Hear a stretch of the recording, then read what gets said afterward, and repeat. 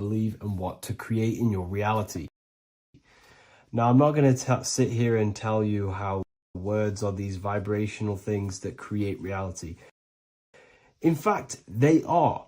However, the power of words does not hold in the vibration of the word.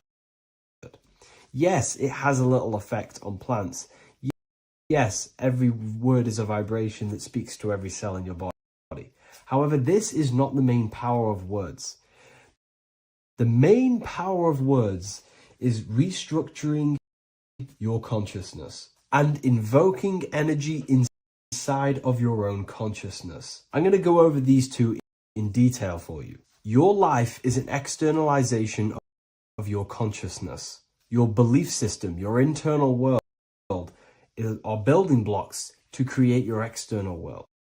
What you believe in is how you see reality. It is the filter that you see to see reality. If you want to change reality, you have to change your consciousness first. There's no point trying to create a change, a manipulation in the external world, because it won't last very long.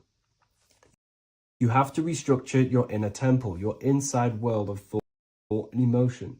For example, your external reality is an externalization of every thought you thought in the past. Your life circumstances are just a result of every thought you thought in the past.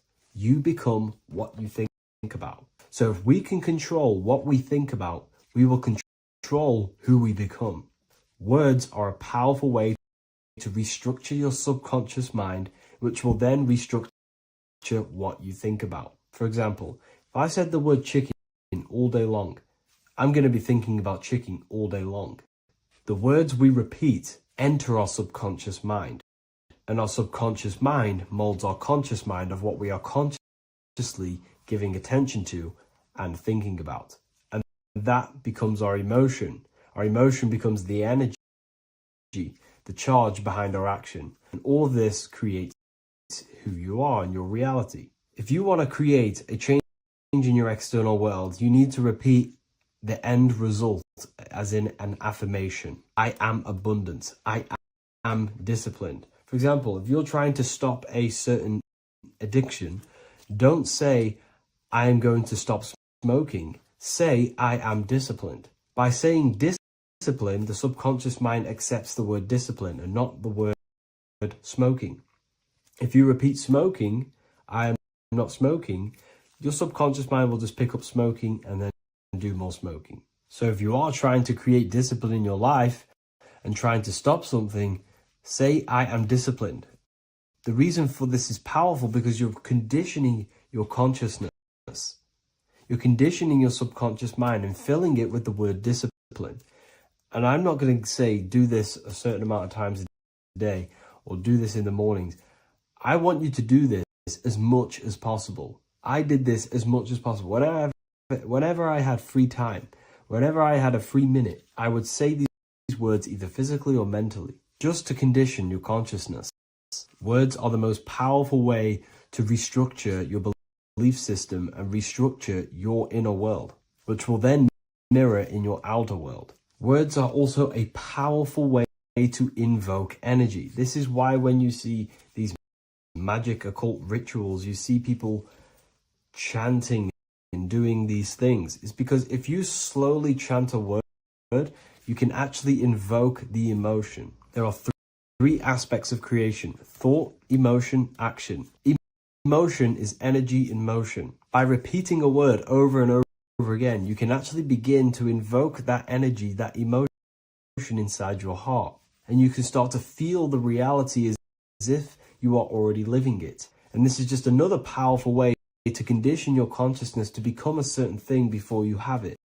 This is what magic is. Magic is all to do with reprogramming the subconscious mind, aligning the subconscious with a certain belief or reality, which will then produce an effect in our thoughts, our emotions, and our actions, which will then create that reality. So if you want to create something in your life, literally just repeat, I am something. I am is referring to your consciousness. I am is the highest aspect of you. It is the true self. Whatever you condition your consciousness will be mirrored in your external reality. I am abundant will condition your consciousness to feel and believe you are abundant, which will then seep into your thinking. And then you will start to act more on this because you are thinking about it, which will then change your external reality. Words are vibration, and vibration is powerful. However, if you truly want to change your reality, you have to change your inner world of consciousness. And words are the best way to invoke feelings to become the reality you want. And words are the best way to condition your consciousness to a certain belief or a thought. And by doing this, you're actually creating a root cause. The cause is your consciousness, your mind. And you have to restructure the mind to create that reality. Words are a great way to restructure your consciousness and create reality. If you are struggling with the internal chaos, if you are struggling with emotional chaos, if you are struggling mastering your mind, or if you are isolated from your high intelligence, because intelligent people are not welcomed in our population today. I have created an amazing space, Ethereal University. Check it out. I'll leave all the links below, and I'll see you inside, where you can learn everything you could possibly imagine about occultism, esotericism. I'll see you inside. Mentalism, conscious and subconscious mind. You need to understand that the mind is the root and the cause of all reality. I am mind, you are mind. Every single living creature in this physical plane expresses and manifests mind. We are all the invisible substance of mind. We are all the source, which is God. We are all consciousness, which is mind. Before we manifest something physically, we manifest it within the realm of thought, which is the mind. Thought then manifests into astral imagination. This then gives energy within the etheric plane. Then we manifest it physically within the material effect world. Everything begins in the mind, and this is why the government are called government. The word men comes from the Latin word mans, which is an English translation for mind. We see this word in entertainment, government, mentality. It means mind. Govern means control. They are controlling the mind through information. Information creates perception within our minds, and so do the words that we use and the language that we speak. It all creates perception within the mind. It is our perception that creates reality, and our reality is a level of realization. Your reality is realization. Everything begins in the mind. This is why they are controlling your mind through many different things. Okay?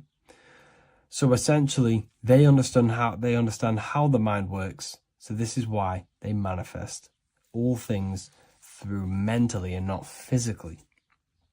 Okay? You have a conscious and a subconscious mind. The conscious mind is what you are consciously aware of. It is the 10% of your mind. It is the mind that keeps you alert. A part of your conscious mind is for survival. A part of it is your visual field. A part of it is your just five senses. It is basically what you are consciously aware of right now. Your subconscious mind is the 90% of your mind. The subconscious mind is what holds all of your memories, your programs, and all things that you have ever experienced is all stored within the subconscious mind. It is this part of you where you draw memories from, where you draw your words from. I am consciously speaking, but the words that are coming out of my mouth are not thought about consciously. They are coming straight from the subconscious mind, where all programs and memories are stored. It is essentially this part of the mind which is manifesting our daily basis behavior, because the subconscious mind stores the programs which we are operating our life off. For example, if you tie your laces, you do no longer have to consciously do them. Your hands literally just know exactly what to do because you've done it that many times. So essentially, you create these programs within your subconscious mind through repetition and emotion. These are the two main ways your subconscious mind is programmed and installs things that you do on autopilot.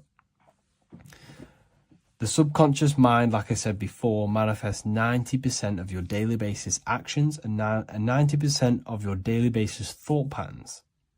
For example, if you were in a car crash 10 years ago and you had a very traumatic event, that car crash and that emotion that you felt in that time impressed your subconscious mind with a program.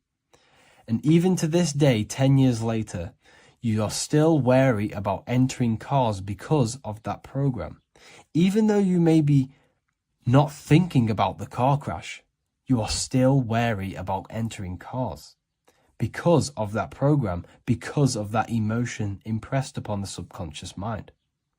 You see, everything you say, everything you think, and everything you feel is telling your subconscious mind, that is what I want. The subconscious mind takes everything literally. Even if you are talking about someone else, your subconscious mind only knows you, and it only knows yes, and it only knows the now, the present moment. So this is why the golden rule back in the ancient days was treat others like you want to be treated. Because the way you treat others is telling your subconscious mind that is how you want to be treated. And this will create subconscious programs within you, affecting you.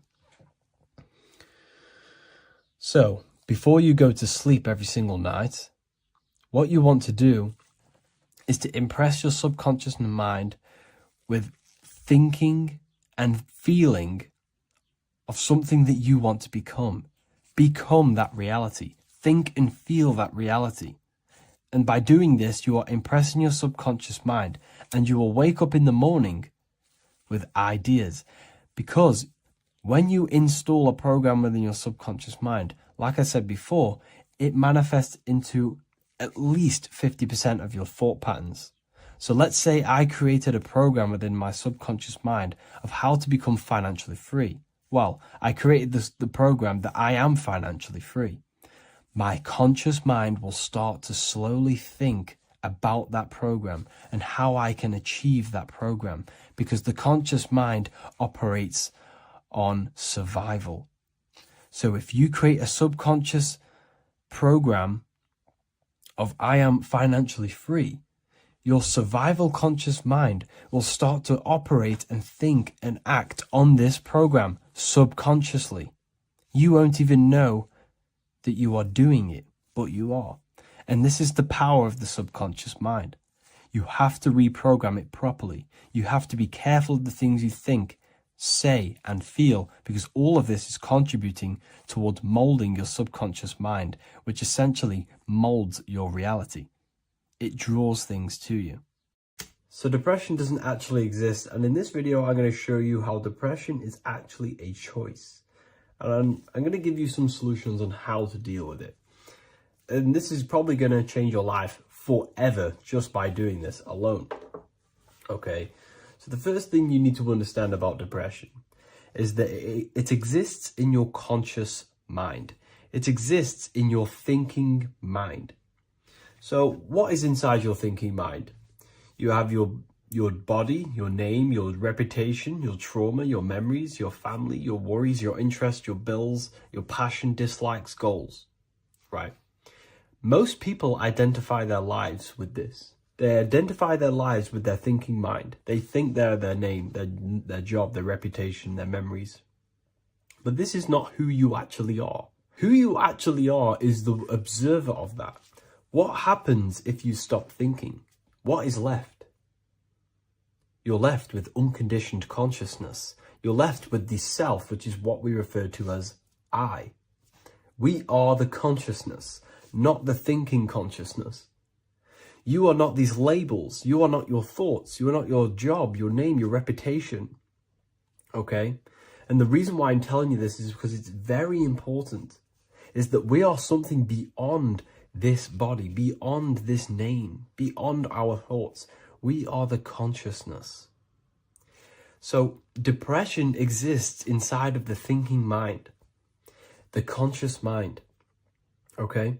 So if you want to get rid of depression, you must learn how to escape the thinking mind. And not only just escape, but that's step one. In meditation, you do meditations, right? We sit still and we have to learn how to control the mind and turn off the thoughts. And when we turn off the thoughts, depression goes out the window because there's no thought present in your mental field of consciousness to be depressed. Okay? You must understand, who is the one suffering from the negative thoughts? Who is the one suffering? Your mind is not suffering because the mind is producing the thoughts. Your body's not suffering from the negative thoughts. You are suffering. And who is you? You are a soul. You are that feeling. You are that person beyond the thoughts, beyond the feelings, beyond that. You are the one experiencing. You are that. Meditation gives us the ability to turn off the thinking mind. This allows us to escape our thoughts. Okay?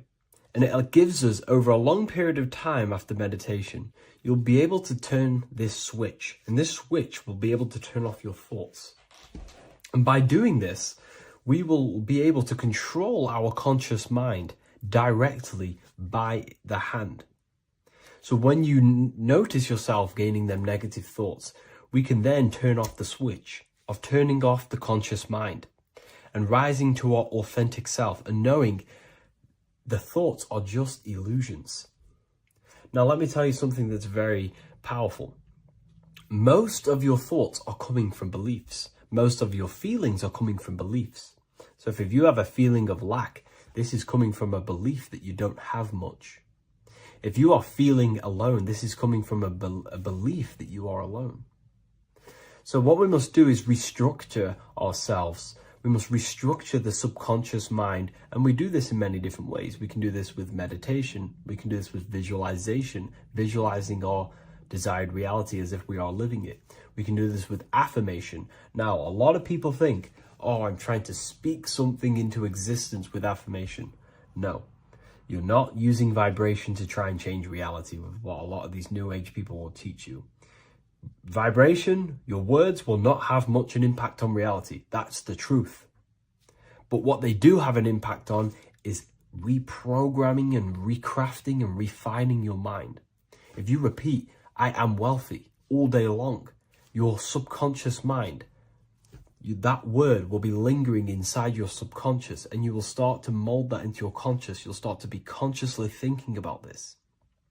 Most of your thoughts are coming from your subconscious. So if you want to get rid of depression, you got to figure out the trigger. What are you depressed about? What are you feeling? What are the beliefs that are making you feeling and thinking this way? And that's what you must restructure. You must restructure your subconscious mind through visualization, meditation, and affirmation. You do these all the time. You do these every single day, and you will slowly, if not surely, restructure your subconscious mind. While by doing the practice of meditation, you'll gain the off switch as well. Sometimes depression comes from not living in your authentic self. You're not doing the things that your soul is telling you to do. We all know what we should be doing at all times. I don't care what you have on.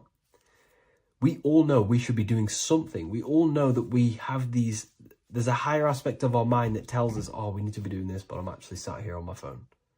Oh, I shouldn't be eating this, but I'm doing it anyway. There's always that higher voice.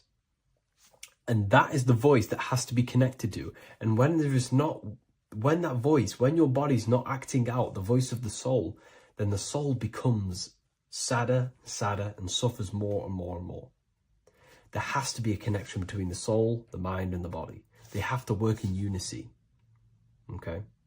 So I hope this video helps with depression, with whatever you're going through mentally. What if I told you that reincarnation is real and that there is a metaphysical, spiritual science behind this? Most people leave this world just as lost when they entered it. That they carry their fears, attachments, and addictions with them, only to be born again trapped in the same cycle, repeating the patterns of lifetime after lifetime. This lecture is not just about preparing for death. It's about mastering yourself before death, so you don't take them burdens with you. Because the truth is, whatever addictions, fears, and unresolved emotions you cling to in this life, you carry with you into the next. Unless you break free now.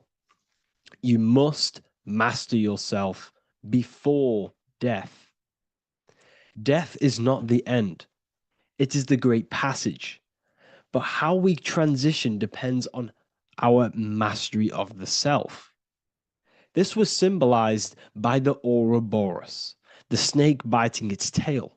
Every ending is a new beginning. It's an infinite cycle of consciousness. Now, your human body is basically an antenna tapped in to a stream of consciousness. Just like a radio is tapped into a specific frequency to play that radio. Your body is basically an antenna, a crystal picking up the consciousness of God. You are on an ever-ending journey, a journey of learning and expansion of the mind into new fields of thought. This was symbolized as the Ouroboros. When you die, it is a new beginning. It's a transitioning, not an ending. Everything is eternal in this universe as consciousness is formless and constantly transforms into new forms of life. Let's break down the word death. Death contains the word ether. Now, the ether can be found in the word heart or earth. Ether. Everything in this plane comes from the etheric plane. The etheric plane is the barrier between the physical plane and the spiritual plane, the astral plane. The astral plane is the screen that you have in your mind that allows you to imagine a red apple, for example. This is the imaginative plane where thought forms start to take form. Everything begins as a thought, then the thought form becomes an imagination, then energy, then physical. Everything in the physical plane is a shadow of thought, all objects manifested as thought. You came from the astral. You came from the stars. This is why we say reach for the stars. Or this is why you say you are a star. Cis star, miss star, fraud star, stir is star. And when you become famous, you become a superstar and you gain a star on the Hollywood floor. You are a star. The ether. The ether is the infinite energy source which all things come out of and return back to. This is the cycle of life and death, summer and winter, day and night, sleep and awake. The ether is the infinite energy source which all things come from and will return back to. Okay, sorry about that little error. The ether is the boundless source of energy from which all things emerge, to which all things return to. We can see this in the cycle of the sun. The sun does this wave of creation. It rises and it falls. We have the day and the night. The daytime represents our conscious mind when we are alert. The nighttime represents our subconscious mind when we are inside the spiritual realms. The nighttime is spirit, the daytime is matter, spirit and matter, awake and asleep, conscious and subconscious. We see this in the yearly cycle. Summer is life, winter is death. Spring is the morning, summer is midday, autumn is evening, winter is the night. Everything is a macro and a micro cycle of being born out of the ether and returning back from life and death. Life and death is manifested within the cycles of the sun and everything outside of you, as within, so without. This is why we say sleep is the cousin of death. The macrocosm is death, the microcosm is sleep. Every time you go to sleep, you are essentially it's a miniature death. You're entering into spirit and then returning back into matter in the morning when the sun rises. Everything is a reflection of the macrocosm cycles. Preparation for death. The first thing we must do in order to prepare for death, for life after death, in order to stop being reincarnated in this cycle of materialism, in order to progress as a soul, because remember, you are a soul in a body. Just like the sun gives power and life to the earth, your soul gives power and life to your body. When you say I, you're referring to the soul. And your soul can be stuck underneath layers of false identifications. Who you believe yourself to be is merely a collection of subconscious programs running within your mind. Now that's very deep. That is very, very deep. Who you think you are is a part of your thinking mind. Your name, your job, your reputation, your family, your friends. These things are not you. They're all aspects of the thinking mind. What happens if you meditate and you turn off the mind? Then all these things do not exist.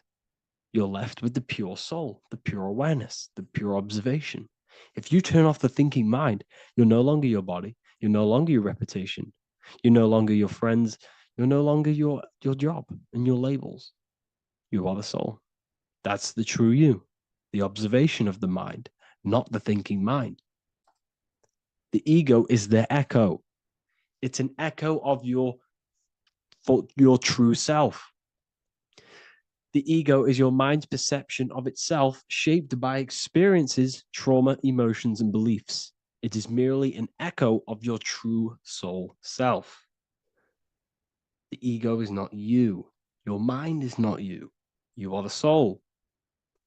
And this is the true self that we must express within our life and we must connect with before we die.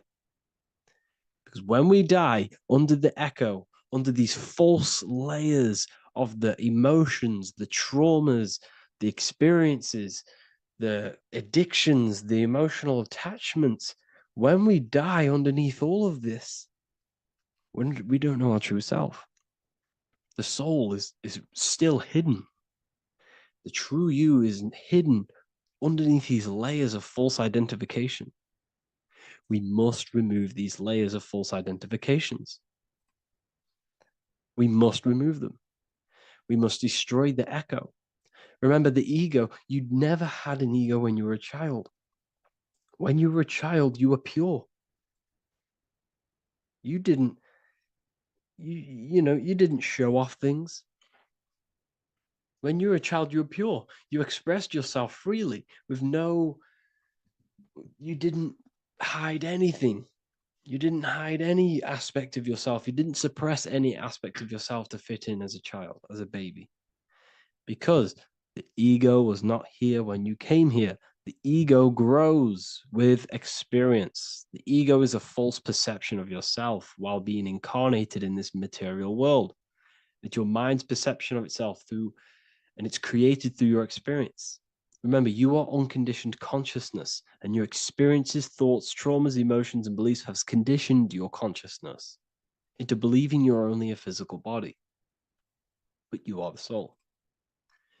We have to remove these layers. How do we remove these layers? Like I said, the best thing, meditation. Meditation. There is a great meditation that you can do every single morning and every single nighttime. You can sit there and repeat over and over before you meditate. You can repeat that you are not this, you are not that, you are not this. You can label them one by one. Start with, I am not my body, I am not my job, I am not my name, and then detach from absolutely everything until you are left with nothingness. And when you start to meditate, detach from everything. Nothing matters. I am here right now. And what will be left? The only thing that will be left is the language that your mind is using. Now, this is very deep. Not many people will tell you this, but I've lingered in meditation many times. And I can tell you from experience that the only thing left once you detach from everything is the language that your mind is attached to. So whether that's English, Italian, French. Once you detach the language of the mind, that little voice in your head's using, you're left with the soul. Once the mind is switched off, you're left with the soul, and you have detached from all of these external things. You're left with the soul. That's you. That's the power. That's the source of all creation, where everything you've ever done has come from. Every thought, every idea has come from your soul. Number two, that's meant to say number two. Sorry about that. Mental addictions and emotional addictions. Okay. These two are very important. Mental addictions, this could be thought patterns. This could be the labels that we've just been talking about. Then you have emotional attachments, which is maybe you're too attached to an external thing. Maybe you're too attached to your phone. Maybe you're too attached to family. Maybe you're too attached to loved ones. Yes, I'm not saying don't love them, but what I'm saying is do not rely on anything in this world to make you happy, to fulfill your emotional needs. Everything is found within you. You must look within, and if you're looking without, if you're trying to find yourself in the outer world, you'll never find yourself. You'll constantly be looking around in loops. Because nothing, you cannot find yourself in the outer world. Nothing will long-term give you long-term validation. Seeking validation in the outer world will leave you soulless, leave you feeling empty inside and sad and depressed. You have to find yourself within. You have to detach from everything you are relying on to give you emotional stableness. You have to detach from all. Yes, love your children. Yes, love these people, but do not rely on them. Because everything in this world is temporary. Do not conform to this world. The Bible tells you this. Everything in modern society nurtures the body, but neglects the soul. They keep you addicted to as many things as possible. Smoking, you have to detach. Drugs, you have to detach. Alcohol, detach. You cannot rely on anything. This is why this path is very, very difficult to walk. But I'm showing you the way. These are the things you must do before death. You have to detach from absolutely everything. If you die and your mind and soul is still addicted to these worldly things, then you guess what? You're going to reincarnate. You're going to reincarnate because your mind is still thinking about these material earthly things. And if you are operating in that vibration, you're going to project that vibration and come back here. You have to detach. You have to master the soul and master the mind. Like I said, the matrix is designed to keep you addicted to as many things as possible. Your phone, food, smoking, drugs, alcohol, clubbing, all of these things.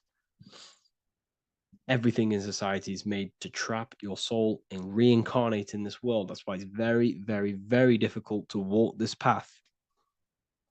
Very difficult. Matrix, matter tricks. John 2:15 to 17. Do not love this world, nor the things it offers you. For when you love the world, you will lose God. Do not love this world, nor the things it offers you. Do not conform to the pattern of this world, but be transformed by the renewing of your mind. Great quote. Do not conform to the pattern of this world, but be transformed. Let this world transform you. Learn from this, expand from this, but do not be mentally and emotionally attached. Okay? What good will it be for someone to gain the whole world yet forfeit their soul? Like I said, everything in the Bible is telling you the truth. You just got to read it correctly. This is spirituality. This is spirituality. The Bible is spiritual. It's a spiritual text. We must disconnect from everything outside of us and connect with the true soul. Here we have the Egyptians showing you the soul leaving the body. Here we have the soul here. Here we have the Masons showing you the soul coming out. The soul is real. You are the soul. And when you leave this physical plane, you will go into the astral plane. That's where you came from. You came from the astral. You came from the stars. You incarnated into this physical body. Your consciousness fell into this material form to experience limitation, to experience a 3D world. So in order to ascend properly before we die, we have to let go of all the attachments. Every addiction you have, write them down. And one by one, tackle them. Before you die, you have to, or else you will reincarnate. This is the teachings of Egyptians. This is the teachings of Masonry. All of these addictions contribute towards life after death. Everything must be controlled, and we must be attached to the soul. I'm not saying I'm perfect. I'm not saying I'm perfect, people. We're all not perfect. We're all under psychological operation by the government. We're all in a very difficult situation with this awakening. I'm simply pointing out what I know from my journey and what I've been learning through occultism and research and reading lots of books and many different things. I'm on this journey just as you are. Maybe I'm further. Maybe you're ahead of me. We don't know. But this is what I'm sharing with the world. This is what I'm sharing with my research. And this is what makes sense. It's common sense. Look at everything around you. Everything's made to feed the body, not the soul. So, my beautiful watchers and fans and supporters, I appreciate every single one of you, and I hope this video has supported your journey. If you're feeling lost in life, if you're searching for deeper answers, whether you're seeking clarity, looking to expand your studies, or ready for personalized mentoring, this is your chance to connect with me live and receive insights tailored just for you. Start your path to self-mastery and enlightenment inside the world's best esoteric school. Your journey starts now. Tap the link in the description if you want to join Ethereal University, or feel free to check out my books. I thank you all, and I really appreciate for 100,000 subscribers on YouTube. I love every single one of you. Make sure to drop a like, a comment, and subscribe to the channel if you're new. Let me know some ideas for, lectures, anything that you want to know. I can make lectures on them. Just drop it in the comments. I appreciate every single one of you. Take care.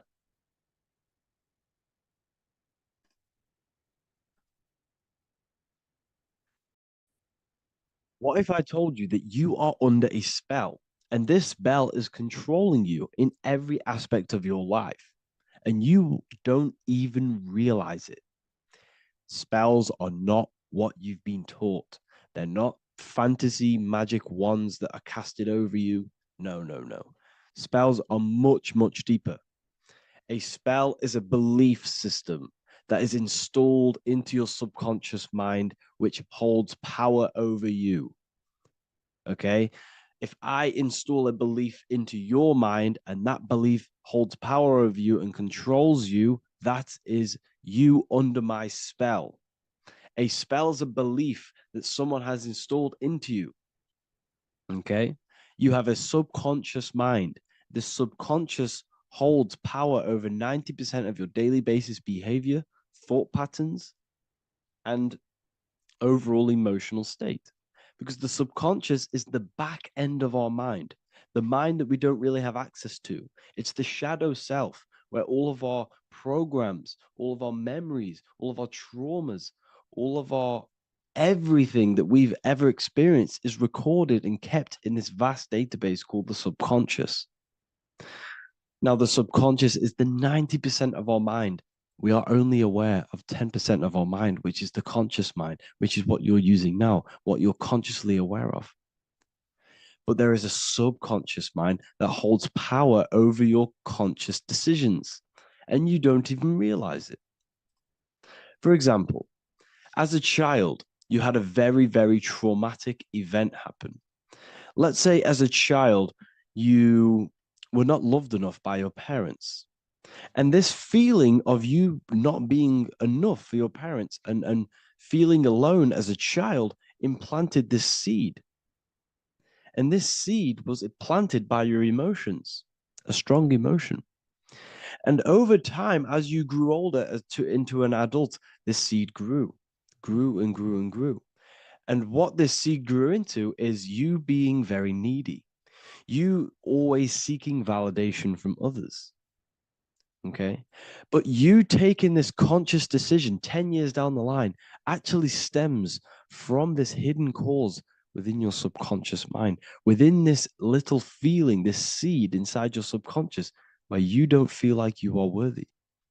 So this results in a conscious decision of you seeking validation from others, being very needy from others. Okay. This is what the subconscious is. The subconscious holds power over us. For example, posting on social media.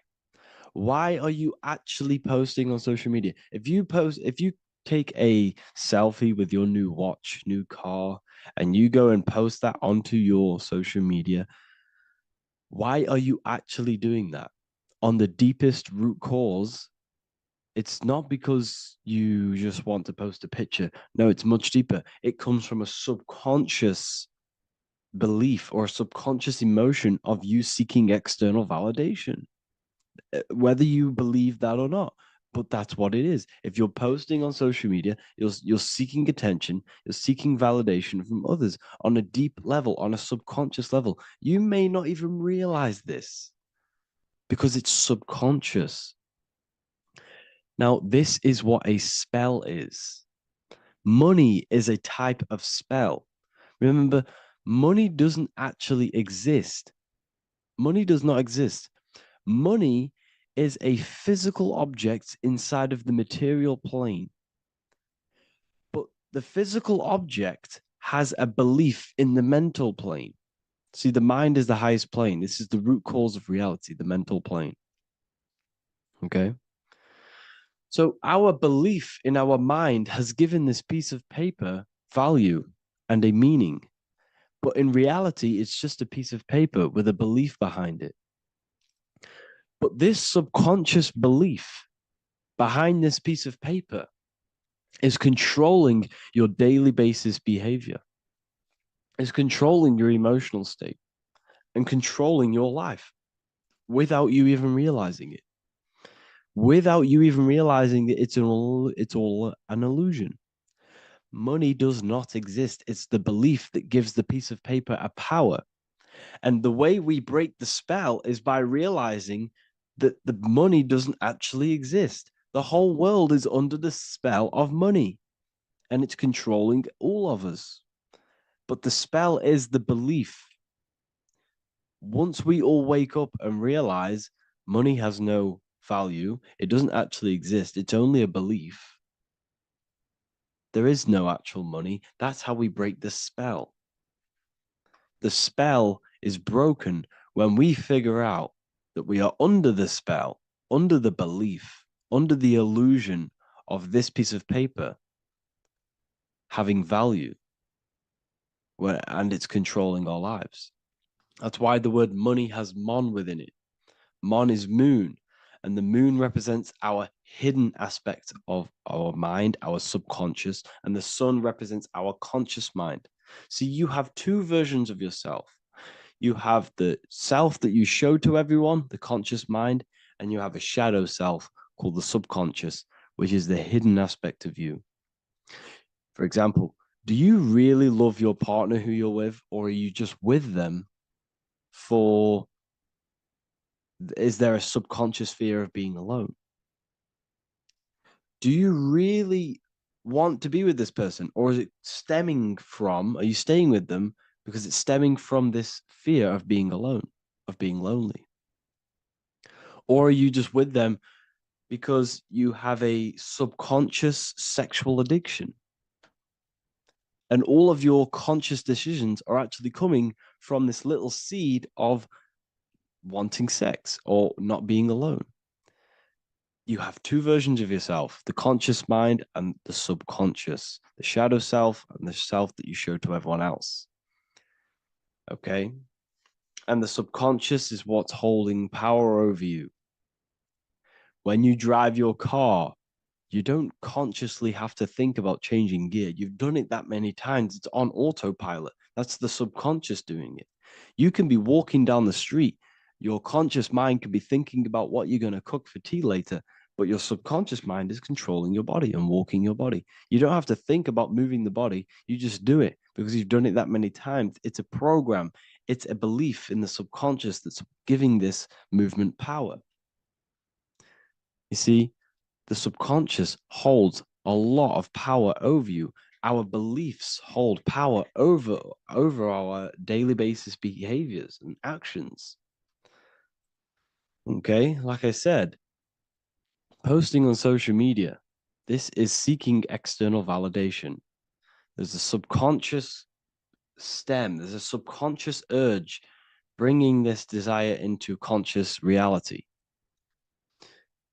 So we must break the spell of our emotions controlling us, our traumas from a child controlling us. For example, another example of this, let's say you were in a car crash years ago, and this car crash led you to having a very traumatic event, very traumatic emotion you felt in that car crash. You felt a lot of pain. That was impressed into your subconscious. And even to this day, you're probably scared of going into trains, going onto cars, going inside of vehicles. And you might not even be aware that it's actually stemming from this event that happened 10 years ago. That's the spell. That's the spell that's holding power over you, and you don't even realize it. You realize the spell when you realize you're being controlled by this old belief, this old trauma. That's what a spell is. A spell is not something I cast over you with a wand like Harry Potter. Spell's much deeper. It's the hidden aspects of our mind that hold power over us, that control us. Okay? So how do we get rid of the spell? How do we break the spell? By installing new belief systems, by installing new programs into our subconscious. The subconscious is impressed by repetition and emotion. Everything you do on repeat, for example, tying your shoelaces, you can be looking up into the sky, closing your eyes, thinking about what you're going to create for tea while doing your shoelaces. You've done it that many times, you don't have to think about it. That's the subconscious taking over. Okay. That's the repetition aspect of the subconscious. For example, you could probably run down your stairs. You know exactly how to run down the stairs. If I tried to run down your stairs, every staircase is different. I'd probably fall over. But you've done it that many times, you know exactly how to do it. It's what we call ritual. When you have an evening ritual, when you tidy the house, you do your skincare routine, you wash your teeth, that's a ritual. This is what the ancients called ritual. When we do rituals, we're trying to implant something into our subconscious to either remove an old program, an old seed that is controlling us, for a new one that's going to grow into new light, into a new reality. So you can implant messages, implant new programs into our subconscious, which will then grow into a new reality. Okay? Because if I tell you something over and over and over again every single day, for example, if I say, you do what I say every single day I repeat this statement into your ears, about a month or 2 months in, you're going to start to believe in that statement and you're going to start to be under my spell. You're going to start to do everything that I say. So this is what spells are. Spells are subconscious beliefs that hold power over you, and you don't even realize it. So we need to remove these old programs we have that are controlling us for new programs. And we do that through ritual, affirmation, and imagination. Repetition and emotion is key to impressing the subconscious. They are the two ways that spells are created, that programs are created. The subconscious only knows the now, and it only knows you. So every word you say is a spell. So when you call someone else a name, you're calling yourself a name, because your subconscious takes everything you say as truth, because it only knows you. It doesn't know anyone else. So every night we can do affirmation. We affirm the reality we want. This is what we call a ritual. We sit down or we stand up, whatever it is. You affirm the reality you are, I am statements. And then you imagine that reality. And you do this over and over again, every day, twice a day, 3 times a day, however many times. And this will cause repetition. This will install a new belief system into your subconscious, which will then start to show in your external reality. It will start to put you under a spell of the new program. For example, if I install into my subconscious that I believe that I am rich, every single night I affirmate that I am rich, I am wealthy, I am free. And then I do a ritual. I start to imagine this reality. Every single night, I do these two things on repetition, and I start to feel the reality and imagine the reality. Over time, I'm going to start to believe that I am rich, that I am free, and I am wealthy without having the physical reality. And what this will do is that it'll implant a message deep within your subconscious mind.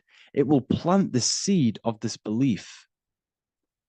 And this belief over time will grow into 90% of my thoughts, 90% of my actions, 90% of my words. My words, my thinking will change due to this new belief. I may not even realize it, but I'm looking for more opportunities to make money. I'm speaking to more people because of this belief that I've installed. This belief has triggered new ways of thinking. My mind, my conscious mind, is now only operating to fulfill this belief. And my conscious mind might not even be aware of it. You won't even realize that you're manifesting this belief of being rich. And that's how it happens. You implant the belief within your subconscious. You implant the spell into your subconscious, which will then gain control over you. So we need to make sure we're removing the negative spells, the negative programs that are controlling us, for new regenerated ones, for new ones that are going to create new realities, a better life. Okay? You don't want negative traumas, negative seeds controlling you and growing into your life. If you don't cut them off, they will continue to grow and grow and grow. Your anxiety will get bigger and bigger and bigger. Your depression will get bigger and bigger and bigger. But it's all actually stemming from one belief system or one trauma. Okay? So this is important. Everything in this physical plane is an effect of the higher planes. It's a shadow of the mind. Everything we think, all physical objects, began as a thought, then an imagination, then energy, then a physical reality. So we must change the mental plane. We must plant seeds into our mind to change down into our physical material life. It's about manipulating this higher plane so we can create change and effect in the physical external material plane. That's what magic is. This is what spellcasting is. This is all what it is. It's not fantasy. This is the manipulation of the higher planes of consciousness, which your mind has access to. You have access to these higher planes. Okay. This is exactly what I teach in my university. I teach different rituals. I teach specific rituals to get rid of certain things, certain belief systems. I teach all different rituals, all different ways for you to create your own reality and live the best reality you want. We also have all of these different courses. We have activating the inner eye. This will teach you exactly how to lucid dream and activate your inner vision of imagination. We have the sexual alchemy course. This will give you the power of transmuting your sexual energy into creativity. We have electromagnetism studies. We have esoteric exchange, an exclusive live call that we do every single week. And I connect with all of the students. They can ask me questions, can speak with me one-on-one inside of these live calls. We have the real numerology section.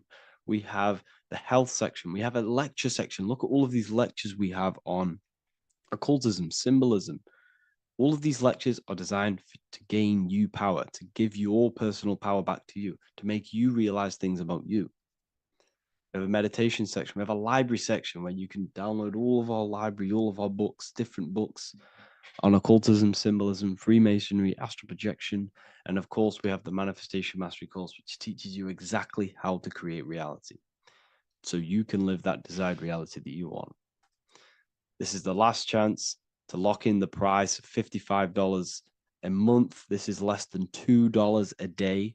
You can really level up your life, because the price is going to increase as the value of the university increases, because there's a new symbolism course coming out. And if you join now, you'll get this course for free, because obviously when this course releases, the price will go up. The symbolism course will teach you the language of esoteric and occult symbolism. I'll leave the links in the description. Make sure to leave a like, comment, subscribe to the channel if you want to see more content. Thank you all, people. Have an amazing day. The third eye, or the all-seeing eye. This is an important video because there's a lot of misunderstanding when it comes to the third eye. People tend to think that the third eye is the pineal gland. The pineal gland is not the third eye. It is the radio receiver for our eye. It's not the third eye, it's the first. It's the eye where everything begins. So the pineal gland acts as a radio antenna or a radio receiver, because the pineal gland has crystals on it. And crystals are used in your phone, they're used in radios, because they pick up and transmit frequency. So the pineal gland is the radio receiver for the higher consciousness, for the thoughts, for the commands that come from within. Before you move your body, it begins mentally in the eye. Before you say something, before you kick a football, it all begins in the eye. What happens above happens below. What you think, you manifest into the body. Whatever you think, your body reacts. You see, this eye is the universal cosmic intelligence, the higher consciousness, which is controlling the physical body. Like I said, you have the Buddhic, mental, astral, etheric plane. This is a page from the brand new Book of Wisdom, Volume 2. You have the Buddhic plane, the nothingness. Then you have the mental plane, infinite potential. This is the I, the singular consciousness. This is the infinite potential within you. The I is where the thoughts are. This is the mental plane. And it is this I which experiencing everything. It's the I behind the body. It's the I behind the thoughts. Yes, the mental plane is the plane of thoughts, but you are the I experiencing the thoughts. You are the I behind the thoughts, behind the emotion, behind the words. Deep, deep down within your being, there is the all-seeing I, which the body obeys. Everything that I says, the body does. This is the I in between the two pillars, or in between the sun and the moon in the Masonic artwork. Sun, masculine, left brain. Moon, feminine, right brain. The all-seeing eye in the middle, consciousness. The I, the order, the intelligence, the infinite potential within you, the creative force within you that can create the good and the bad, the left and the right. So you are either creating negative or good. You're even doing good, which is God, or evil, or the devil, which is do evil. You have this creative ability within you, which is God, the consciousness, and you have the choice to do the devil or the God. So the third eye is the human mind. It's the mind. It's the infinite awareness, infinite potential within you. And when you see it in the triangle, it represents the ethereal plane. This is the ethereal, the triangle. This is the eternal. This is the material. Because the physical plane is the box. It's the square. That's why we say think outside of the box. Because you got to think outside of the box to awaken your divinity. You see, humans have been given the tools to awaken to their true divinity. No other animal on this planet, or whatever you really think it is, on the earth, has the ability to have self-awareness. Humans have been given the tools to understand the very, very complex things and understand who we are, and what the universe truly is on a higher level, not just physical. We have the ability to access planes beyond the physical world, which is unlike any other animal. This is why the humans are gods. So, so when you see the pyramid with the capstone on top, it's cut off, it's separate from the rest of the pyramid. This is the consciousness that is looking through the ether into the material plane. It's like I discussed down here with these planes. This is the I, the mental plane. Your consciousness, your I, is looking through the ether. It materialized through the ether into the physical plane, and you are now the I looking into the material realm. And when you come here, you lose that divinity, but you have to awaken. So you don't lose the divinity, you forget your divinity while you are incarnated in physical. So when you see the triangle with the eye in it, this represents the eye looking through the ether. It's materialized, but it also represents when you see it's illuminated like this and it's separate, because this is separate from the physical plane. The consciousness within you, the thoughts within you, that intelligence within you, that voice is separate from this physical world.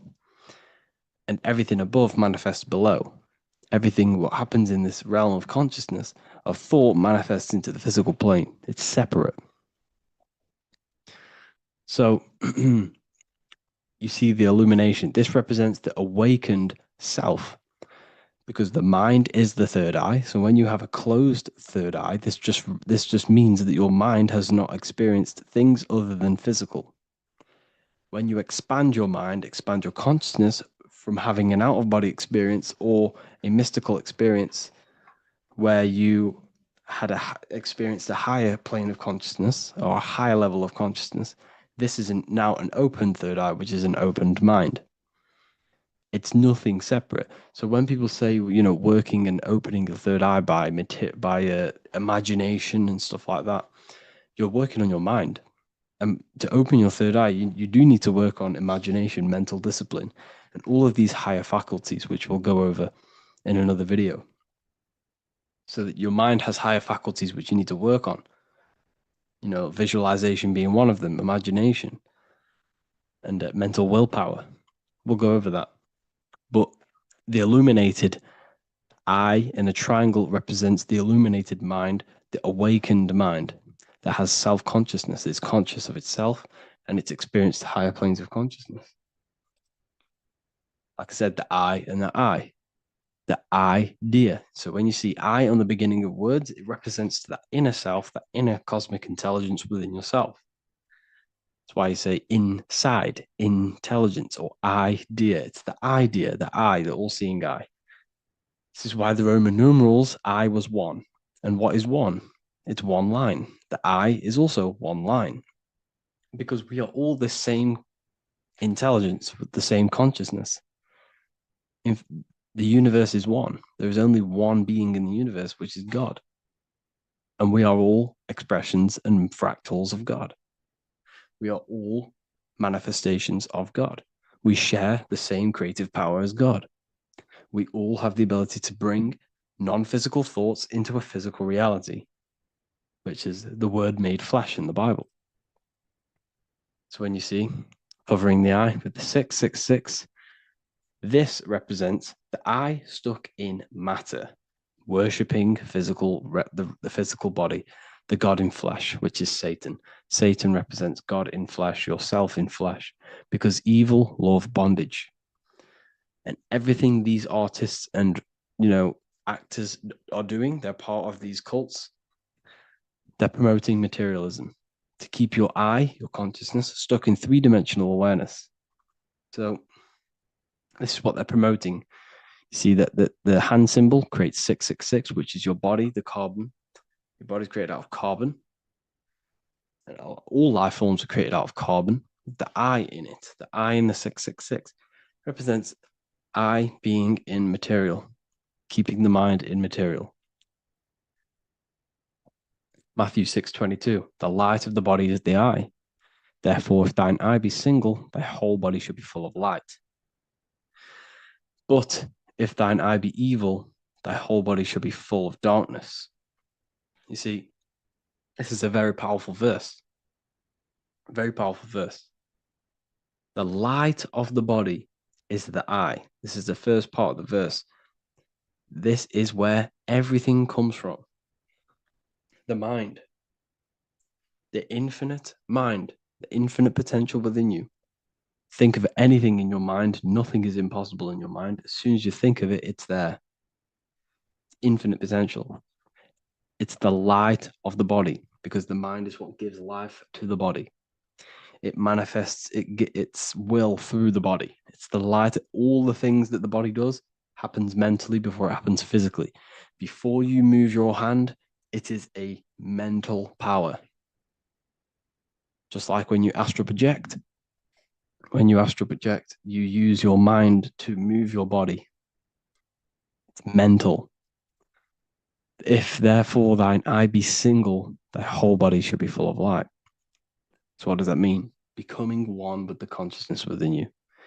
The single eye. Instead of being divided between the left and the right, the masculine and the feminine, instead of being divided between the higher and lower self, when you combine all the aspects of yourself to be balanced and connect with the true self, that's when the whole body should be full of light, which is the good, the enlightenment.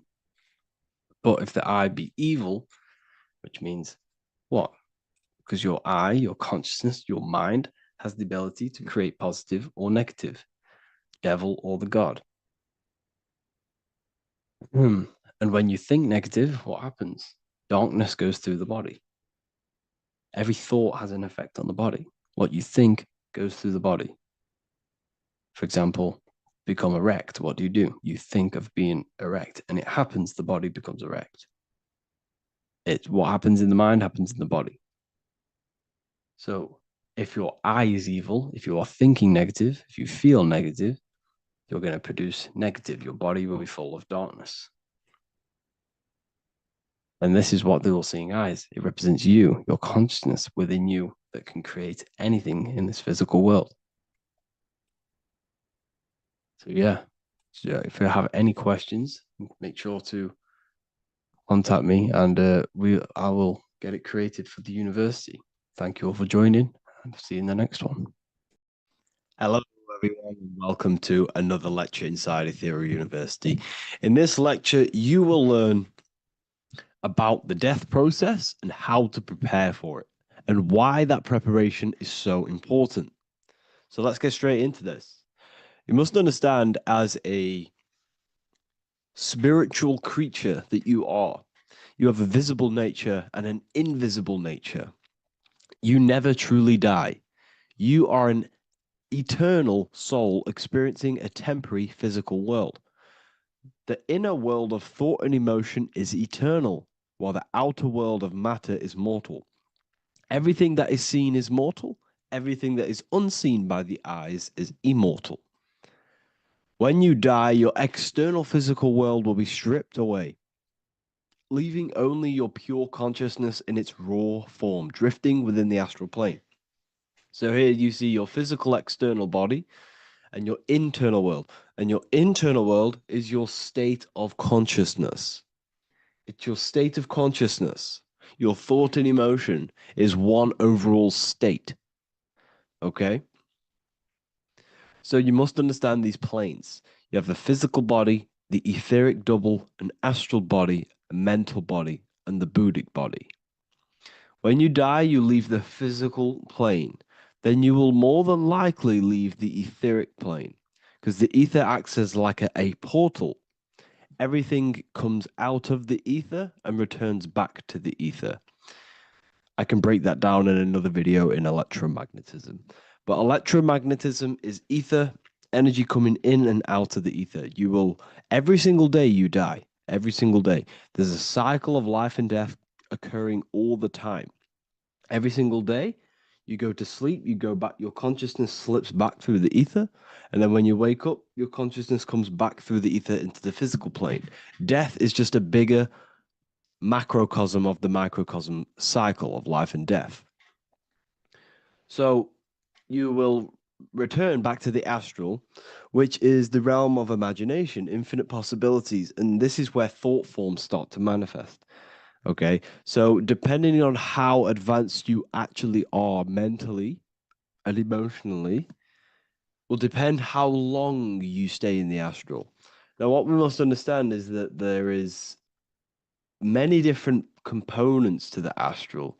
We have the higher astral, the middle astral, and the lower astral. These are all vibrational states. So if your mind and soul is operating in lust, lust, desire, hate, food, physical addiction, smoking addictions, then these are quite heavy. These are quite heavy attachments to your consciousness, and they're quite low level desire, which means they have a low vibration. You will manifest in the lower astral when you're stripped from your physical body. The lower astral is not inherently evil. However, there's just low vibrating things going on there. Low vibration does not mean evil. Okay. So just like bad doesn't mean evil. Okay. In the lower astral, you are going to see lower astral beings. You're going to see spirits, souls with low level desire. Okay. People who are attached to the physical plane, people that lust, people that do these things. Technically, this is hell, but you can escape it by escaping yourself. Now we're going to break all this down. I'll break all this down properly once you understand the full context. So depending on your level of desire, you will manifest in a corresponding layer of the astral plane. If your mind is still attached to the low physical desires, you will find yourself in the lower astral realms. But if you have few desires and have detached from the worldly attachments while you are encased in a body, then you will rise into a higher or middle astral plane, mainly the middle. Okay. The higher astral plane is very formless. So as I broke down here, this is, well, the physical plane is the lowest dimension. This is the most form, the most matter. It's quite heavy. The higher you go, the lighter it becomes, the more fluid, the more formless it becomes. So you see here it says denser down and lucidic up. So this is more lucidic in these higher realms. This is more dense in the lower realms. So this is why the ancient Egyptians were always talking about, I'll show you this. This is showing you death. So first of all, we have Anubis, which represents death. Here you have the heart, which represents the soul. And here you have a feather. And this is a scale. You see how this is a balanced scale? So what this is symbolizing, this represents death. This represents your heart, and this is a feather. So when you die, your heart must be as light as a feather, which means your emotions, your soul, should have no attachments to the world. It should be light. It should be detached. This is why the word light and light are the same. Light is in heavy and light is in very bright. Because when you're less attached to the things, your soul shines. You're authentic. You're light. You're very bright soul. And you have no attachments. Your light is in not heavy. So you must detach from the worldly desires. We have to detach from the smoking, the food. This is why we should fast. Smoking, this is why we should detox. We should also meditate. We should also be able to sit with ourselves for long periods of times. Okay, I'm going to break all this down properly. But that's why the Egyptians show you the symbolism here. Okay. So You're stripped of your material body. So that state of consciousness you're in right now, your inside world, if you shut your eyes, that state you're in, that is what you're going to experience when you die. Okay? And you're going to be manifested into the astral. In the physical plane, you can mask or hide almost anything. But in the spiritual realm, you cannot. The astral body, your thoughts and emotions directly shape your spiritual body, your astral body, revealing your true inner state. So your desires that you can hide in the physical plane, your emotions, your thoughts, you can't hide any of that in the physical, in the spiritual plane, in the astral plane. That will directly shape who you are, your color of your astral body, and your astral body as a whole. So here we have Kim Kardashian.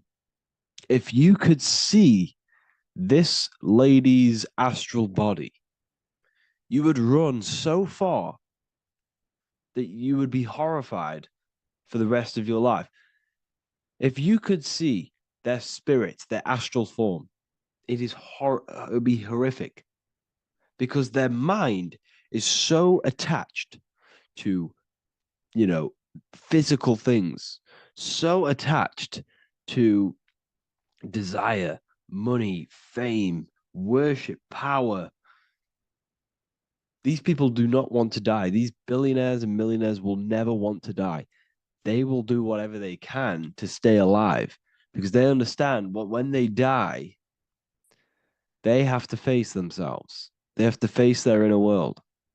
And their astral body, their true authentic self on the inside, is horrible and horrific and so low vibration. So this is where it comes in. You must be as light as a feather. This is what the Egyptians are showing you in their artwork. Your soul must be as light as a feather. In order for the soul to ascend to a higher plane and not look at that physical plane and say, I want to go back or I want to desire things down there, you must detach now and prepare for death. Hell is not a place, it's your own personal suffering born from within. If your mind and soul are deeply attached to mental fixations, emotional wounds, and physical addictions tied to the material world, that pain will follow you into the astral. This is your true judgment day. You judge yourself when you die. You see your authentic self. There's no hiding. Right. Imagine right now that you that everything you cling to was stripped away. No matrix, no electricity, no food, no TikTok, no phone, no possessions, no distractions, no one else. Could you sit alone with yourself for just 1 hour? Could you sit alone with your thought and emotion? That moment of truth is what you must begin to prepare for. Could you sit alone with yourself? Can you sit alone for long periods of time and just think? And if you cannot, then you're running from your internal world. You're running from your thoughts. You're distracting yourself from your thoughts. This is what we must address. Now, don't feel bad if this is you. We've all have problems. We all have internal problems. But this is what we have to face directly in order to prepare for life after death. We must meditate for long periods of time. Not even meditation. We should be able to sit with ourselves with no distractions and just think.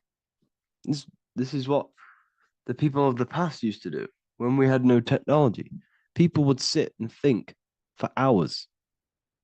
This is what we need. Because if you cannot sit with yourself, imagine sitting with yourself with no physical body. That's the level that's going to happen. And we need to prepare for that. The soul and mind must become as light, as weightless, as radiant as a feather to ascend to a higher plane and move beyond the physical life. To rise, they must release heaviness, attachments, burdens, fears, and desires. The lighter and brighter your inner being becomes, the more freely it can rise into a higher state of existence. Ascension is not about going somewhere, it's about becoming something pure, clear, and luminous. Okay, this is very important. Very, very important. We must detach from the worldly things. So enough of that. How do we do it? How do we attach? How do we prepare? Number one, you must detach from the material things. Start loosening your grip on things, possessions, titles, even identities. They are temporary. Appreciate them, but don't let them define you. Let nothing outside of you define you. Nothing. Your name is not you. Your job is not you. Your reputation is not you. Your bad past is not you. Your good past is not you.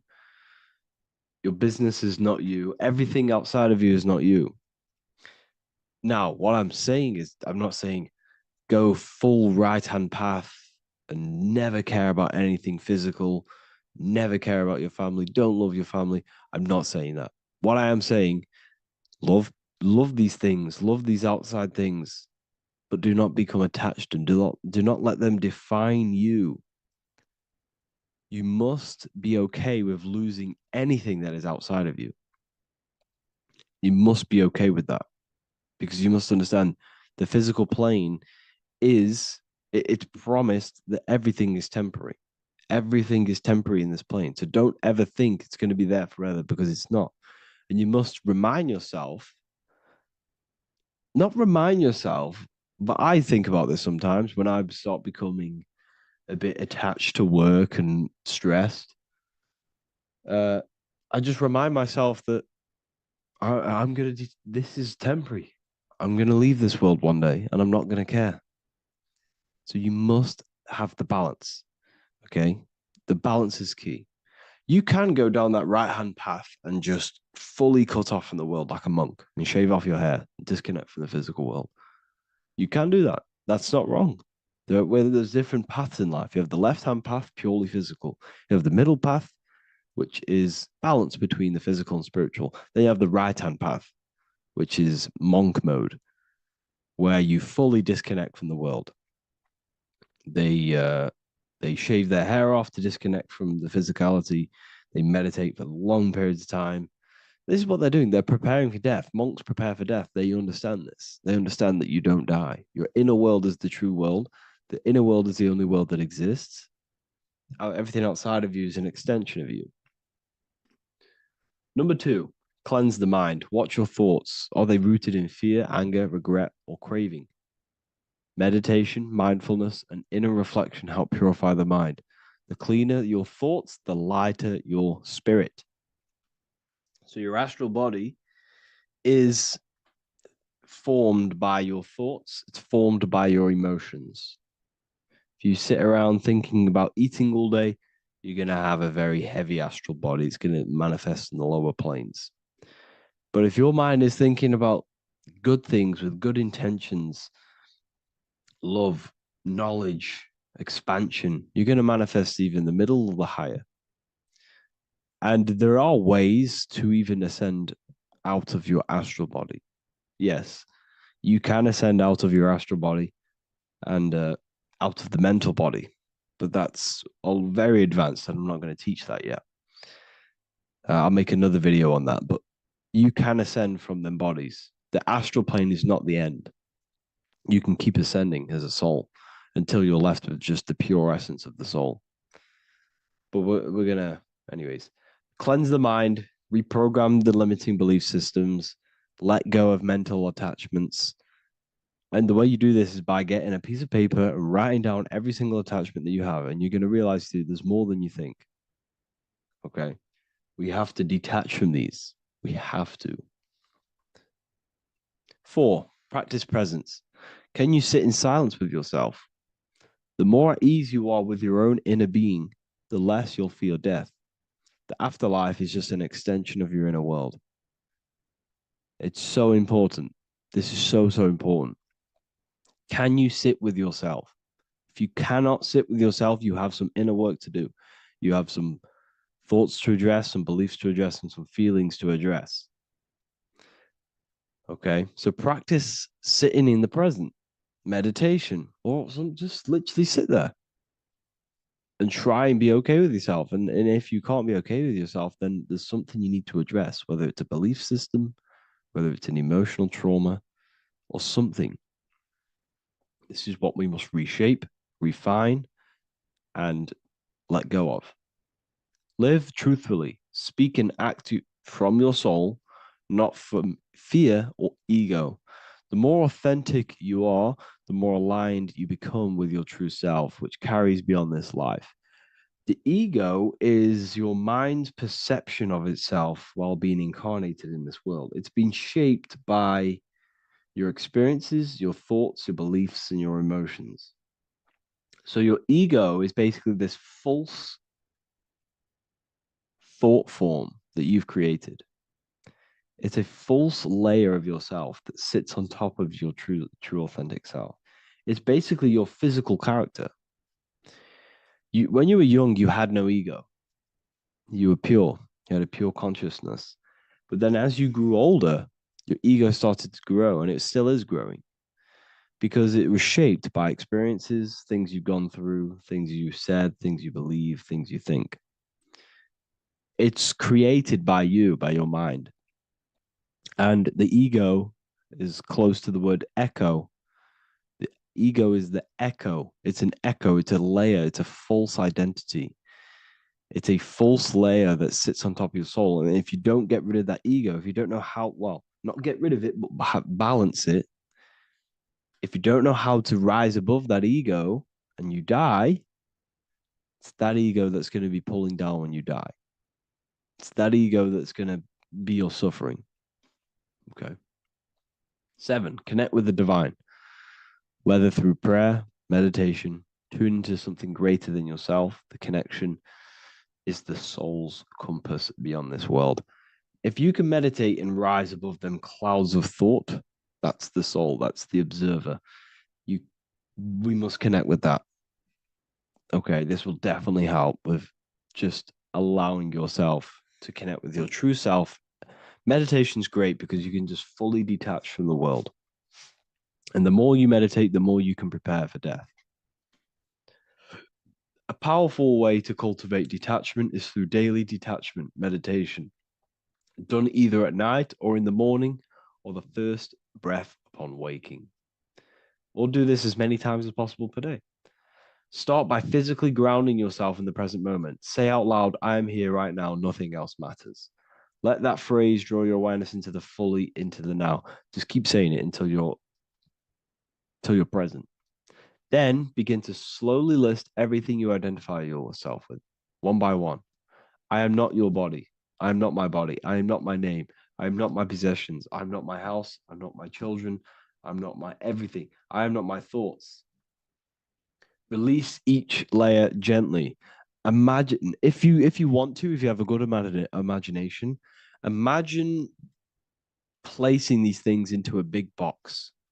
Placing your body, placing your name, placing your possessions, placing your house, your car, your thoughts, your beliefs into a box, and then shut that box. If you have a good imagination, do that. That can help. And you'll be left with yourself. And you're not even that. It goes even deeper. Eventually, you'll reach the mind itself. Detach from the language that the mind is even using. Now, that's very difficult. And not many people have ever thought about that, and they've ever even been there. Detach from the language that the mind is using. Think about that for a second. Your mind is not what you actually think. It goes very deeper. Your mind is not that little voice. It's that voice that the language is using. So even the language is a spell on your mind. Okay, it's an attachment. Eventually, you'll reach the mind itself, detached from the language it uses, the voice in your head, the need to define. What remains is something beyond thought and beyond words. I can't even describe what's left because words, once the language is gone, it's purely metaphysical. All I can say is pure awareness, and it's symbolized. This is why symbols are so amazing, because they can symbolize things that are beyond words. A flame, it's just a flame, and you won't be able to understand that until you've been there. It's just a flame. It's pure cause. Words can't describe it. You'd have to experience it. Connect with this essence daily. This is truly who you are. So this is a great way to detach. We can do these detachments every single day through meditation. This will definitely help over long periods of time. Of course, you're not going to be ready tomorrow for death, but just try and prepare for these things. This is the whole reason people used to meditate. It's the whole reason why people do these spiritual practices, because they understood that this plane is temporary and your soul moves on from this plane. And you'll never truly believe in the soul until you experience it. So I can show you these things, but you must go out and experience it. The soul is real, but you won't understand unless you cast off everything else. Okay. So I hope this video helps. It's a very deep video. I'm going to be making more of these stuff, of more self-mastery. And of course, we've made the self-mastery section now. So I'm going to be start filling up this place with lectures. And I think it's a great time to start this because a lot of people have been asking on how to master yourself, prepare to death. So hope this video helps. See you in the next one. What if the word Yahweh is proof that God is embedded in our very own being? Stay with me because what I'm about to show you might change the way you see yourself forever. Today's topic is decoding the mystery name of Yahweh, the sacred name of God from the Hebrews. By the end of this video, you'll uncover the true meaning of the word Yahweh and how your connection to it unlocks your own personal power. When we look at the word Yahweh in Hebrew, we flip it on its side. We're actually looking at the human body. These are the legs, this is the torso, here are the arms, and here's the head. So if we actually switch this on its side, we see the human body. The Hebrew name Yahweh often translates to I am. The I am. Now, what is the I am? The I am, when you say I, you're referring to your highest self. Everything with the letter I in the beginning, most of them words are referring to our inner self, inside, intelligence, internal, in. The I represents the inside self, the invisible self. You cannot see the I am because this is the spirit, this is our consciousness. It's the intelligence controlling the human body. When you say I, you're not referring to your name, your job, your reputation, your ego, or your thoughts. You're referring to the observer who is beyond the thoughts, the one who's observing the thoughts. That's the soul. Look at the word Yahweh, Yahweh, the sacred name of God. Yahweh can be observed in the natural rhythm of the human breath. When inhaling, we subtly hear Yah. When exhaling, we hear Way. Do this yourself. Breathe in through your nose, you'll hear Yah. Breathe out, you'll hear Way. And in fact, the letter H, H, when it's pronounced, it carries the soft sound of wind or breath, a gentle exhale that mirrors the very essence of life, giving air. Breath is the spirit of life. It's what connects us with consciousness. If we stop breathing, we lose consciousness. The body shuts down. We're breathing the spirit of breath. We're breathing in the spirit of life. It's the very essence that gives us physical existence. And we're constantly staying connected to this breath at all times. Now let's look at Yahweh. 1, 2, 3, 4. There are 4 letters. The tetragrammaton is the 4-letter Hebrew name for God. Okay? Tetra meaning 4. We have 4 gospels of Jesus. Jesus is depicted with a cross with 4 sections. Jesus has the 4 sacred animals around the side of him, always depicted with these 4. A bull or an ox, an eagle, a man, and a lion. These are the 4 fixed signs of the zodiac. Aquarius, the man, Scorpio, the eagle, Leo, the lion, Taurus, the bull or the ox, which are related to the elements. Leo is a fire sign, Aquarius is an air sign, Taurus is an earth sign, Scorpio is a water sign. These are the 4 elements. And the 4 elements correspond to the 4 bodies of consciousness, as we see here. This is fire, this is air, this is water, this is earth. So we are made out of the 4 elements. which represent the four bodies of consciousness: mind, emotion, spirit, and body. The soul is incarnated into four sections, hence why Jesus has four gospels, hence why Yahweh is a four-named word, because we are tetraform. We have four bodies of consciousness. There are four pillars to reality: the mind, emotion, spirit, and the body. So what we're actually looking at here is the name of the very essence of the self. Yahweh represents the universal consciousness that we're all tapped into, because the body is like a radio. The body is basically a radio antenna, which is picking up this stream of consciousness, and we're all the same consciousness, just experiencing it in a different body. And Yahweh is the name for this intelligence that we're all acting out, that we're all manifestations of. So now let's look at the word Yahweh, where we read it this way in Hebrew, which is 10565. 10565 in the Hebrew letters and the numerical values. And the DNA is made up of four bases. These four things which create the DNA. This basis is the genetic code for all living things. Each DNA strand is held together by sulfur bridges that appear in a repeating pattern of 10565. This pattern matches the numerical value of the Hebrew letters of Yahweh, Yod, He, Va, He, which are 10565. This means the structure of DNA, the code of life, follows the same number sequence as the sacred name of God, Yahweh. This is a factual observation. So we're looking at 10565. So let's look over this one more time. Yahweh represents the breath, Yahweh, inhale, exhale. It translates to I am. It's written in our DNA. The word Yahweh on its side looks like the human body. Now, this is where things get a little bit deeper. 10565 adds up to 26. The number God, well, the word God adds up to 26. Allah adds up to 26. There are 206 bones in the human body, 26. 26 adds up to 8. 8 is the number of infinity. We are all the infinite consciousness. Consciousness will never die. It's immortal. It's infinite. We are all infinite. We are not these skeletal structures. We are Yahweh, the universal consciousness. The creator of all things is our essence.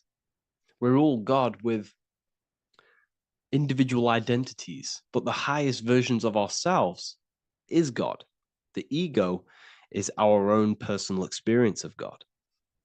Does this make sense? So in conclusion, Yahweh is not the name of a separate God from us, but rather the reflection of the divine consciousness manifesting through the human form. The human body is like a receiver acting as an antenna that tunes into the infinite intelligence and life force we call consciousness or God. This means that rather than being external, the divine presence is within us, expressed through our very existence. It's very interesting when we look into this, and what religion has done is flipped all of this knowledge. All of this sacred knowledge has been externalized. They've externalized God so that we worship God and we view God as something separate from the human experience. They do this so that we don't find the God within us, so that we don't find that we have the power of creation. The mind is the creative force of God. The body is the will to act out that thought. They don't want us to figure out that we are creators and we're all creating our own earthly experience. We're all projecting this reality. And they don't want us connecting with the divine intelligence within us because they want to be the creators. They want to keep this knowledge. They don't want the masses to wake up to this powerful knowledge. So what they've done is that they've taken the scriptures, they've externalized it so that we start worshiping and giving away our power to these external things. And when God is external, we start to fear God because we start to think that God has power over us. He can send us to hell or heaven. So this is what's going on. They've been externalizing this for thousands of years to keep us in a suppressed state. Okay, humans are very advanced because we possess self-awareness. We possess the ability to move our awareness and our thoughts outside of the instinctual nature. For example, a cat or a dog. These things can only live in their instinct. They live based on instinct. They smell, they eat. That's pretty much what they do. But humans, we have the ability to rise above that nature and turn to our infinite selves, our higher selves. We can move beyond our instinctual nature and create very advanced things. That's why humans are made in the image of Yahweh. We are literally God in human form. So this is what we all need to realize. And I hope this video has helped. Please leave a like, a comment on inside of the description. I'll have some links to my books and my university. The people who have read them have just absolutely changed their lives. You could probably see that in the comment sections if someone leaves a review of the book. We also have Trustpilot. But yeah, I thank you all. And I'll see you in the next one. There's an ancient symbol hidden in plain sight, one that holds the key to transformation, power, and unlocking your true potential. It's been used for centuries by mystics, rulers, and even modern science, but almost no one understands its true meaning. Once you do, it will change the way you see yourself and the world forever. Stay with me, because this could be the key to your own awakening. The symbol of the snake or the serpent is a very powerful symbol that refers to something within you, that we all are on this journey. So first of all, we see this symbol in ancient Egypt on the top of the pharaoh's head. We also see this with Buddha, with the snake on top of the Buddha's head and below. We also see this in Rome, with the Roman god Mercury holding the staff with the snake. We see this in Adam and Eve's story with the snake tempting Eve. We even see this today on the medical facility. But what does this mean? Why is this symbol being used for thousands and thousands and thousands of years? It has a very deep esoteric meaning. We see this in the caduceus staff, and we even see the snake representing the kundalini. What does the snake actually mean? A lot of people think it represents the kundalini, which it does. However, there's a deeper interpretation of this symbol, and it goes very far beneath the surface of what the snake actually represents.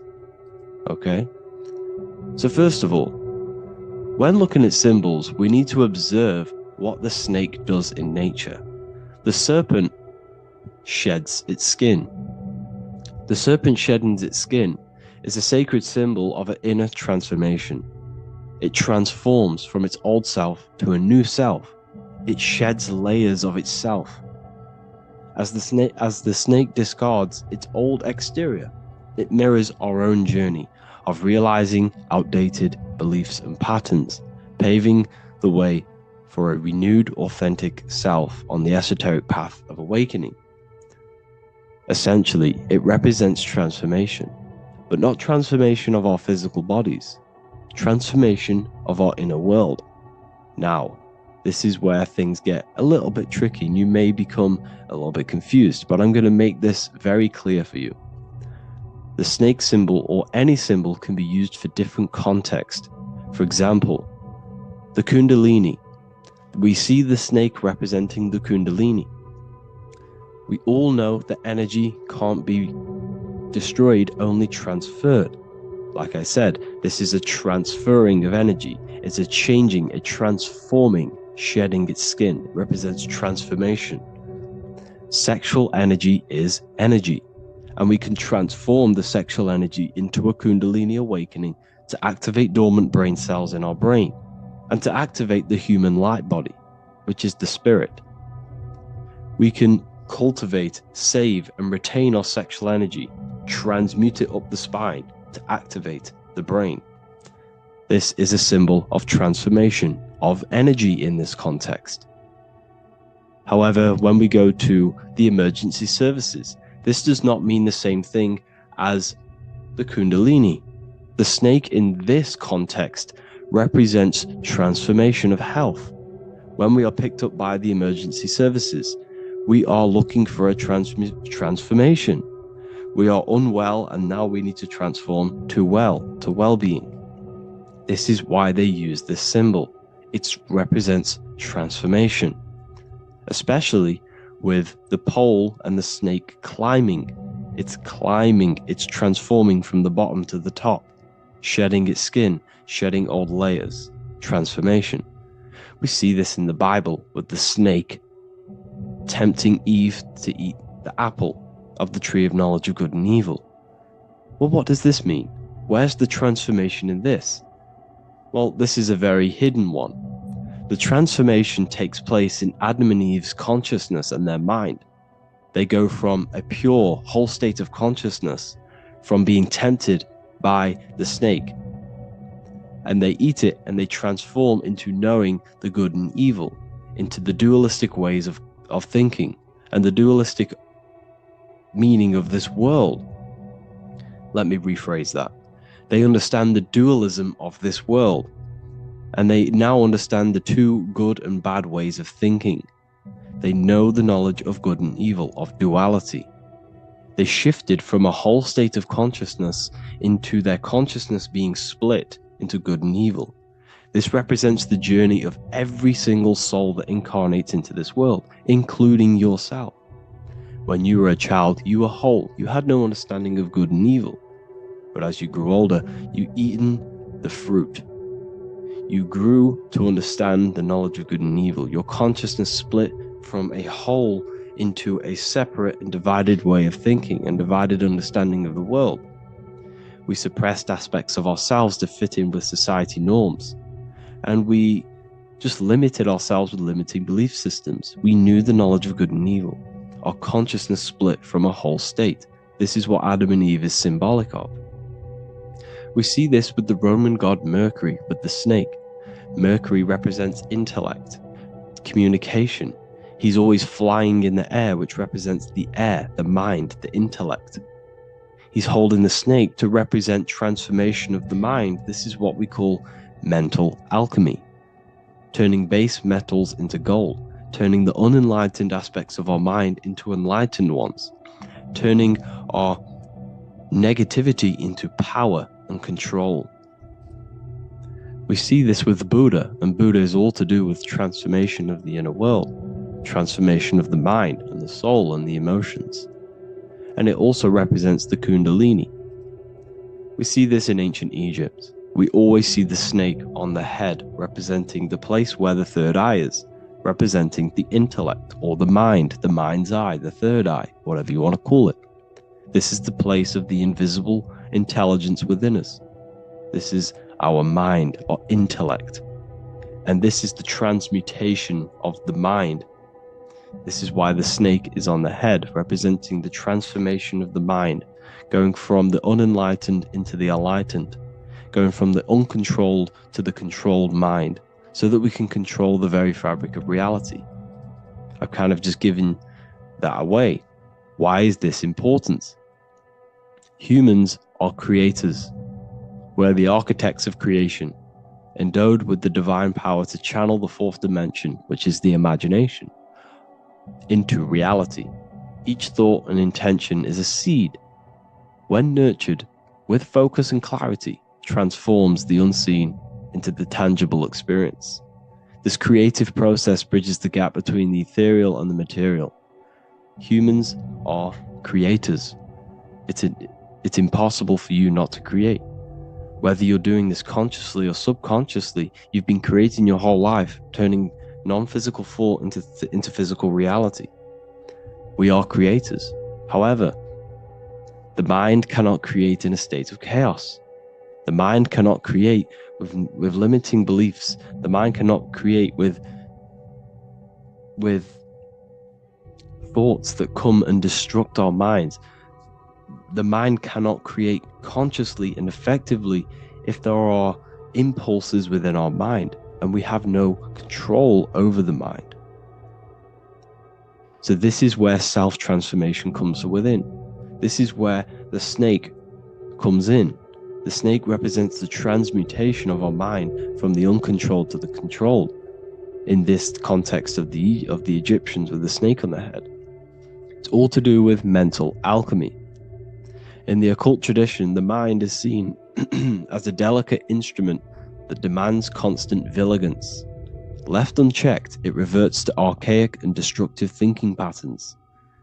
Like a finely honed blade, it must be continually sharpened through discipline and self-refinement.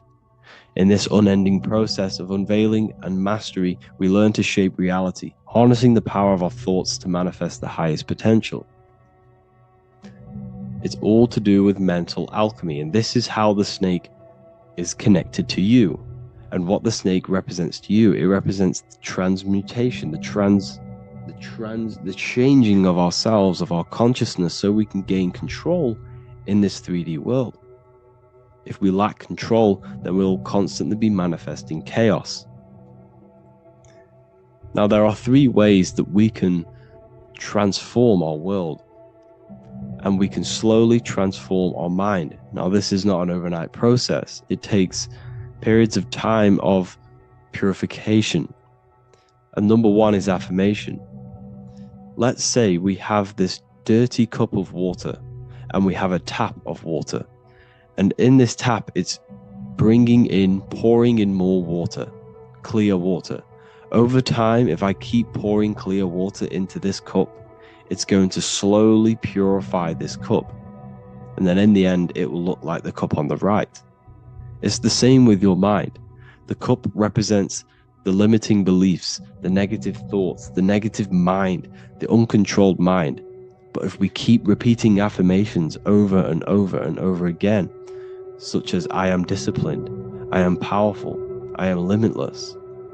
Over time, this can purify our subconscious, and we can gain control over the mind, and we will become conscious of the thoughts that we are giving attention to.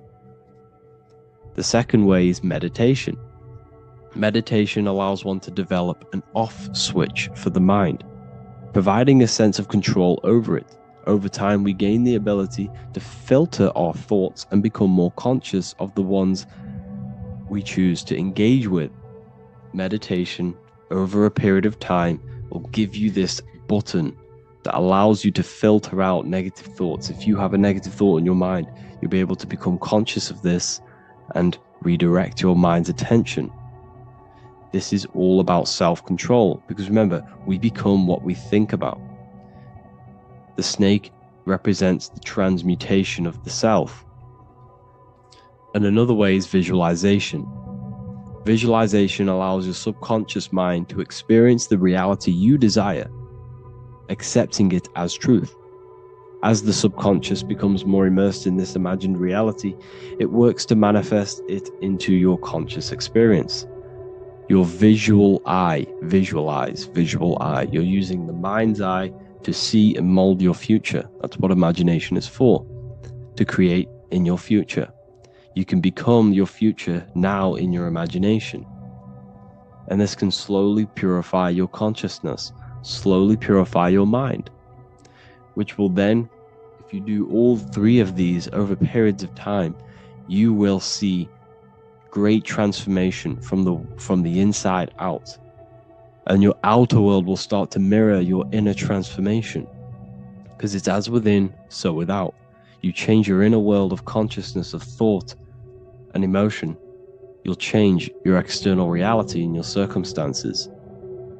So I hope this lesson has gave you a great understanding of what the snake actually represents. And now that you see it, you will see this everywhere. Every time you see a snake, you know it represents the transformation. So please, if you can, leave a like, comment, and subscribe, and turn on the alerts to make sure you never miss a video. And if you have any video suggestions, feel free to make a comment and I can make a lecture on it. I appreciate you all watching this video today, and I'll see you all inside my university if you're inside, and I'll see you all in my Telegram if you join, and I'll see you in the next video, of course. Thank you and take care. So this is known as the bag of the gods. This symbolism is widely known, but no one knows what it truly symbolizes. We see this in ancient Sumerian artwork. We see this in the Mayans' artwork. We always see this bag with the gods. What does this actually represent? Okay, so the bag itself represents carrying. Carrying what? It represents information, represents knowledge. Your mind is the carrier of the information. So this is why in his left hand, he carries the bag, and the right hand has the pine cone. This represents carrying of information. Why is it a bag? A bag can be passed on to someone else. The information can be taught to someone else. This is the information of activation of the pineal gland or higher consciousness of humans. Because as humans, we all possess an animal nature, the nature that tells us to eat, to steal, to gain material wealth, to survive, to hate. This is our animal self. This is our animal behavior. But we also have a divine nature of consciousness, which we have access to, the higher planes of consciousness, the planes that manipulate this material world and create all things in this material world. The human mind has access to. The animal does not. The animal has no idea he exists. The animal has no inner dialogue, but humans have the inner dialogue. Humans can create infinitely. We can expand our minds infinitely into new realms of thought. So we have this higher divine nature and a lower nature. This bag of the gods is basically just representing the knowledge they possess of higher consciousness, of the higher aspect of life. Okay? Which is the activation of the pineal. The pine cone. The pine cone is in his right hand. The right represents wisdom. The left represents intellect, knowledge. Knowledge and wisdom are two separate things. Wisdom is applied knowledge. It's a feminine aspect. Knowledge is just gained information that you know, which is masculine. So in his right hand, he holds the pine cone. The pine cone can be opened and shut. The shut pine cone represents the asleep human being, the human being that exists in his lower nature, that just basically survives, lives on eating, consumption, material lust, living in chaos with his emotions, living in a place of hell. This is the animal nature. Then we have the awakened human, the one who has consciousness of himself, the one who looks within himself, the one who knows there is more to him when he looks in the mirror. He is far more than just the physical body. He is a divine spiritual being, a divine being who has limitless potential of creation into the material plane. So this represents the awakened. This represents the asleep. This is why he carries the pine cone in his right hand. It represents applied knowledge. This is the information. This is the intellect he possesses. And this is the applied knowledge of the awakening, of activation of the pineal gland. Because remember, the pineal gland is not your consciousness. The pine, pin, pineals, the same root word. Pine cones were always symbolizing the state of consciousness one was living in, whether he was asleep or awake. We see this at the Vatican. We see the pine cone over the two pillars. This is the two pillars of Freemasonry, and the dome. This is the Royal Arch of Freemasonry. This represents your head. This is the two pillars, the two hemispheres, and the pine cone in the middle, which is the pineal gland. What is the pineal gland? The pineal gland is not your consciousness. It is not the third eye, and it is not the mind. It's not the mind's eye. The pineal gland is a radio receiver. This is your body. Your body is an antenna. Most people think they are this body. This body is nothing but a receiver and a downloader of consciousness. Your brain does not produce consciousness. You are not this brain in your head. This brain is a downloader of consciousness. Consciousness comes from a way higher divine plane, which is what this image is showing here with the clouds. The mind is light. Consciousness is light. And this light is coming down into the material plane, and your body is basically a crystal antenna which is receiving and downloading this consciousness. So you can experience a three-dimensional reality. So God can experience himself in a divided, separate state. This is what this represents. Now, the pineal gland can be activated, okay, and stimulated, because the pineal gland has physioluminescent, crystalline, jagged-shaped cells on it. And obviously, these are crystals. Crystals are on your pineal gland. And what do crystals do? Radios use crystals. Your phone uses crystals. They tell you that crystals are woo-woo and pseudoscience because they don't want you to know the power of crystals. Your body is basically a giant crystal. Your pineal gland is a radio receiver for your consciousness. So if they can ruin your pineal gland and damage it, this will damage your connection to the divine, to your true self, to consciousness, to God, whatever you want to call it, the source. There is all one source consciousness, and we're all collectively connected to it. And this is our connection. This is our antenna. So what a radio does, a radio has an antenna, and the frequencies are all around us because all the radios are playing in your ear right now. But what the antenna of a radio does is tune into a specific frequency to pick up that frequency and play that frequency. It's the same with your consciousness. You're all a fraction of God's consciousness. So that is essentially what we are looking at here. We're seeing knowledge, intellect in the left hand, and applied knowledge, activation of waking up to higher consciousness, to the higher human form. Because we can reach beyond our physical form. We can turn our animal self into a divine being, into one of these so-called gods. These gods are nothing but human beings. The Anunnaki were not gods. They didn't come from the sky. These are normal, regular human beings who activated their higher consciousness. This is what we have here. This represents spirit. Birds represent spirit. So do we have any questions? I'll take some questions now. That was just a short lecture on what that symbol truly means. Okay, so if we have any questions, feel free to go ahead and ask some questions.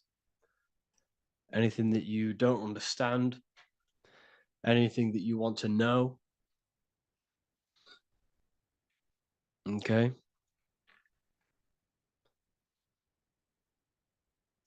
So base reality would be where source resides. Yes, the base reality is your consciousness. Are these lectures available in the university? There's a whole section, basically inside the university, there's a whole section with like over 30 long form lectures like this. So the base reality is where the source resides. Yes, the base reality is your inner world, your consciousness. That is the only thing that exists. Your outer world is just an effect of your consciousness. Your consciousness, everything that has gone on within the mind and emotion is pushed outwards into your reality. You have thought and felt your way into your external circumstances. Your life is a direct correlation of every thought you thought in the past. Therefore, your inner world of consciousness is creating and molding your outer world.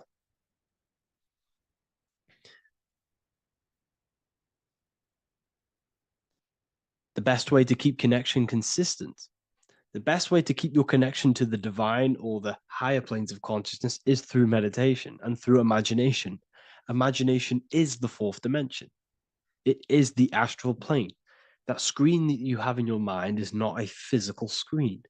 That is the divine plane of the astral. And this is essentially where all objects of this material world comes from. The phone that you are holding, the laptop you're watching this on, whatever you're doing, every single object you see in your room that you are in right now began inside of the plane of imagination. This is not a physical plane. This is a metaphysical plane that you have access to. And you have the ability to bring down this plane into physical form. That's what we call manifestation. That's what the ancients called magic. This is what we now call in science metaphysics. It's all the same thing. So yes, you all have access to the divine planes. Unlike animals, this is why humans are so advanced.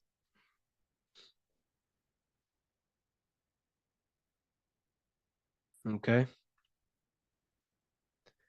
Is the pineal able to constantly activated, or is it just a temporary experience? I don't fully understand that question, unfortunately. Maybe you could word it in a different way. The real meditations on the university, legit, y'all, yes. In order to connect to consciousness, you need to sit in meditation and turn off your feelings, and the feeling of unity will come. Do I understand correctly? Yes, that is correct. So when you sit in silence and in stillness, I highlight the word stillness because stillness, when you are still, no information from your nervous system is being decoded by the brain. So when your body is still and does not move, your nervous system starts to relax and comes to a balanced state. Your brain starts to relax, it comes to a balanced state. The left and the right brain stop working, the nervous system stops working. Then, once the body, the material body, is shut down, you then have access to consciousness. You can't access consciousness if the body's in such a busy state. If electricity is being fired every 2 seconds, your whole body's electrical. When you move your foot, that's electricity being fired from the brain to the foot instantly through the nervous system. Your brain, your whole body is a technological machine. So you must shut down the technological machine to access the divine that exists beyond the technological machine. Do you understand that? Did we create ourselves from the higher plane? When you say yes, you created yourself, you manifested yourself in this material form for a reason in this specific time and place. Wisdom books, are these available inside the university? Yes, they are. So anyone who joins the university, they all gain 50% off the store. So you can get anything you want inside the store for 50% off. Plus, you get the Book of Wisdom Volume 1 PDF for free. You get the Human Health Guide. Plus, you get all of the library books. There's a load of different books on occultism, symbolism, esotericism. Do you need to place your attention somewhere specific during meditation? You can do. Okay, you can do. So if you struggle, when you first start to meditate and you struggle to turn off the thoughts, think of the back of the brain, the back of your head. Don't think of it, place your attention on it. Okay. So when you place your attention on the back of the brain, this now shuts off thought because the back of the brain doesn't have any activation to do with thought. The front brain does, the neocortex. That's all to do with activation of thinking. So place your attention on either the back of the brain or your breath. What's more important, creating yourself or finding yourself? It's balance of both. So in order for you to create fully, you must have awareness of self and awareness of thought and control over the mental dialogue, the inner voice inside of you. Okay. When you control that inner voice, that is when you gain power. That inner voice is what brings commands into physical reality. Before you kick a football, there is a change in consciousness. There's a decision made in consciousness before the body takes the action. Therefore, every physical manifestation is a change of inner consciousness before it's a physical reality. You can have the reality you want through consciousness before physically having it. That's the secret to creating. But you must believe it like you know the sun is going to rise in the morning. That's how much you should know that you have that reality in consciousness through feeling and thought and imagination. And that's how you can truly create in your reality. Shrooms help with consciousness or ego. I can't really talk about that because I'm maybe uploading this to YouTube, unfortunately. But we need to clean our pineal gland first from calcification. Yes, definitely. You should go on a detox the body. Because you can't really connect with consciousness if your body is in such a dirty state. Because the brain is, your nervous system is in a state of fight or flight, trying to fight off all these toxins. So when you meditate, you're probably going to be having thoughts all the time because your brain's firing, your nervous system's being attacked through toxins. So you must detox to have a true connection with the divine. Your diet plays a big role in your spirituality and mentality. What is the most optimal food for pure consciousness? Fruits and vegetables. They possess consciousness. So when you place them inside of you, they're syncing with your consciousness. How to check the cleanliness of your body, your skin, your teeth, your tongue, your mouth. If your skin has spots, different colors on it, you're not clean because your skin is a reflection of your inner organs. Coffee's not the best for you. Coffee gives you fake energy. Okay. So what coffee does, that buzz you get off coffee is actually the toxic effect of the chemicals reacting with your body. If I'm inside the university and wanted to buy your book, you said it would be 50% off because we are your student. Is that automatic or we need to have a code? You will have a code. Yes, I'm going to releasing a code for all the students after this. Caffeine equals neurotoxin. Yes, it fries your brain, it fries your nervous system, it fries your dopamine receptors. Will the Q&A last week about money symbolism be posted? Oh, I didn't post that. That's my bad. I totally forgot. I will post that after this. Thank you for reminding me. How to detox the body. The best way to detox the body is going through a week cleanse of fruit. So only consume fruit, sea moss, and cayenne pepper, and lots of freshly pressed juice. Do that for a week or 2 weeks, depending on how you feel, and then start to fast. You will lose weight, but you're not losing weight. You're losing impurities. It's good to do this every couple months to just go on a raw fruit diet, cleanse the body, push everything out, and then start to fast while consuming sea moss and having lots of freshly squeezed juices. What is an alternative for coffee? Something with high energy levels. Okay, we're not taught the most simplest thing about the human body. It is an electromagnetic machine. It's electrical. It runs off electricity. The only energy you need is electricity, and that is found in fruits, vegetables. If you want energy, drink pure, fresh, pressed juice. That will give you more energy, more electricity than coffee. Can we cleanse ourselves through oil pulling? Do you recommend it?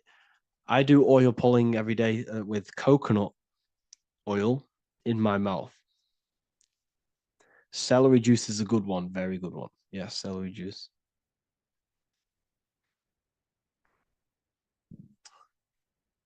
Any more questions? What kind of music do you listen to when lifting? For me, rap, hip hop push me work harder, but I know it's terrible for my subconscious. Yes, very. At least you're aware of it. You should be definitely try and stay away from the hip hop music. Try and stay away from anything that's talking about anything negative, because this is all programming your subconscious. And your belief system is your reality, people. Your belief system is your reality. Okay? So look after your subconscious. That's what's controlling your actions. 90% of your actions on a daily basis are controlled through your subconscious beliefs. Okay? I listen to a lot of Pastel Ghost. I listen to a lot of... Let me get my playlist up. It's all like background music for TikTok. Do you know what I mean? Like Pastel Ghost. That's mainly what I listen to. That sort of music. I don't know what it's kind of called. I don't know what that genre is called. Does anyone know what that genre is actually called? Because there's not much words in it. The reason I listen to it is because there's not much words in it. And, you know, it helps the subconscious. And I just love that music.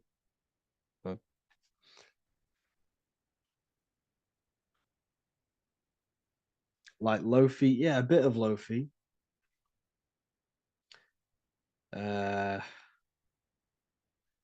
Most people won't even know this type of music.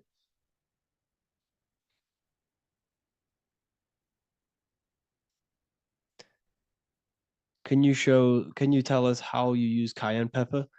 So I mix it with freshly squeezed orange juice every morning. So the first thing I have, empty stomach, I have a teaspoon of cayenne pepper, mix it in and just down it every morning. And sometimes at night.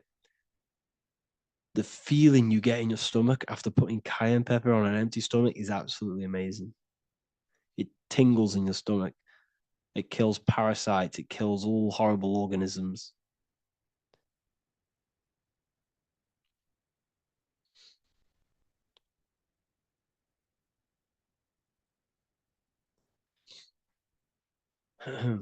Mix it with hot water. Yes, hot water and key lime water. That I bet that's powerful. If you mixed warm water with key lime with cayenne pepper in first thing in the morning, I can imagine how powerful that is. I've never done that, but I'm going to try that. Do you use sea salt? I don't know what to think about sea salt, to be honest. I try and stay away from it. I don't know whether it's good, don't know whether it's bad. I'm kind of mixed on it, mixed information. Uh, I've heard people have benefits. I've heard other people say stay away from it. So I don't know. I just stay away from it. Just I'm not too sure on it.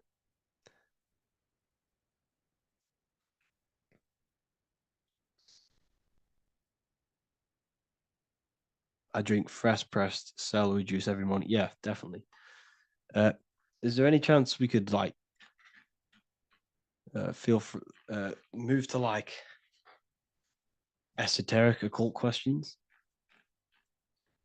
The only reason I say that is because I might be posting this to YouTube, so it's like I don't want them. I don't want them thinking I'm giving health advice because I'm not. This is what I do. I'm not giving anyone medical advice. This is what I would do to myself because I can probably get in trouble for that. So the subconscious is the all knowing, it is the all seeing eye. The subconscious knows everything. Your conscious mind does not. Your subconscious knows every single cell in your body. Your subconscious is making your heart beat. It's talking to your heart. It's talking to every organ, every cell in your body is being connected and spoken to by your subconscious mind. It is the all knowing. The subconscious has access to the astral plane, imagination, the fourth dimension. It has access to the mental plane, thoughts. It has access to the ethereal plane, energy. And has access to your physical body. It's the door, it's the portal. The subconscious is the portal to the divine. You must go through the subconscious in order to access the divine. Any coupon codes for book 2? Yes, inside the university, there will be a 50% off coupon code. Speaking of ancient civilizations, why did they use symbols to give us true knowledge? This is a very, very good question. Very good question indeed. The reason they use symbols is because symbols are their keys. They hide meanings. They hide things. For example, if it was written down, if all of this sacred knowledge that I'm speaking now was written down, it can be easily taken. It can be easily misused. Someone can take it, read it, and steal it and misuse it and abuse the world and create horrible things. The reason they use symbols is because they're hidden. They hide the teachings. Only the ones who possess the key, that possess the knowledge, can read the symbol. So the symbols act as a guard towards this higher wisdom, this higher knowledge, which gives you power.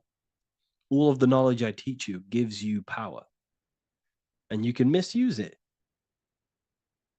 You can misuse your imagination. You have no clue, unless you've put this into action, how powerful your inner consciousness is. You can become a Okay, listen. If you hate your job, it's not the job that you hate. Think about it. It's not the job that you hate. The hate is coming from your inner consciousness. It's the state of consciousness that you hate. So what does that tell you? You can change that inner consciousness to another reality, the feeling of another reality. You can become that consciousness within before you actually externally have it. And by becoming and knowing that reality, that's what produces effect on shaping your outer world. When you really, truly know that reality inside of you, of being free, of being wealthy, of having abundance, your outer world has no other choice but to rearrange itself to your new inner state of consciousness. That's what magic is. It's manipulating your inner state of consciousness. It's convincing yourself that you already have it, not believing it, knowing it. Okay? Knowing is different than believing. Believing is a lie. You should know thyself. Okay? So we can say that human overpopulation is intentional. There is no human overpopulation. We're all cramped in these cities. We're all cramped into one little place. We're not supposed to live like that. We're not supposed to live so cramped. This is why there's so many weirdos out in public. So many weird people doing weird things. This is when things start to go weird, and we shouldn't be living in this state, in this condensed state. We should be spread out. Okay. There is no overpopulation. It's just an illusion, because we all lived in such. Have you ever been on a plane? Have you seen how much land there is? It's crazy. There's no overpopulation. And how many people do they say there's in the world? There's not that many people in the world that they say. I think it's like 8 billion. I think they say there's 8 billion people. There's not 8 billion people. There's probably more like 2 billion. And the reason I say that is because I have a friend who only has like 300K followers. So that's a lot of followers. Okay. And he gets recognized everywhere he goes. And he's into all this stuff. And he says, listen, the population is definitely not 8 billion or whatever they say.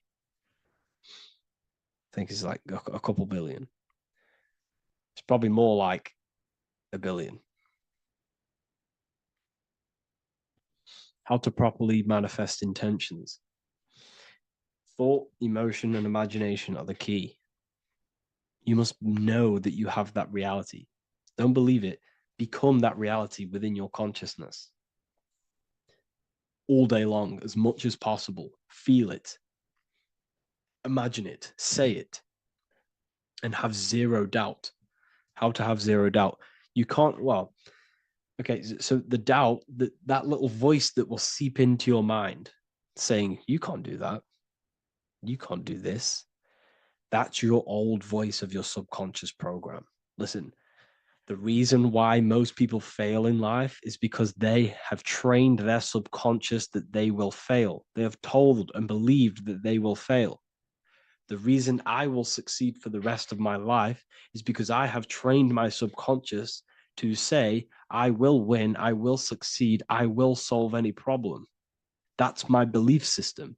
And if my belief system is that, then my external reality, my conscious mind will seek a way to fulfill that belief.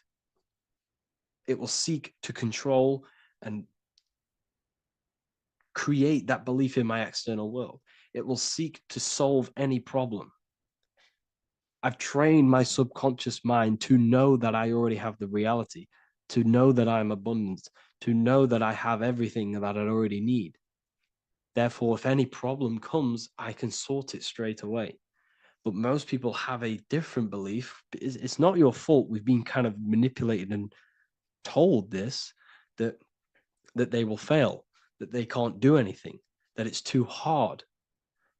And that basically casts a spell on the conscious mind, where your conscious mind is just like, no, I can't do that, because of this subconscious belief that you hold. So you must reprogram your subconscious that you can do it, that you will solve any problem, and that you are abundant. That's the reason why successful people succeed. It's because they have a complete different mind state, a complete different belief system in their subconscious.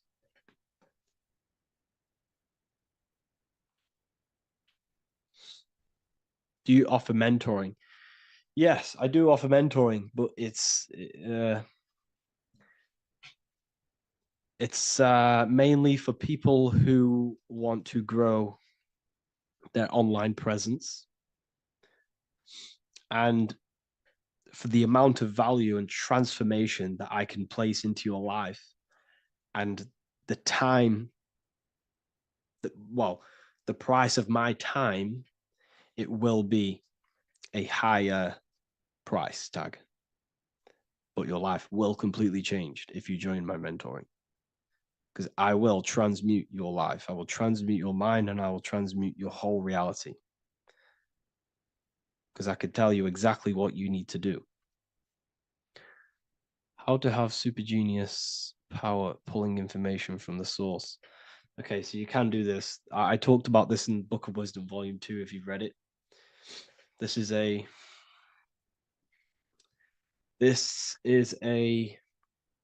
technique that Albert Einstein used. This is a technique that Thomas Edison used. This is a technique that all of the ancient geniuses have used.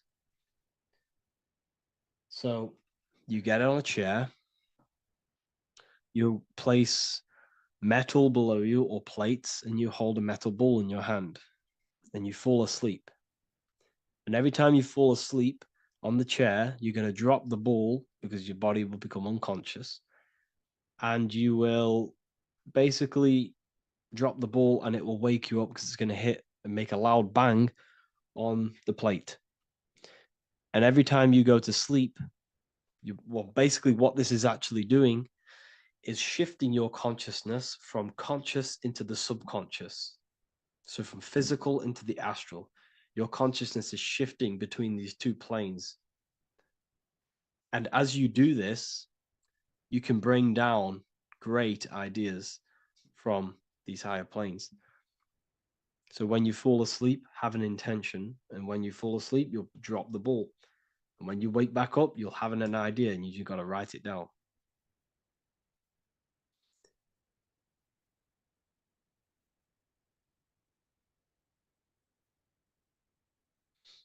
How to balance chakras. Don't focus on balancing your chakras. Focus on the mind. The mind is the cause of the chakras being blocked. If you have a blocked throat chakra, this is a problem in your mind, not the chakra. You see, the chakras are a result of the mind. You transmute the mind, you can transmute the chakras and cleanse them.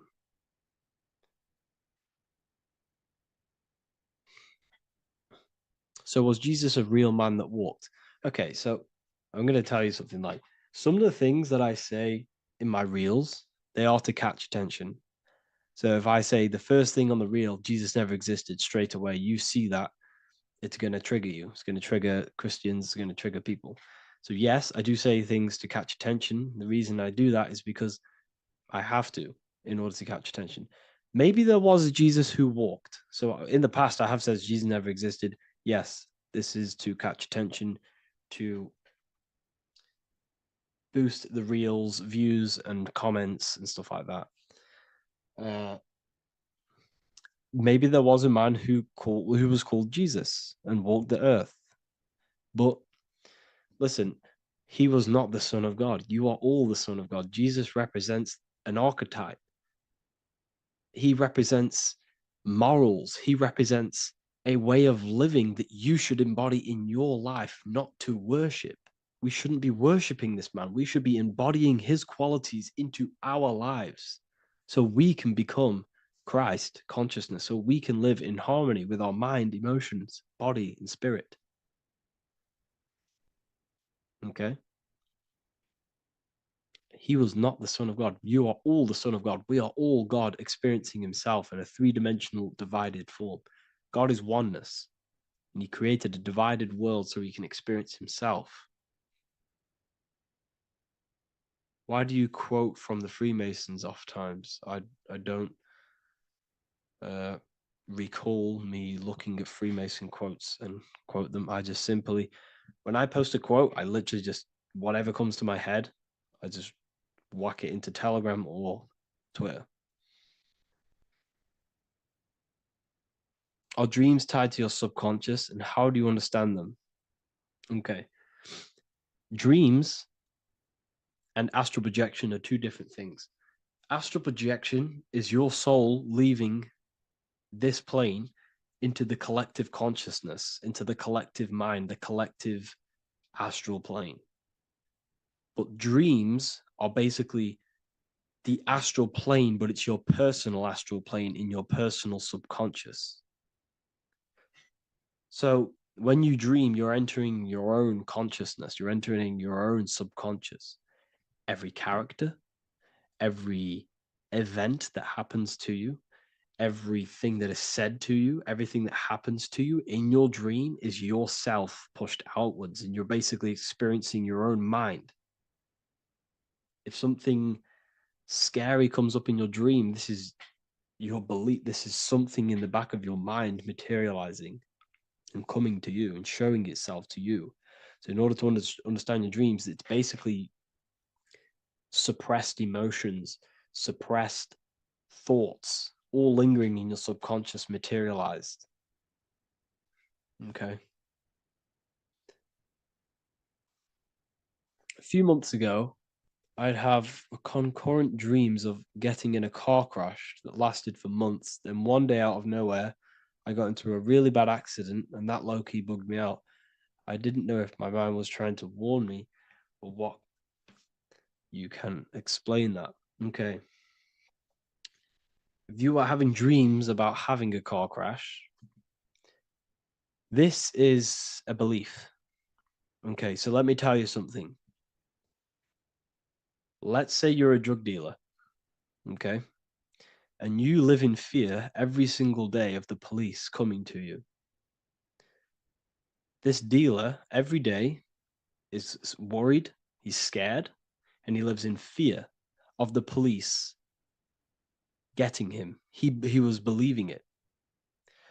This fear, this emotion he was feeling on a regular basis, repetition, and the emotion is basically impressing your subconscious.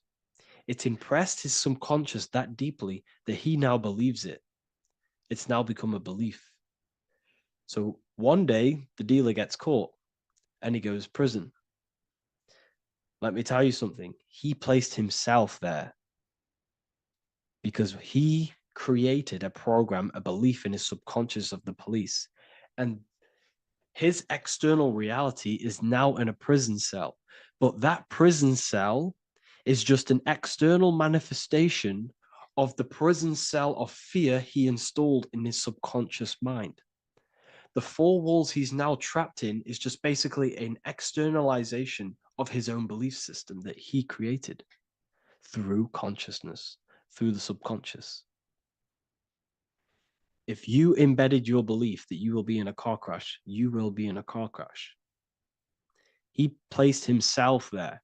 He materialized that reality through the thought, through the emotion, through the belief. He put himself there. You see? So if you were having dreams, this was maybe, it could have been anything. You could have watched a program when you were a child about a car crash, and that maybe scared you. Or you saw a car crash when you were very young, and that scared you, and that impressed your subconscious. Then you had a dream about it. Then you started to believe it. And then one day, bang, it happens. That's the power of the subconscious mind. It holds control over you. It holds control over every aspect of your reality, of your being. So I hope you all enjoyed this live. I'll see you all inside Ethereal University. I'll be posting another lecture this week. And yeah, let me hold on. Hello, welcome back to the Real University. Today we're going to be talking about hidden spells within the language, English language. This is why we call it spelling. A lot of people are already aware of this. However, I'm going to go over some words that have double meaning, meanings to them, behind them, which trick your subconscious mind. So the word grammar comes from the word grimoire, which is also known as the book of spells or a magic book on how to create magical objects like wands, amulets, how to perform magic spells, charms, and summoning and invoking supernatural entities such as spirits, which are on the other side of this physical reality. So what you must understand is what you say in this physical world is also happening in the astral world as well. So your words are spells. They cast spells into the spirit plane. They cast spells into your mind. They cast vibrational frequency into your cells in the water. Water holds a lot of energy. So we're going to be going all over this. The subconscious mind takes everything as truth. Everything you say is truth to your subconscious. And you should know this by watching the Manifestation Mastery 2.0 course. I talk about this. This is so important that you understand this because everything is truth within the subconscious. It only knows you. Your subconscious mind, if you watch the course, you should know this, it's responsible for 90% of your daily basis behavior. The thoughts that you are thinking on a daily basis, the things that you do, the things that you say, 90% of what you do and say and think you did yesterday because of the subconscious mind holds all of your programs. What you say is molding your mind. What you state is truth in your mind. It does not know the difference between a joke or it does not, it takes everything literal. It is literal. Your mind is this manifesting supercomputer. And whatever you say into it, it says that is what I want. So whatever you tell your mind, that is what you'll have. That is what you'll believe. So every word you say is truth within the subconscious. So this is why double meaning words have an effect on your subconscious. And this is why I'm raising awareness here. So talking is a tall king. You are either a tall king by talking, by using your words wisely, or you're a small king because you either you create big or you destroy yourself with your words. So talking is Phoenician. This is phonetics. So this is etymology is when you take the root words, but phonetic etymology is when you take the sound of the word. So talk and Tor are the same, because when you talk, you're creating sound waves, which is a form of a light wave. And when light waves expand in all directions, it creates a torus field. And everything is torus fields. So if you affect one torus field, it affects every torus field in creation, as above, so below. So what you say is affecting the torus fields around you in your body. You are made out of these torus fields. This is why talking is torusing. You're creating light waves, sound waves, and you are permeating creation. And this is why the Bible tells you the tongue has the power of life and death, and those who love it will eat its fruit. So the tongue is what creates these sound waves that we are producing when we talk or speak. Okay, so this is what we are essentially doing, creating sound waves, and these waves are vibrating and they affect the cells in our body and everything. This is why words are swords. This is why the word is within sword. They are swords. They cut, they damage, because frequency is the only thing that can penetrate you without your consent. In the very beginning, the Bible, John 1:1, it says, in the beginning was the Word, and the Word was with God. This is obviously a metaphor. There was no spoken word out of a spoken mouth. It's basically saying God created the world with the use of cymatic frequencies, sound waves. Everything is sound waves, and this is observable. Geometry is the geometric shapes you see in the nature, like petals, how they're all perfect stars or five-pointed stars or the Fibonacci sequence. This is all an effect of vibrational frequencies. It's all cymatics. Everything is created out of sound. Sound is the creation of the universe. So this is how powerful words are. It's a cymatic frequency. Hello. Hell. When you say hello, you're subconsciously implanting hell into your mind and the people around you's mind. This is why it's casting a spell.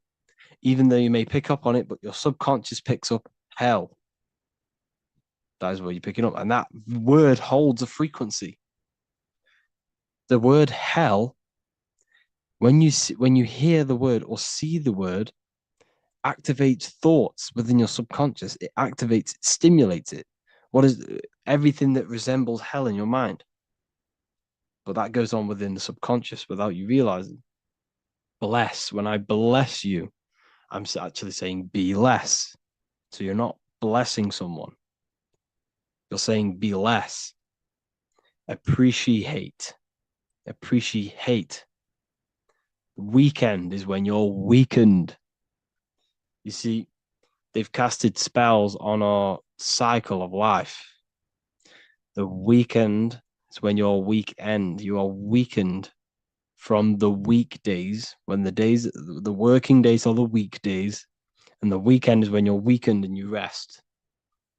Because in the days, you are in physical or emotional shock, unable to think or react properly. This is the days you're in. You're in a daze in the weekdays. See? Parents are a pair who rents. Because you don't, well, in this, we do own our children, but in the system, we technically don't. You're a pair who rents. Slaughter. They want you to think that slaughter is laughter.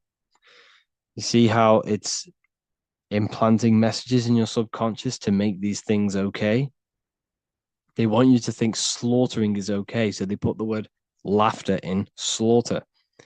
I'm telling you, people, the people who made this language are satanic. They are witch. These people are wizards. We're getting ran by wizards, dark occultists, and wizards. That is who we're getting ran by. And they've been running for thousands of years, and they know exactly what they're doing. They've covered all aspects. They've covered the language, the frequencies, the music, the food, the water. They control everything. In every aspect of your life, they have some part in it. And it's all occult knowledge through magic.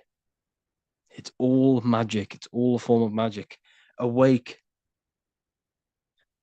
Awake is an event where the family and friends of a deceased gather before the funeral. That's awake. Why are we talking? Why is the word funeral? Why is death associated with being awake? See how they are planting subconscious messages in you. They want you to feel death. They want you to be the low vibration. And it's the same with mourning. Mourning is an expression of sorrow for someone's death. They're always associating death because these people they're running a death cult. It's a death cult. It's a satanic cult. A job is Hebrew for prosecution. Soldier is a soul dyer. If you go into the army, you're a soul dyer that they just use your soul to die. And then you just wasted your time in physical incarnation. Because you never die. You will never, ever die. Ever. You're eternal. You never, ever die. This body is just a suit.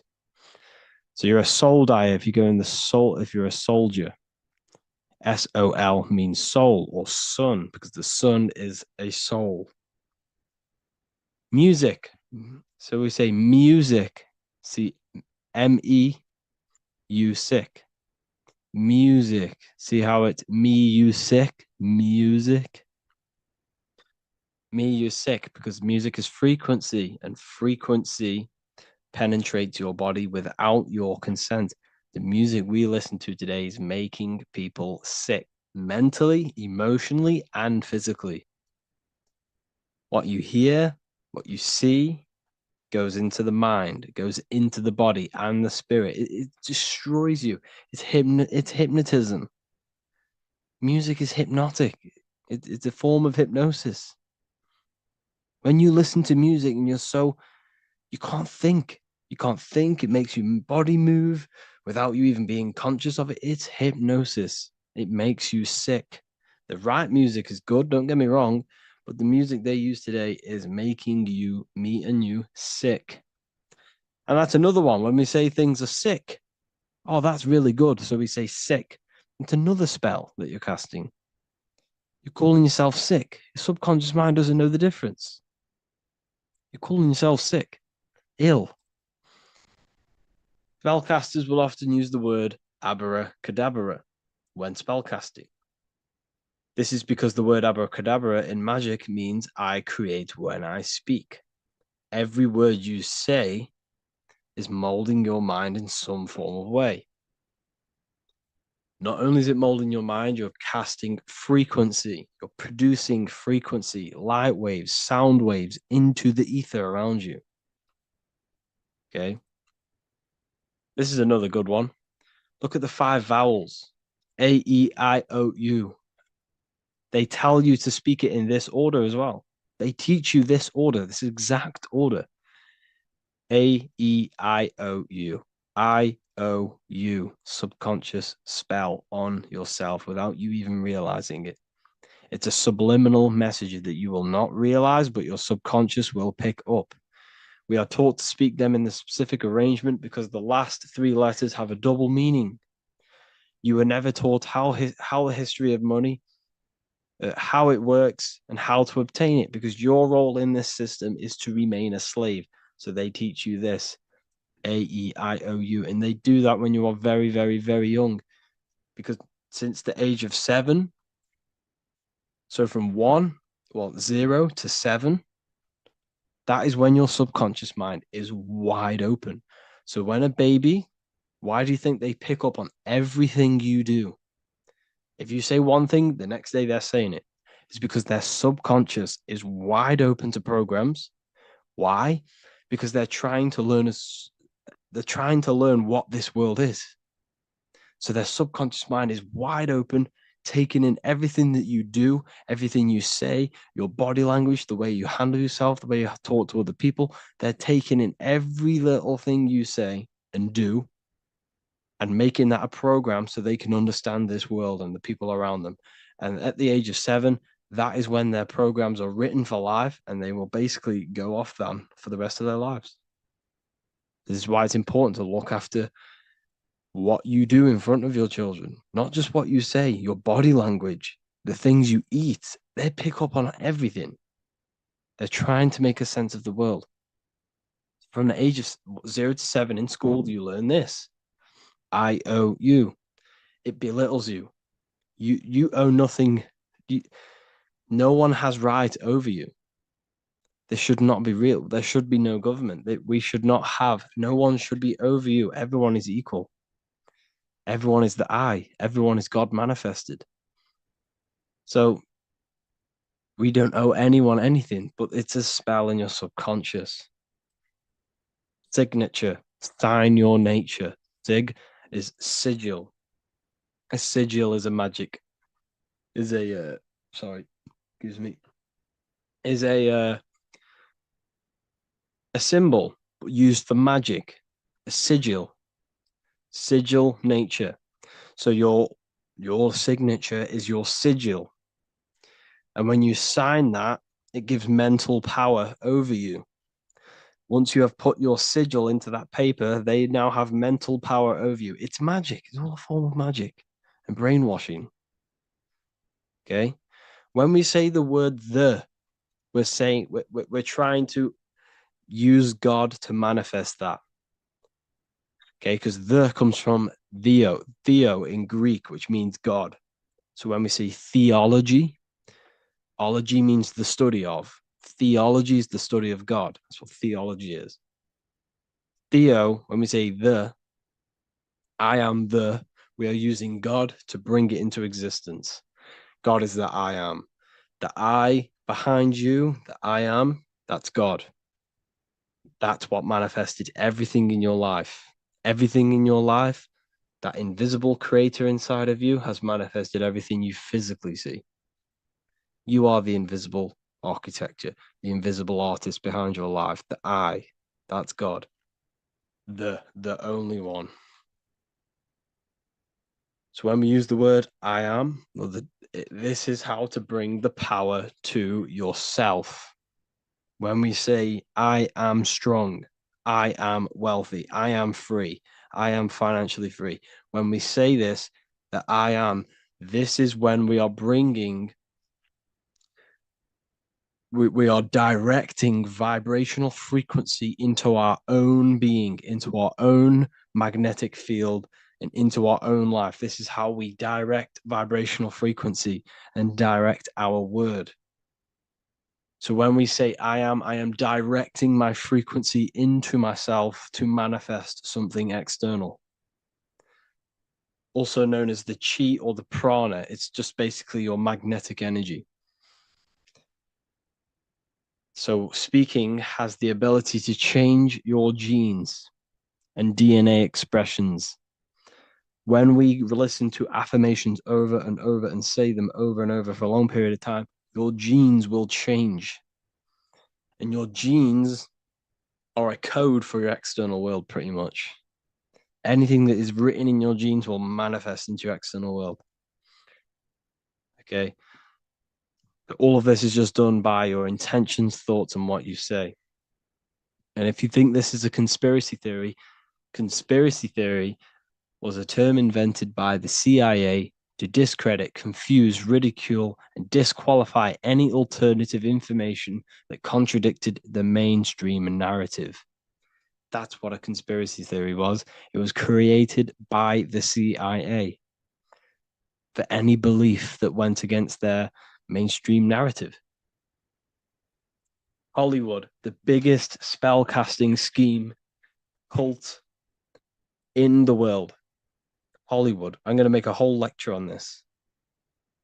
Hollywood is holy wood, which comes from a holly tree, which the ancient Phoenicians and magicians used to take the holy wood. It was called holy wood because it was the best wood to make wands out of and cast spells. That's why they get their name. And what is the films? Like, all the films, all the music that comes out of Hollywood, it's all a form of magic, subconscious spells to to fill your mind with ideology, fill your mind with this narrative. That's what they're doing through the movies and the music. Anyways, I hope you like this lecture. Thank you all for joining the Real University. I hope you're all learning a lot here, and looking forward to making some more awareness for you and more knowledge. Have an amazing day, people.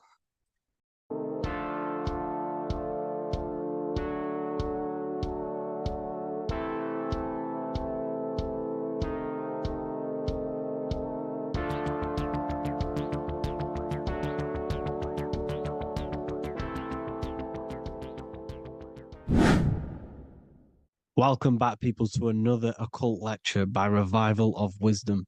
Today, we're going to be talking about magic and how it's being used on us for the New World Order. Magic has the word mag within it, which is magnetism. Magnetism is the force. Magic is influencing forces, natural or supernatural forces, and using it for a certain agenda to gain something out of it. Now, magic is not what everyone's being thought. It's not some sort of fantasy thing. It's actually very common, and we all do it, whether you believe it or not. Magic is all to do with the mind. As I said, always say in my lectures, your mind is what creates matter. Your mind is what creates your external world. So it's all about manipulating and planting seeds within the mind, because your mind is a garden, and thoughts and words are seeds which are being planted in that garden. Your life, your physical life, the people you have in your life, your friends, your car you own, the job you have, is all a reflection of the thoughts that you've been thinking in the past. You are where you are in life because of the thoughts that you've been thinking. Therefore, your life is a direct reflection and manifestation of your mind, the garden, the Garden of Eden. Okay? The mind is what they are targeting. What you see, say, and hear has a direct effect on your mind. Me talking to you is influencing you. The words I'm saying is planting seeds within your mind. Now it's up to you to consciously act on these thoughts or these words, or to maintain these words. As above, so below, as within, so without. What's inside of me is outside of me. What comes into the storehouse comes out of the storehouse. You have the left, you have the right, you have the up, and you have the down. As above, so below. Whatever is in your mind will be expressed in some sort of way, consciously or subconsciously, spiritually or physically. The mind is what manifests everything. And this is what we need to understand. We need to understand is that the mind is not physical. All things spiritual manifest physical. All things seen come from the unseen. The words you're thinking,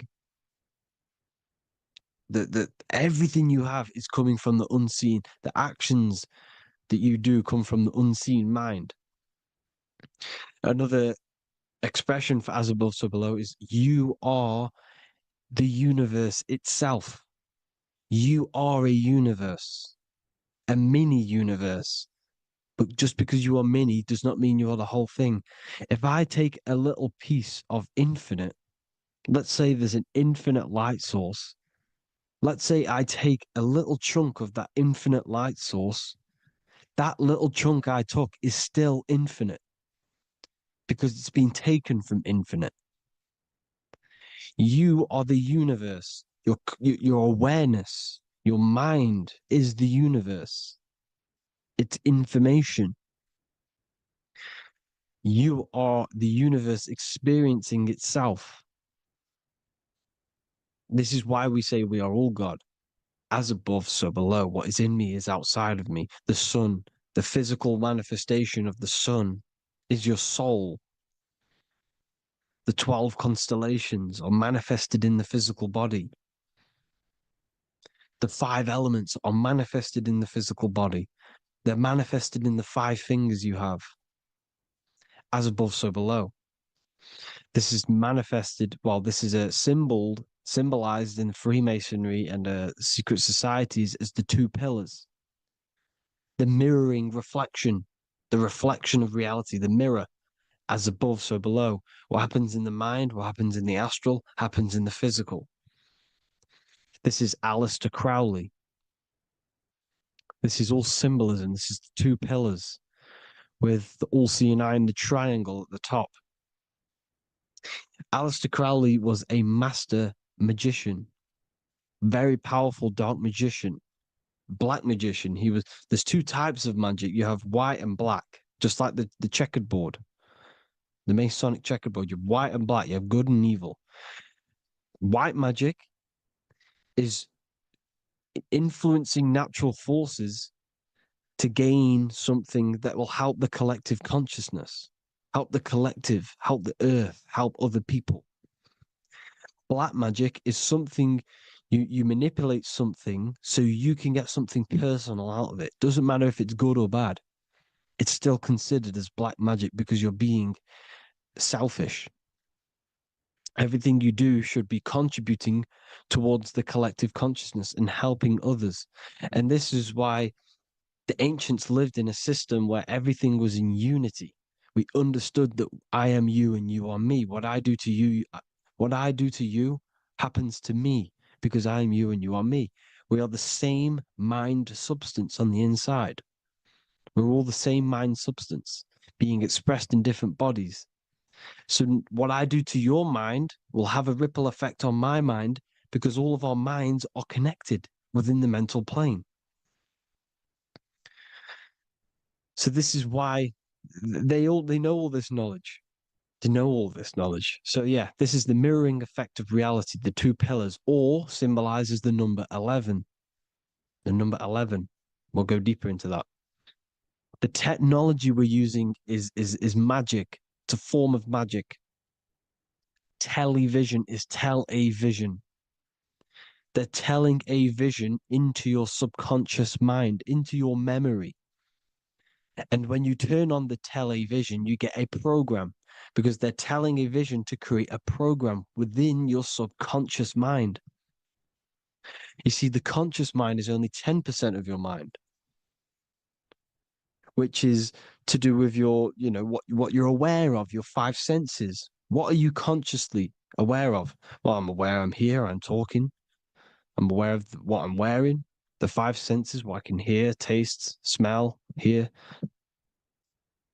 What I'm wearing, I'm aware of what I think of. But the subconscious mind is the 90% of your mind. It's the hidden part of the mind, which is telling your heart to beat, telling your body to breathe. It's storing all of your emotions. It's storing everything you see, storing all the belief systems that you have. It has everything. It stores all of the habits you have, the values. It stores everyone's name that you know. All the words that I'm speaking right now is all coming out of the subconscious. Everything is subconscious. And it literally manipulates 90% of your daily basis behavior. Most people don't know this. What you did yesterday is what you will do today because of these beliefs and mental programs within the subconscious, stored within the subconscious. So the subconscious is what they're aiming at. They're trying to create programs within the subconscious because the subconscious manifests 90% of your thought patterns, 90% of your actions and words. They know all this stuff. So the subconscious mind is the most powerful part of the mind. Another way the subconscious manifests and influences your life is, let's say you were in a car crash years and years ago, 10 years ago. Let's say you're in this car crash, right? And you really hurt yourself. The emotion you felt in that time when you were injured in that car crash had a great impression on your subconscious mind. You see, the stronger you feel something emotionally, the stronger impact it has on the subconscious. You can remember and recall that moment and very vividly because of the impact it had on the subconscious. For example, you become that terrified of cars that it manifests into your life today, that you are wary to go in certain cars. You don't want to go in cars at all, maybe, because of that moment that stood within the subconscious. And it will manifest into anxiety. It will manifest into not going into cars. It will manifest into depression, maybe. These things, these emotional, very emotional, traumatic events have a great impression on our subconscious and they control your life.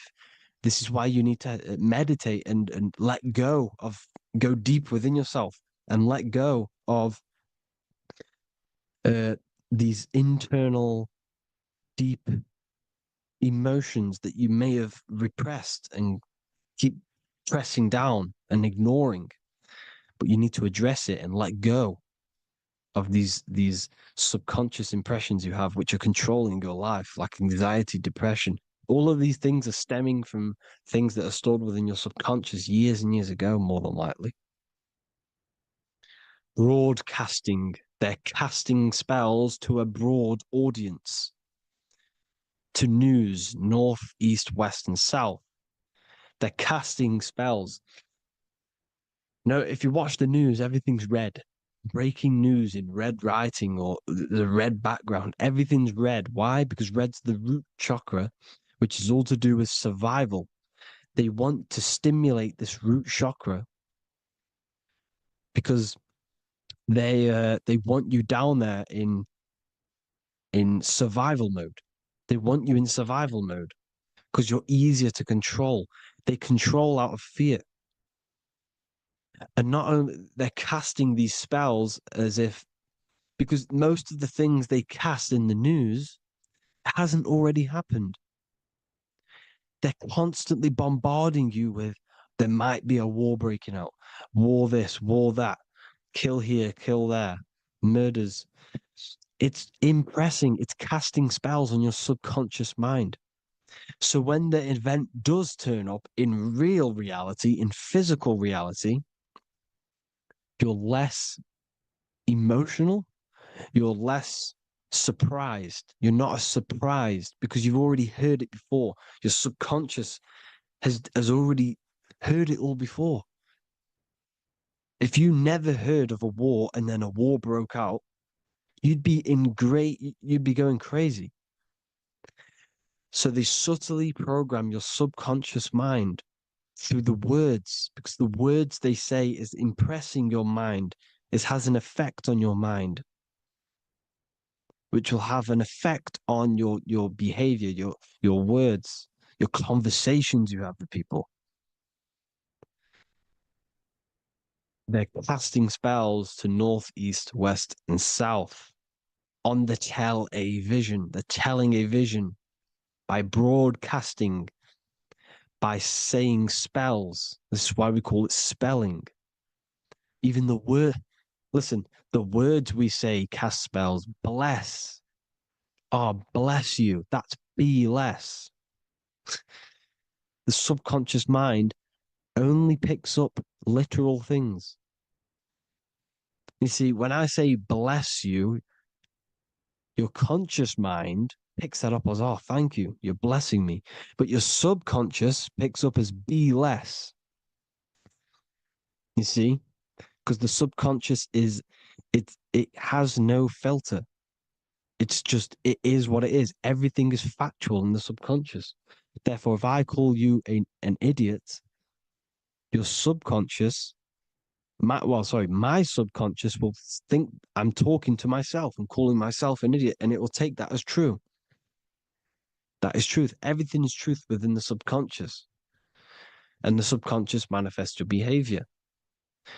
The devices you, this is the biggest one. Black scrying mirrors. Device, the devil's vice. The device. Okay? Black scrying mirrors, black screen. Screen is scrying. Black scrying mirrors were used to communicate with spirits within the astral plane in the medieval times. They're probably still, well, they're still being used now by black obsidian mirrors. And look at your phone, it's a black mirror.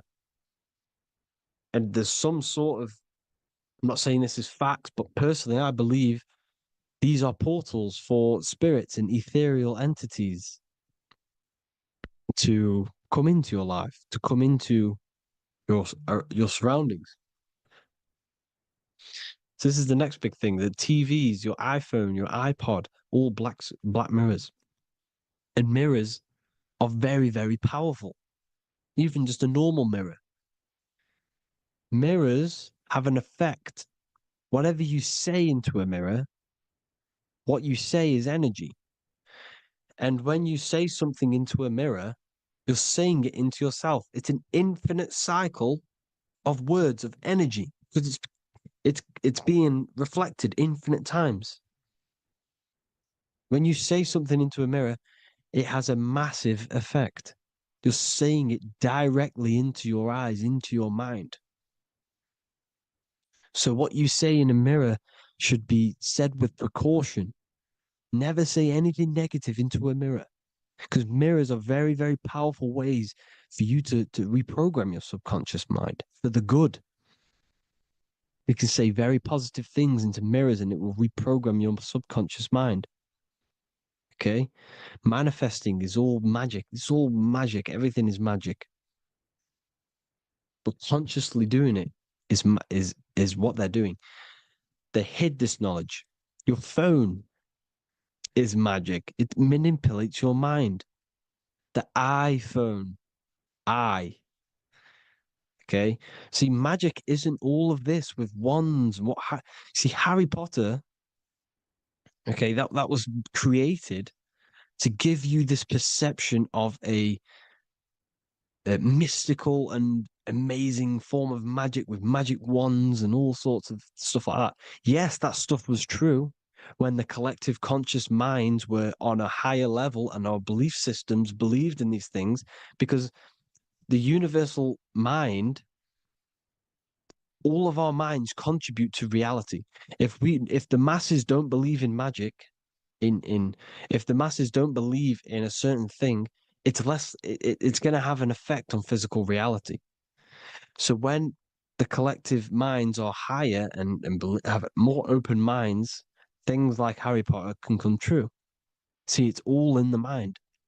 The iPhone, the eye is the symbol for the mind, the invisible intelligence. The triangle is the ethereal plane. Okay. So the eye in the triangle is the eye that sees into the beyond the ethereal planes. The square is the physical plane. So the iPhone, your phone is a black box, just like the Saturn black cube. It's a black mirror. It's taking photos of you every 2 seconds. And it's your mind. Your mind is in that phone. Everything you like, everything you text, everything you type in Google, everything you say to someone, every conversation is all recorded on the phone. Therefore, it is a direct reflection of your mind. Your mind is imprinted into your phone because your mind, everything you think in your mind, you're manifesting into typing, saying, taking pictures into the phone, and it's collecting it and storing it. And what they're doing, and this is for all forms of magic, it's manipulating the mind. It's all manipulating the mind. Reels, Instagram, TikTok, this is all dopamine. It's all controlling the mind. Every like you get, every follow you get, every share that you get, is dopamine within your brain. They're literally targeting your brain and mind. It's all manipulating, because what they're pushing through the phones, through the media, through the news, through the televisions is visions and programs. You are the one manifesting the New World Order.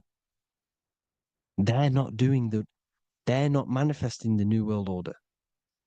They're giving you the information so you can manifest the New World Order. Everything they say is contributing to your mind. For example, digital money and all the information they put out for you to see is contributing to your enslavement. Your mind is manifesting the New World Order. They know this. They don't manifest it. There's billions of us. We could easily run over them physically. But on a mental level, these people have the knowledge and they hide it from us, and they let us manifest reality because we are the collective. They give us the information which manifests their agenda. It's all magic through the phones, the media, the television. So your phone is a manifestation of your mind. It's a record of your mind. Hollywood, holly tree, holy tree. They used to make wands out of holy trees, holy trees, because it was the most holiest wood, the best for casting and transmitting energy. So they used holly trees to cast spells. That's what Hollywood is. And in Hollywood, they have the red tear, the blood drop next to the Hollywood sign, because it's all satanic. They're all black magicians. They use Hollywood to cast the spells through the music, through the films. You see, music is a form of magic. All of this is magic. Everything they do is a form of magic because they want an agenda behind it. But it's not black magic. They're letting us create our prison. This is what you have to see. Yes, they're evil, but they're not doing anything evil, or else they would face the karma. They let us manifest this agenda through giving in the information, by telling you what's going to happen in the movies. Everything that happens in a movie, it's all there on purpose to program your subconscious, to plant a seed within your garden, your subconscious, your mind. Because when the mind is already seen something, when it comes up and turns up in physical reality, you will be less shocked and you won't rebel. So they lure you slowly. They make you aware of these things over time. They make you gradually think it's okay. Like the technology, we never used to use these phones. How did we become so addicted and reliant on them? Well, because first they gave you a little flick phone. Well, no, sorry, they gave you a phone in your house, and then once you got used to that, they say, "Oh, here's the newest version of a little flick phone." You started texting your friends.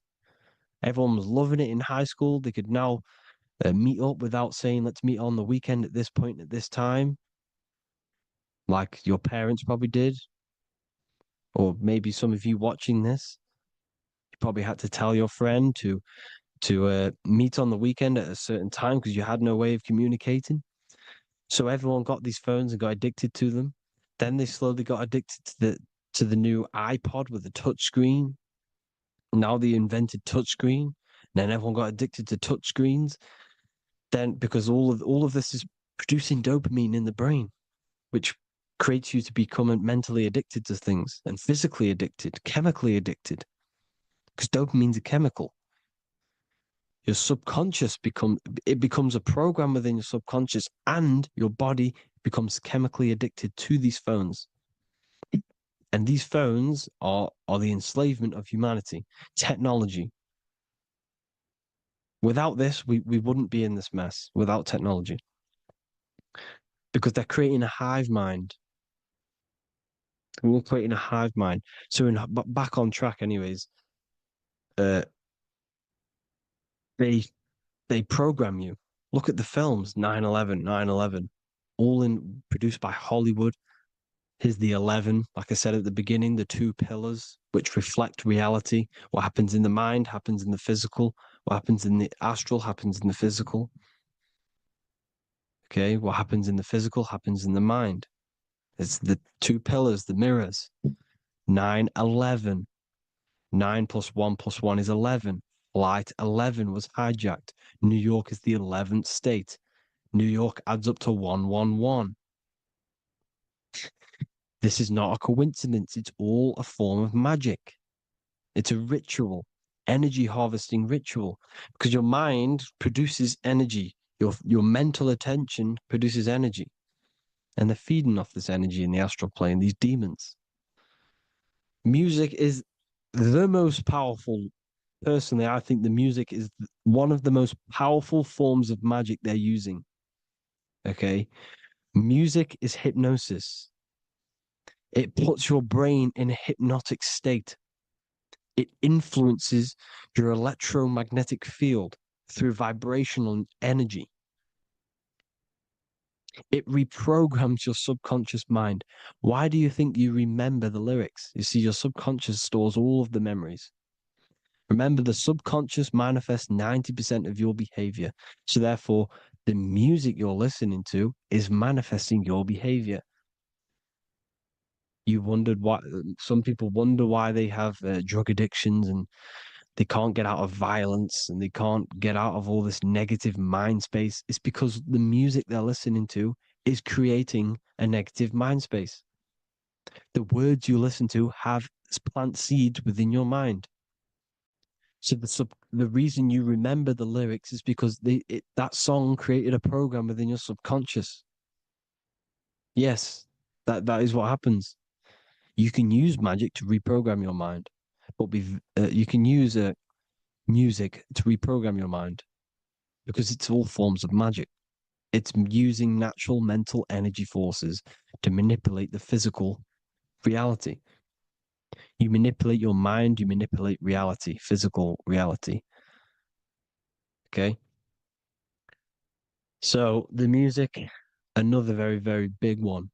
When you turn on the radio, it's just all talks about alcohol, drugs, and sex because they want you down in the lower three chakras. They want your mind attached to matter when it's mind over matter. Your mind's not physical. You see, the word spirituality is the new trend. It's not about your spirit. It's not about your spirit. It's about your mind. It's not about, you know, uh, spirituality and looking after your spirit. And they've got you focused on your spirit. Why? Because they hide your mind from you. You see, a lot of people think their mind is their brain, but the mind is everything. There is no physical reality without mind. You can have a brain. Imagine if you had no mind but a brain. It wouldn't work. The mind is everything. The mind controls your avatar. It begins in the mind before it happens in the brain. Then the brain manifests through the body. The brain's just an electrical computer. So that they've got people scared, or do I have a soul or not, and all this stuff. Listen, if you have a mind, you have a soul, because you are not the mind. This is why everything is sort of an illusion, because beyond the mind is your soul. But what is the soul without a mind?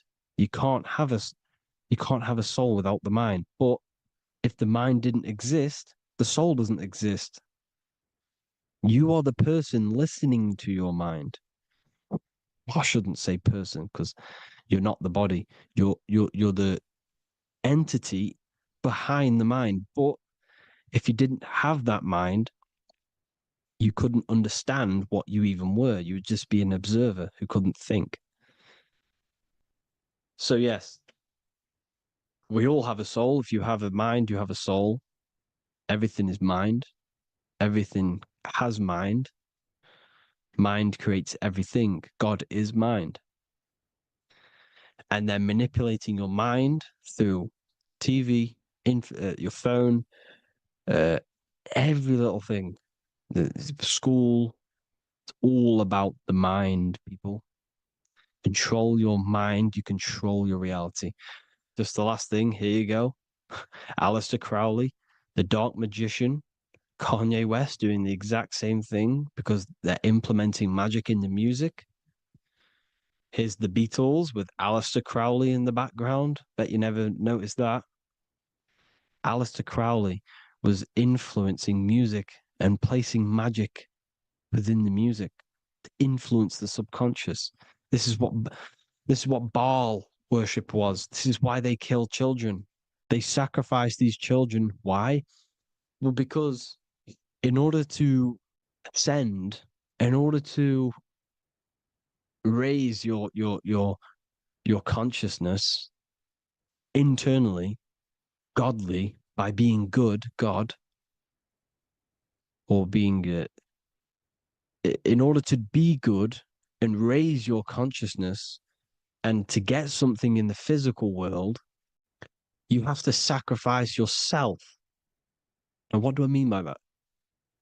In order to raise your consciousness and ascend, you have to sacrifice the lower nature of yourself. You know, you got to abstain from having sex to retain your sexual energy, to transmute it, or staying away from some poisonous foods like meat. So, staying away from blood. We shouldn't be consuming other animals' blood. We should be keeping our blood pure. We are humans. We shouldn't consume chicken blood, chicken germs. We are the most divine creatures on this creation. We are the most intellectual creatures in this creation. Therefore, we should keep our temples pure. We are not animals. If you want to associate yourself with an animal and go out in the wild, go and find a wild boar and go and try rip its guts out with your bare teeth because you can't do it. You're not a cat. You're not a carnivore. Okay? So in order to ascend, you have to kill and sacrifice your lower part of yourself to ascend up to your spirit self, your mind self, the highest version. And the elites don't want to do this. So they sacrifice other things like babies to kill them, to exchange their life over to the astral plane so these demigods in the astral plane can give them something in return in physical. They don't want to sacrifice their lower self, so they sacrifice other things for exchange, for physical pleasure. But the godly person sacrifices their lower self for their higher self to do good and ascend. So this is what all the Baal worship is, people, and this is why they're doing it. Hope you all had an amazing lecture. If you haven't already, go and get the Book of Wisdom for more information. You know, I don't go into dark stuff in this book because all I do is enlighten people in this book. You can get it in Spanish, English, German, Italian, and French. Worldwide shipping, you can get the PDF or paperback. Or there is also a new one called the Human Health Guide 2.0. It gives you a list of all the foods, grains, oils, nuts, you know, everything that's alkaline and positive for the body and not man-made and hybrid. It tells you all the products to stay away from, how to fast, how to improve vision, how to improve everything, literally. So the Human Health Guide has been released. If you want that, I'll pull all the links in the bottom of the description.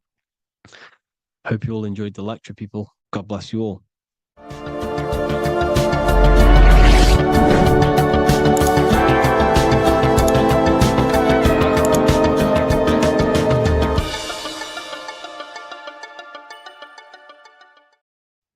Hello, everyone. Today we're going to be discussing the esoteric and occult meaning behind the story inside of Genesis, the story of Adam and Eve. This is a widely known story, but not many people know the true esoteric meaning behind it.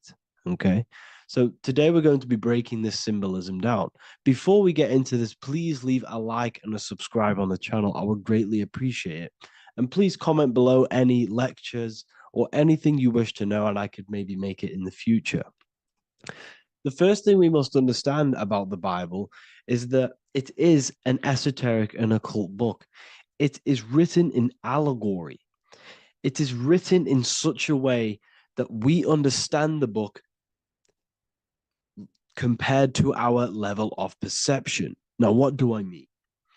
If a child read the Bible, they would gain a standard meaning and story behind it.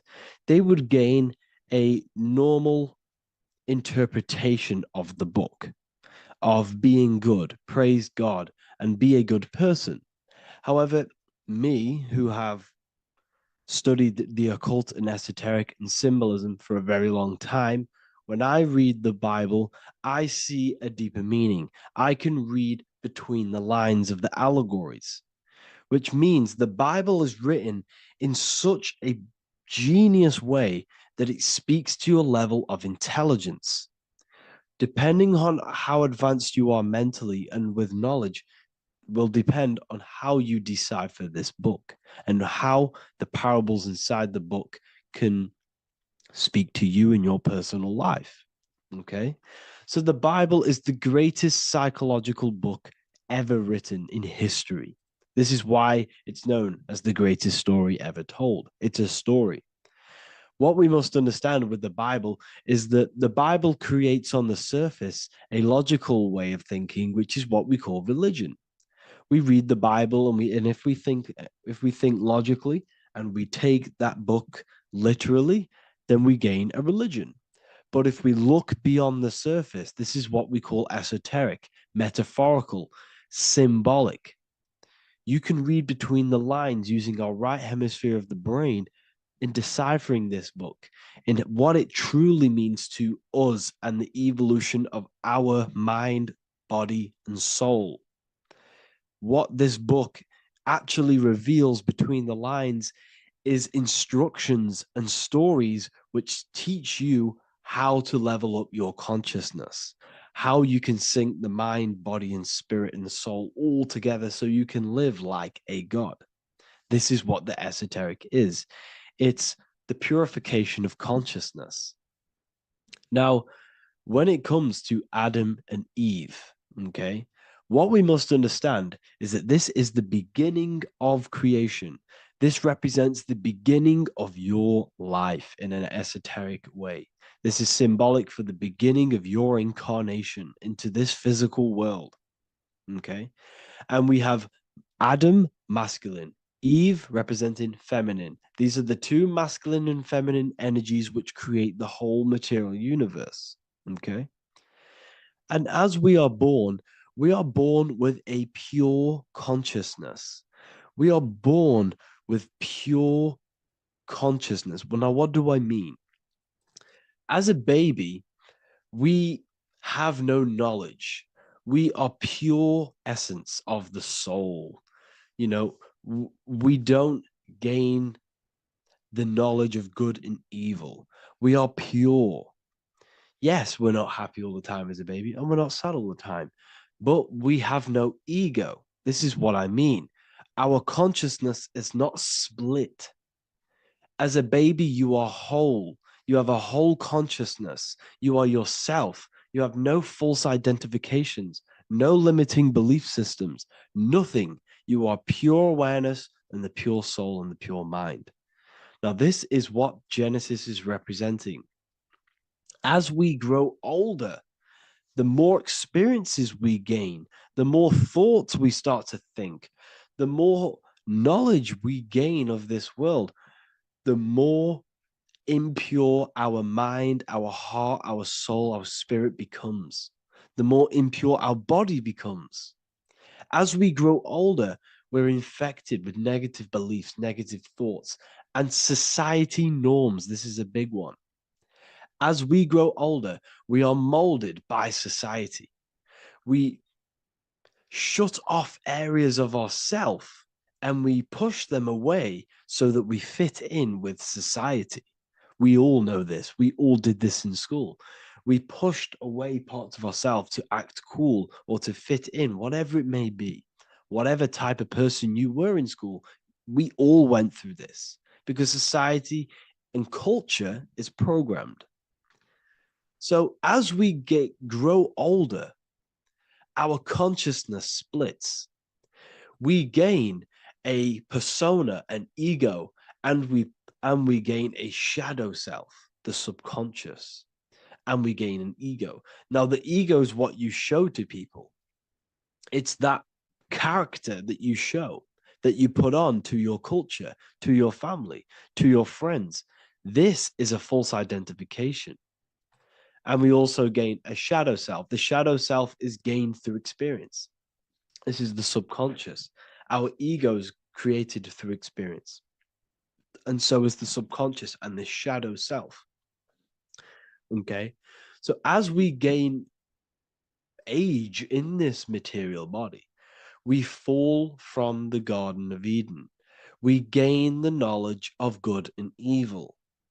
This is what the symbolism represents of us leaving the garden, us eating from the fruit. Now, the fruit represents the knowledge, it represents the insight, the experience, which splits our pure consciousness. Our soul splits. Okay?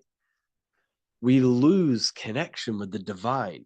We lose connection with our pure self through material experiences. We may lose ourselves in material experiences. We may lose ourselves in lust and material gain, wealth, and all of these lovely things that the material world offers. We lose ourselves in this. Okay? And not only that, there's another symbolic thing that we're missing with being a child. There's another symbolic meaning behind this tree in this story of Adam and Eve. And this is sexual energy. Okay. As we are a baby, we have no ability to create another human life. We have no sexual urges.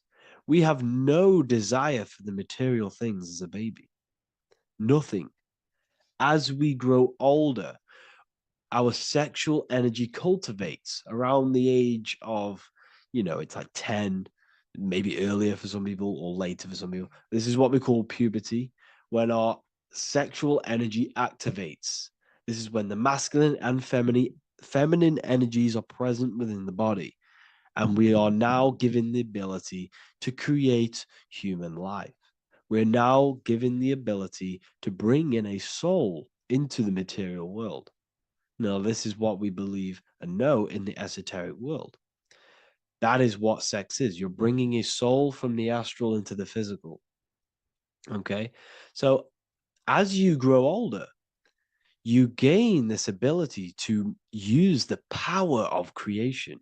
You gain this force within you that allows you to open a portal in the astral and bring in a soul to the material. Now, this power can be misused. This power is very powerful and should not be misused. In occult and esoteric teachings, we teach and learn sexual transmutation, how we transmute sexual energy into different areas of our life so we can grow and create. Because sexual energy is creative energy. It creates a whole new human being. So if we retain it, we can transmute it into creativity. So this energy is kind of corrupting us as well. And now I'm not saying growing up is evil, all this thing is evil. This is a natural cycle that we must go through. The soul of us must go through this cycle so that we learn, so that we overcome it, so that we gain mastery of ourselves, so that we expand ourselves. I recommend you watch the Evolution of Consciousness lecture that I did on my YouTube. An amazing lecture. Talks about the evolution of consciousness and how we're on a never-ending cycle of life and death and expansion. So leaving the Garden of Eden is symbolic. You see, Eve represents emotion. She's feminine. Adam represents action. That's why he bit the apple.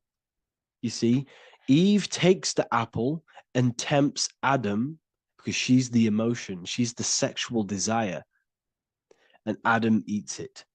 He releases, he misuses the power of his creation, he misuses his consciousness because of material illusions and material desires. This is natural. Okay, as we grow older in this life, our soul has to experience sin. We have to experience negativity. We have to experience evil. Okay, and we have to misuse this power within us to learn about it so we can overcome it and gain control over it. Now, this is why the Bible says in Genesis 3:6, for God doth know that in the day ye eat thereof, then your eyes shall be opened.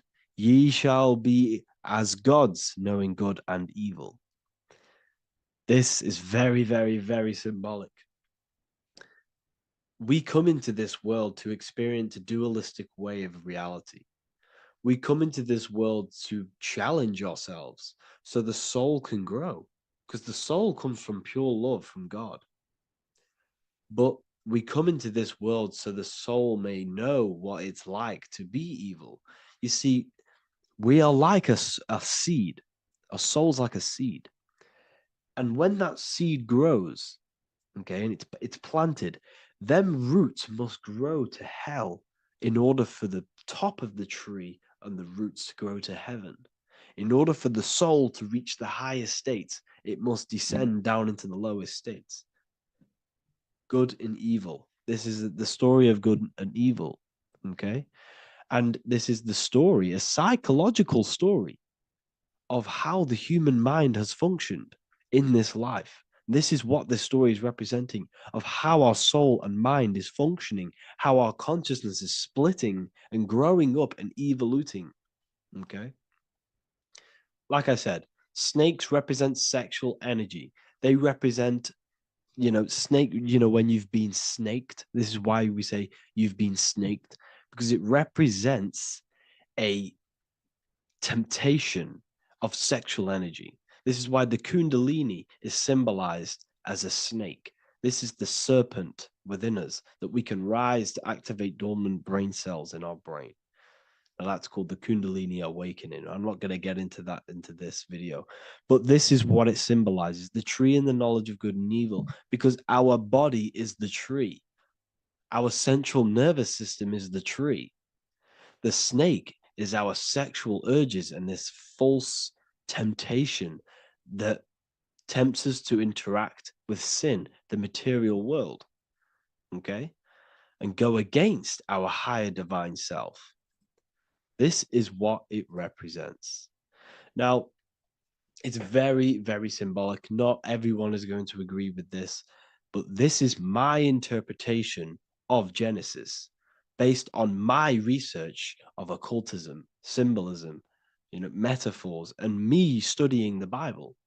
This is my interpretation, and I hope it resonates with you. It might not resonate with you, but this is what makes sense to me, and this is what has made sense to many other occult researchers who are in this space as well.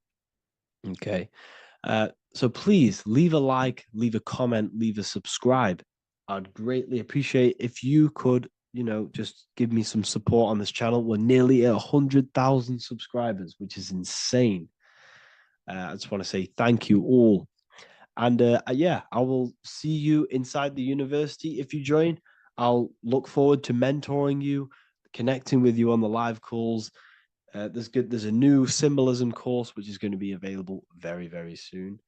And yeah, if you join the university, you also get a 30% discount on all of my products, astrology readings, one-on-one calls, all of my books. Yeah, so I hope you gain some insight on this video, and I'll see you in the next video, and I'll see you inside the university. Have an amazing day.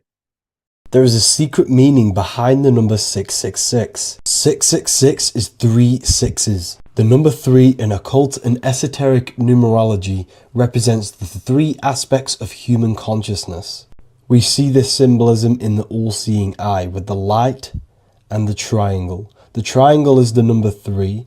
The eye represents consciousness, observation, and the light represents the light of consciousness, because consciousness is pure light. The 3 aspects of our consciousness is thoughts, emotions, and actions. Every thought creates a feeling, and the feeling creates the action.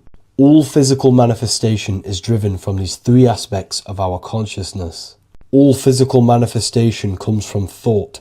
Every object you see around you, this screen, the phone you're on, the laptop you're using, or the iPad, was a thought in the invisible realms of consciousness.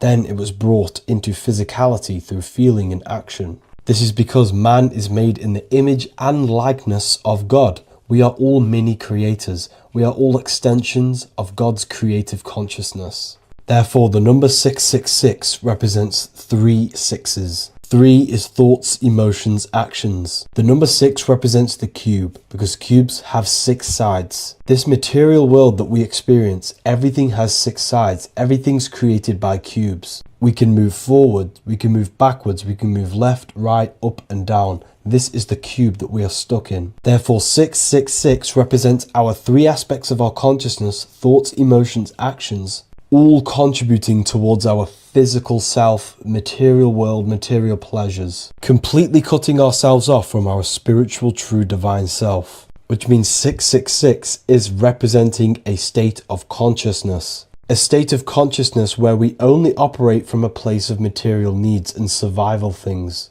As humans, we possess a physical material body in the physical material external world, but we also possess an invisible inner world, which is what we call spirit. When we disconnect ourselves from our inner world, we become lost in this materialistic way of thinking and acting, which can lead to no life purpose, a feeling of emptiness and voidness in our hearts. Humans possess the ability to transcend our animal instinctual natures and turn to the divine mind, to the spiritual inner world.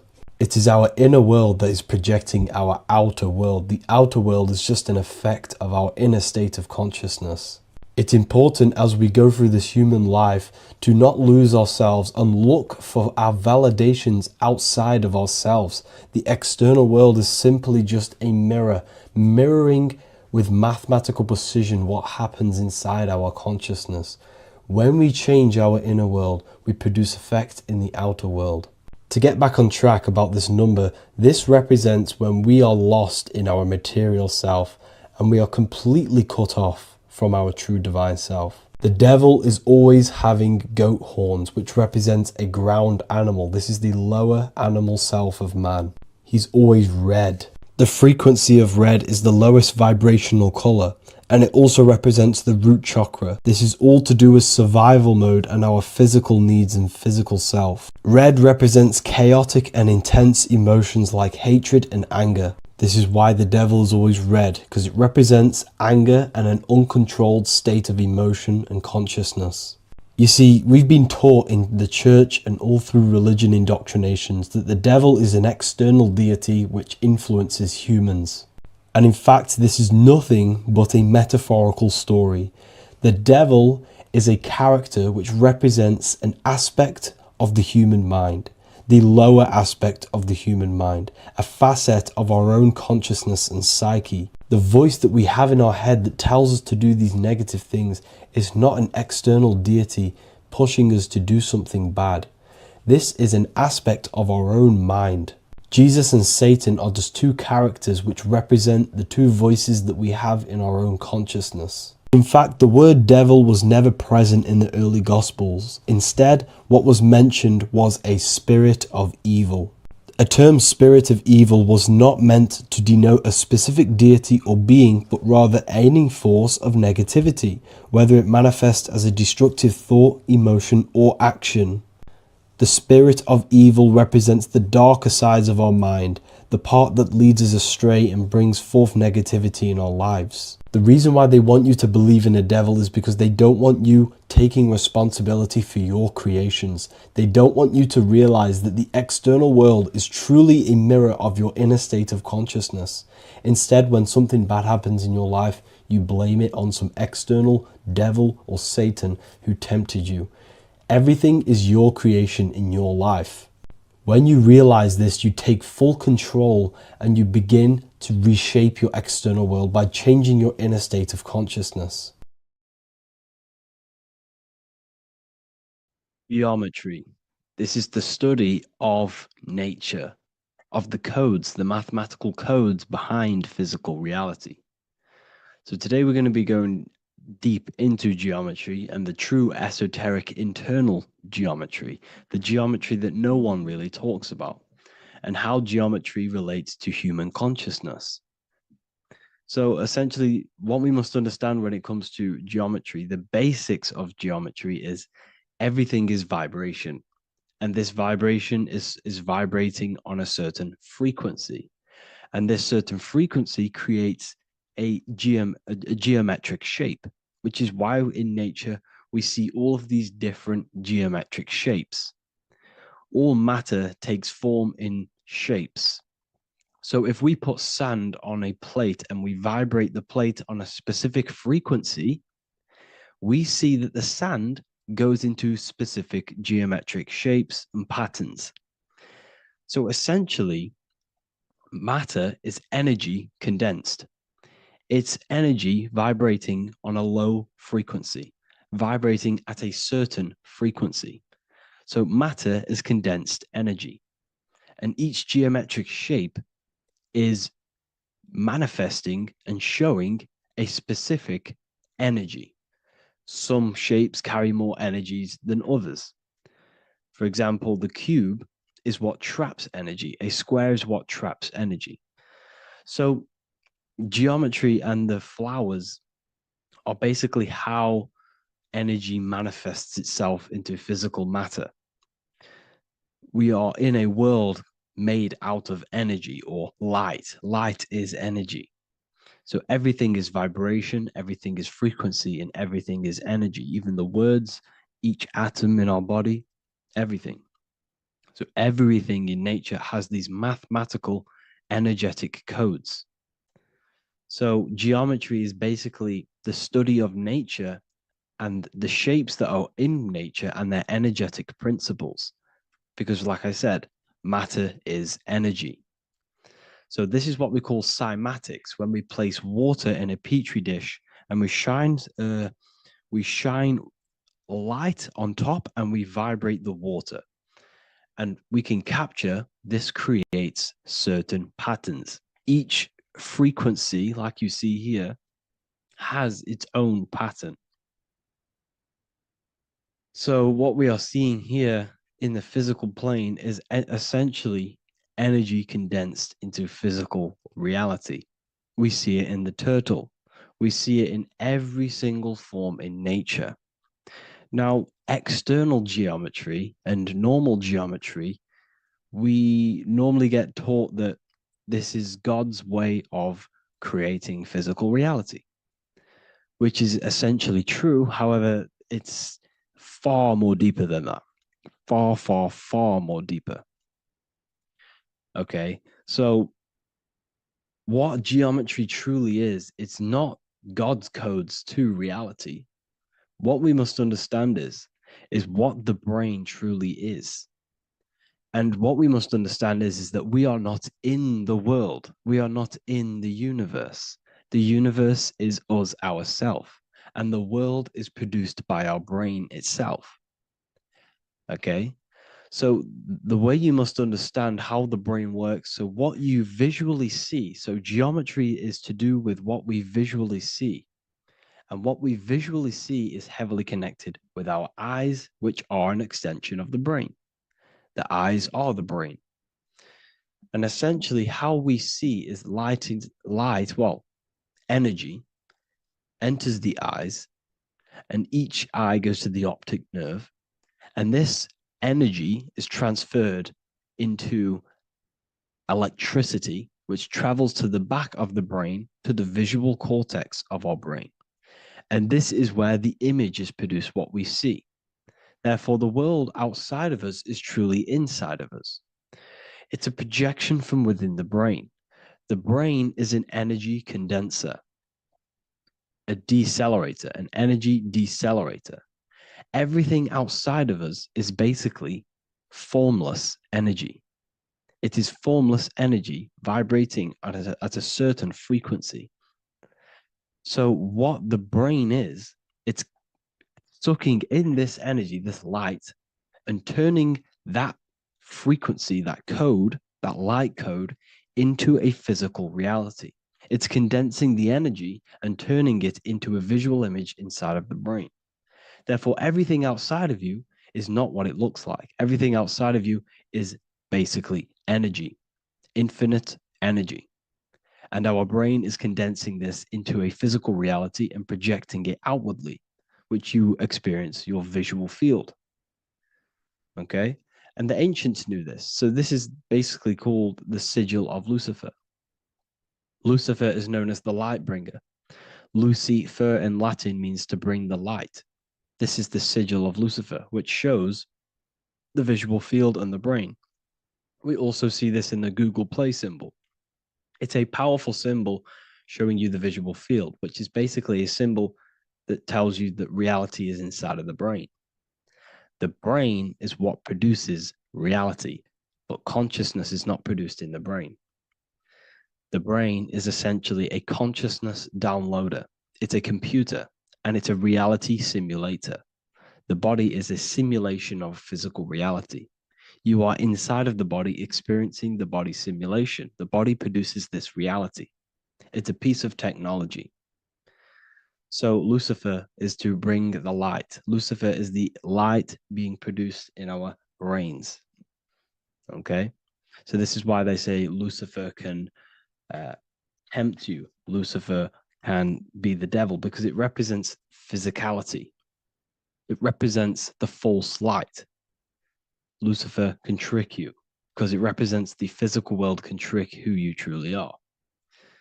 So now that you understand how the brain is basically an energy decelerator and it creates and simulates a reality to your consciousness, you are no longer a person in a universe. You are the universe itself experiencing itself. Therefore, geometry is heavily linked in with the brain. Geometry is essentially how your brain and how your eyes decode energy. So what you are seeing is the mathematical codes of your brain creating reality. So what they teach you is the external is that geometry is God's way of creating this world, and these are the mathematical codes God's created. But now I'm telling you the internal. This is the truth. Geometry is how your brain mathematically condenses energy and light into a physical reality. So therefore, your brain is a computer program. So now geometry is nothing outside of you. Geometry is not something created by something else. It's created by your brain. Your brain produces these patterns through mathematical codes by breaking down energy into physical reality. And this is why you see geometry in everything around you. This completely changes your view on geometry. It's in your ear, it's in your face, it's in everything. Geometry is everything. Okay. So now that you understand this, now, as we were talking about the visual field earlier, the ancients knew about this. The ancient Egyptians knew about this. We can see this symbolism inside of the casket, the Egyptian casket. See, this crossover represents the visual field. This represents the back of the brain. This is the left hemisphere, the right hemisphere. And now some of the most simplest teachings in geometry is that straight lines are masculine and curved lines are feminine. And we even see this in the human body. The feminine human body is curvy and the masculine human body is liney. And even with the genital reproductive area, we have a line and a curve, 0 and 1, the binary code of all creation, 0 and 1, because that's basically all that exists. Nothingness and one, nothingness and God, nothingness and consciousness. That's all that exists. Now that I've told you that, the basics of geometry and the line and the curve and the feminine and the masculine, what do we have here? You see this stick here? This is a curve. And what's the right hemisphere? The right hemisphere is the feminine, the feminine energy, the feminine aspect of our brain. Then we have a straight line. This is straight lines. Now this represents the left brain. So the Egyptians are showing you the left masculine brain and the right feminine brain because of the curve and the straight line. And this is the visual field, the crossover. So there's a crossover in the brain. The left eye is connected to the right brain. The right eye is connected to the left brain. Okay, so the left eye is connected to the right brain. The right eye is connected to the left brain. The solar and the lunar. So, like I said, everything outside of you is basically energy. Your body is basically a holographic avatar, condensed energy produced by your brain. There's nothing actually outside of you. Your five senses are electrical threads of light. And when you touch something, this is basically electrical signals in your nervous system, which are reporting back to the brain. Therefore, what you touch is actually, you're not touching. The feeling that you feel when you touch something is not the true feeling. That's your nervous system you're feeling. You're feeling your nervous system in the brain. It's electrical signals to your brain. So the five senses do not decode, well,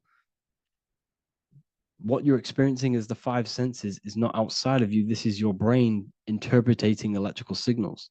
You don't experience the world, you experience your nervous system and your brain. The nervous system is an extension of the brain. So this is the truth. This is not woo-woo spirituality. This is true consciousness science that I'm teaching you here. Okay? So nothing is truly outside of you. It is a universe. You yourself are the universe, the fabric of the universe itself. The only thing that exists outside of you is essentially energy. That is it. And your body and your brain condenses this energy into reality. So when we look into architecture, why is architecture, the ancient architecture, so important? Because what did I tell you at the beginning? Shapes and physical matter is condensed energy. Each shape holds specific energy. Some shapes hold more energy, emit more energy. Some shapes condense energy. Some shapes transfer energy. Each shape, each geometric shape has an energetic principle because matter is essentially energy. So when we look into cathedrals and the ancient buildings, they were filled with geometric patterns, geometric shapes, because they understood the energy principle.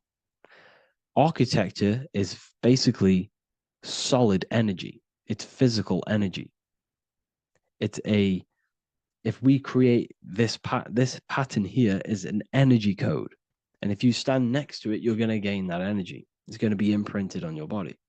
So essentially, they filled their buildings with high energy geometric shapes, points, triangles, pyramids are very, very energetic. This is why you have crystal pyramids made, orgonite pyramids. They're always in pyramid shapes. That's why the Egyptians built in pyramids, because pyramids hold high energy. They emit high energy. So this is why you see all these different geometric patterns. Okay. So in the real reality, in the energetic plane, this building would basically look like this: lines and grids of energy. Okay. This is what it would look like in the energetic plane, a blueprint of the energy body. So as you see here, these are the different frequencies in a petri dish, of water in a petri dish. And you can see they are specifically aligned up with these specific patterns. You can see geometry even within geometry. It's fractal. So essentially, when you would stand inside of these buildings, they would imprint the energy of the building in your body, because your body is healed through energy. You have an electromagnetic field around your body. So by creating buildings with geometric patterns, we are essentially increasing the energy of the building because the building itself is energy. Okay. So when we fill it with geometric patterns, we're increasing the energy. We're giving it a certain energetic imprint. So when you stand inside of that building, you're being imprinted with that energy. Okay. So especially with these windows, these stained glass windows. Well, why are they stained glass? Well, color is frequency. So when you have all of these different colors, and not only were they just painted, some of these colors are specific gemstones, crystals, natural stones, which all hold energetic principles. Each crystal is vibrating on a certain frequency. Wood has its own frequency, metal has its own frequency. What you must understand is that everything in nature is not just a piece of matter. It's vibrating. The atoms of wood are vibrating on a certain level, which give it a certain energetic principle. Each crystal is vibrating. The atoms of the crystal are vibrating on a certain frequency, which give it a certain energetic principle, quality. So each thing, this is why the ancients were obsessed with natural stones, natural things, crystals, natural metals, and they wore different metals, different things like copper on their bodies because they understood the atoms of these natural things are vibrating, which give certain qualities to you if you wear them. So you're not wearing it, you're basically putting that frequency onto your body because they understood this is energy. If I put copper on my body, I'm not putting copper on the body. I'm putting the frequency and the energy of the atoms onto my skin. And that frequency of them atoms are going to vibrate my skin, that frequency, and heal my body. So this is why this is so important. So each building is an energetic code. Okay. So when you stand in these buildings, it can heal your body. This is why when people walk into these ancient churches, they feel like they've met God. They feel a certain way. They feel so amazing when they enter these churches. They feel holy, for example. It's not because God's there. It's not because these man in the sky dwells in these holy places. It's because the energy of these buildings affect our consciousness. They increase your energy. They raise your vibration.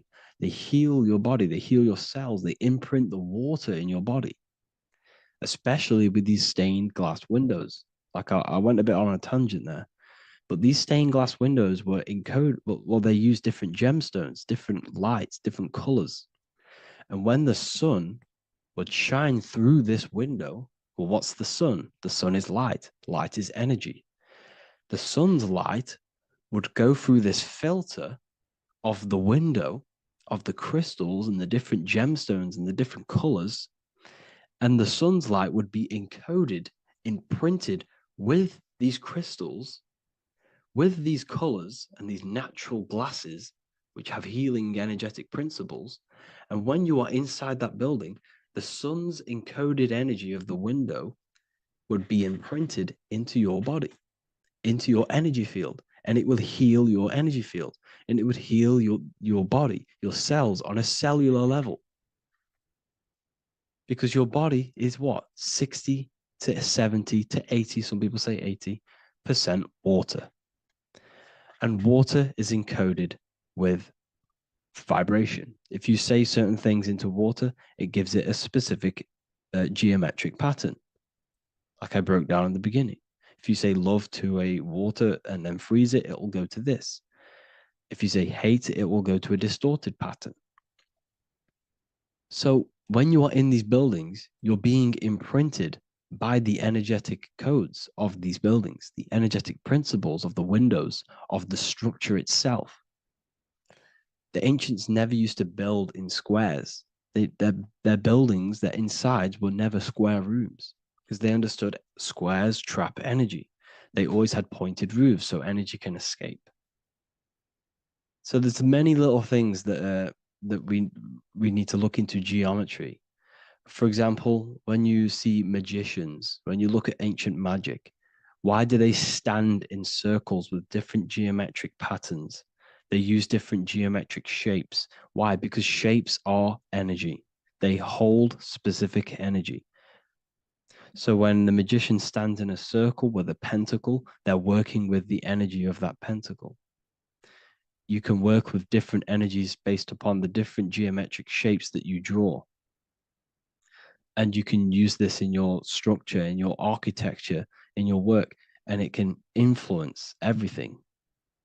So this is the true geometry. I hope you gained a deeper understanding on geometry and how it relates with you and your consciousness. Like I said earlier, your brain produces geometry. It's basically how your brain decodes energy. It's not God, how God creates this reality. And no, you're in this reality. You are the reality itself. Your body produces the reality. Therefore, geometry is one with you. So therefore, if I play with the geometry of the buildings, for example, like the government have, everything's in squares. If you look outside, everything's a square, everything's a rectangle. You go to a city, every window is a rectangle, every building is a rectangle. You live in a box room, everything is boxed and squared off in this reality, in this modern society. Why? Because they're trapping energy. The cube is the most simple geometric shape, which basically condenses energy and it traps energy. And if you subconsciously see squares all the time, your phone's a square, your TV screen, everything's a square, your keyboard, your desk. Go and look at the ancients. They never used to build in squares and cubes. And if you go into nature, you'll never see squares and cubes. Nature doesn't create squares and cubes. Everything in the modern society is squares and cubes to simple your consciousness down, to dumb your brain down. So the ancients built very, very complex structures. Why? Because they understood what we see affects our brains, because our brains decodes reality and creates reality. If you see a sophisticated building, this is going to give you a sophisticated mind and raise your IQ levels over time, subconsciously. I'm not saying if you look at this building, you're going to become smart. I'm saying if every single building in your environment, ment is mind, mental, every single building in your environment was this complex and complicated, it would increase your IQ on a subconscious level. It'd make you more complex, make you more intelligent. So they've dumbed everything down. They've dulled everything down. Look at everything. Everything is being dulled down. So anyways, I hope you all gained a better understanding on this. If you want to gain more occult knowledge and esoteric knowledge, make sure to read the Book of Wisdom, Volume 2. If you're inside the university, you can get this book for free. Go to the general chat area and follow the instructions and you can order yours for free. Truly life-changing stuff. Because the issue is with the world is that no one really understands who they are, what they are, and why we are here. That is the issue for people's depression, for people's wrongdoings. They don't understand who they are, what their emotions are, what their mind is, what their body is, what reality is. This book gives you that. This book gives you the sense of understanding, the sense of well-being that will give you a better life because you understand life and what life is. And if you truly want to take your studies to the next level, we have the Ethereal University. This is the place for truth seekers where you can connect with like-minded people so you don't have to feel insane, because not many people think this way. I've been there when you wake up and not many people around you are thinking the same way and you start to feel a bit insane and you can't really talk to people about these things. That's why I created this, so you can connect with people and learn at the same time and become the best version of yourself by understanding truth and knowledge. If you join, you'll gain access to free live calls every single week, every single Saturday morning. We do live calls. You can ask me questions and all sorts. So make sure to leave a like and a comment. And thank you all for tapping in.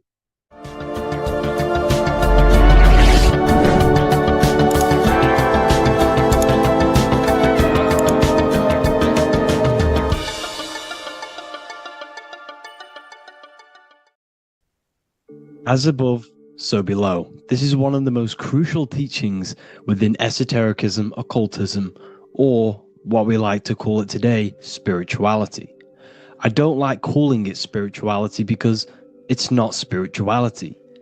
I teach human consciousness. I teach the science of you and your consciousness alone and your being.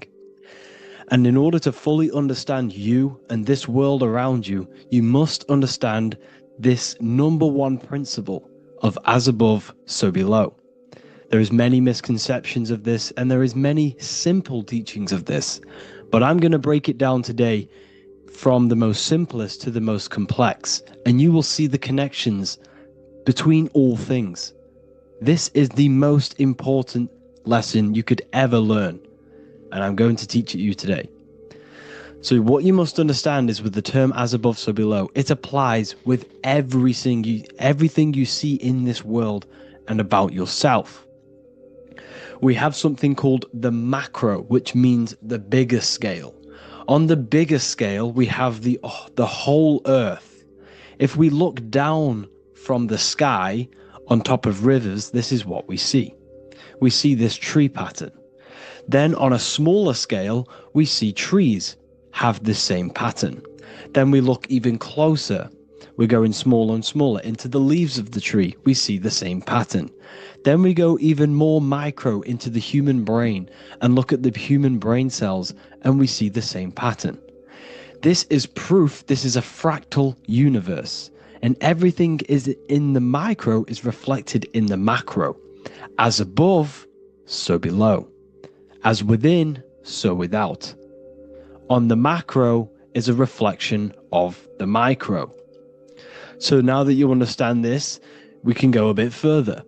A yearly cycle of spring, summer, fall, winter is a macro. A micro is a daily cycle. So a day is a mini year. The summer is the midday. Autumn is the evening. Night is the winter. And spring is the morning. This is a macro, a reflection.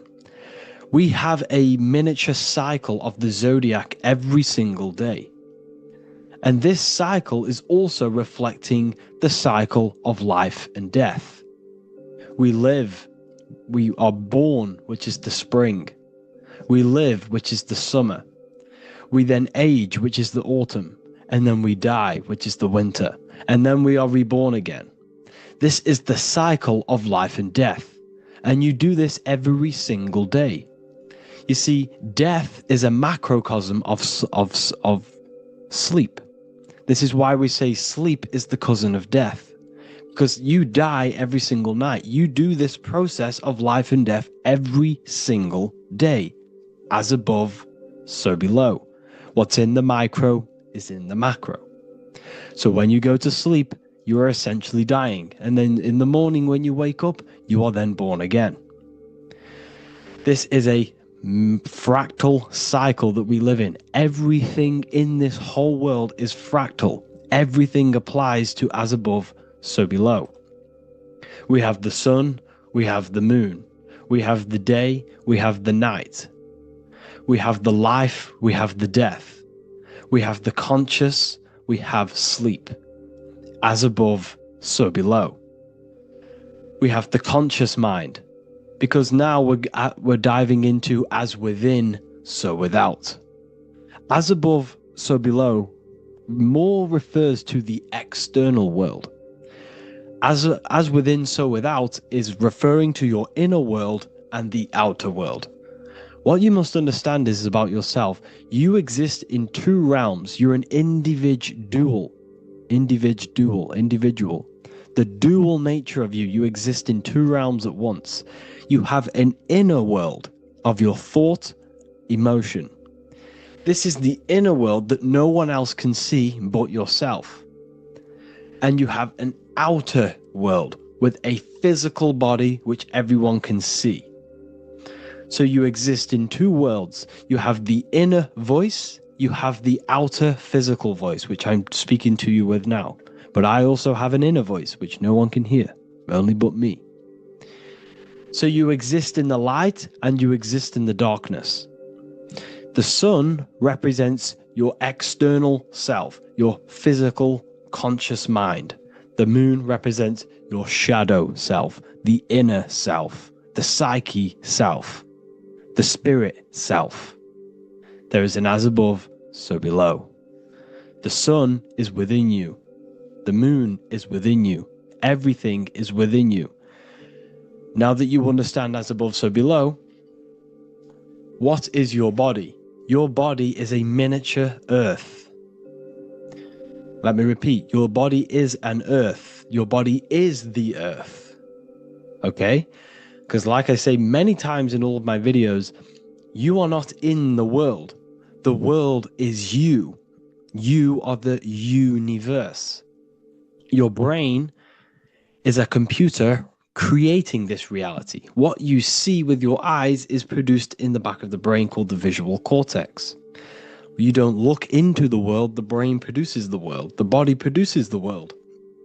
When you touch something, you're not actually touching something. This is the electrical nervous system. When you touch something, what you feel is actually electrical signals on your nervous system reporting back to your brain. Therefore, when this body dies, you leave the earth because this body is the earth. Okay? As above, so below.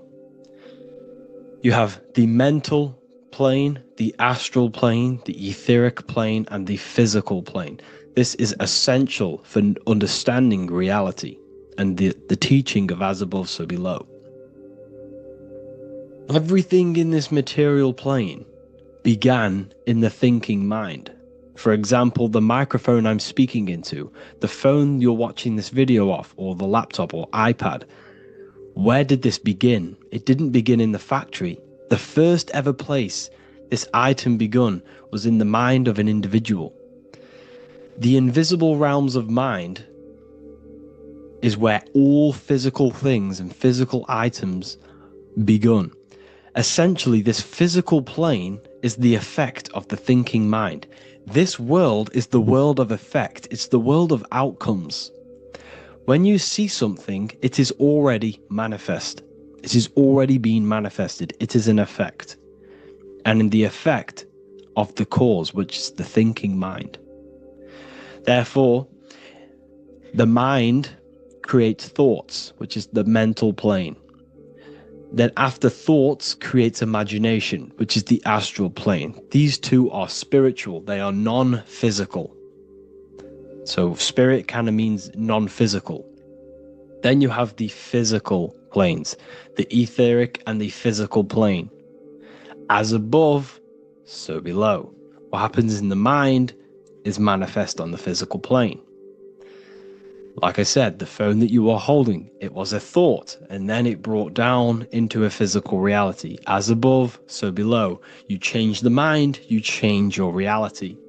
Your environment, the word environment has ment in it because your environment is mental. So now that you understand this, so what is the world around you?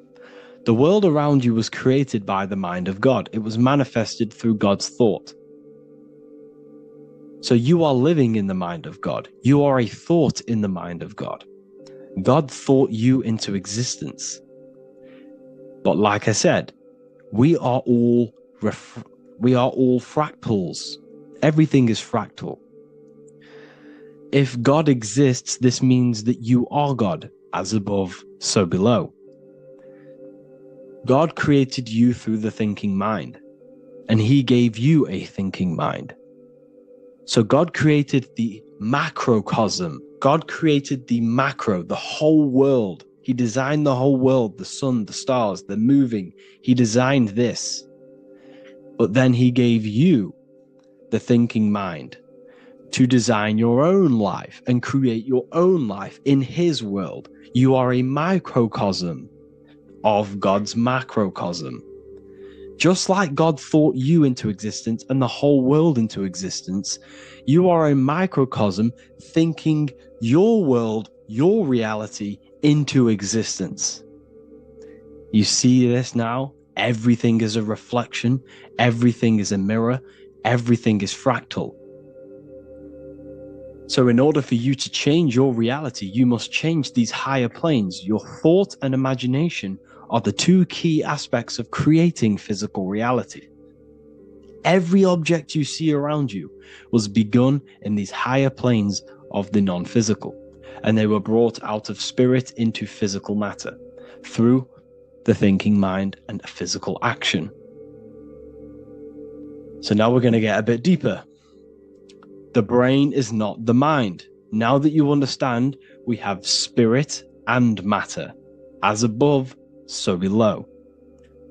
You have a non-physical side of reality and a physical side of reality.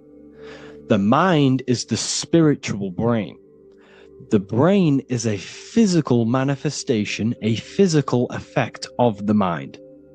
The mind uses the brain to operate in the physical world, and it's the same with the heart. The soul manifests itself physically through the heart. The heart is a physical manifestation of the soul, of the emotion, thought and emotion, the mind and the soul, the brain and the heart, heaven and earth. So you have the inner world and the outer world, the spiritual, non-physical, and the physical.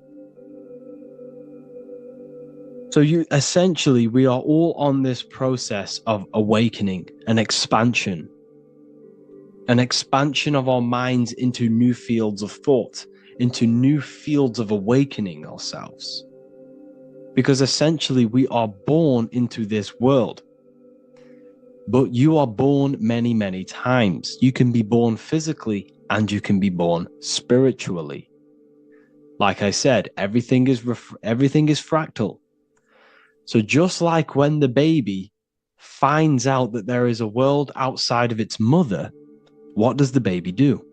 The baby seeks a way out of its mother, and then the baby is now born into a new world, a world outside of its mother's womb. It's the same with you and your spiritual process. As your mind becomes aware that there are other realities beyond your physical body, it then seeks a way out. And this is why you are probably watching my YouTube, because you are now on the path. Something within you has guided you to this path of knowledge, truth, enlightenment, and expanding your consciousness. And it is your soul who brought you here. Your soul speaks through emotion, like guidance. Emotion is the language of the soul. When you feel very bad, this is your soul telling you you're not in the right place. You're doing the wrong things. Because the soul is always unfolding its purpose, which is expansion and learning. That is it. The mastery of the self and the learning of the mind is the only thing that counts in the end after this life. So you are on a journey of expansion, of learning, creating, and spiritual rebirth. As above, so below. What does this body tell you?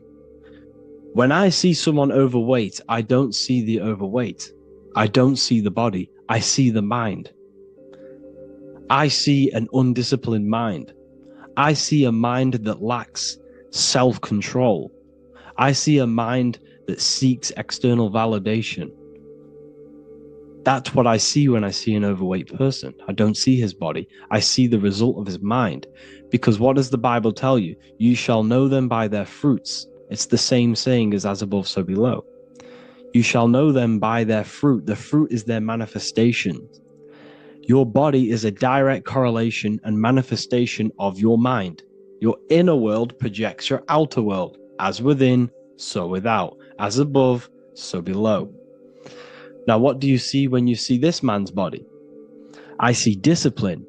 I see strength. Mental strength, not physical strength. I see mental resilience of pain. Because all of this man's mental energy has been manifested physically within his muscle. This body is a direct manifestation of this man's mind's pain and suffering, and it shows discipline. This is why people instantly respect you if you are in shape.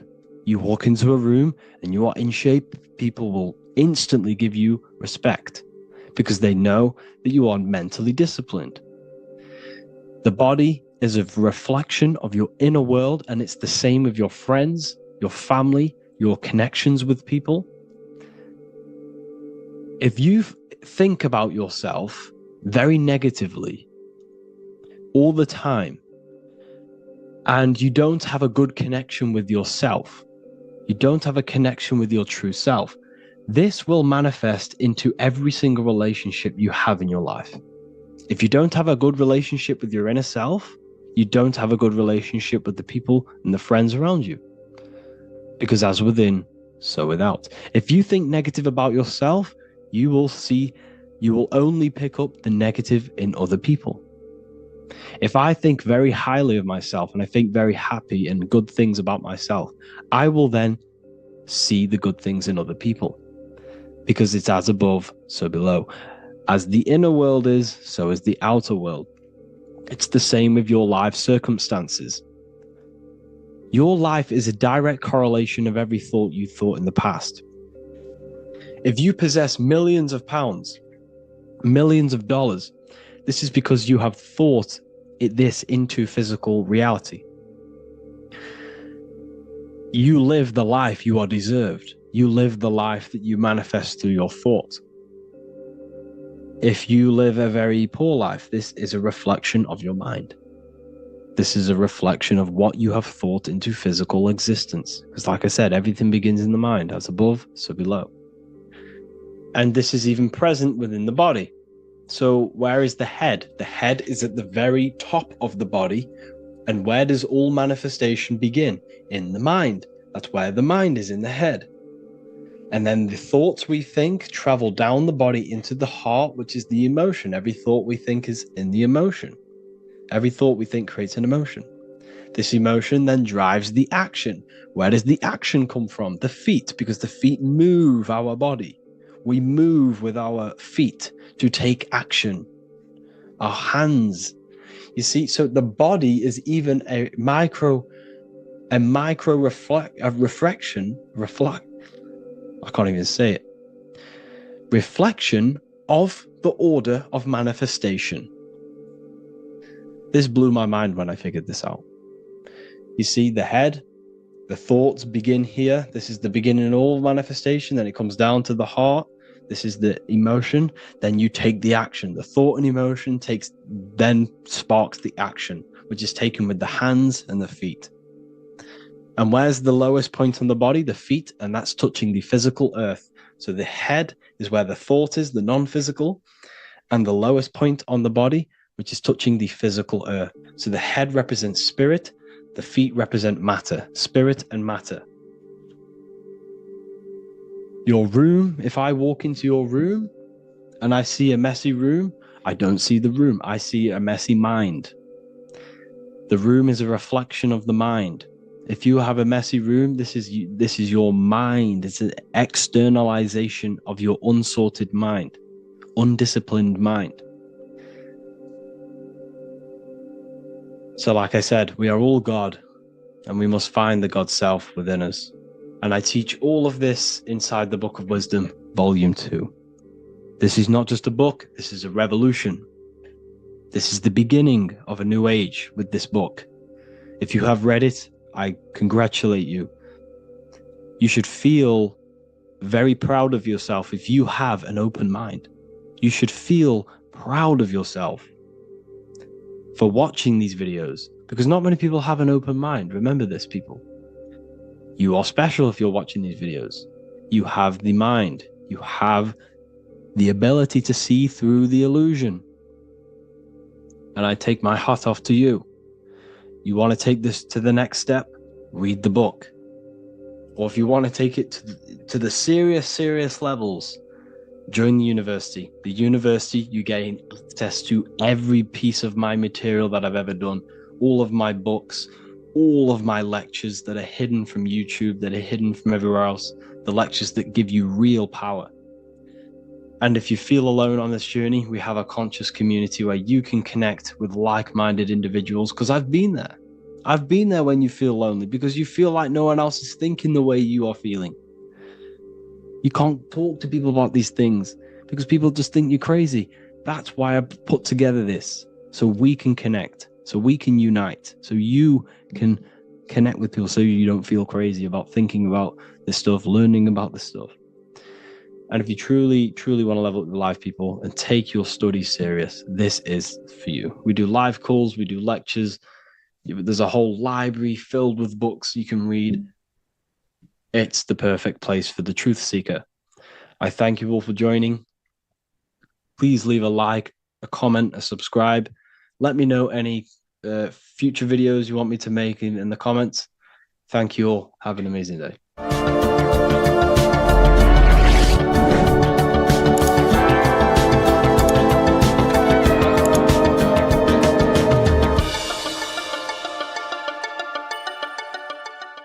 Welcome to Revival of Wisdom. Today we're going to be breaking down Saturn worship and how the occult are linked in with Saturn.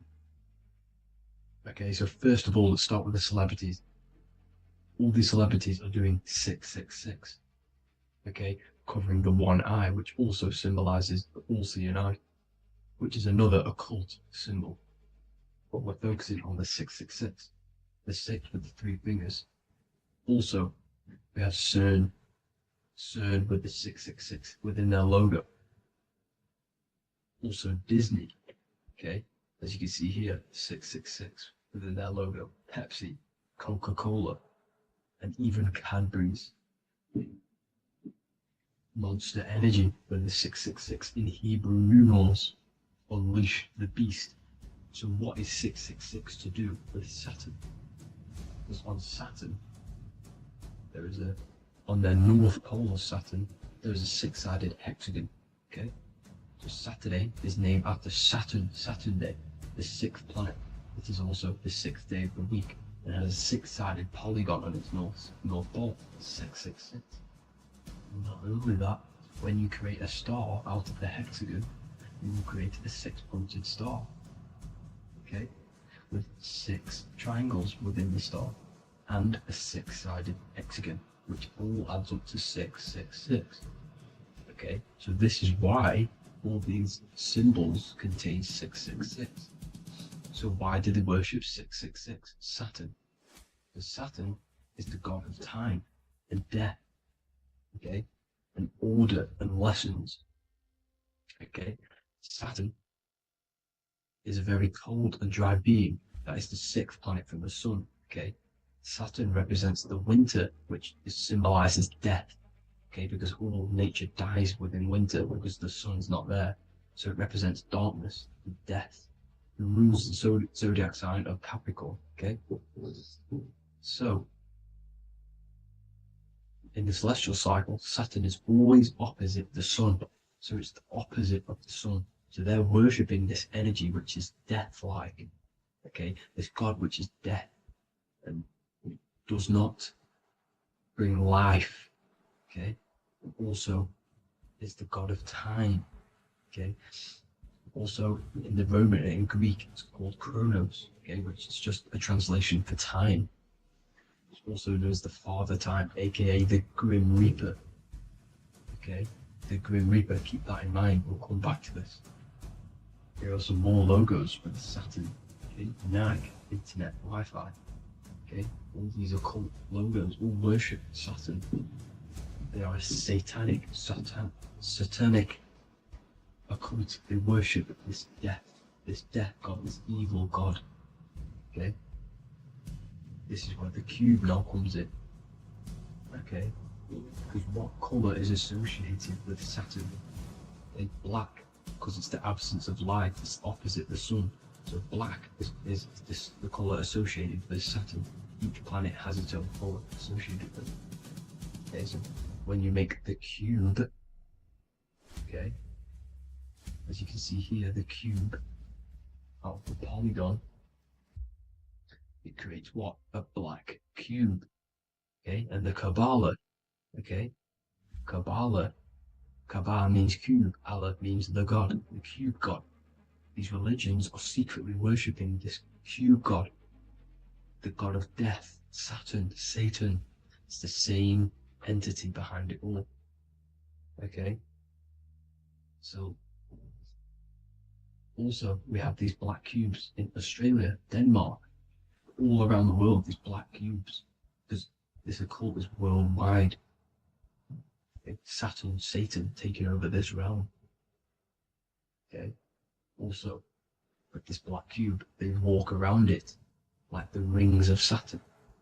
It's around the black cube of Saturn with the rings. They walk around in circles. What are circles? Cycles. What is a cycle? Time. The time god. This is why it has a ring around it, because it represents time, cycles. Okay? And this is another depiction of Saturn, always depicted with this Reaper staff. Okay? Keep in mind this staff, just like we associated with aka the Grim Reaper. The Grim Reaper also wears a black robe, representing Saturn with the same staff. Can you see it? This is where it comes in.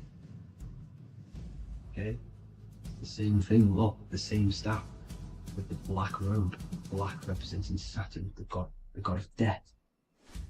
Okay, the Grim Reaper, Satan. Okay. Also, when you graduate from university, what do? You wear a cube on your head, a black cube with a black robe. This is Saturn worship.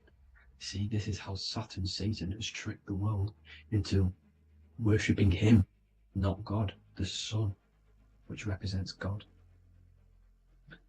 So what is a corona? Because a corona is a crown, a circle, okay? A set of concentric circles of light seen around a luminous body. So Saturn, so this is why they used to worship Saturn by wearing crowns in ancient days, and we still do to this day. The king or queen has a crown, a corona. Also, corona, the drink. Corona adds up to 666, just like Saturn is 666. But like you see in the corona, you see the staff. You see this staff, just like the staff of Saturn, the Saturn god, like the Grim Reaper, with the black robe and the staff, just like the Saturn god. What is the Grim Reaper? It's a killer. It represents death, just like Saturn, the god of death and time. So all these occults and secret societies all worship the 666 god, which is Saturn, Satan. All of our energy is being put into Saturn. Okay, and Saturn, Satan, is harnessing all of this energy. So gradually, this is what the mark of the beast is. Like it says in the Bible, the mark of the beast, or the name of the beast. Here is wisdom. Let it know that you have to understand and count the number of the beast, for it is 6. It is the number 6 of a man, and is 600, 6, 666. So this is what the mark of the beast is. They are going to eventually put green chips, just like Neuralink, which is what Elon Musk is pushing.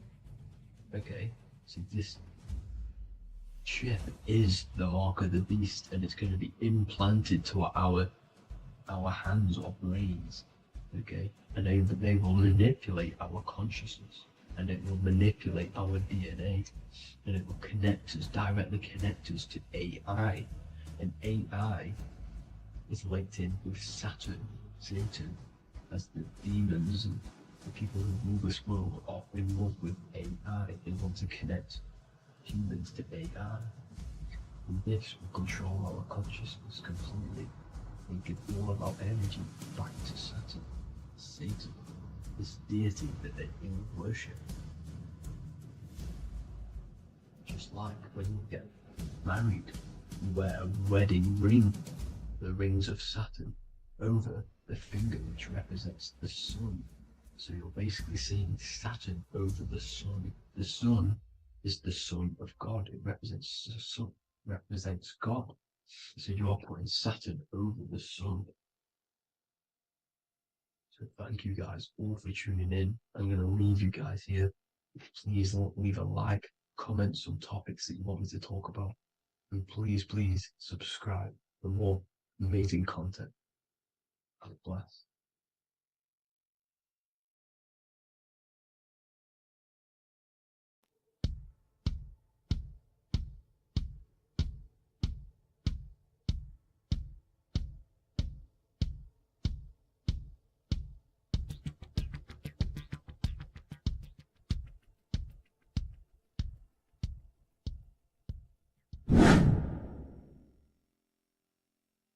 What is good, people? How are we all doing? Today we're going to be talking about the different planes of existence, the occult side of the world, the things they don't teach you in school. And of course, you can only find that on this channel, so welcome. So you need to understand is that your consciousness moves through these different planes of existence, these different states of consciousness, which make up all of you. Okay? They are all interlocked planes. They are all interpenetrated into each other. They are all one. They melt into the plane above and below. You see, each plane is a product of each plane. As above, so below. Now, the higher you go, the more fluid, the more dreamy, the less dense it becomes. The lower you go, the more denser it becomes, the more solid it becomes. The lowest plane is the physical plane, which you are obviously aware of. You are inside of the physical plane now. But while you are in this inside of this physical plane, you are indeed inside of all these other bodies which you have not awakened yet. You have to awaken these different bodies. You have these bodies. Okay? It's like a ripple effect. And the center is the most dense, the most solid. This is earth, heart, the heart of the ripple. And the lower you, the further you go out from the center, the more dreamy, the less fluid, the more fluid, the more less dense it gets until you're one with the all. You see? And this is what it's like. This is what this system is. It's like a ripple effect. Now, let's jump straight into the planes. First, you have the physical plane, made out of 4 elements. 5 elements. The ether is the mother of the elements. It's the womb of the elements. It's the 5th element. And it gives birth to the 4 other elements. 4 is stability. Tables have 4 legs, and this is why the ether gives birth to 4, because it's the foundation of the physical world. Fire, earth, water, air. They are not pure. Each one of the elements melts into the other one. For example, earth and water both share cold. Water and air both share wet. You see? They compose of each other. They melt, they mold into each other based off the vibrational state of the ether. That's what it is. The 4 elements are the vibrational states of the ether. Okay? So you have the 4 physical elements making this, physical world. It's the lowest world. It's the world of effect. This world, whatever you see, whatever you experience, it's the effect. You can't change anything by manipulating this world. You got to manipulate the higher worlds to affect this world, you see? As above, so below. This is the lowest plane.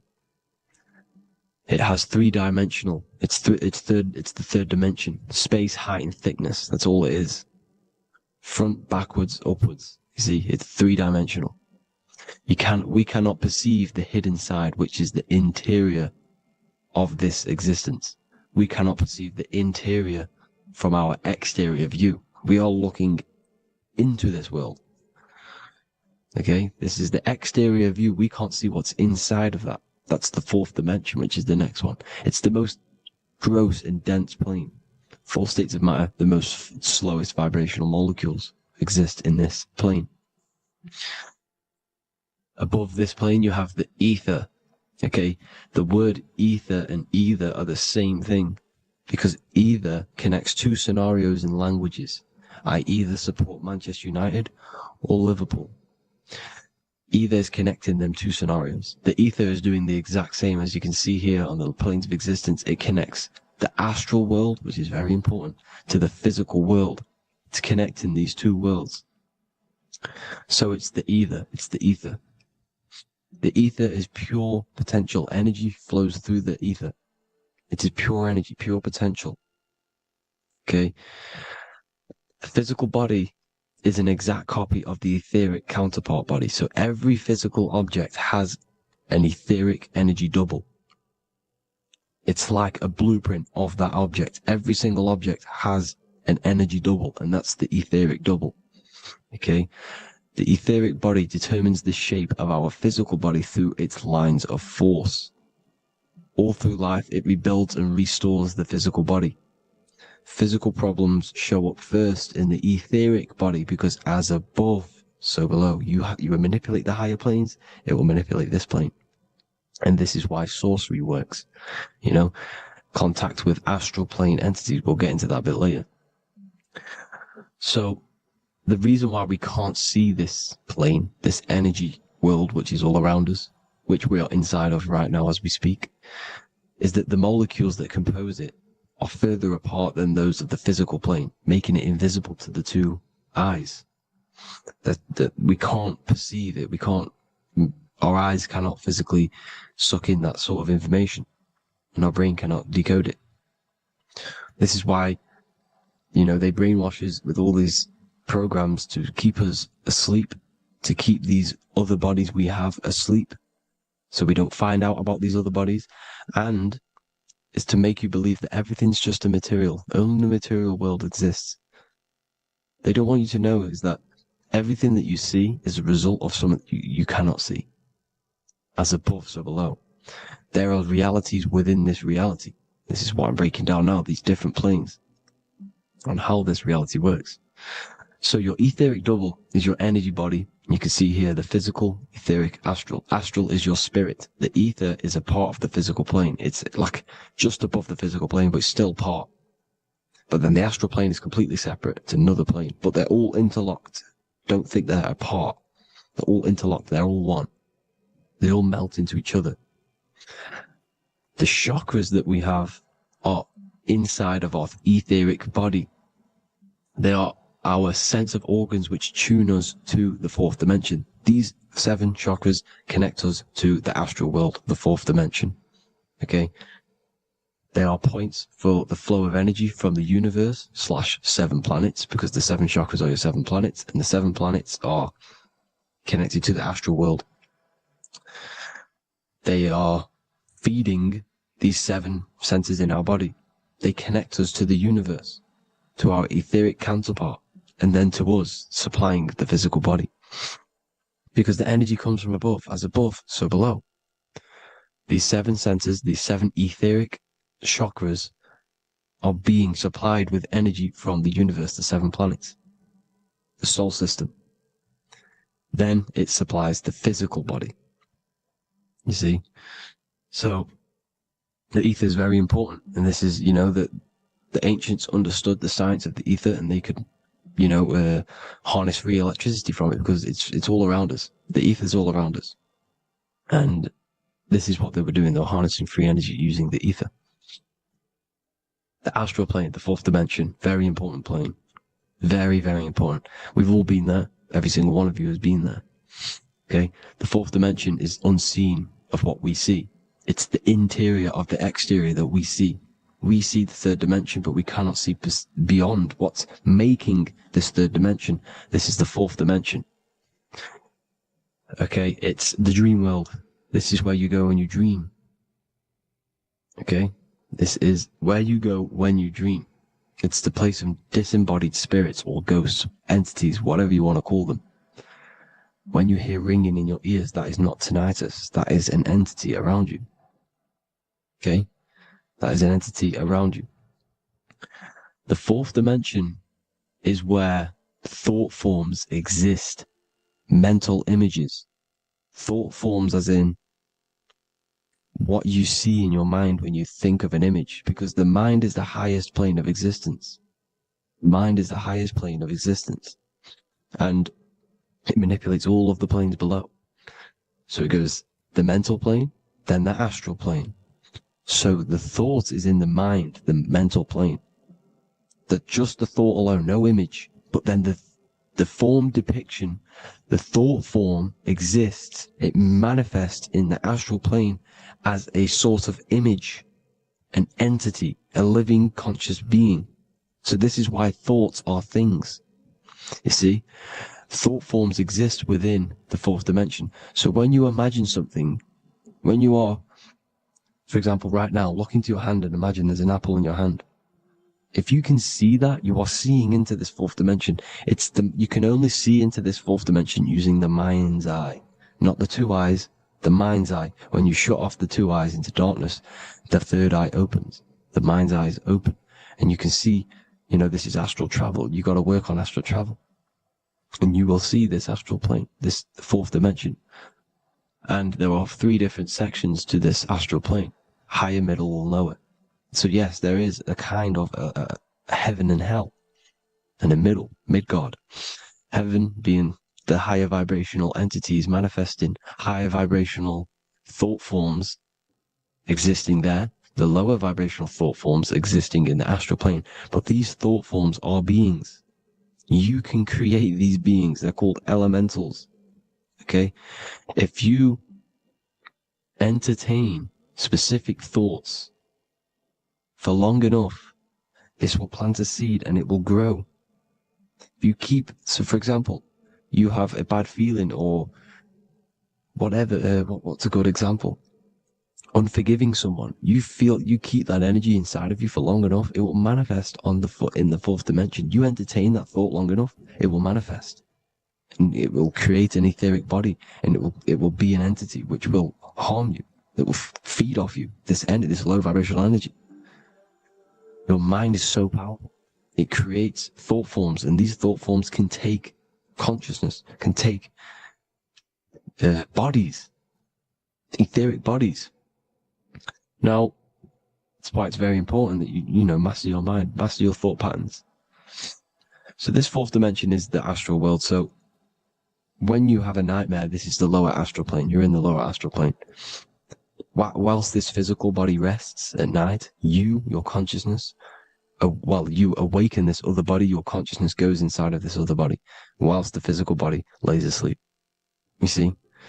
So it's all inside of you. This is what you need to understand. You just haven't awakened these bodies yet. You can awaken them. You just got to awaken them.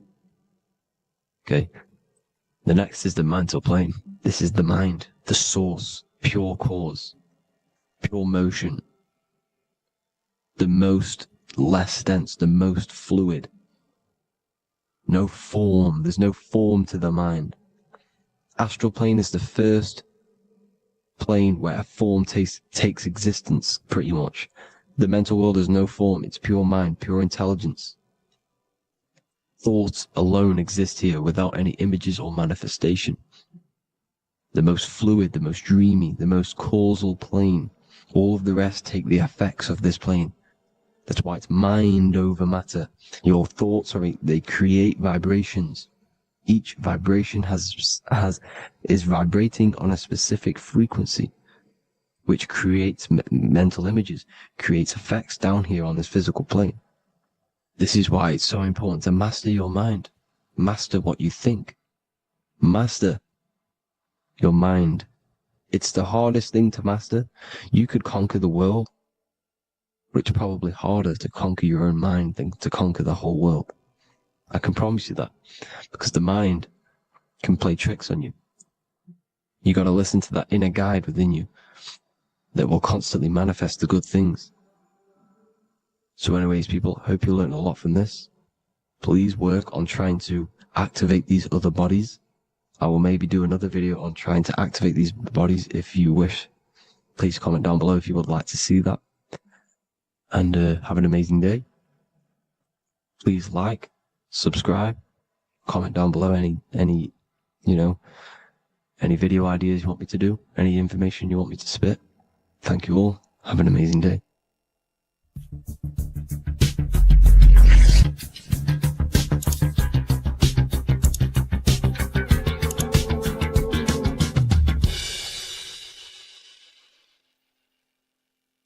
Neo is plugged in on the back of the neck, which is the reptilian brain stem. The reptilian brain is all to do with survival mode, survival state. It's always scanning the environment for safety, whether that's physically, emotionally, or mentally. It does not think. It is instant. For example, do I smack the guy or run off? If something happens to you, like a car's coming really quick to you, you do not think about this. The reptilian brain is the animal instinct that will instantly move your body on the instant reactions. Hence why it's the closest brain to the rest of the body. It has instant access to the electrical nervous system to control the body at instant reactions. Now, Neo is plugged in on the back of the neck, which is the reptilian brain. Therefore, the matrix is the body itself. It is the lowest state of consciousness. This is what it represents. The word matrix means womb. It translates to womb because your body is a womb. Your body is a vessel for universal consciousness, for God consciousness. And the body is also a womb where you can be born again outside of this body by raising your consciousness, by awakening the neocortex. This is why Neo is called Neo, because it represents the neocortex. This is the higher aspect of our brain. This is all to do with new things, higher reasoning, higher thinking, new learning. You see, the brain is a receiver for universal consciousness. Now, what do I mean? It is a radio receiver. Think of it like this. You have a radio tower which emits frequencies, and each little frequency, 00.1, 00.2, 00.3, each 00 point is a different person. We are all the same universal consciousness encapsulated inside of a different vessel. This is why our body is the temple of God inside of the Bible.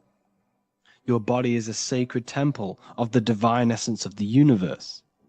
However, consciousness is controlling this physical body. And I'll show you this diagram here. Consciousness consists of imagination, emotions, thought, and memory.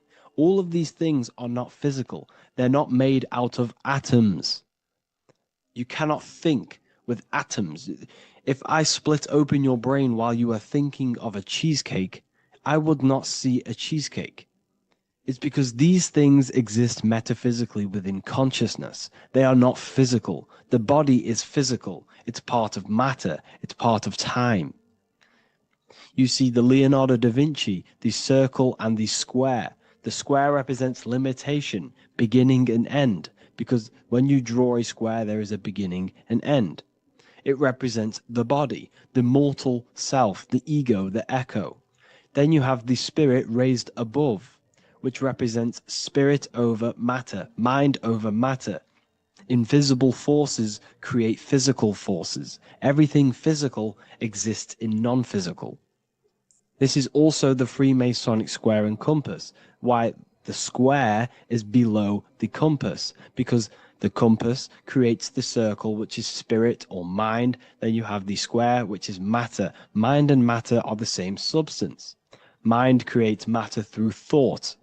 Everything in this physical universe manifested through thought. Everything began as thought. So you are spirit and matter. You have a material body and a spiritual body. And you are right in the middle. This is why humans are very, very important. Because we have an animal nature, the reptilian brain, and a higher consciousness, the neocortex. And we must awaken out of the matrix, which means womb, which is the body. And Neo is waken up from the lower self, the reptilian brain, and moves into the neocortex. Because the brain is a radio receiver for consciousness. Now, what do I mean? I went over this before. Your consciousness is controlling the brain. The brain is a computer. And when our consciousness, our imagination, our emotion, our thoughts, and our memories are all contributing towards just survival things, food, safety, fear, all of these things, and our consciousness is locked into a survival state, we are using the reptilian brain. We're no longer thinking. You don't think with the brain, but the consciousness is thinking, which activates the different parts of the brain. When we think For higher reasoning, we use the neocortex. It stimulates the neocortex. When we think about survival, we're using the reptilian brain. So therefore, when Neo wakes up, he wakes up to the higher aspects of consciousness, which is only utilized by the neocortex, by learning new things, and expansion of the mind and expansions of consciousness. Okay? So the whole matrix is to keep you designed. Well, the whole matrix is designed to keep you in a survival state, in the three-dimensional awareness. They want you constantly scanning for safety, scanning for food, scanning for emotional safety in relationships in other people. You see, they do not want you to think. They want you stuck in that reptile, that animal state, that beastly state that most people are in. Most people, all they do is eat, listen to music, consume, have sex, lust, desire. This is all the reptilian brain. So when we say the world's being ran by reptilians, it's symbolic. There is no physical reptilian humanoid beings controlling, manipulating human consciousness. We are all the same consciousness. However, there is a corrupted state of consciousness running this world. And this consciousness worships the physical plane, and they control the physical plane. So by doing that, they keep you stuck in a reptilian way of thinking, the animal state, to keep you stuck in the lowest state of consciousness. Now, this is the god Osiris, which represents the reptilian brain. None of the Egyptian gods ever existed. They are all symbolic for the brain and anatomy of the human body. Osiris represents the reptilian brain, as you can see this anatomy compare to the brain stem and Osiris statue found in Egypt. And we also see an ancient artwork of Osiris with green skin and two reptile crocodile alligators next to him, which also symbolizes the reptilian survival state of human consciousness and the activation of the reptilian brain. This is what it symbolizes. Now, this is what the Matrix is all talking about. It's talking about the awakening, the expansion of consciousness. The word divine is dive in because you connect with the divine by diving inward. There is no man in the sky going to save you. You must connect with the self. Know thyself. Truth comes from within. All of these things I'm telling you comes from within you. I'm just pointing it out. All of this is self-realization. A lot of people say, well, what are my sources? My sources is knowing thyself, observing thyself, using the neocortex of critically thinking, sitting down and thinking about yourself and having deep realization of yourself. You can realize that your thoughts are not of this physical world. It's quite simple. The brain does not think. The brain does not imagine. The brain does not hold memory. All of these things exist in consciousness, the one consciousness, but we are all fractal, infinite parts of. This is the eye on the triangle, consciousness being given down to the rest. This is separate. Consciousness is separate from the rest of the pyramid. The pyramid is your body. Neo is the one consciousness. This is the Egyptians symbolizing the one consciousness giving Ankh, which is life, to all the different life forms. However, you can see that the central sphere is giving a big Ankh to the humans, because humans, like I said, possess the advanced consciousness, an advanced brain that allows us to turn above our reptilian animal self. For example, we can go against our reptilian lower animal nature and turn to our godly nature. Animals cannot do that. They are stuck in instinct. They are stuck in a reptilian animal way of thinking and operating. Everything they create is to survive. We can turn against our lower nature and create for amazing things like buildings, architecture, technology.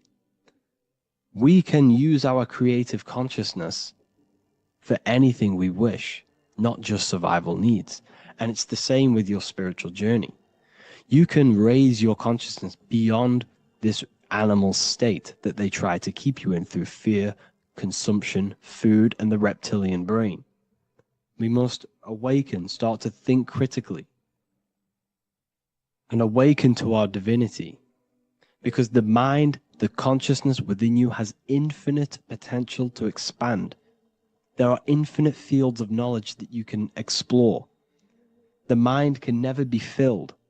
It can never ever be full of knowledge. It always expands, and that's why you are alive. That's why you are part of this universe. That's why the science always says the universe is always expanding, because the universe exists in your mind, and the mind is always expanding into new fields of thought, new fields of knowledge and information. And that is your whole sole purpose, of expansion of mind and expansion of consciousness, and the exploration of the mind of God. We are living in the mind of God. You are a thought in the mind of God. You must awaken out of this body. This is why Jesus says you must be born again to see the kingdom of God. You must be born again. You must raise your consciousness beyond physical limitation and awaken to your divinity. And this is pretty much it for this video. I hope you all understand this, that this is all symbolic for consciousness.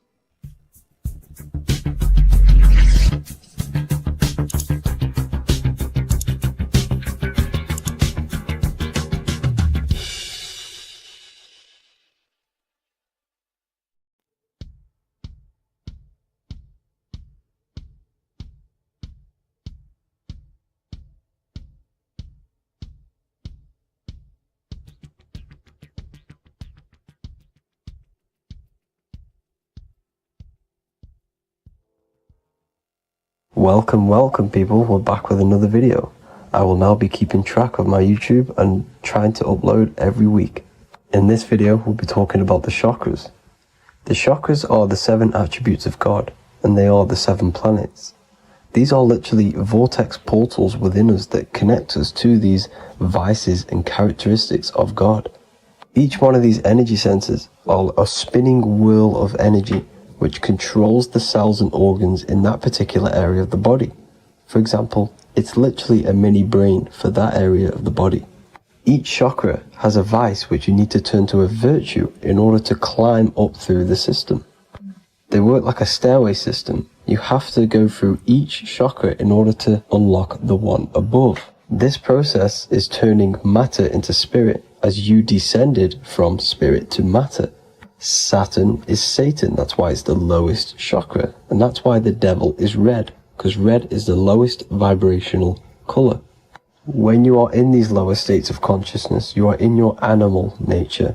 This is your physical side of your nature, and you are mainly being driven by your animal instincts, or your ego. Moving back to your higher self or your spirit self is not an easy process, it takes a while. However, with discipline, consistency, and motivation, you can achieve this, and this is what the ancients called Christ consciousness. Once you have achieved this, it is basically a state of mastery of the mind. You no longer lust for the lower animal nature things. Now let's start with the root chakra. This is located at the base of your spine, and you can feel this chakra by tensing your anus. This energy center is in control of your survival needs, your vitality, stability and security. Now, if this chakra is unbalanced, you will feel insecure, fear, anxiety, unstable, low self-esteem, anemia, over or underweight, and constipation. In order to balance this chakra, you need to feel grounded, embodied, stable, calm, centered, a sense of safety and trust in yourself and the world around you. The next chakra is the sacral chakra, which is located around the belly button area.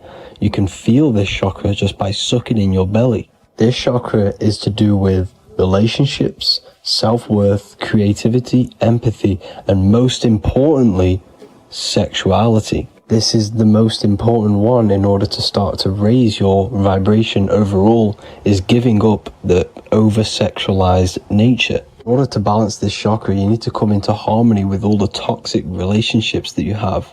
Get rid of the fear, the anxiety, the isolation, and 100% get rid of the over-sexualized nature. Lust is one of the most lowest vibrations you could possibly feel. It is literally manifesting hell.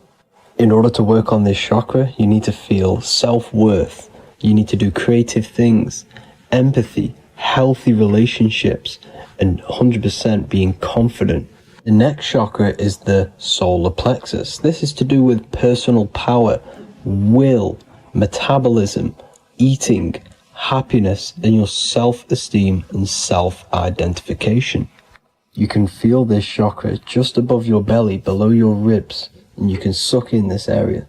If this chakra is blocked, you will feel lack of confidence, difficulty in manifesting your desires, low self-esteem, misuse of power, misuse of dominance, weak will, and shame in yourself. Biggest one for this chakra is overeating, as it's to do with metabolism.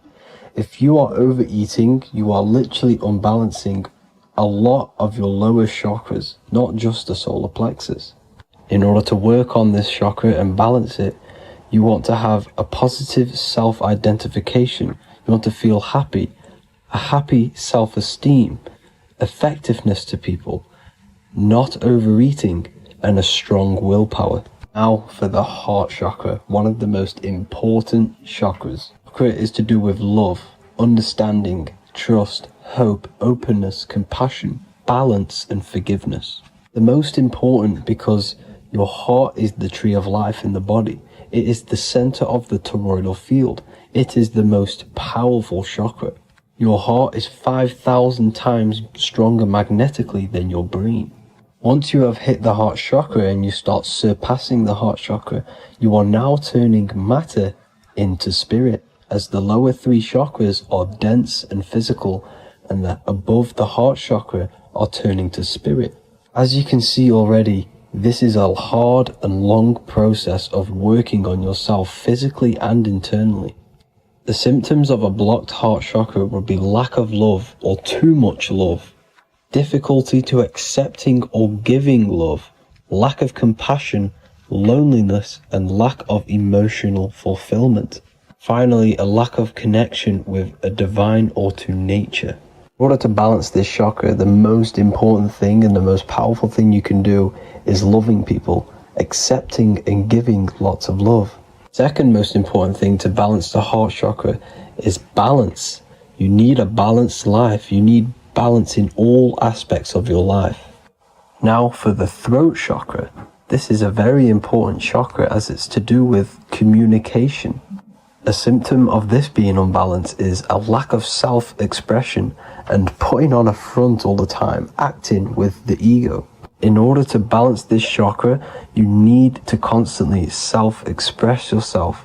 You can't be putting on a front.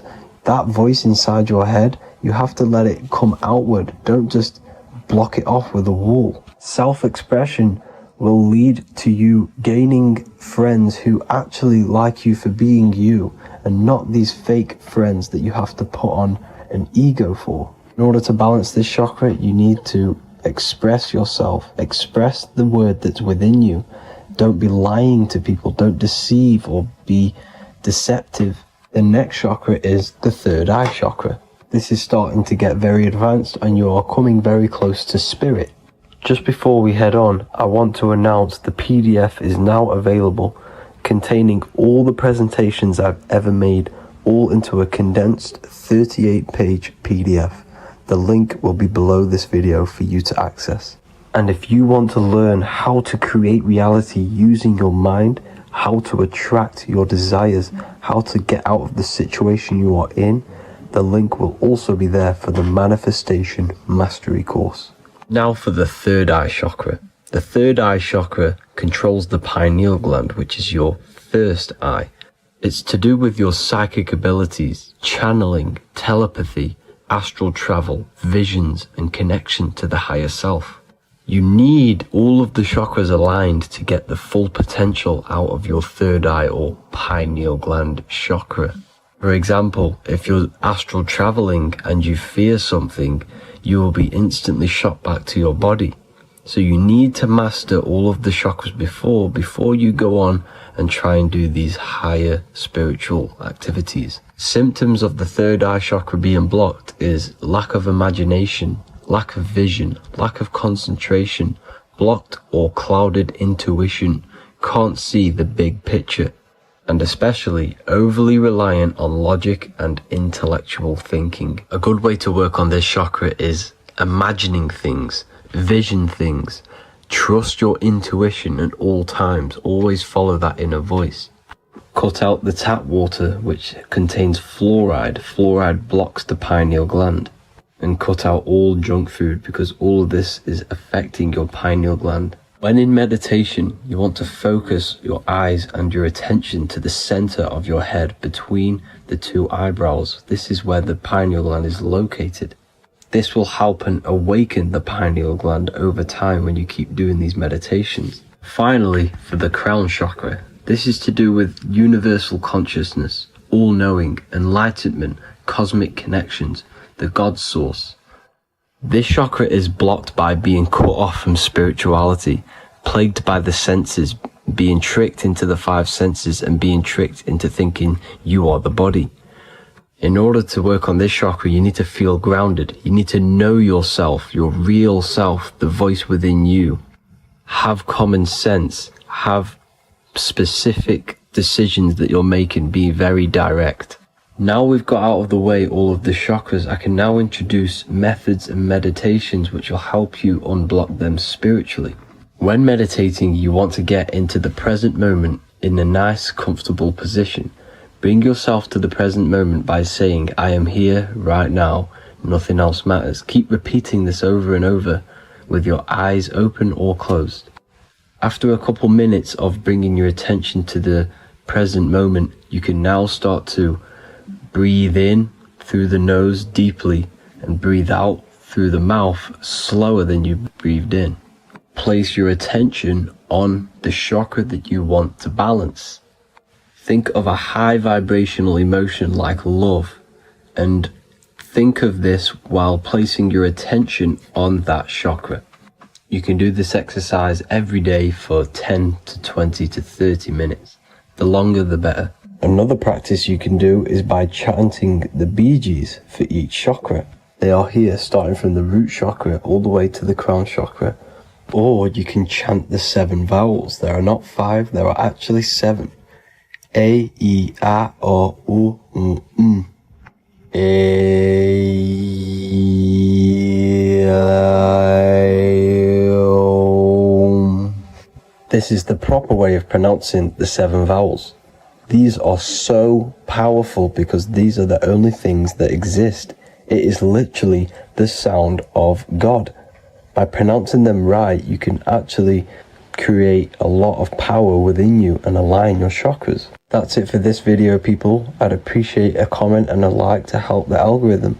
I appreciate you all. Love and light.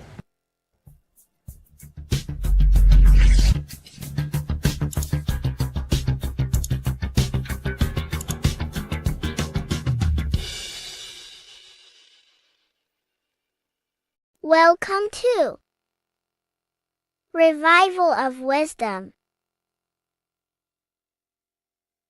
Welcome people. We're back with another video. Please make sure to hit that like button, subscribe, and turn on notifications to never miss a video. The Earth is a giant torus field consisting of a positive and a negative pole. The sun being the cathode with a positive charge and the moon being the anode with a negative charge. This is why the sun rules over the day, giving you lots of energy, and the moon taking your energy from you, making you go to sleep. Now, the plane that we live on is called the plane of inertia, and at the center of this plane of inertia is the North Pole. This is where the two electromagnetical energies meet. Now, this is where the most electromagnetic energy is stored. This is why all compasses will point north, because it's the most magnetic place in this reality. So the sun and the moon is spinning around this center point, which is stirring the ether of this reality. and making everything move in circles, meaning this is a cycle. Everything's recycling itself. It's an organic simulation. The ancients also knew about this sacred land at the center of this reality, known as the North Pole. As you can see on this map from the 1500s of the North Pole, you can see 4 islands around this center black rock. Ancient civilizations like the Mayans, the Buddhists, and ancient Chinese also depict these 4 islands. The endless symbology of these sacred lands at the center has been going on for thousands of years. These sort of secrets are now kept by the elites, but as always they have to show the truth in plain sight, and this is what they are doing with the Windows symbol and also the Wizard of Oz. Now in the Wizard of Oz, as you can see, there's something called Munchkin Land. Munchkins are these unusually short people. Then on the ancient 1500s map it says Pygmy, and then the Pygmy people in mythology are also these unusually short people. Just like Santa and his elves, they come from the North Pole, and elves are these unusually short people. These stories that we are told about Santa and Munchkins are putting truth in plain sight about this sacred land. This sacred land at the center of the earth is where the aurora borealis comes from and is being emitted from this black hole in the center, also known as the black sun. The aurora borealis is the earth's aura, hence why it has the word aura inside of it. It is the life-giving essence to all life within this realm. As this dualistic reality we live in consists of both physical and spiritual, the black sun is like our sun for the spirit. It's our spiritual umbilical cord, connecting us to the spirit realm. And the rising sun is the opposite. It's our sun for our physical 666 carbon suits, known as our human body, our physical aspect. As it states in the 40,000-year-old emerald tablets, deep in Earth's heart lies the flower, the source of the spirit. The flower of life is as thine own place of spirit, and streams through the earth as thine flows through thy form, giving off life to the earth and its children. So the North Pole is the core of this spiritual reality, and the closer you get to it, the more spiritual and lucid it becomes. So the elites have covered this up in order for us to forget the true nature of this reality. And they did this cover up by introducing the globe model. Nicholas Copernicus was around in the 1400s, and he introduced the globe model. As you can see, he is a Freemason. He depicts himself with a globe and a Masonic compass in all of his paintings and portraits. Galileo was also a Freemason, as you could see in all of his portraits with a globe and a Masonic compass. He was also a massive part of introducing the globe model after Nicholas Copernicus. So yes, the globe model was a spiritual and political move to gain more control over the masses. After the globe model was then introduced, they introduced the theory of evolution by another Freemason, Charles Darwin. See how these two theories go hand in hand? They both degrade humanity, and they make you confused of where we actually came from. By hiding the true form of this divine creation and hiding the true power of each and every one of us, they maintain control over the masses. Now this is order out of chaos, known to be the 33rd degree slogan of Freemasonry. Now this is the Masonic cosmology, and as you can see, you have the checkered board for the duality, the 5-pointed star for the 5 elements, the 4 corners for the 4 pillars, the all-seeing eye, which is Polaris, the sun, the moon, and the 7 stars. So even Freemasons are taught the flat earth cosmology and the true form of this reality. Now the true nature of the sun, the moon, and the earth is shown and reflected through the Masonic compass. The Masonic compass is the sun, the moon, Polaris at the top, and the black sun at the bottom. It makes sense why all the scientists who introduced the globe model all used the compass and the globe together, because it's truth in plain sight. As I explained in my other video, all Freemasons have to take the oath, so it goes to show, why are we all learning these theories from Freemasons who can't talk about certain topics that they learn about? Why should we believe their theories when they're holding back the real truth about this reality? Now going on to NASA. NASA means to deceive in Hebrew, and they are also funded by the government. They are not a private company. The old owner of NASA, Werner von Braun, on his grave has the Bible verse Psalms 91. The heavens declare the glory of God, and the firmament showeth his handiwork. Now why would the owner of NASA put this on his grave? Seems a bit suspicious to me, alongside with the NASA astronauts are all Freemasons. And not to mention the countless mistakes they've made on their live videos in space stations, the moon landing, and the CGI footage of the Earth, which is obviously photoshopped. Just by tricking the masses that they live on a spinning ball, the elites gain the perception of the masses. Not only does it hide the divine creation we're inside of, it hides the divine spark within you. It hides the creator, the source. And by believing in space and we live on a spinning ball, it makes people come to the interpretation of that we are a coincidence and we do not have any purpose. And of course this is false. When you come to realization that we are all a divine creation and we can create our own divine life in this reality, life becomes more sacred and you start to enjoy little things. The elites want you to believe everything exists only in the five senses. They want you constantly looking outside of yourself because they know that will keep you on lower states of consciousness. Now this brings me to our next point. By tricking the masses into the heliocentric model, the elites started to advertise aliens in the movies, in cartoons and magazines in the late 1940s. Now this is subconsciously programming us about aliens and extraterrestrial threats, which then they can use to their advantage. And this is something called Project Bluebeam. They are more than likely going to fake an alien invasion to push this 2040 agenda, which is for one government and one ruling currency. That's it for this video, guys and girls. Hope you all enjoyed. Please make sure to leave a like and a comment. God bless you all. Welcome to Revival of Wisdom. Welcome people. We're back with another video. In this video, we're talking about how Jesus Christ and Christianity is all sun worship. The Holy Bible of Christianity is not meant to be taken literal for history. It is a story and has lots of metaphors. Starting with the symbol of the cross of Jesus. This cross originates from this ancient cross of the sun.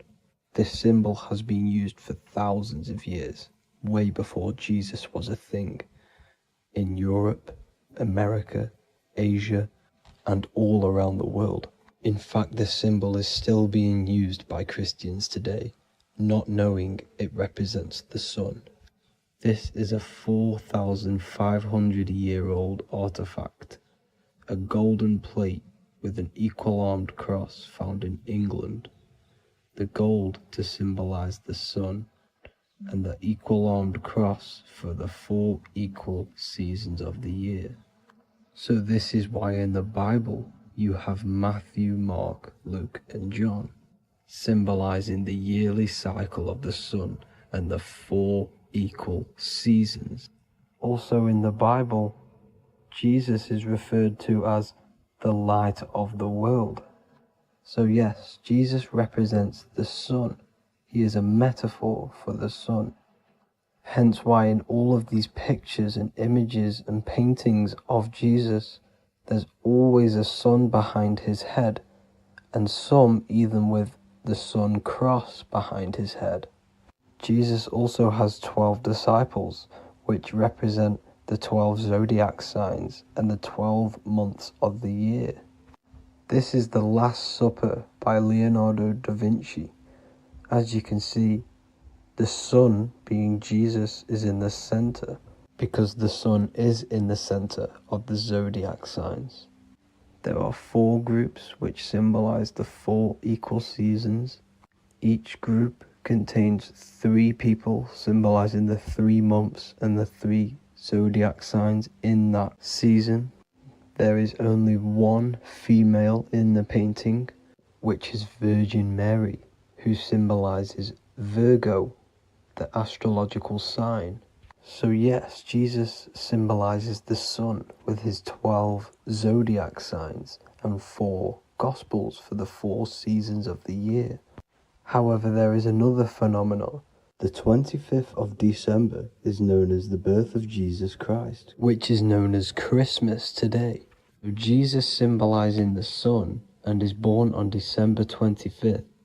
This is the day the sun moves 1 degree northward, bringing back the warmth, the growth of crops, the life and light back to the northern hemisphere. Everything is springing back to life, as we call it, spring. So it is said that the sun is born again on the 25th of December, and Jesus is known as the risen Saviour, because the sun is our risen Saviour, because it gives life to the whole of this realm, the warmth, the crops, and without the sun rising in the morning, we'd all die in about 2 weeks. And we all know how Jesus died on a cross.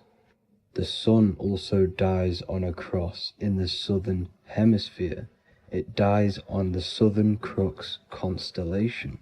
And on December the 22nd, 23rd, and 24th, the sun remains in the same position. So the sun dies for 3 days and it is born again on December 25th. When it moves 1 degree northward. And this is when the sun is born again, or resurrected, just like Jesus. Constellation Virgo is prominent in the spring sky in the northern hemisphere. So therefore, the sun is born a virgin, Virgo. And as you see in this image, you see Virgin Mary holding the sun. Us as humans do not own the sun, so therefore God owns the sun. So yes, the sun is the Son of God, and this is what Jesus is symbolizing. And just how Jesus sacrifices himself for humanity, that's what the sun does. The sun gives out all of its energy so we can live. There are many other Bible verses which represent Jesus as the sun. Now in Matthew 8:23-27, his disciples are in a boat and there is a massive storm. Jesus is asleep, meaning the sun has not arose. And the disciples say, "Save us, Lord, we are perishing." Quote, "Then he rose and rebuked the winds and the sea, and there was a great calm." End quote. Now this is a metaphor for the sun rising and calming the storm, because in the ocean, when the sun is down, that's when there are great storms. The worship of celestial bodies go back thousands of years, and it's called astrotheology, and it can pretty much be traced back to all ancient civilizations. Now going back to the ancient Egyptians, the god Horus, the god of war, and he symbolized the sun in the morning. Ancients used to say that he walked over the sky in 12 steps. Yes, this could symbolize the 12 zodiac signs. It also symbolizes the 12 hours of daylight. So we have 12 hours of Horus, but now they've rearranged the word to hours. Horus and hours. And when the sun rises, Horus rises, we say horizon, which is Horus is rising. That's the etymology of horizon. Another Egyptian god called Amun-Ra was known as the god of all creation. He was the first god of them all. Amun was also a sun god.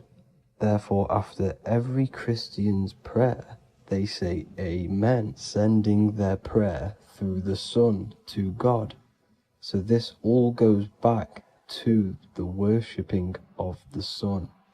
Sun worship was around way before the Romans. However, in the Roman times, their sun god was called Mithra. Mithraism was the main religion before Christianity came into play. Mithra was the son of God. He died on a cross, and he was dead for 3 days and resurrected, just like Jesus. So the Catholic Church was not made in heaven. It was made by the Roman Empire. They mixed all the sun religions of Judaism, Mithraism, and other Arabic religions and combined it into one, so Caesar, the Roman emperor, could gain his own religion. So yes, Christianity was a political move to gain more control over the masses, because it was a worldwide government at this point in time. So here is a Sumerian helmet with the rising sun symbol. And then the Romans also used this rising sun symbol on their armor. So sun worship has been going on for thousands of years, and it still goes on today. However, with all the programming and the low IQs, today we do not get the full interpretation of the Bible and these stories from the past. And Christians and other religions are all brainwashed to not question their religion and not realize their true origins and where they come from. I do advise you all to do your own research and come to your own conclusions. However, I'm just pointing out the facts and connecting dots for you all to see. That's it for this video, guys and girls. Thank you all for tapping in. God bless.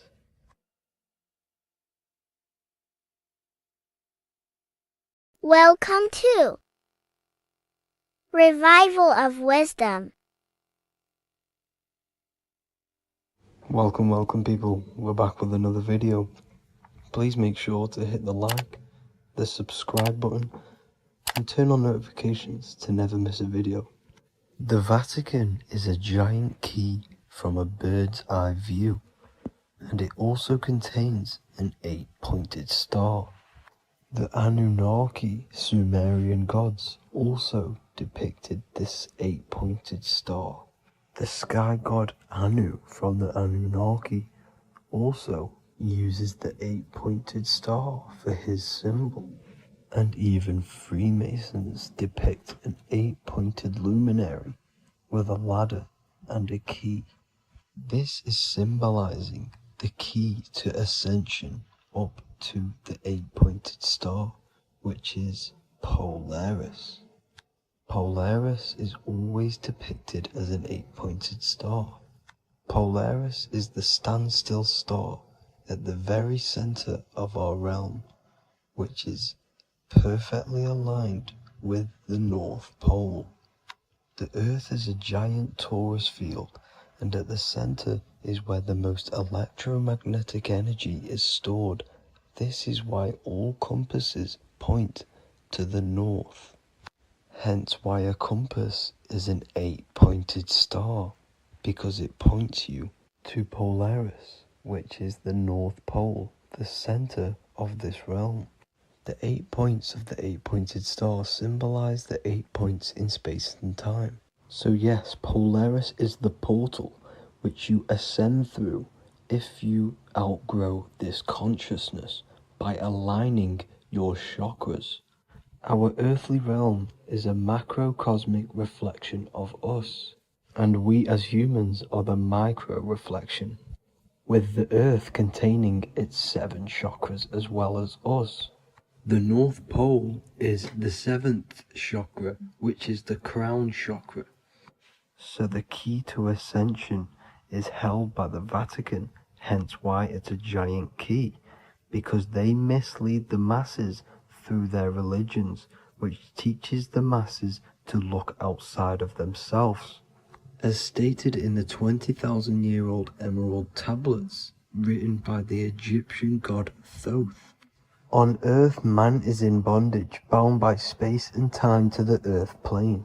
Encircling each planet, a wave of vibration binds him to his plane of unfoldment. Yet within man is the key to releasement.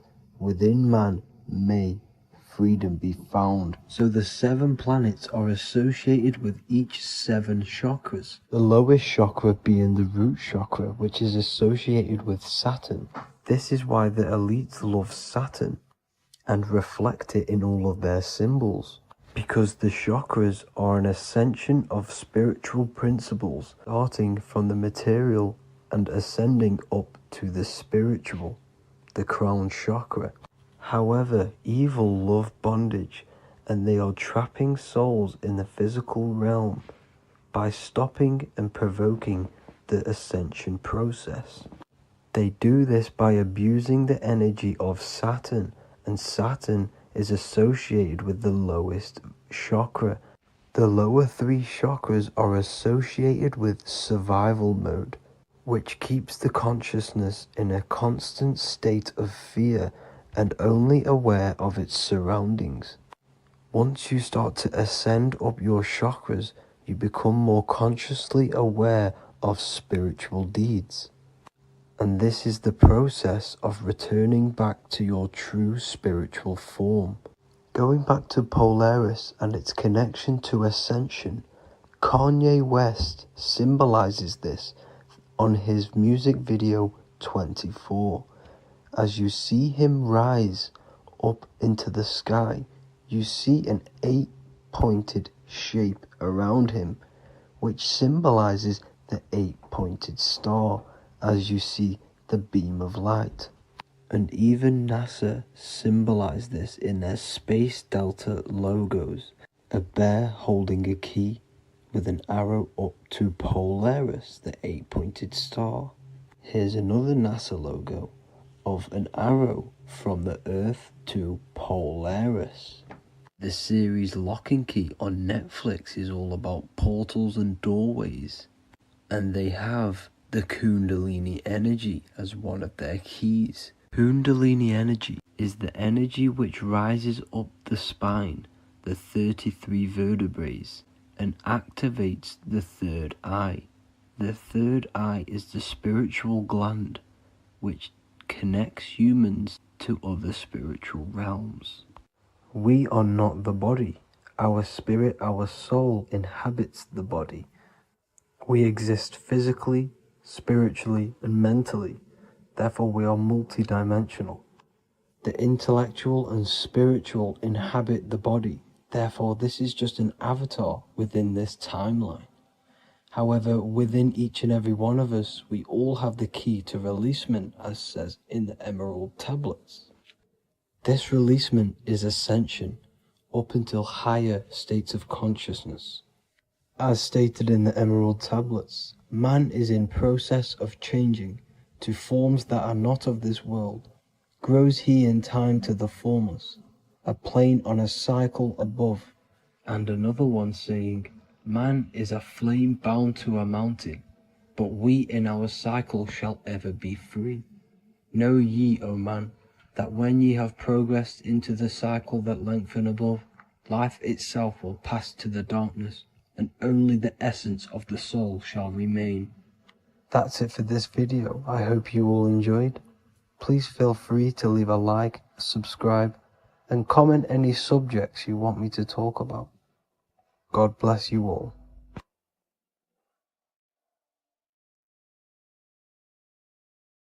Welcome to Revival of Wisdom. Welcome people. We're back with another video. And this video is about Freemasonry and their connection to the Illuminati. Please, as always, to make sure to hit that like and the subscribe button and turn on the notifications to never miss a video. On May the 1st, 1776, The founder of the Illuminati, Adam Weishaupt, founded this secret organization, and this date can be found in Roman numerals underneath the all-seeing eye pyramid on the $1 bill. This $1 bill also says Anno Coptus Novus Ordo Secularum. This is Latin for announcing the birth of the New World Order. This New World Order will be headed by Lucifer, the all-seeing eye, and followed by the 13 layers of bricks for the 13 elite bloodlines.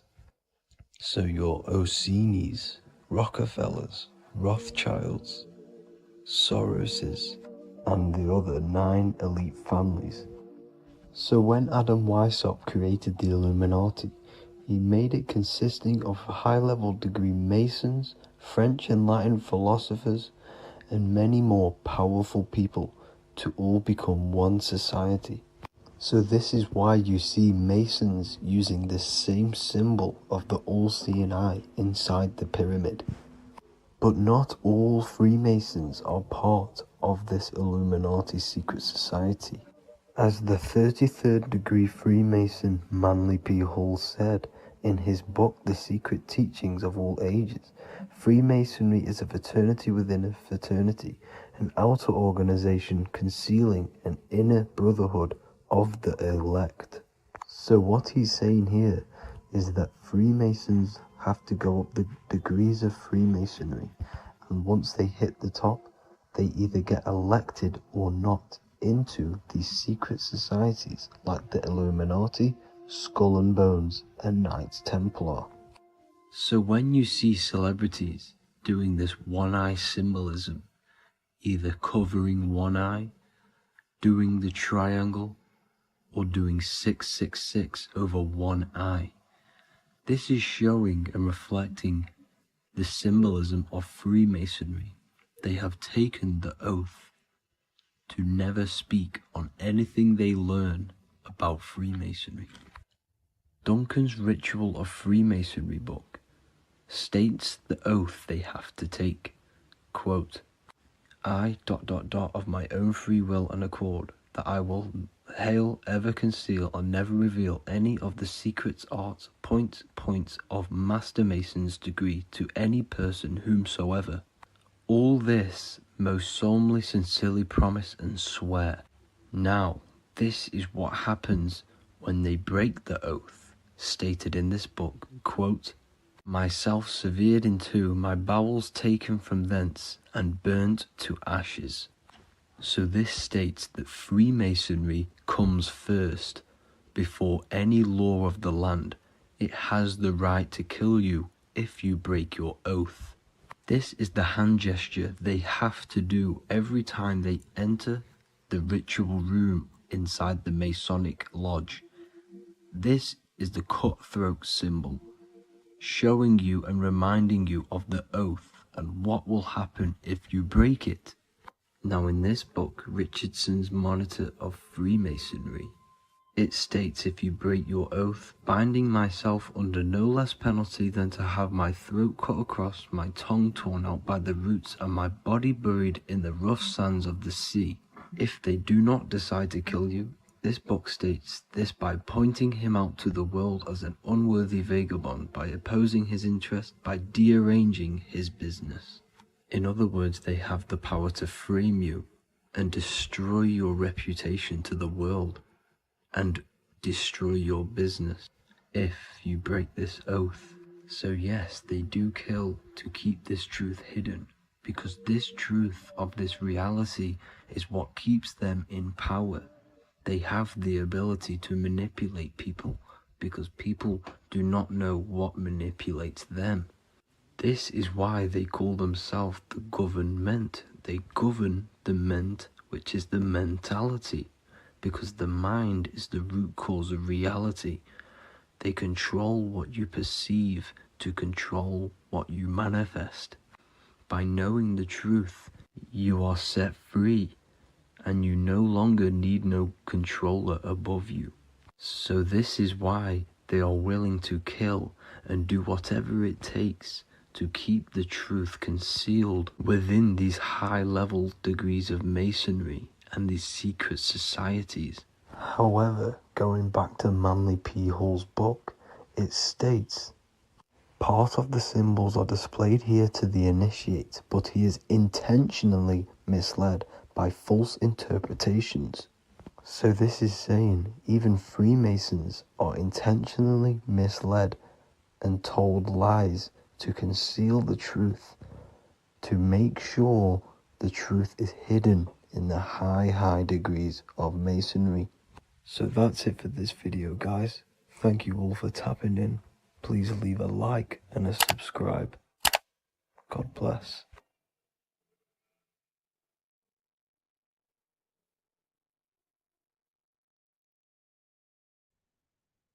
You don't just have a physical body. You have a physical, mental, spiritual, and emotional body.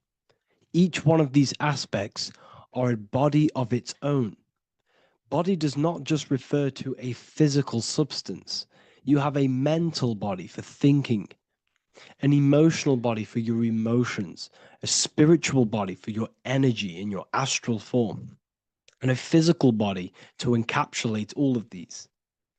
Each four of these aspects are essential for the human experience and essential to balance.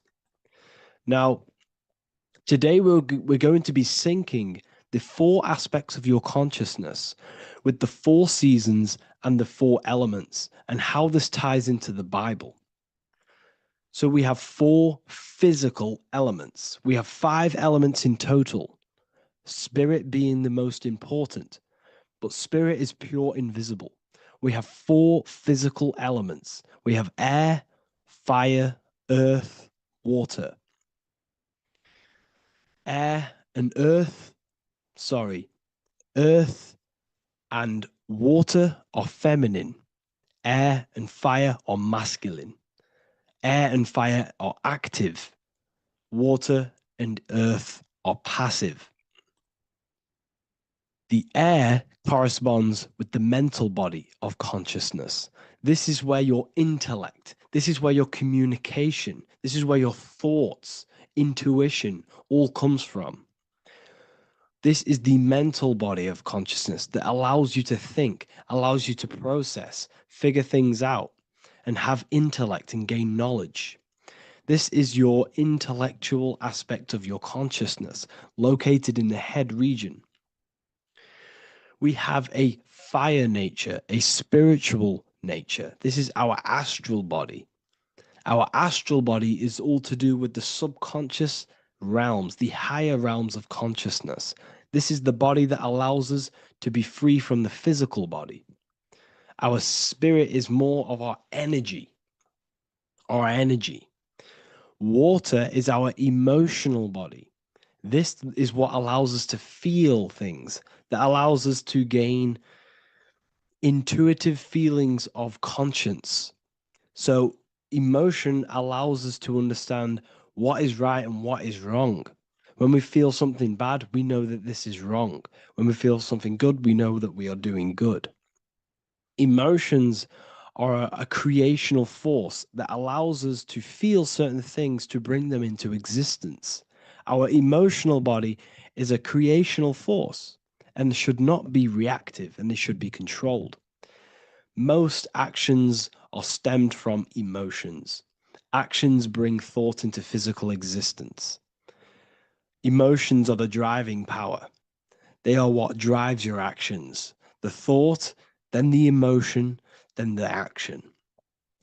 Earth is your physical body. This is your physical state that allows you to take mind and emotion into action, into fruition, into physical matter. This is what your physical body allows your consciousness, your soul, to interact with the physical world and bring things into physical existence. The physical body, the physical world, is an outcome and an effect of the thinking mind. All physical substance comes from the thinking mind. The pen, the phone you're holding, the microphone I'm speaking into, all began as a thought in the thinking mind, then it was brought into physical reality. Earth is the most dense. So it goes in this order: body, emotions, spirit, mind. The higher you go up, the more lucid and fluidic it becomes. The lower you go down, the more dense and dull it becomes. Air is the mind, fire is the spirit, water is the emotion, earth is the physical body. So this is why you are a microcosm. You have these four things within you. You contain of these four elements, which correspond to the four bodies of your consciousness, the four bodies of the soul. You are the soul.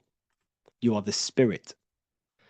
So this is why in Theologians 4:17 it says, "Caught up together with them in the clouds to meet the Lord in the air." You don't meet God or the Lord in the physical air in the clouds. This is clearly a parable. A human being cannot go up to the clouds and meet a mystical man in the clouds. This is obviously a parable, a metaphor.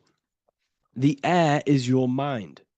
You must raise your consciousness beyond the body, beyond the emotions, beyond the spirit, and enter in the mind during meditation, turning the mind inward to connect with the Lord. The Lord is the highest aspect of your consciousness, the one that exists beyond the physical body, beyond your emotions, beyond the thought. So you meet the Lord in the air, in the mind. The mind represents the air. This is why in America there's a saying called an airhead. You're an airhead. This means that you are stupid, or you don't think, or you have nothing in your mind. You have nothing in your head. When someone's very stupid, you call them an airhead, because air represents the mind. The air is elevated. The air is invisible. The mind is totally invisible to the human eyes. It is a metaphysical substance. In fact, it's not a substance at all. It's so fluidic. It's everywhere. The mind can be everywhere at all times. It can be anything. Nothing is impossible within the mind. Now, this is synced with the four seasons.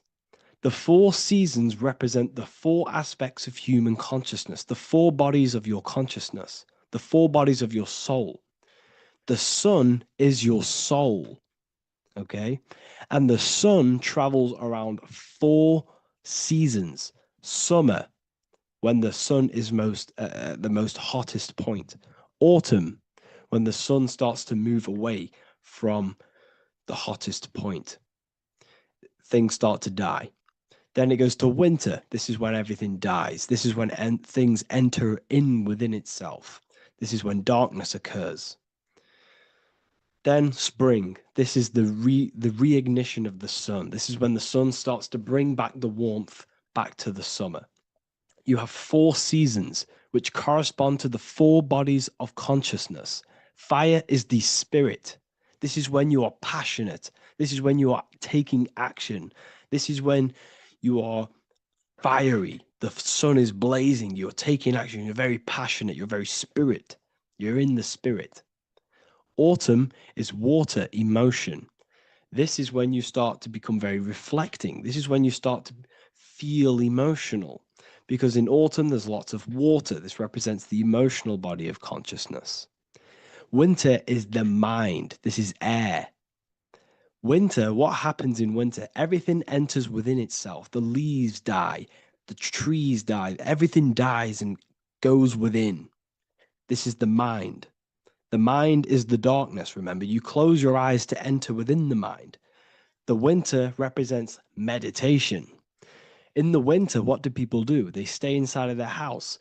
They research more. They read more books. They become more intellectual. They think more in the winter because we are so we're stuck inside. So we're more reflective, we're thinking more, we're more communicative, we're more intellectual. In the spring, this represents the earth, the body. This is when we start to come out of the mind and we awaken to the body, and things start to grow again. The plants start to grow. The earth is growing again and reborn again. This is the body. This is when you become more active in the spring. And then the summer, back to the summer, we then take action on these thoughts and these thoughts that we gained over the winter. Essentially, this is just a massive cycle. And this is a daily cycle also. The nighttime is the winter. The morning is the spring. The midday is the summer. And the evening time is the autumn. This is a microcosm. We have 4 bodies of consciousness. You are the sun, you are the soul, and the soul has 4 bodies: summer, autumn, winter, spring. Emotion, air, body, spirit. Sorry, emotion, mind, body, spirit. So you are the soul. You are the pure essence of consciousness. The sun is your soul in the heart. And the seasons are inside of you because you are a microcosm. Okay? You are a microcosm. The word sun is son.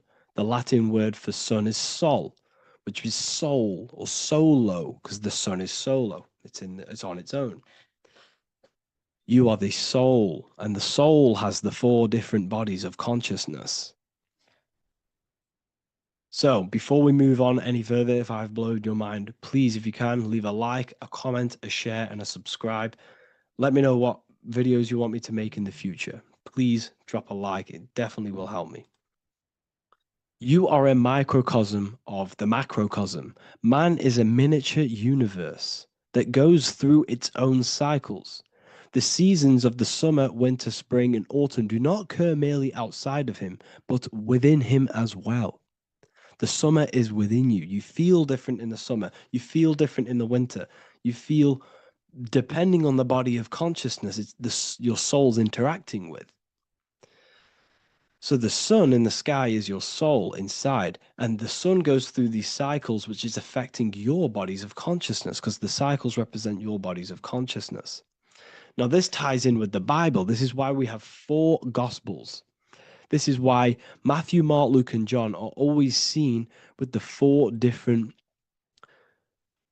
zodiac sign animals or symbols. So you always see each one of the Gospels. If you just type in on Google Matthew, Mark, Luke, and John, type in ancient pictures, paintings, or pictures of them, and you will find these 4 zodiac signs are always standing with each one. Taurus, the bull; Leo, the lion; Scorpio, the eagle. An old symbol for Scorpio was the eagle. And a man for Aquarius. Here you see very, very ancient paintings and artwork. Here we see Matthew, the man, Aquarius. Here we see John, the Scorpio. Same here. We also see it on the tarot cards, on the world card. We see the 4 fixed zodiac signs. Here we see it as well. These are called the 4 fixed zodiac signs. Now, when we look at the zodiac, we're no longer looking at the sky, because what you must understand is as above, so below. What is above you is inside of you. What is above is what is below. What is outside of you is within you. The zodiac is inside of you. The zodiac revolves around the sun. The sun is your soul. These are different energies of your soul. Like I said earlier, the 4 seasons are the 4 bodies of your consciousness. And in each body of consciousness, you have these different energetic energies that you can work with. Okay, so this is the true astrology. This is the true astrology, the internal esoteric astrology.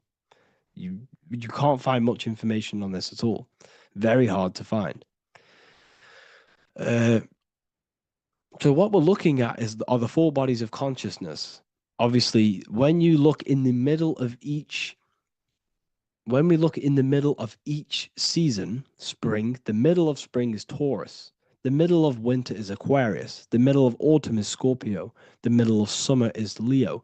These 4 signs are known as the 4 fixed signs.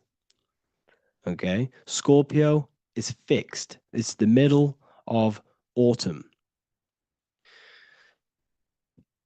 Scorpio is a water sign, emotion.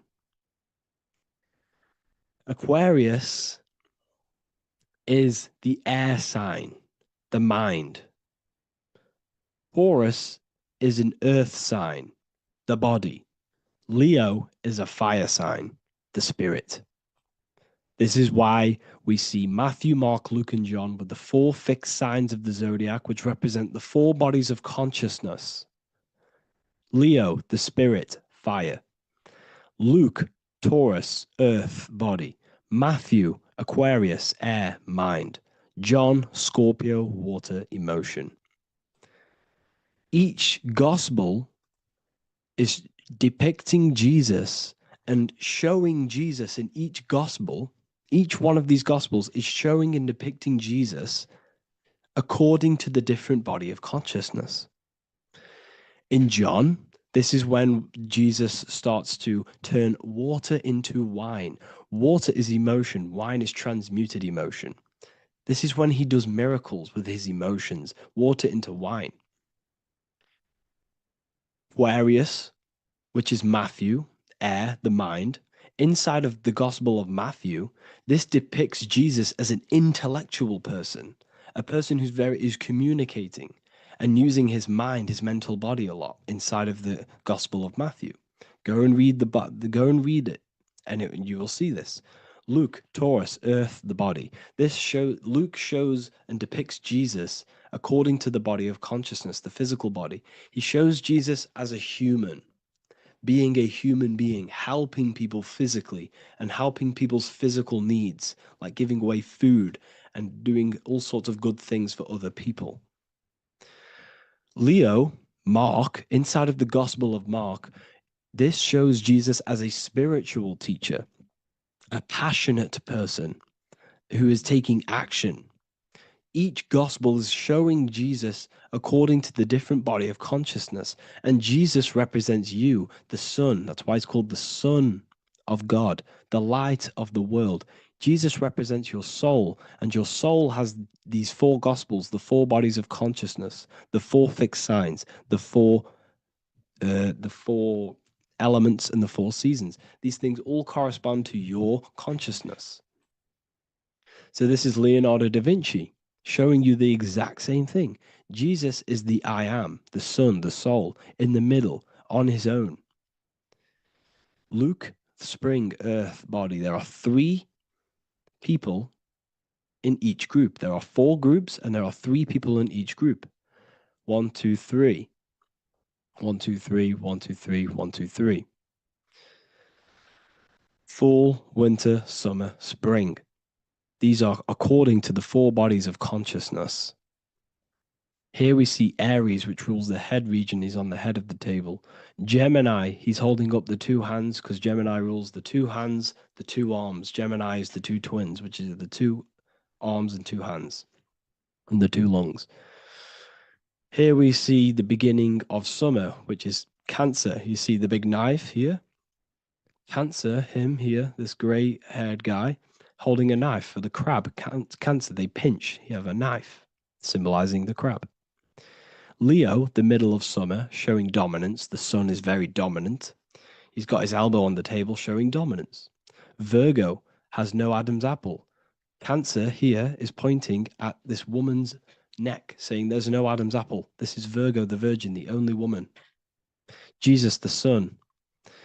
This is Libra, the balancing. He's holding his arms out, balanced, showing the balancing of the sun. Because when the sun enters Libra, the sun is balanced between winter and summer.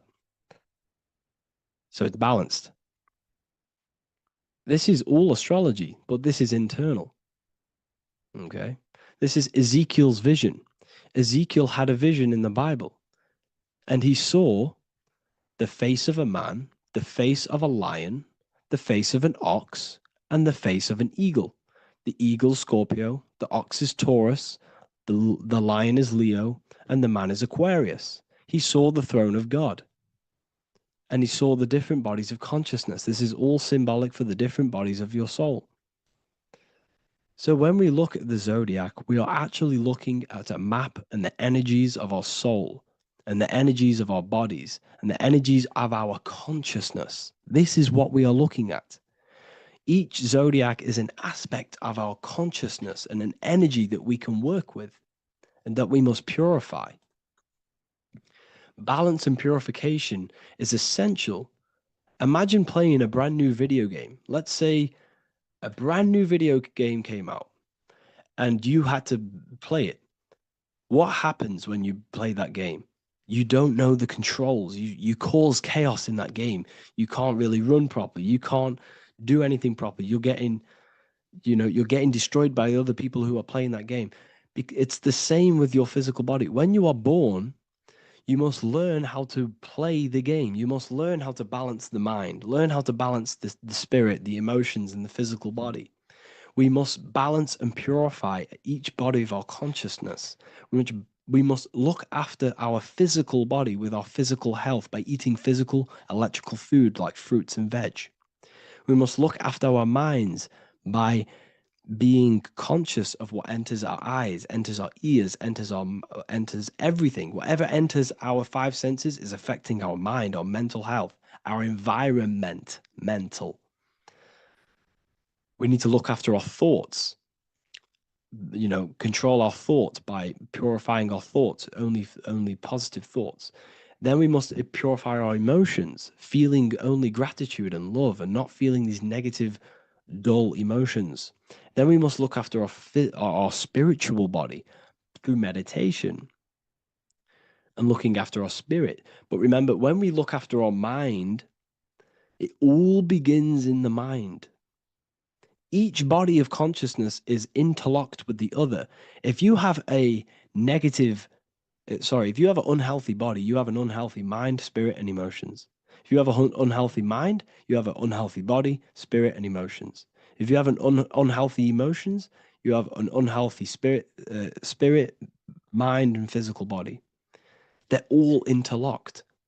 You must balance each one of them. Look after your physical body, look after your thoughts, look after your emotions, look after your spirit. But remember, the mind is the most powerful one. It's mind over matter. Once we look after the mind, because once we start to control our minds and control every thought we think, this will then turn into discipline in our physical body. Because once we learn how to discipline the mind, we learn how to discipline what we eat, we learn how to discipline what we feel, we learn how to discipline our spirit. This is all interlocked, but work on the mind first. Work on the mind first. All of this knowledge is inside of the brand new Book of Wisdom, Volume 2. This is a revolution in human consciousness. If you've read it, please leave a review down below. If you've read Volume 1, leave a review down below. This is the next revolution. I don't see this information anywhere. This is the next revolution of human consciousness. And of course, if you are serious about this and you truly want to gain enlightenment and join an amazing community where you can connect with me on live calls, lectures, the Manifestation Mastery course, you can gain access to my library with over 45 PDFs plus my books. And if you do join the university, you can order a Volume 2 free of charge. All you have to do is to pay for shipping. If you truly take your knowledge serious and you want to take advantage of life, join the university. This is where truth seekers belong. Just want to say thank you all. Please leave a comment. Please leave a like. It's going to help me a lot spread this knowledge to the world. And yeah, share this with a friend and subscribe. Thank you all. You are not breathing correctly. 98% of people only use a third of their lungs capacity, which is shallow breathing, which ages you, lowers your brain capacity, and also lowers your state of consciousness.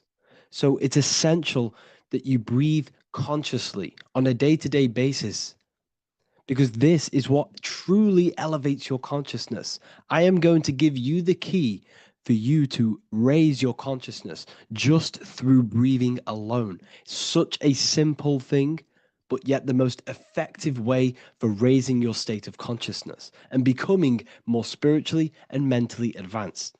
So tune in for this video and I'm going to show you exactly how to do it and the symbolism behind breathing. Air is more than just air. It carries electromagnetic energy. So now I'm going to give you the science behind this spiritual truth. This invisible force is what sustains all physical life, providing the life force energy essential for existence. Electromagnetism, Everything is fed off electromagnetism. Your body is an electromagnetic battery. Now, we can prove that air carries electromagnetism just by doing a simple test, a simple scientific experiment, by getting liquid oxygen and pouring it between a north and south magnetic pole, two polar opposite magnets. We see that the liquid does not fall straight through it. It is sucked, it is magnetically attracted to these two opposing forces, opposing magnets. This is proof that air, liquid oxygen carries electromagnetism. When you are breathing electromagnetism, the essential life force behind all living beings. This is known as energy or prana, chi, ether, or spirit. This is all the same thing. Air is not just empty space, it is energy, it is prana, it is life force, it is spirit, it is ether, chi, prana. You are an electromagnetic being. Your consciousness is in direct correlation with your electromagnetic aura or biofield around your body. Your state of consciousness is mirrored within this field around your body. Now, your breath, when you breathe in, you're breathing electromagnetism or life force. Breath is the vital link between the physical and the spiritual, bridging the body with the soul. Through breath, we connect with both tangible world and deeper, the unseen realms of energy and consciousness.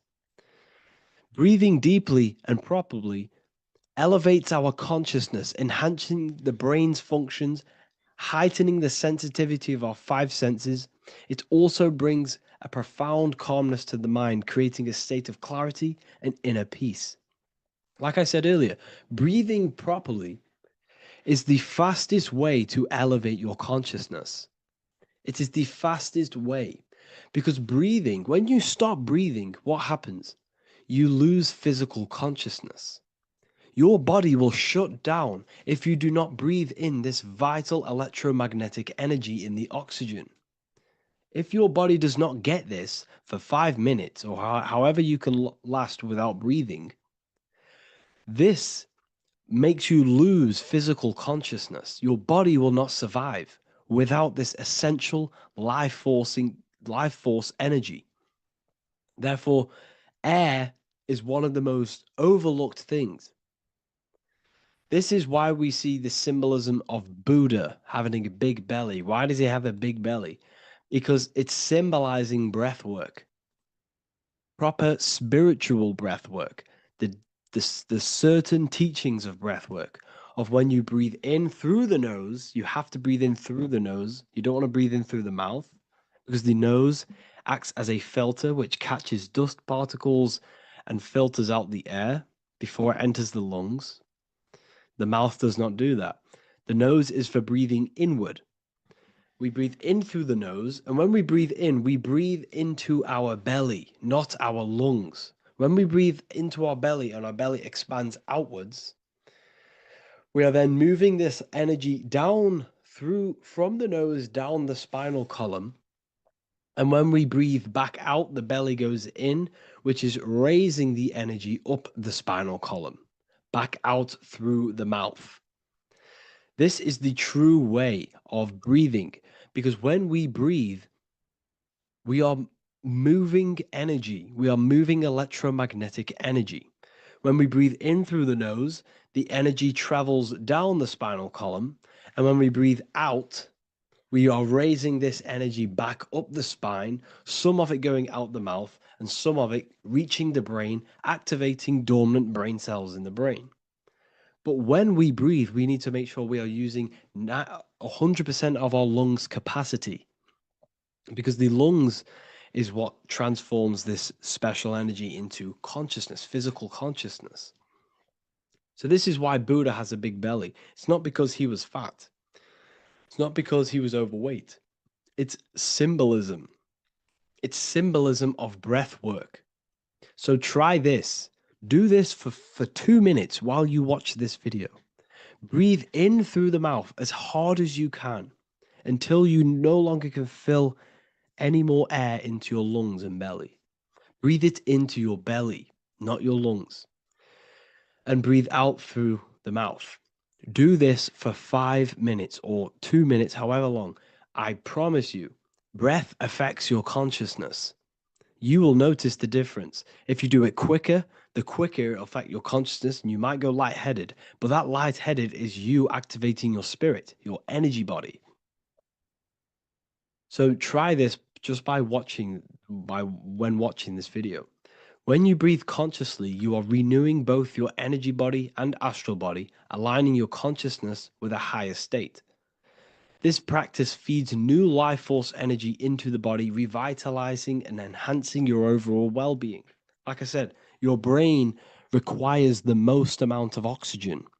When we have shallow breathing, this is reducing the brain's capacity. Because when we are not breathing properly, which 98% of people are only using a third of their lungs capacity, we are essentially only using a third of our consciousness, because your breath is directly correlated to your consciousness, your state of consciousness. When you breathe in through the mouth, out through the mouth, out in through the nose, out through the mouth, consciously and deeply for 5 minutes, you will notice that your senses are more powerful and sensitive. Your brain is quicker.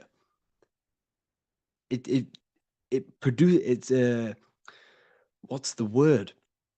It processes information quicker.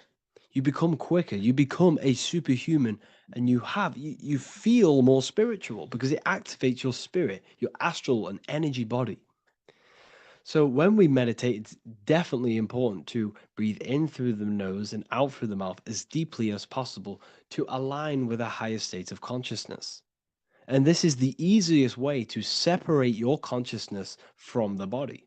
When you breathe in deeply for long periods of time, while meditating, while taking no thought, when no thought is present and you gain a rhythm of deep breathing, this is the gateway. This is the gateway to opening your consciousness. Because when you stop thinking, other aspects of your consciousness can open up. All of our lives we've been thinking, which is blocked off the higher states of consciousness.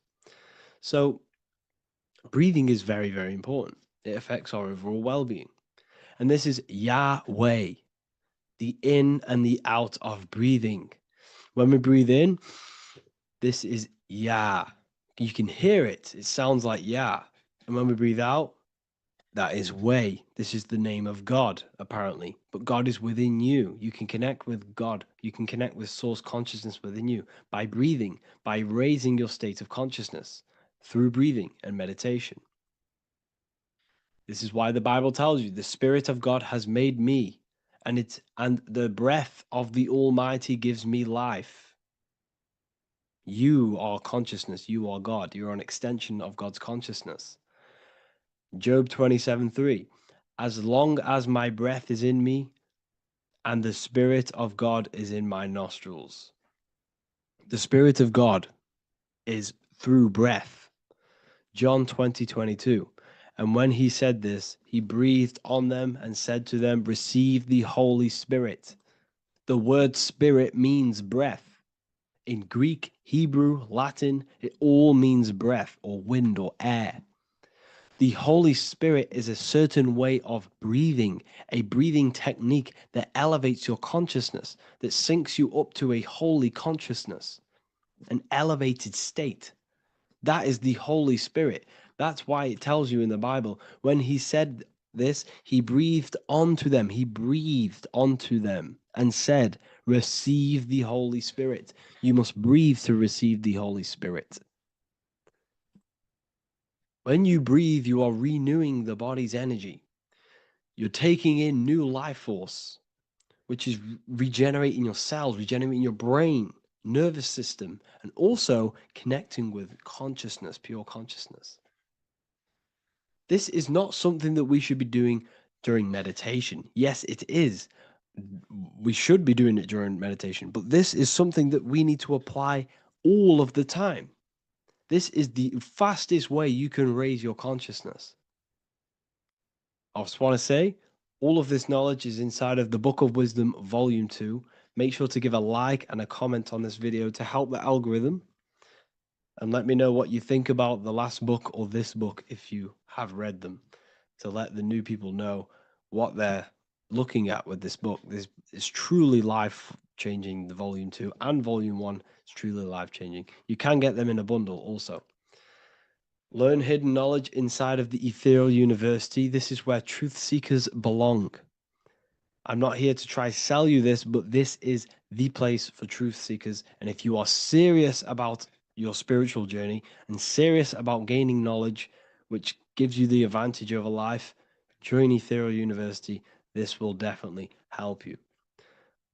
Thank you for watching this video. Please leave a like and comment. Make sure to give me any suggestions on videos you want me to make in the future. Thank you all.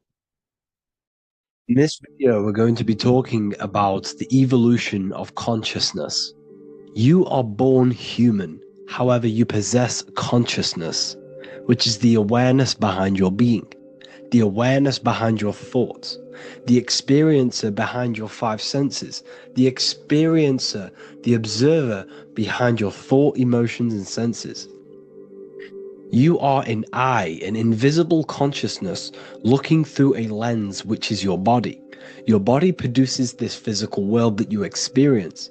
Your brain produces this world. Your brain and body is a technological computer. However, you are an infinite, ever-expanding consciousness behind this physical body. And there is an evolution of consciousness, a cosmic journey of expansion.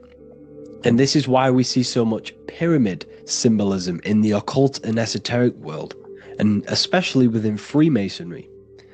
Because the pyramid represents climbing, an evolution, a raising state of consciousness, a journey. Steps symbolize a journey upwards. This is the raising and the evolution of consciousness, our inner world. The transmutation of our inner selves, of our souls and consciousness and our minds. So when we see this pyramid, we're seeing a evolution, a way up to source consciousness. And the eye in the pyramid represents your source consciousness. It represents illumination. It represents divine guidance through this evolution of consciousness. This is why we see the ladder. Consciousness is ever expanding on an infinite journey of evolution. Each individual is a part of this cosmic process, contributing towards the ongoing expansion of both mind and awareness. As we evolve, we collectively explore deeper levels of existence, expanding the boundaries of thought and consciousness. The mind has the ability to expand infinitely into new realms of thought, into new dimensions of mind. The mind cannot be filled up. It is not a physical substance. The body can be filled up because it is a physical thing, but you cannot fill the mind. Therefore, the mind is constantly expanding, ever expanding into new fields of thought. So what we see in Freemasonry, the ladder, is again a journey, an elevation of consciousness. When we are born with an infant consciousness, and as we gain older, we gain an adult consciousness. Our inner world, our inner mind, and our emotional intellect changes and evolves. We are significantly different from when we were very young as an infant. It's because our consciousness evolutes, it changes, it alters like water. So just like this evolution of your own consciousness as growing up, there is consciousness of beings existing in cycles beyond our own. And their consciousness is unimaginably different from ours. They operate on a higher level of understanding and knowing, experiencing reality in ways that transcend our current comprehension. Our minds right now cannot comprehend the highest states of consciousness. There are entities, there are beings beyond our own, existing in higher dimensions of consciousness that we cannot comprehend because they have expanded. They are on a further way up the ladder of consciousness. However, we are all on the same journey. None of us can take the same journey. There is one ultimate goal, reaching source consciousness. However, this is always ever expanding. However, we are all on a different journey. There is one truth, one source, one goal. However, there are billions in different ways of reaching it, and we are all on these different paths to source consciousness, to this ladder, this evolution of universal evolution. Okay? Their awareness is attuned to new dimensions of existence, reflecting a more advanced stage in the cosmic journey of consciousness evolution. So when you take DMT, you are shot into these higher realms of consciousness where you meet these beings who look similar to these images. They are not speaking to you physically. They don't speak to you three-dimensionally through vibration and words. They speak to you mentally. If you have done DMT, then you know this. And if you have met these beings, then you know this. You might have even met some of these types of beings on mushrooms or any psychedelic drugs. Because ultimately, when you take these mind-altering substances, it's altering your consciousness. It's merging your consciousness with the spirit of that substance. And you are essentially attuning your mind to higher dimensions of consciousness. That's why we say we're getting high when we take these substances. Therefore, when you meet these beings on DMT, you are essentially meeting beings who are attuned to higher dimensions of consciousness, and they speak to you mentally. They speak to you telepathically through thought, because the universe is mental. Everything exists within the mind. The way you are now, your physical existence, is a state of mind. Mind, thought creates matter. Spirit and matter are two opposing ways of thinking.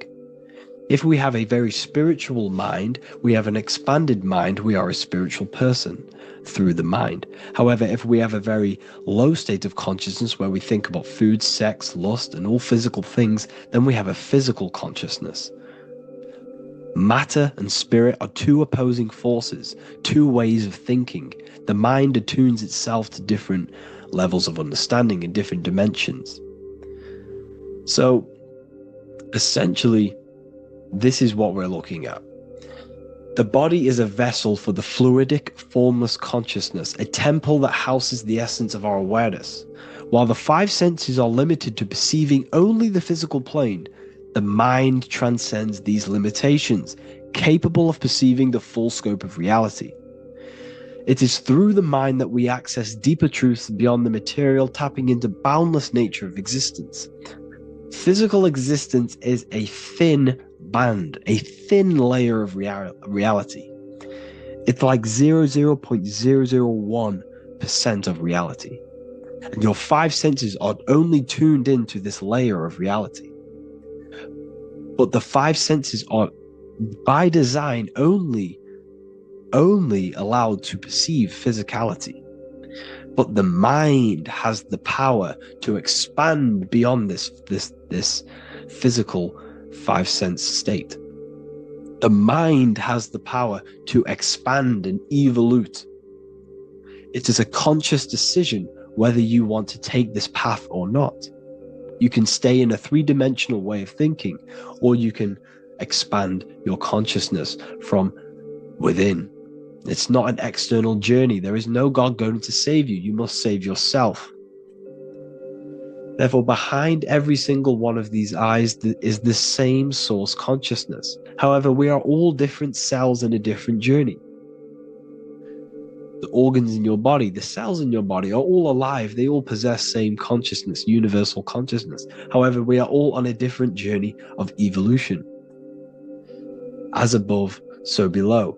As the baby is in the mother's womb, when the baby becomes conscious, there is a world outside of its mother. What does it do?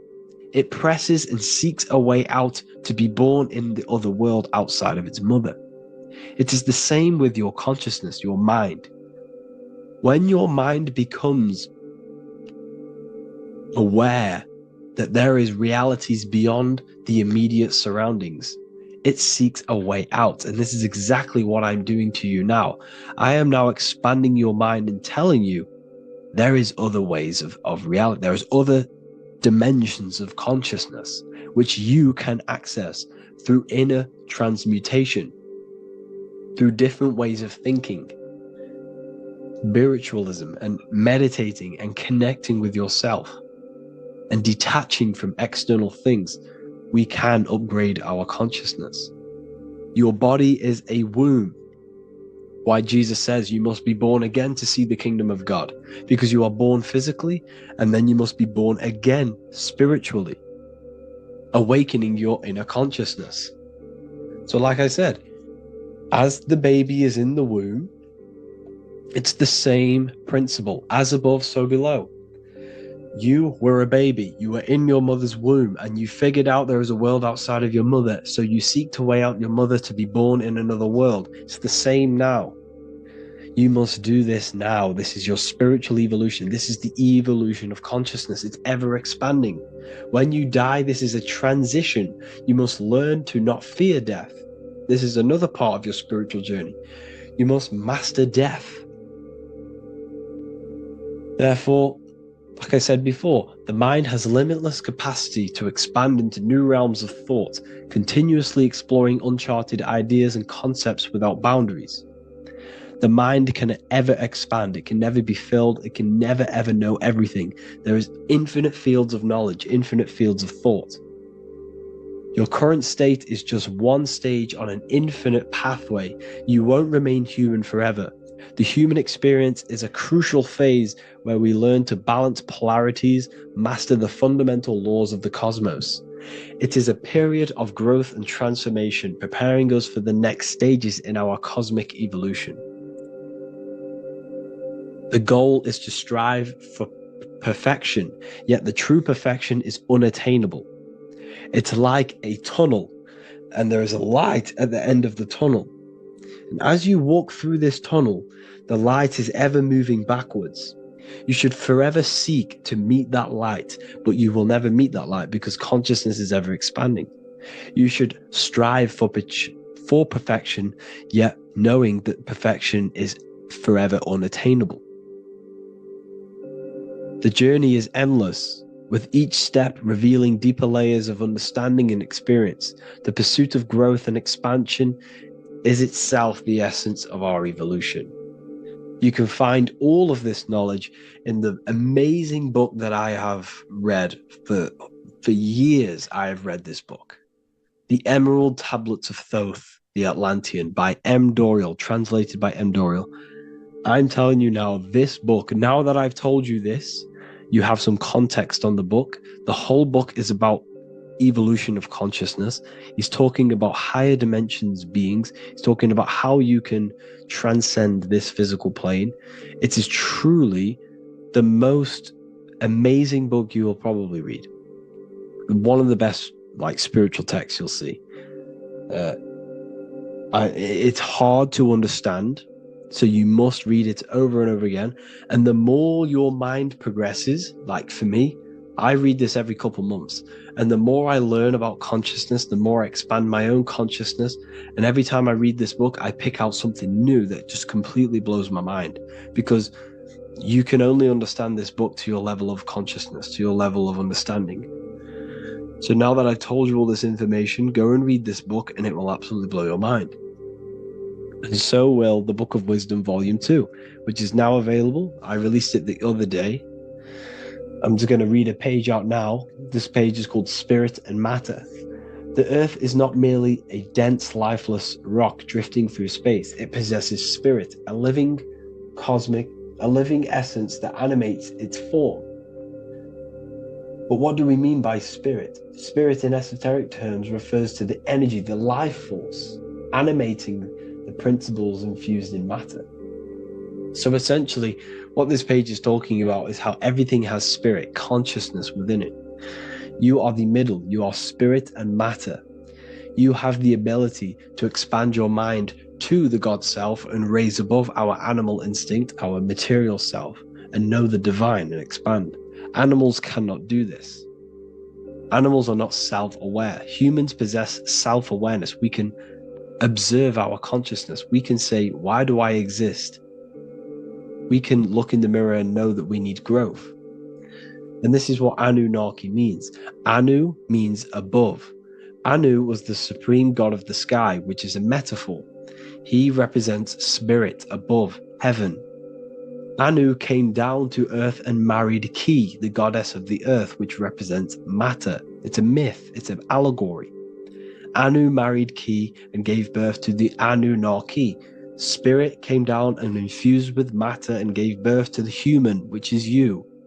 You are spirit infused in matter, Anu and Ki, Anunnaki.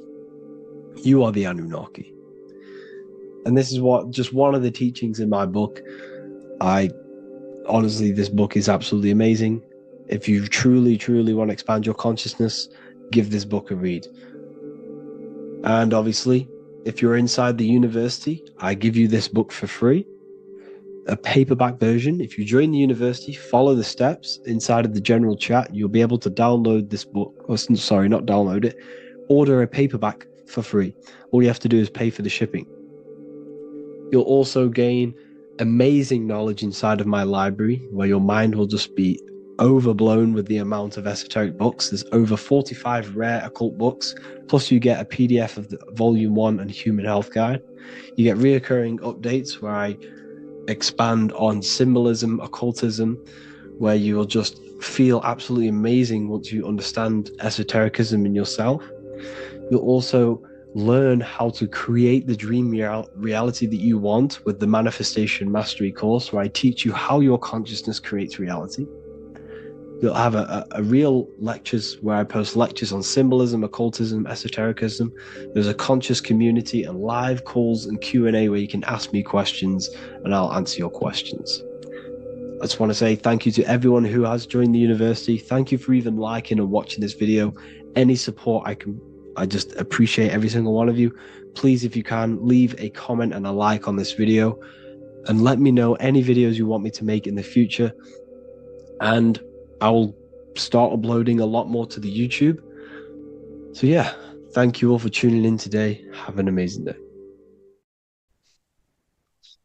Matthew 21:1, Jesus went into the temple of God. Corinthians 3:16, do you not know that you are the temple of God? Now what is this telling you? That God is within you. Hence why in Luke 21:12 it tells you the kingdom of God is within you. And the side of your head region is called a temple for a reason. Because the brain encapsulates the mind. The brain is a physical manifestation of the mind. The heart is a physical manifestation of emotion. So we have these different layers of our consciousness. We have an intellectual, communicative aspect of our consciousness, which we would call the mind. We have an emotional aspect of our consciousness, which is the heart. And to communicate with the divine, it's all to do with the mind. Hence why the ancients always symbolize the mind being God. This is why Michelangelo always placed God inside of the brain on top of Sistine Chapel in the middle of the Vatican. He understood that God is in the brain. God is within you, not outside of you. The church tells you that God is in the sky because they are creating a externalization of the truth to create a business and a distraction so that you don't find the divinity within you, so that you don't find your power. Now you have Adam, the physical man, the physical body, the ego, the lower self. And he is resting. He's not trying to reach to God, but God is reaching because the higher consciousness within you is always trying to communicate with you. It's always trying to wake you up to your divinity. But the lower mind, the lower self, Adam, the physical self, is always in ignorance of truth, always in ignorance, and stays in a materialistic way of thinking, which is the lower animal self. And this is what we call a sleep or an NPC. This is the lower mind of man. But all you have to do is to move your finger to touch God. You have to look within yourself, within the brain, meditate, and you can find God. This is why in the Bible we see many references to the human body and anatomy to truly connect with God. Kings 6:8, the door to the middle chamber was in the right side of the house, which is the right hemisphere of the brain. The middle chamber is the pineal gland, where the seat of your consciousness is, where the seat of your higher consciousness is, the mind. And they went up the winding stairs, which is your spinal column, into the middle chamber, and out of the middle chamber into the third. So they went up the winding stairs. This represents raising your consciousness up the winding stairs. Your spinal column acts as a stairway of consciousness. Depending on what sort of consciousness you are operating in, depends on what part of the spinal column you are using.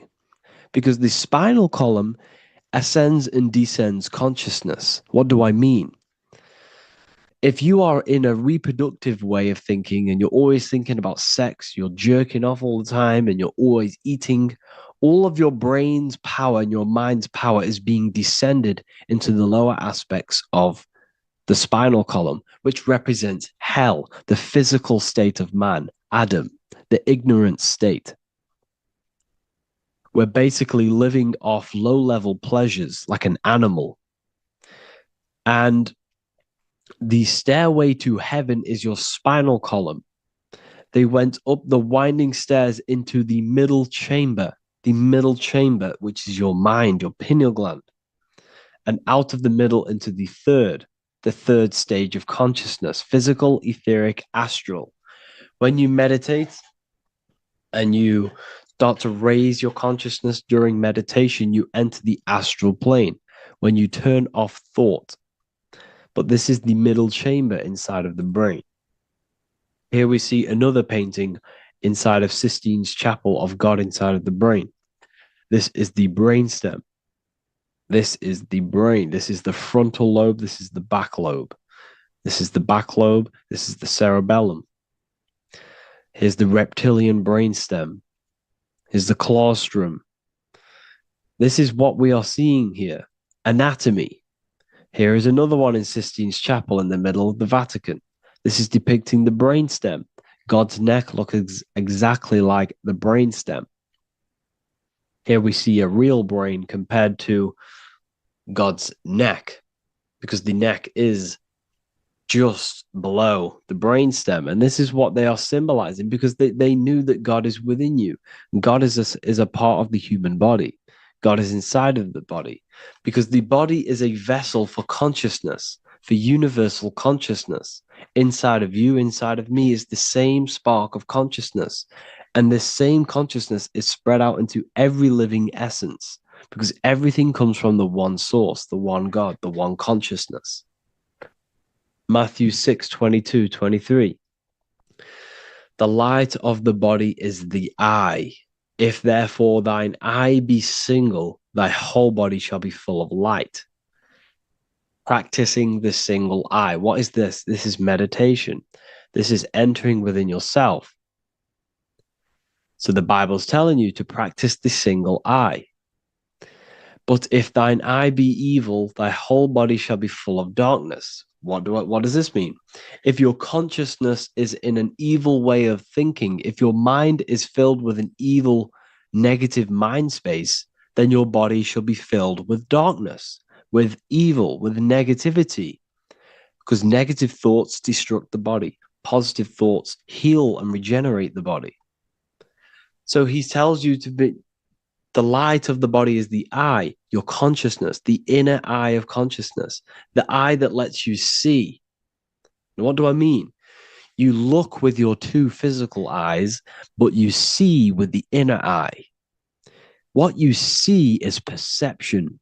You look with the two eyes, and what you see is perception. You are seeing, you are understanding, and that's what consciousness, the mind, gives you. Consciousness, or the mind, is the force that allows you to be a human being, that allows you to understand things and interact with things and make decisions. It's an infinite intelligence. See, the mind is not the brain. This is a big confusion with people. Hence why the eye on top of the pyramid is separate from the bottom half of the pyramid, because the consciousness is separate from the body, the eye, the all-seeing eye. It represents the observer, the eye that sees into this body, into this world, into this. You are the perceiver. You are the invisible spirit within the body. Theologians 4:17. After that, we are still alive, and our left will be caught up together with them in the clouds to meet the Lord in the air. You don't meet the Lord in the physical air. Okay? This symbolism of the ancient Christian artwork is showing you this is symbolic. These things never happened. There's no man in the sky. Moses didn't go on a mountain to meet with God. The air represents the mind. This is why you say you're an airhead when someone's very stupid. Earth is your body. Water is your emotions. Fire is your spirit. Air is your mind, the invisible mind. So Anton Mengs, an ancient Christian art worker, is showing you anatomy of God in the clouds.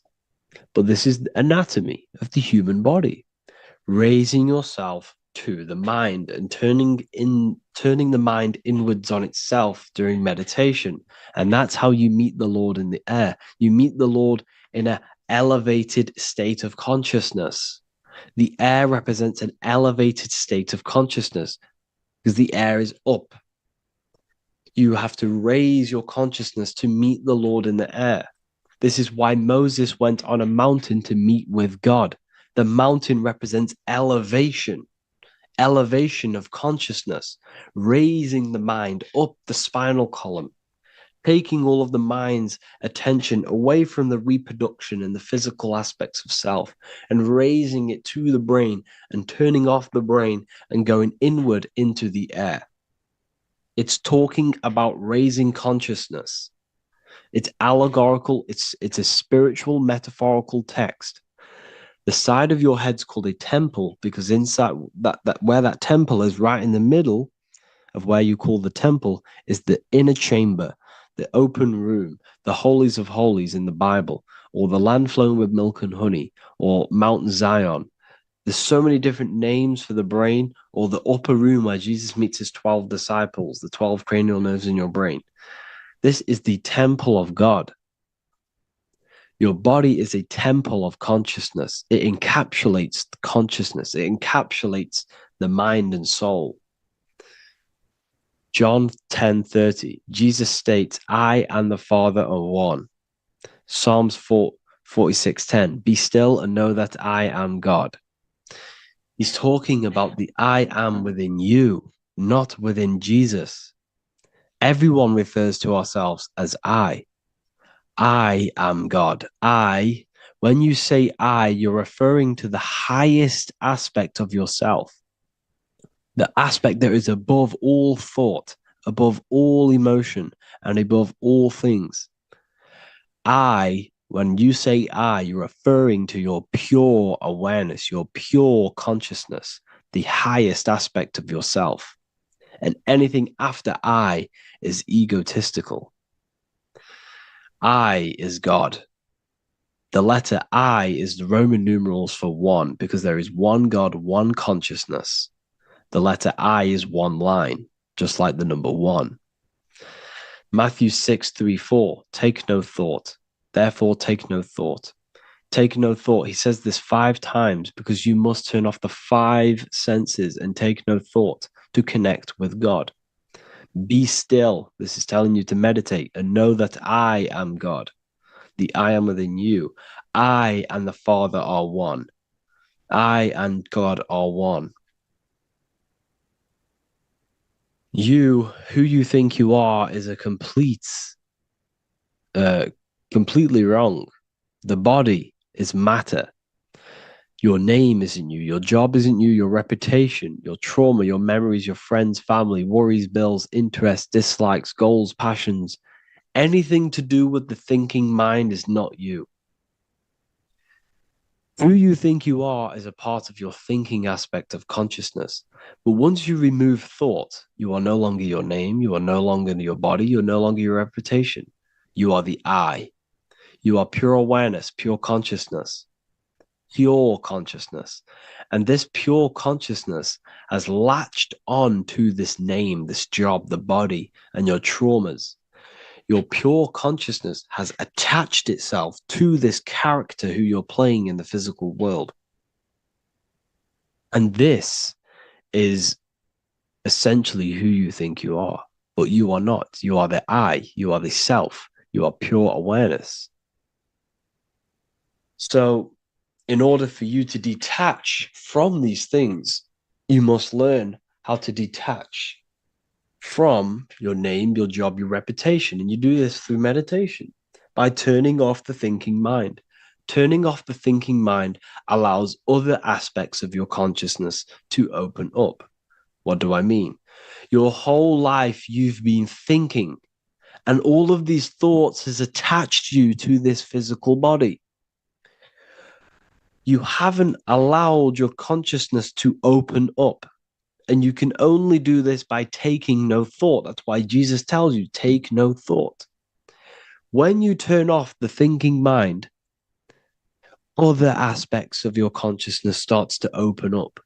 Other aspects of your being can open up. And this is how you astral project. This is how you do all these mystical things and things to do with consciousness. It's taking no thought. Imagination, emotions, thought, and memory are all to do with consciousness. These things are not physical. You can't touch thought. You can't touch emotions. You can't touch these things because they are not a physical thing. So you must turn off these things for other aspects of your consciousness to open up. Okay? So essentially, the Bible is a metaphorical, astrological, numerological, metaphysical, spiritual, encoded text that talks about human anatomy, spirituality, and the true nature of the human experience. Everything they would teach you in school is to make you think that you are this body. Everything they teach you in church is the externalization of the true teachings of Jesus. Jesus was telling you to meditate. Jesus was telling you to practice the single eye. Jesus was telling you to look within yourself and find God. He wasn't telling you to pray to him. Mark 16:19, he was taken up to heaven and sat at the right hand of God, the right hemisphere of your brain.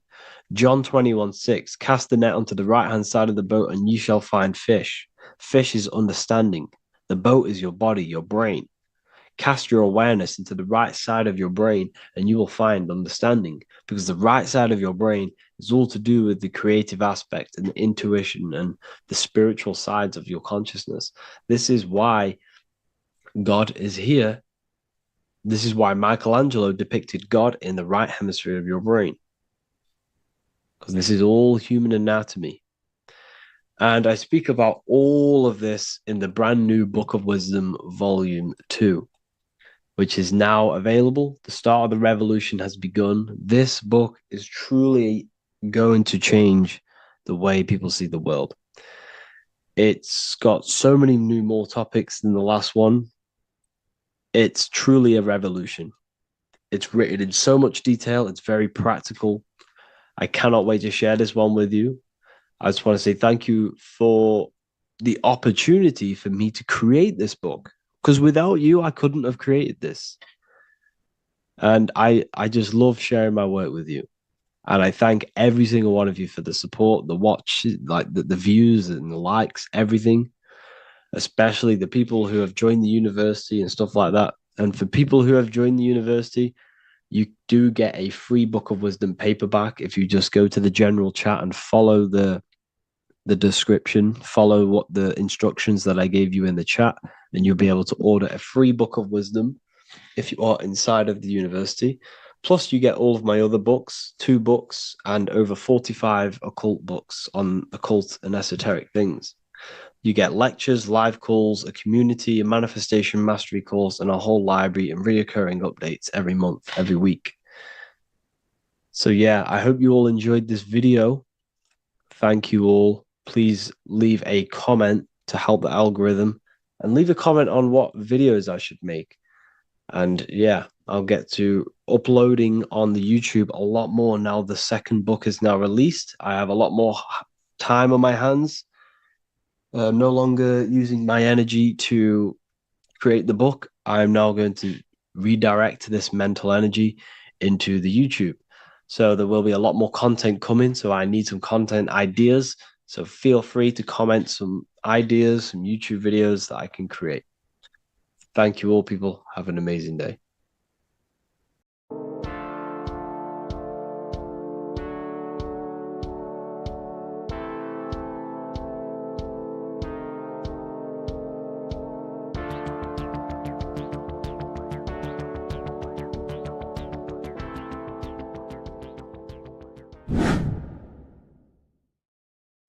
What is up, people? How are we all doing? Today, we're talking about the flat earth cosmology. So let's jump straight into this.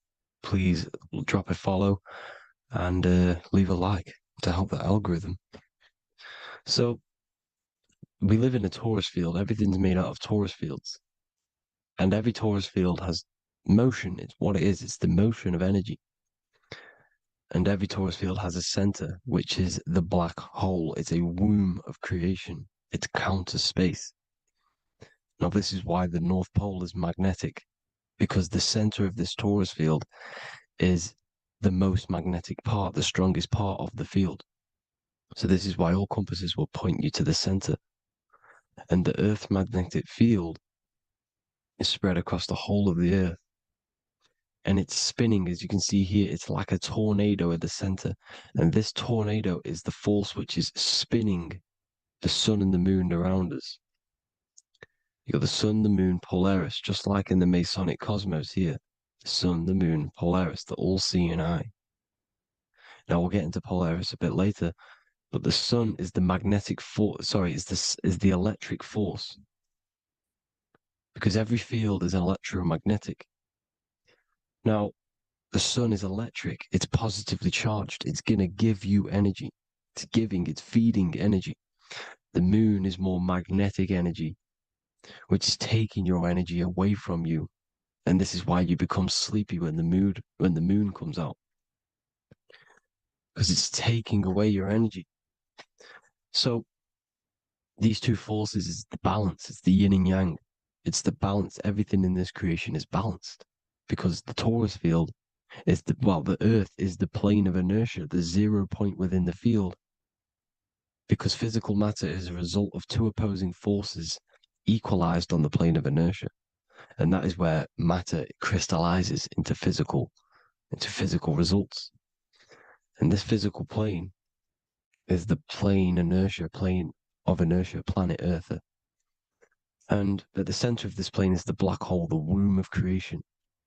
And outside of this black hole gives birth to light. So the torus field is constantly rotating, going into counter space, the black hole, and then out of counter space gives birth to the white hole, white light.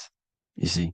So it's going around, black hole, birth again, black hole, birth again. And it just keeps going around. It's an infinite cycle of energy. And this is where the infinity sign comes from.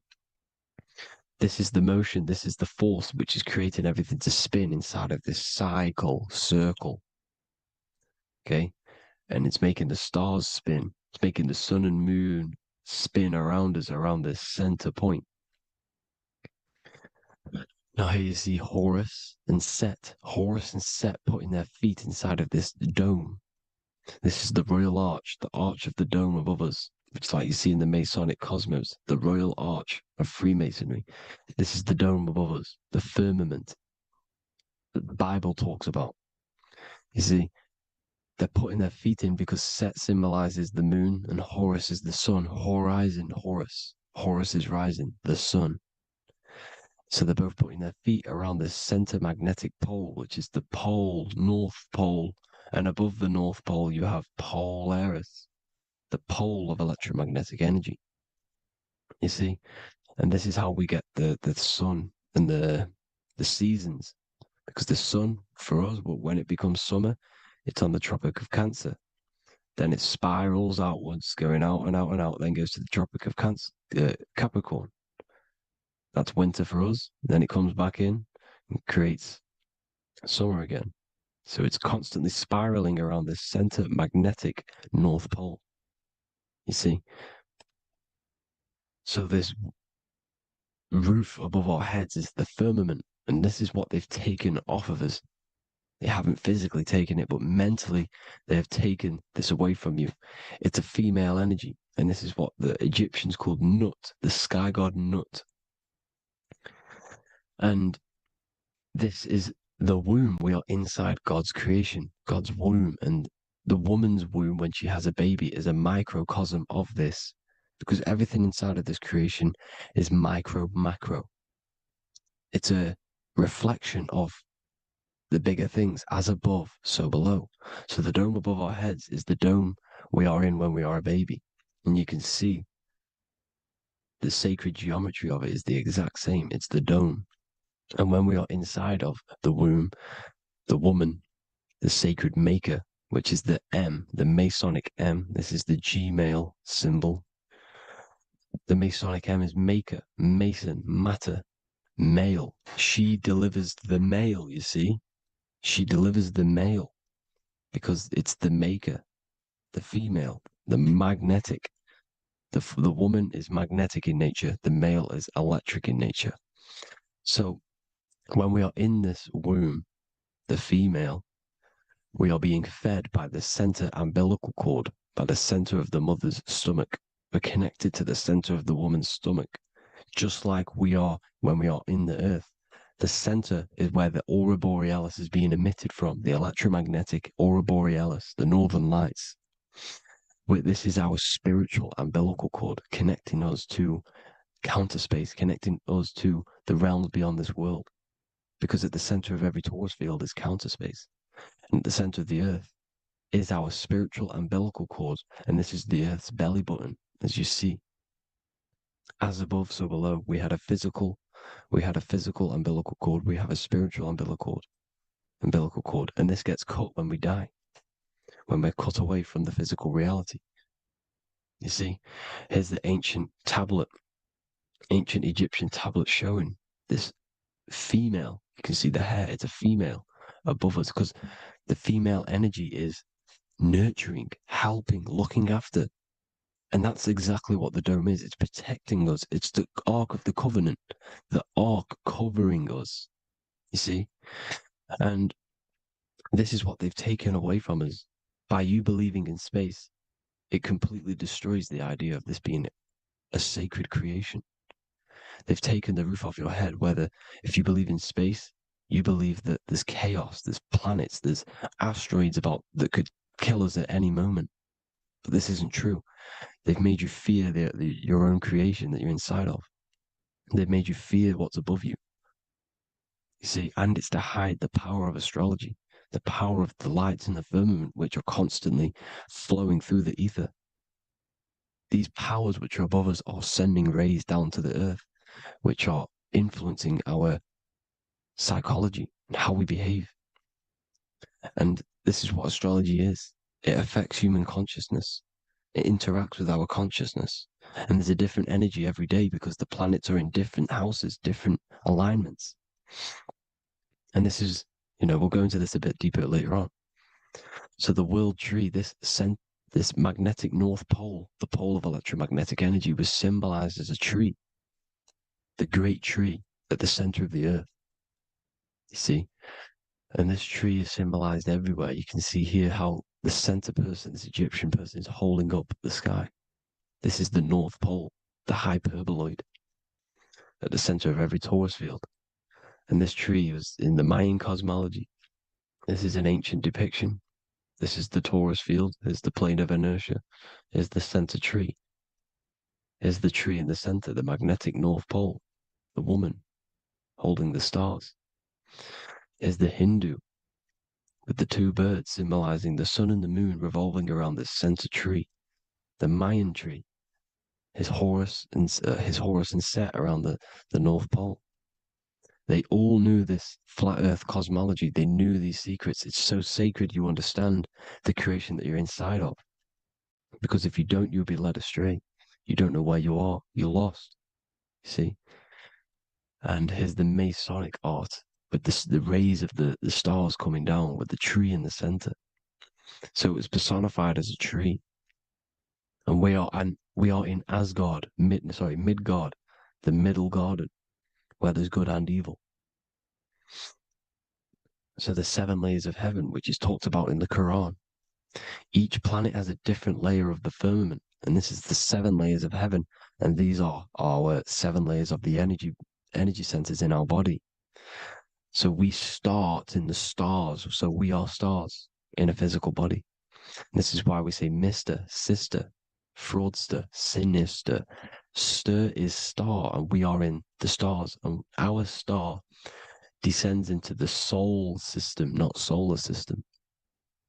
And as we descend into the soul system, we enter Satan's kingdom, Satan's world. As it says in the Bible, Satan is the god of this world. Well, if you've been into my research for a while, you know Satan is Saturn. Saturn's world, because Saturn's the outermost ring. He's the Lord of the Rings. And you enter his kingdom, the kingdom of time. And this is why Saturn's the time god. As soon as you go past the rings of Saturn, you're now in the soul system. You're now in time. You're now bound by space and time. And you're bound to the earth plane, the heart. Earth is heart. It's a rearrangement, it's an anagram for heart. And the heart of the electromagnetic color spectrum is green, and that's why the earth is green. And above green is blue, and this is why the sky is blue. In order to go to heaven on the macro scale, you have to go through the blue sky, through the 7 layers of heaven. In order to reach heaven in your body, whilst you're here, you have to go through the blue chakra to your head, which is heaven. It's micro, macro. Everything is micro, macro inside of this creation. It's an ancient. I think this is a French image, piece of art from the ancient French, with obviously the 7 layers of heaven, which they all depict. And notice how it's like a dome. We'll go into this dome symbolization, the Royal Arch of Masonry, which is next. But these 7 layers of heaven give us the 7 metals, the 7 days of the week, the 7 diatonic tones, the 7 chakras, the 7 everything. It's God's favorite number. And this is why the Masons use the G inside of the compass, because the G is the 7th letter, and God starts with G. You see? So it's 7. God is 7. Here's another depiction of the heart, the soul system, the 7 layers of heaven. La Fermenta. You see, La Firmament, with the stars on the outermost layer. Here are the 7 planets. Jupiter, Mars. La Sophie, the sun. La Luna, the moon. So Saturn. So we are in the heart of this soul system. In order to ascend, we need to ascend up our chakra system, reach 144,000 hertz, God consciousness, the God man. You have to unfold God man, master of the mind, mastery of the mind. So what are the stars? The stars make everything unique. The stars are constantly rotating around the center, magnetic North Pole, the tornado at the center, which is stirring everything. It's stirring the ether. The center is the ether, and the 4 elements are born out of this ether. There's 5 elements: ether, spirit, water, air, and earth. The ether gives birth to the 4 other physical elements, which the whole of creation are made out of. About them 4 elements. 4 is the number of stability. You know, a chair, a table has 4 legs. It stables things. It's a foundation, and these 4 elements are the foundation of this creation. You see, and this magnetic North Pole is stirring this, and the 4 vibrational states of the ether are the 4 elements. Now let me get back to the stars. I just wanted to give you that. The stars are being stirred around this center point, center. It's stirring everything, and they're always in different alignments. Every millisecond, they're moving in different placements of the stars. And the planets are called the seven wanderers because they're not fixed. The stars are fixed, but the planets are called the seven wanderers, the seven layers of heaven, because they move faster and slower than each other. Each planet is slower and faster, has a different rate of speed it's moving. So these alignments are mixing in with the energies of the different 12 constellations. And this is why you have a unique characteristic. You have a unique look, a unique energy, a unique personality. This is because when you were born and you took your first breath, that energy which was in the ether, because the ether is all around you, and energy travels through the ether. The energy that the stars were casting down and the energy that the planets was mixing in with the 12 constellations was in the ether. So when you came out of the womb and your first breath, because breath is spirit, okay? So that first breath you took, that is the energy that is imprinted within your DNA, your soul. And you reflect that energy, you emit that energy. That's the energy that is with you forever until you die, till this physical body dies off. And that's what the stars are. The stars are giving a unique energy, characteristic, personality to every living thing. Every dog, every cat, every animal has a unique personality because it was born at a different time and place in the sky. Okay? The stars are your destiny. Now, the stars are constantly changing as well.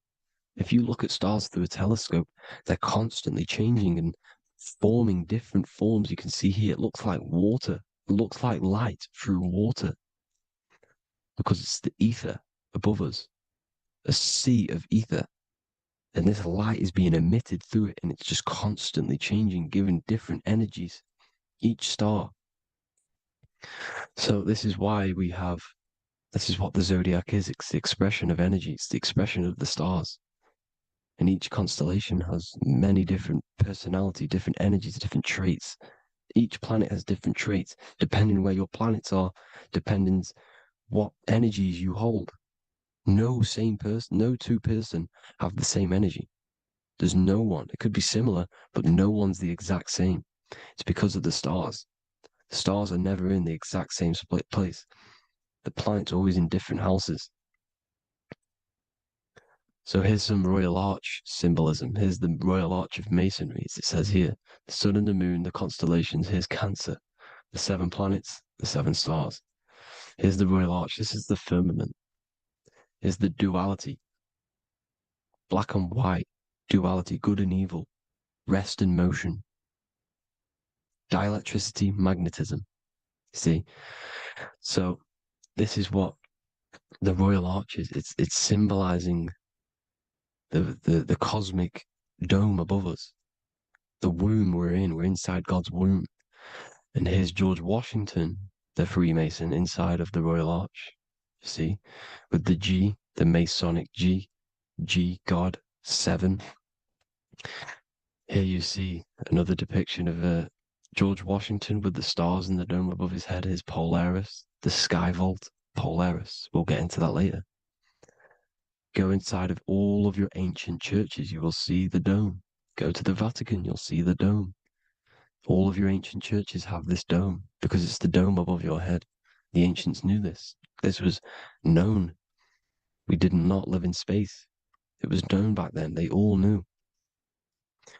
This is Crown Court, which is one of the most important courts in the UK. You can see it's clearly so much Masonic symbolism. You've got the 4 pillars of Masonry. The Royal Arch is like an arrow pointing upwards to Polaris. His Disney World is under a dome. In his Polaris, the sky vault. You see? And also 666 in the symbol. Here's more 7 layers of heaven. Here's an ancient depiction. The firmament. Here's the astral plane outside of the firmament. The Royal Arch. You see? It's everywhere. Here's Polaris, the 8-pointed star. Polaris is in between the sun and the moon. It's at the center of the Taurus field. And Polaris corresponds with the pineal gland as well, because it's the all-seeing eye. See? So is Polaris, the 8-pointed star, which is at the very top. It's the very center. It's on top of the North Pole. And it's an 8-pointed star that's always symbolized as an 8-pointed star. Here you see the Vatican. The Vatican is a giant key with an 8-pointed star. See, it's a key. Here's the dome. Here's the space delta, the USA space delta logos. Here you see the Egyptian god looking from the center, the North Pole, looking upward to an 8-pointed star, Polaris. An arrow pointing up to Polaris. Here's another, the bear holding a key with an arrow up to Polaris. 7 holds the key to Polaris. Here's an eagle holding a key above the North Pole to Polaris. Polaris, and here's another one. There's another bird, like a dragon, holding a key to Polaris. Because Polaris is definitely something to do with leaving this creation. Okay, maybe, I can't say for sure, but maybe it's to do with ascension, and this is why the Vatican hold the key to the 8-pointed star. And this is why the space, well, we all know space is a lie, but they're showing Polaris and its sacred symbology. Maybe it's to do with something leaving this creation, going to another. Here's some North Pole symbolism. As above, so below. You see the four seasons of the Big Dipper constellation going around Polaris. This is Polaris, this is the Big Dipper constellation, and this is the swastika. This image gives us the swastika, because all the symbols we use are created in nature. They're created somehow in nature. This is how we get them. As above, so below. This is the map of the North Pole with the 4 rivers looking like the Big Dipper constellation. It's the Masonic, here's the ancient cosmology with the 4, you see the 4 islands, Mayan cosmology, 4 islands. This is the alchemical symbol for Earth, 4 sections. The windows, because the center of the North Pole is a window to another dimension. The 4 lucky 4-leaf clover, which is supposed to be lucky. It's just, it's truth in plain sight. And here's Hitler looking at 2 flat Earth maps. So this swastika has been used for thousands of years, thousands and thousands of years. And it's symbolic for the most sacred land on this plane, the North Pole. Shambhala. Do some research on Shambhala, people. It's a it's a Hindu mythology about the sacred lands at the center of the earth. And it's known to be full of enlightened beings. And it's all symbolized at the center. You can see their paintings of Shambhala. It's all at the center, the North Pole. And it's known to be the most godly place ever, because it takes you to a portal to the higher places. And maybe this is something to do with Polaris, connecting you to this sacred lands at the very center. But anyways, people, thank you all for tapping in. Hope you all learned something. Have an amazing day. Please follow, subscribe, like, all the links in the description for the courses, the PDF. Please have an amazing day. God bless.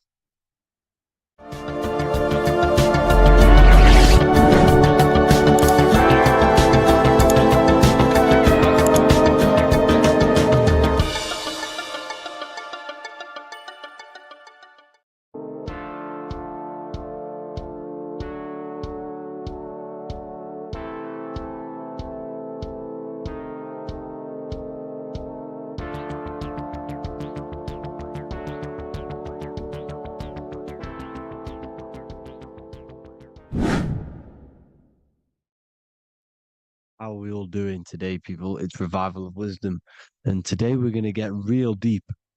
This video is going to get real deep. A lot of people are not going to be ready for this sort of knowledge. Okay, you really have to do is to really deprogram the mind, because everything we've been taught is a complete lie, is to keep us trapped. Okay, this is really advanced knowledge. Now, let's get straight into this. All of the ancients depicted other worlds and they called this place Midgard. Midgard is the mid garden, the middle garden. This is why the Masonic symbolism on the floor is always a black and white checkered board, symbolizing the polarity here, the good and bad, because we're in the middle garden, the heart. Earth rearranged spells heart, because we're in the heart of this system, or whatever it is, a super quantum computer, whatever you want to call it, simulation.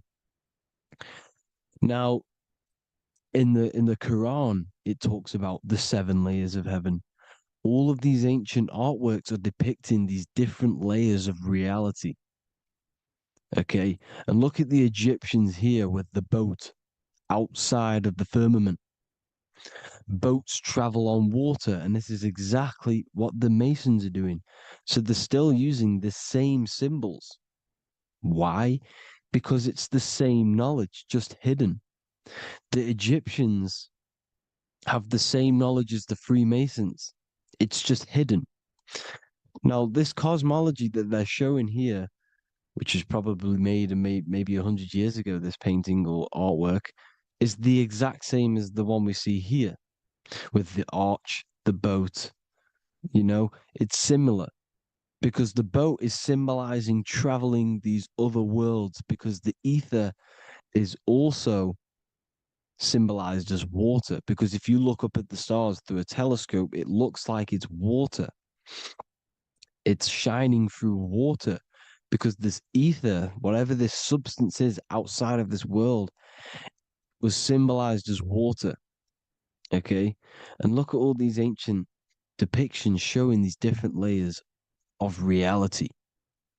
Now, we are being trapped within this 3D dimensional world, which is the cube, the Saturn cube, because there are 6 sides to everything in this world: front, back, left, right, up and down. 6, which is the cube, because we're in the Saturn, Saturn's world.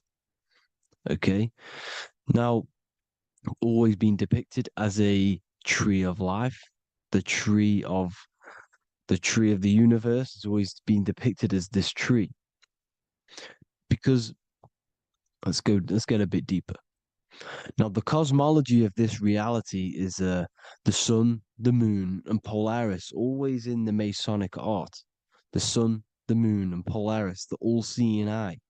If you go inside of the temples, of the Masonic temples, they always have this star in the middle, shining light beams. Okay? Look here. The light beams coming from the big star in the middle, which is Polaris. This eye is God. It's God's light shining down from his abundance. Now, when you astral travel, you will see this big ball of light above you, and this big ball of light is God. But you cannot travel towards it until you are pure. It doesn't work like that. You have to become formless. You have to become pure before you can become one with the light. In all these Masonic artworks, it's all depicting the star in the center. This star is Polaris, because Polaris is the way out of this place. And this is why you see the stairway to heaven all the way up to the light beam, the light source. What does it say in the Bible?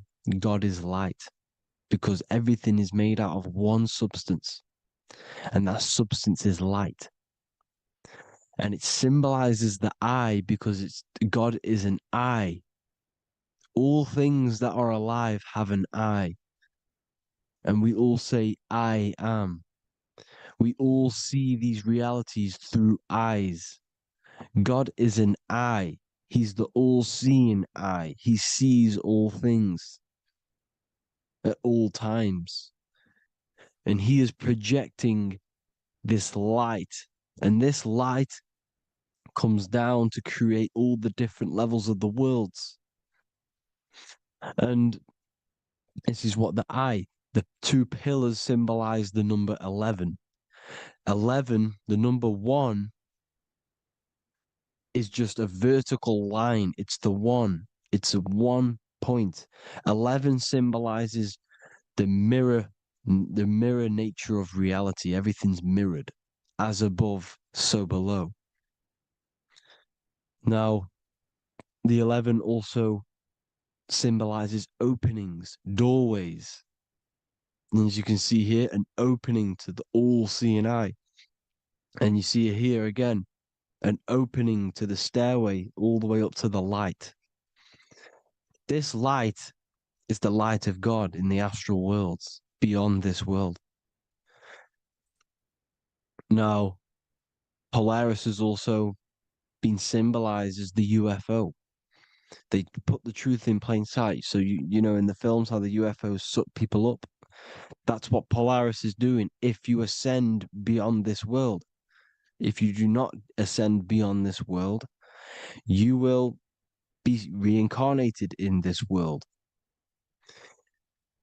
The whole thing is to outgrow this consciousness to the plane above. And I'm not just making this up. I'm going to be bringing in scriptures after this. But you can see with the Christmas tree, we always put a high, big star at the center, at the top, which is the star of Polaris, which is exactly what the Masons are doing here. The star at the top. And it's on top of our Christmas trees. And all of these symbolize the other stars, because Polaris is the most high star. And all the other stars are wrapped around the firmament lower than Polaris. And that's exactly what the Christmas tree is. And it's a triangle. It's a triangle, just like light beams travel from one point in the triangle, just like the all-seeing eye. It's a triangle. The light is coming from one point and sending its rays downward. You see, it's kind of like you see here with the water. And the lower you go, the darker it gets, the more evil it becomes. And this is what the ancients would call hell. Now, this all-seeing eye is Polaris. And below Polaris is Mount Meru, the North Pole, the magnetic North Pole. The Tower of Babel, which is in the Bible. The etymology of the word Babel, Ba meaning spirit, which gives the ability to move the soul through the worlds, which is that's the ancient Egyptian description of the word Ba, meaning of the word Ba. You have the Ka, the Ba, the Ak, but the Ba is the one that gives the ability for the soul to move through the worlds. Your soul can't speak into a world without incarnating into it. Now, the Tower of Babel symbolizes Mount Meru because it's the word Ba is the spirit which gives the ability for the soul to move through the worlds. The Tower of Babel is the magnetic North Pole, Mount Meru, which gives the ability to move through these different worlds. And you can see the ancient Tibetans always showing this depiction of these different worlds coming from the center. Because we have to ascend our consciousness. It's not about how good you are to reach heaven. It's about how you expand your consciousness, you expand your mind. So they teach now that you have to be good in order to reach to heaven. It's about expanding the mind, expanding your consciousness to these different planes, these different realms. So that's what it's about. And Jesus was known as the fisher of man. Now, Jesus is a massive part of this.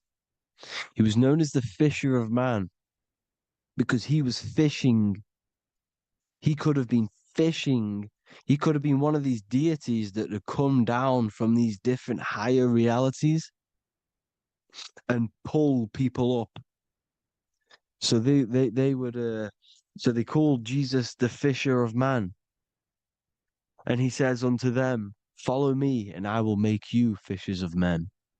So these deities that we see in the past, like Buddha, Krishna, Hermes, Thoth, Jesus, could all be these entities who were coming down to pick up the minds that were worthy enough to see the higher planes of reality. And this is why they called him the fisher of man. Now, when Jesus walks on water, there is a parable with Paul. And he says, but Jesus immediately said unto them, take courage, it is I, don't be afraid. He's talking about astral travel here. He's talking about leaving the body. Because when you leave the body in astral travel to see these alternative realities, you can't be afraid because fear is a bondage, which is what the Emerald Tablets talks about. Lord, if it's you, Peter replied, tell me to come to you on the water. The water. Come, he said. And Peter got down from the boat, walked on the water, and came towards Jesus. But when he saw the wind, he was afraid and began to sink. When you become afraid in astral travel, you sink back into your body. Lord, save me. So this is talking about Jesus pulling people up into different realities. And you can see the fish is the symbol of Jesus. Is another symbol of Jesus, a fish. Because fish symbolize deep occult knowledge. Because fish travel the depths of the ocean. And they symbolize us because we are fish underneath the ethers. And Jesus was pulling people up. You see, so the Bible is a people today believe the Bible is a book telling you how to reach to heaven, how to become godly and reach heaven. But you've got to become the Jesus Christ to see these alternative realities.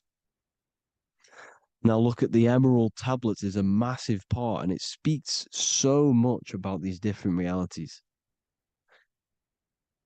Look what it says here. This is in Emerald Tablet 3. Then in my heart grew a great longing to conquer the pathway that led to the stars, which is exactly what the Masons depict in all of their art. Look, the ladder to the stars.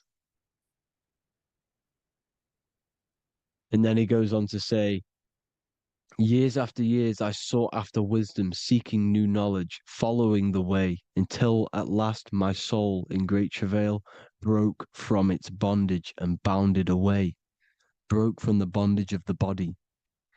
Free was I from the bondage of earth men. Free from the body, I flashed through the night. The stars.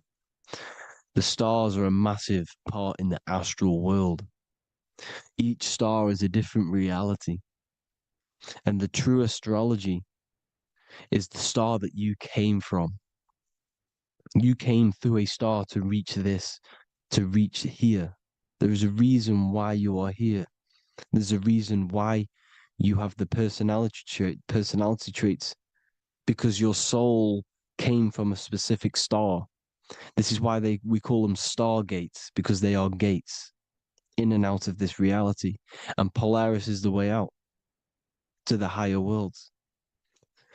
Now look, far into space, my soul traveled freely into the infinite circles of light.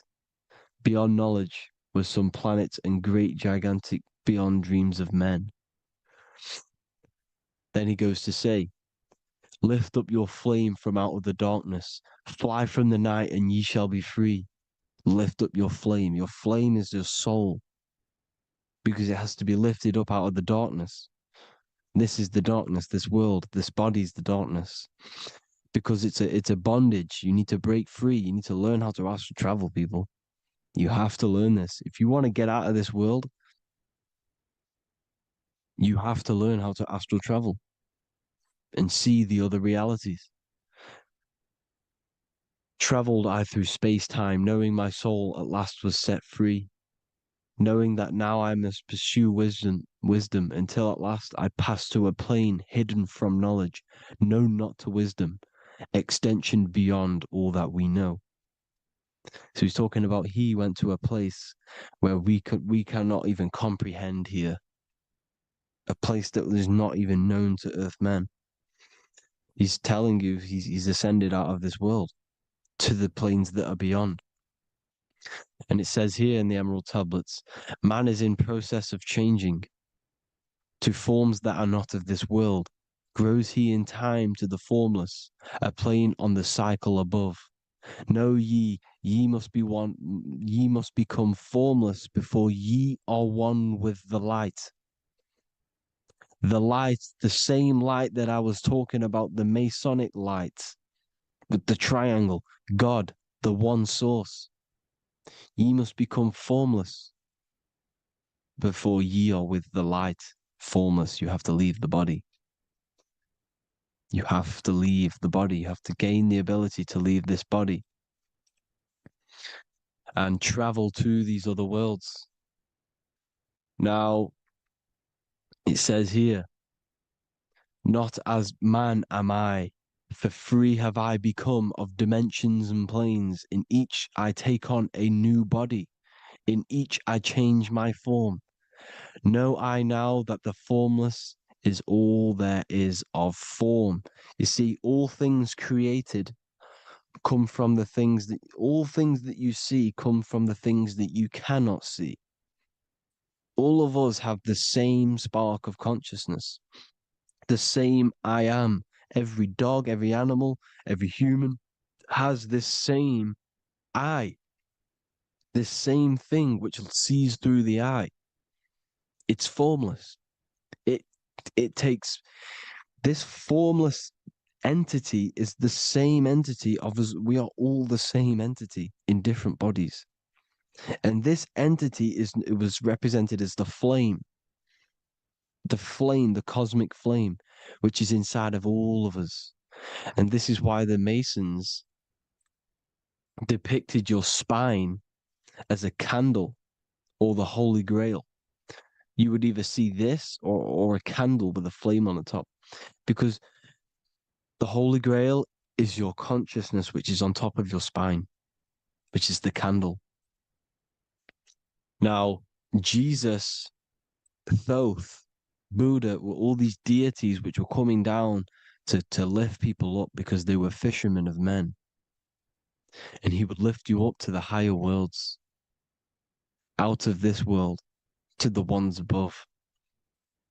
Now, Thoth, you can see him here, he's leading the way. He's holding someone and he's leading the way with knowledge and power. He was leading the way to other worlds, out of this world. There's no point trying to change this world. This world will stay the same. It will stay the same. You have to get out of this world. And that's what they're telling you. That's what they're keeping you from. They're keeping you stuck within this thin layer of reality.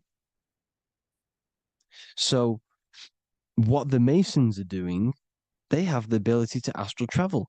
They're living not stuck and bound to one reality, but living within the different layers of reality. And this is what Morpheus was doing in the Matrix.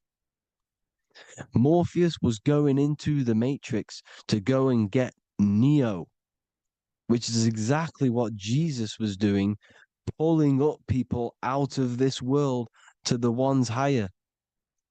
And that's exactly what Morpheus is doing in the Matrix. If you haven't watched the Matrix, go and watch it. It will blow your mind. Everything I'm saying in this video, you will see it. Except that you don't need to use a machine to enter the Matrix. You just use your body. Well, you use your consciousness to leave this body. You see, Neo was also uploading himself into the simulation to pull people out of the simulation. And this is exactly what all of these gods were doing. The fisher of man. Look, he was pulling people up out of this reality with the knowledge. Now, Jesus was always depicted with the mushrooms. Look at all this mushroom art. Mushrooms were literally the origin of Christianity. You can see it everywhere. There's mushrooms in all of the ancient art. Every single one of these paintings you see here, there's mushrooms on them. Mushrooms have the ability to see alternative states of consciousness. Now, if you go and do them and you go to sleep, if you pop mushrooms, you go to sleep and you will wake up in another reality. You will wake up in another reality. Don't try it if you don't want to do it. But if you've got the heart to do it, do it. Eat them and go to sleep.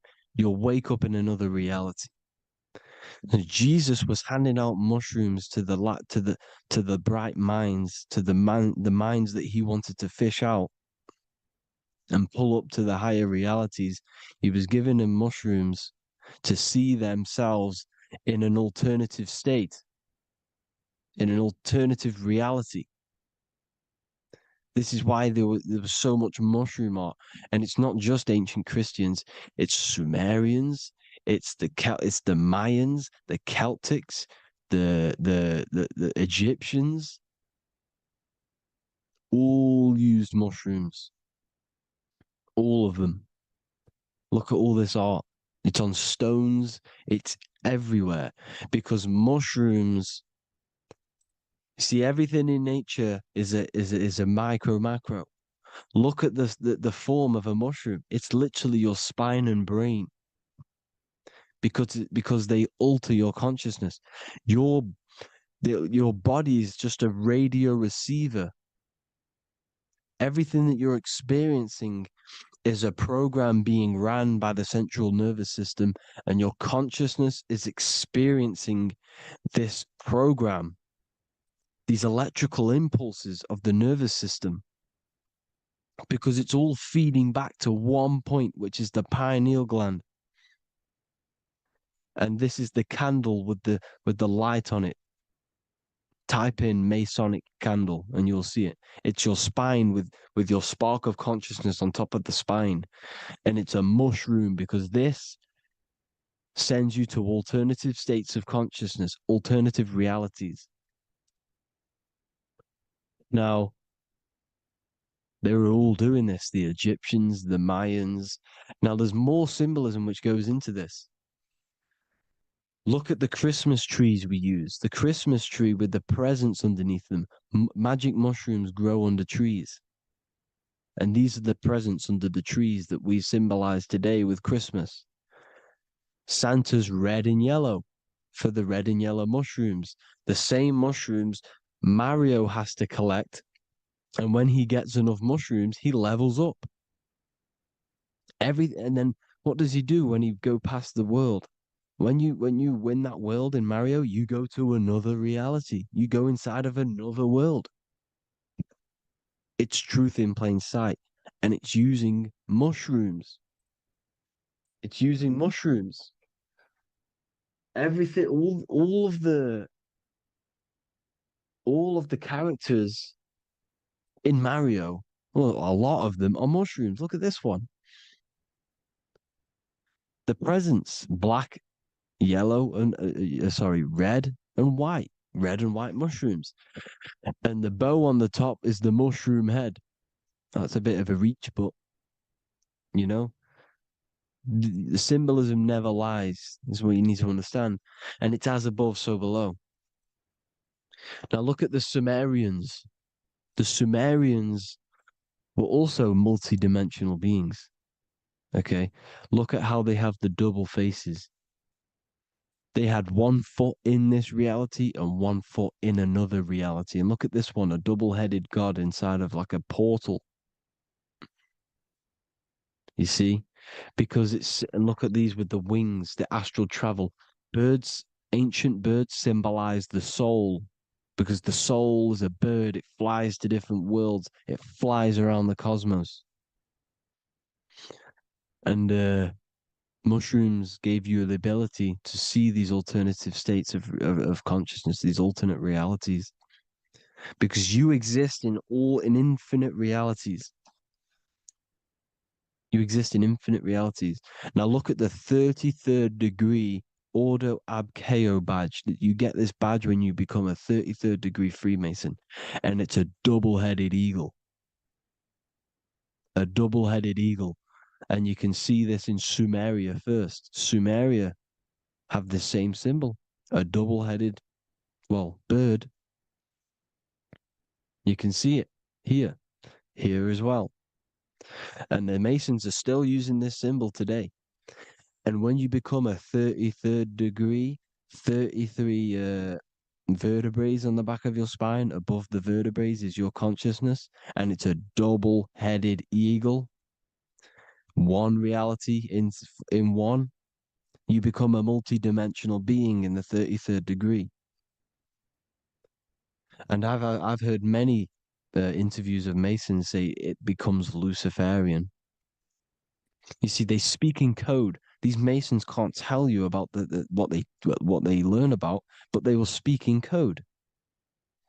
They said it becomes Luciferian. The word Luciferian is lucid. The root word of Luciferian is lucid, and lucid is lucid dreaming, alternative realities, dream worlds. You become a god. Luciferian means you're becoming your own god, pretty much. Because you are becoming a multi-dimensional being living in between the different layers of reality at the 33rd degree of Freemasonry. And look at the double-headed eagle, because the birds symbolize the soul. And they reach high, they fly high, just like the soul wants to fly high to the light, to become one with the light, like the Emerald Tablet says. Now look at Janus. Janus was another god, and he's known as the god of doorways. Janus always depicted with a double head. Janus is why we say janitor or January. And January is entering a new year. Janus is known as the god of doorways with keys, always got a key, because keys open doors. That's why the janitor holds all the keys. And Janus always has double heads, because he had one foot in this reality, one foot in another. He was a multi-dimensional being, a Luciferian, living between the different layers of reality, except from instead of being stuck in one like we are. Well, a lot of people. And that's the whole point. You see, all of this stuff is about like changing the world and stuff like that. This world will probably never ever change. It's probably been like this forever. Well, forever, for a long time. But it's about moving out of this reality to the higher states. And the Masons always depict the ladder to the luminaries, the stars, with a key, the same key of Janus. The Vatican is a key, and it's in charge of all the religions. Why is it a key? Because they're holding back the key. They're keeping you stuck within this reality, keeping you stuck as identifying yourself with the body, identifying yourself with this world. You are not in the world is within you. This is a program being ran by your central nervous system, and your consciousness is experiencing this reality. Now, this is going to be a mind-blowing video for some people. You have to have an open mind. You have to let go of all the programs. I'm repeating what the ancients are talking about and the ancient symbolism. Look at Janus with the double-headed god. He was just another god coming down, giving keys to people who had the worthy mind to be pulled up out of this reality, to be pulled up to heaven, just like Jesus was teaching how to reach heaven. But really, it's an encoded scripture. But anyways, hope you all gained some insight on this video. Have an amazing day. Please like, share, comment. All the links are in the bio for the PDF, for the Manifestation Mastery course, and all the other amazing stuff. And if you want to support the channel, I'd greatly appreciate if you became a Patreon member. Hope you'll have an amazing day, people. God bless.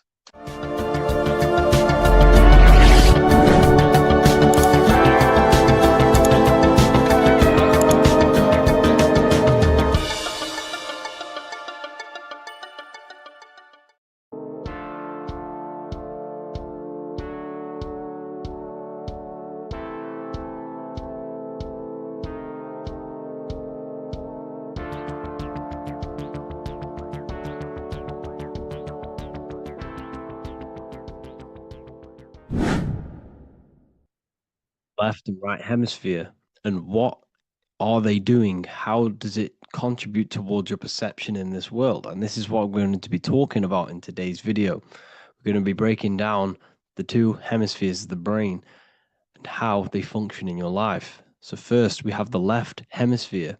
This is the logical hemisphere. This is the analytical, divided, scientific, or verbal hemisphere. The right hemisphere is creative, wholeness, artistic, symbolic, and metaphorical. The right hemisphere does with non-verbal things. It produces a holistic perception. It is more to do with creativity. Because what you must understand is that we are not in the external world. The world is produced by our brain. We see with our brain. Our eyes are a part of the brain. What we touch is the brain's interpretation of electrical signals on the nervous system. What we smell is the brain's interpretation of smell through the nose. What you taste is your brain's interpretation of chemical reactions on your taste buds. So what you are experiencing is the brain. The brain is a computer creating a simulation. And you have two hemispheres which breaks down this reality. So essentially, the brain is the perception creator. It creates perception.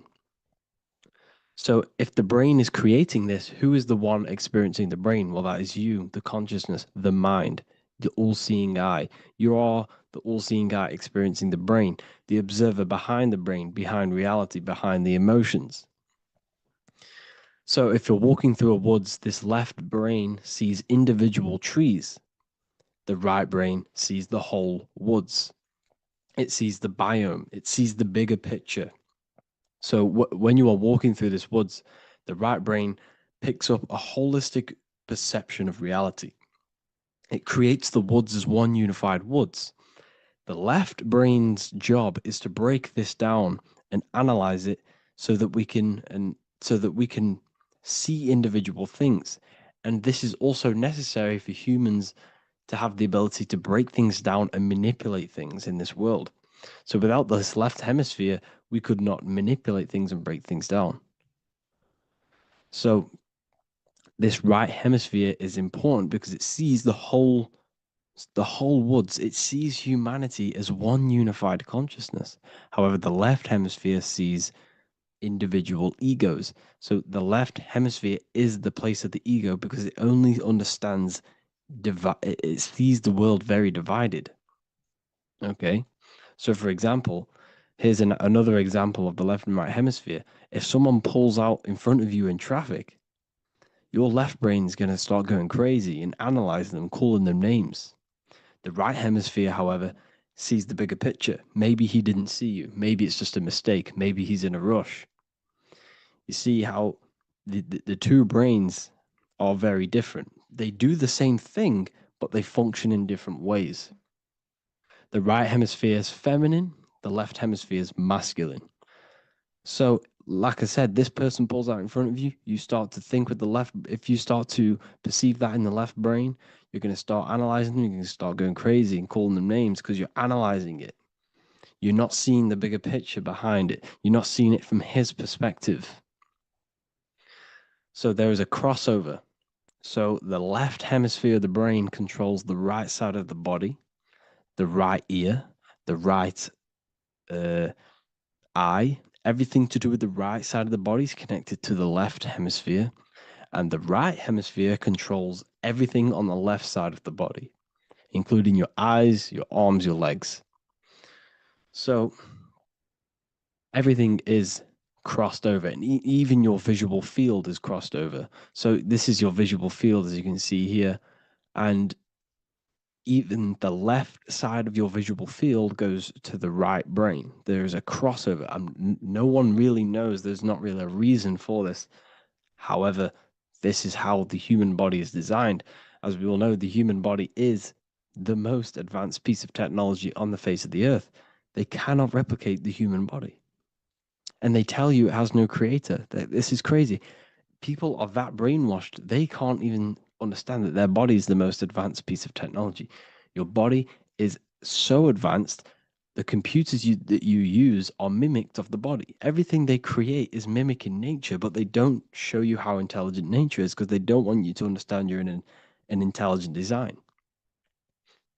So anyways, let's get back on track.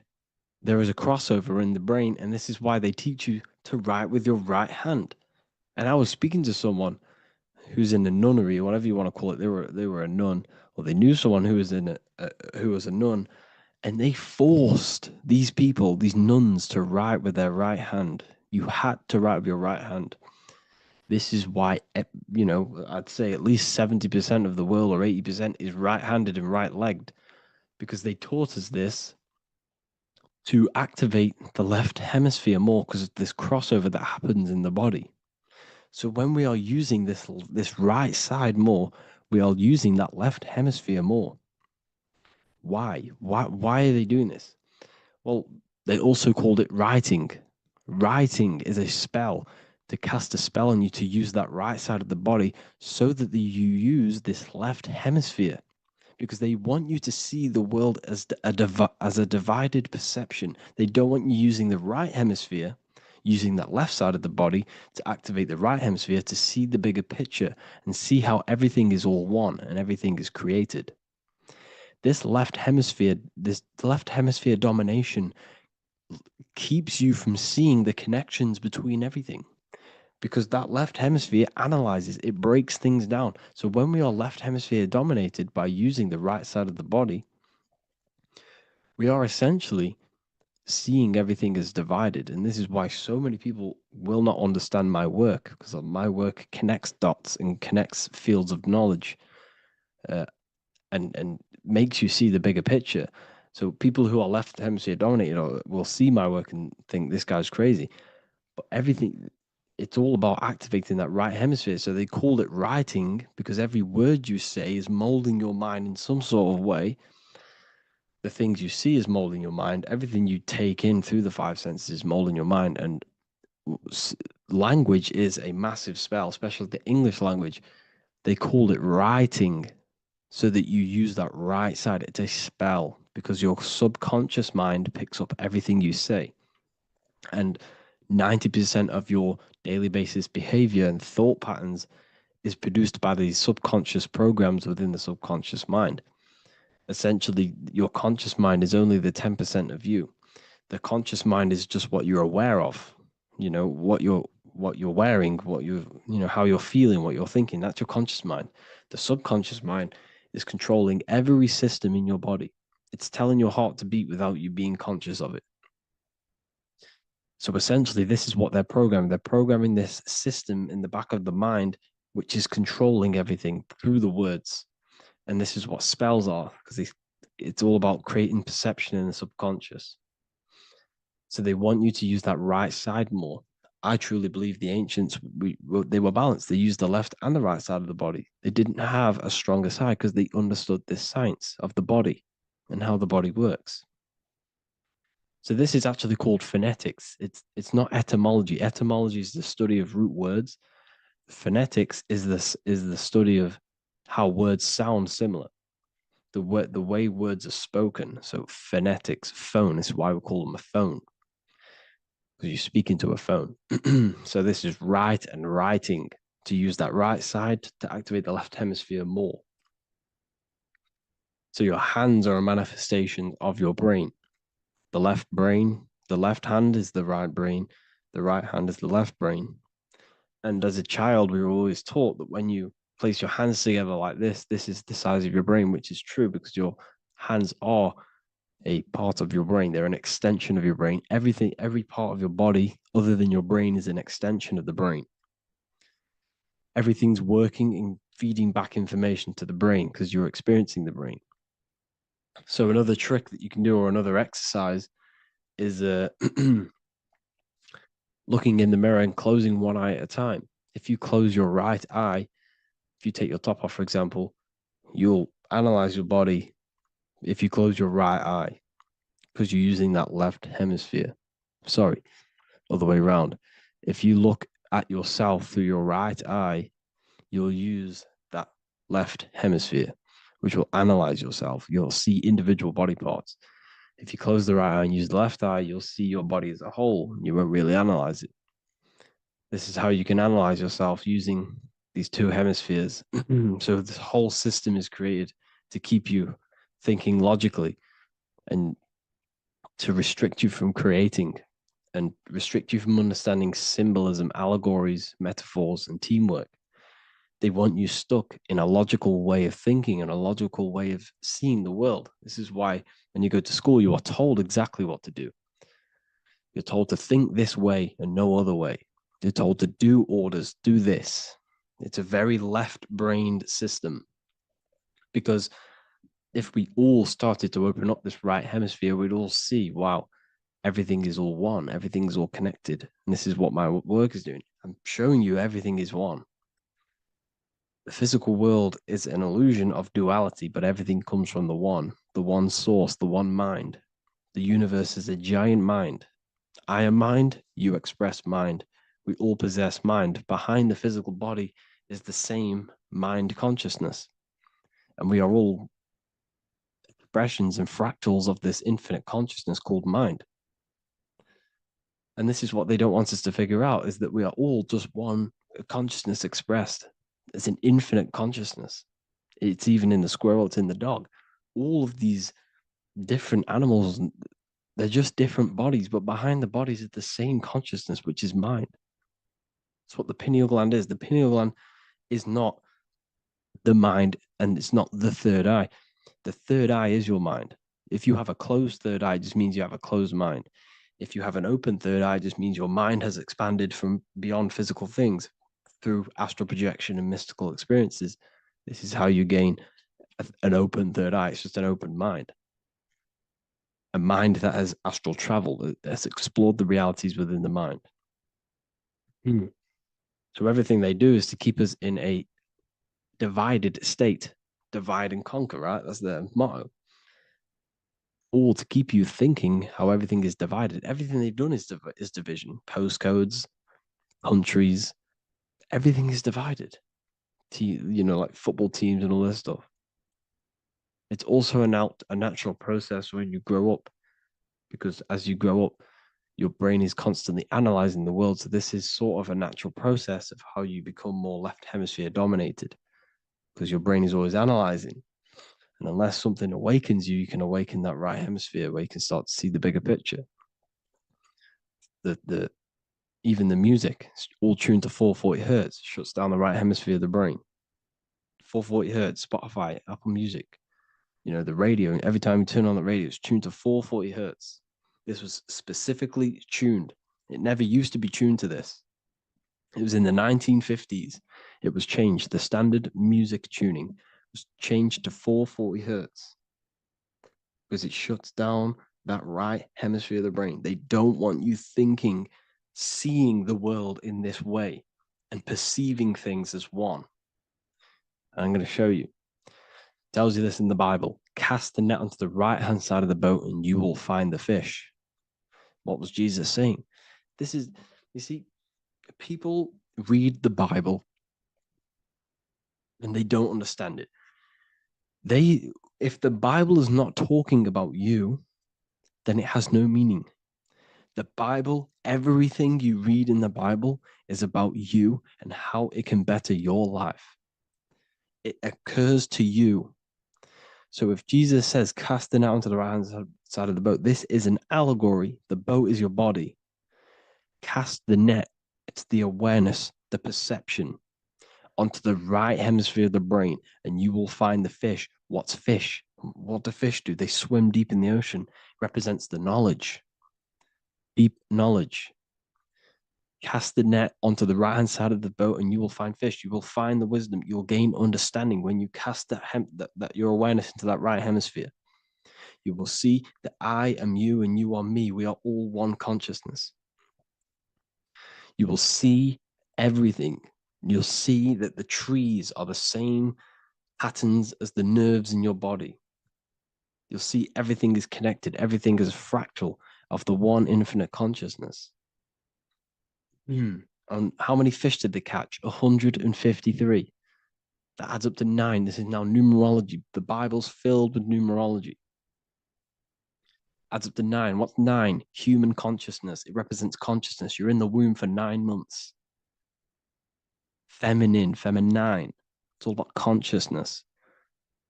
And in Revelation 14, and I looked, and behold, the Lamb standing on Mount Zion. That's the spines, the mountain.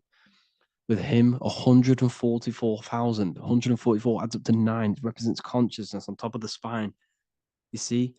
And he had his name the name of his Father written on the forehead. What's the Father? The higher mind, the higher consciousness within you. Where is that? In the forehead, the pineal gland. The pineal gland is the radio receiver for the higher consciousness.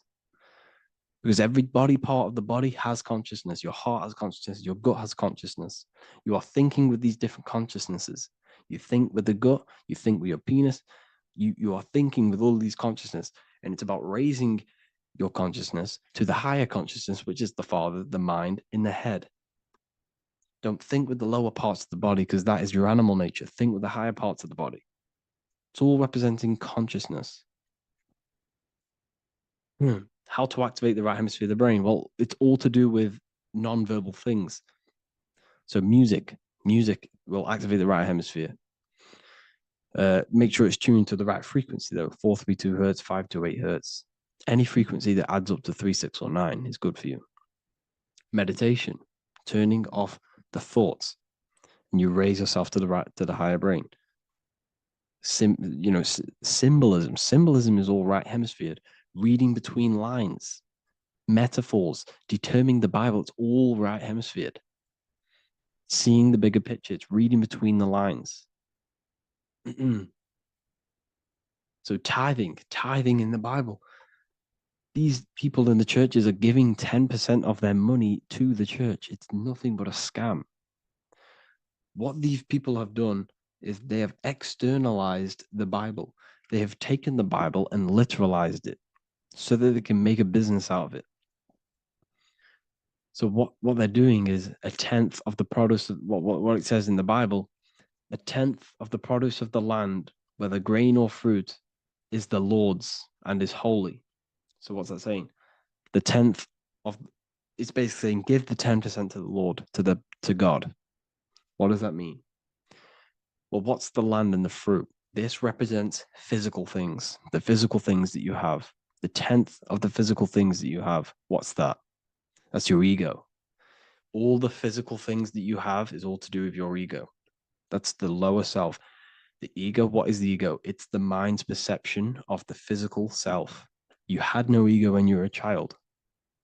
Okay, when you were a child, you had no ego. As you grew older, you created the ego. But the ego is the full self. It's the echo. Ego, echo. It's the echo of the full self. So it's saying give the ego over. Take away the animal self. In that left hemisphere, that's all to do with the left hemisphere. That left hemisphere sees the ego. It sees individuality. It's divided. So it's saying give that 10%. Give that 10% of you over to the right hemisphere. The 90%. The 90% of you is in that right hemisphere. The higher self. Now, I'm not saying the left hemisphere is bad. Okay, I'm not saying that at all. But it sees it sees things divided. It's like I said, the left, the hands are manifestations of the brain. So when these Christians are praying, they're putting their hands together. What are they doing? That they're syncing the brain hemispheres. What you're doing, because Everything's an extension of your brain.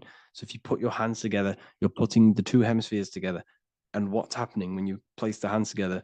All the electricity in the body is now running in a circuit. But once you connect these two hands, the electrical energy is now running in a circuit. And energy can move around the body quicker and more efficiently. So when you pray, when these people are praying, they don't realize that they're engaging in ancient forms of meditation, of balancing the two hemispheres. So now we're talking about balancing the hemispheres, not the right hemisphere. This is what Israel is. Look at the symbol for Israel, the up triangle and the downward triangle. What's that? The up triangle represents male. The downward triangle represents female. Okay? This is talking about the brains. Israel is Ra. Isis, which is female, the Egyptian god. Ra, El. El means God. Electricity. That's the force of the physical world. It's the force that runs this world, electricity. It's the force of God. El, consciousness. It means God. Is Ra, El. Isis, Ra, and El. It's the two hemispheres of the brain, the holy land of Israel. It's the holy land, it's the brain. Once these two hemispheres are synced, this is how you unlock your consciousness. This is the easiest way of astral projecting. Hemisphering, I forgot the word for it. Hemisphere syncretization, something like that. It's about syncing the hemispheres.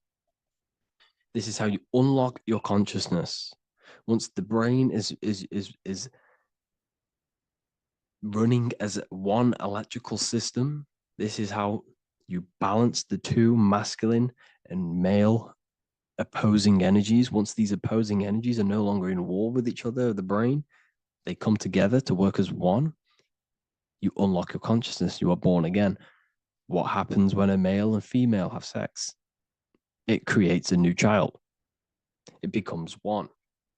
You are born again. Once the two hemispheres of the brain, you are born again. You can then have an out-of-body experiences. So this is why the symbol of the Holy Land, Israel, is the up and down triangle back combined together, because it represents unification of the male and female, unification of the hemispheres. You're born again. You unlock consciousness. And you can get this for free. It's called the Gateway Tapes on my website. Basically, it's a audio track from the government, and they did this in the Gateway Experience. It's a CIA document, and what they do is there are different forms of meditations you go through. I think there's about 5 waves of meditations you do, half an hour each one, and it will teach you. It will sync your hemisphere, because what does it do? They understood that playing one frequency into one ear and another frequency into the other, they understood that the right ear is connected to the left hemisphere, the left ear is connected to the right hemisphere. So when you play 2 different frequencies into both ears, what happens? The brain picks this up, the 2 hemispheres of the brain picks this up, and it syncs it. It syncs these 2 hemispheres, these 2 frequencies together. So now the brain is working as one to sync this frequency. So this is how you can sync your hemispheres, through listening to these frequencies. Okay, you can get them for free and do the meditations yourself. This will definitely help you. This is an easy way to astral project. So it's all about syncing the hemisphere and seeing reality from a unified perception.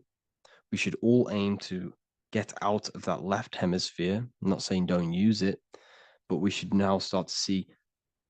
We should now start to read between the lines of the Bible, read between the lines of the symbolism they're showing.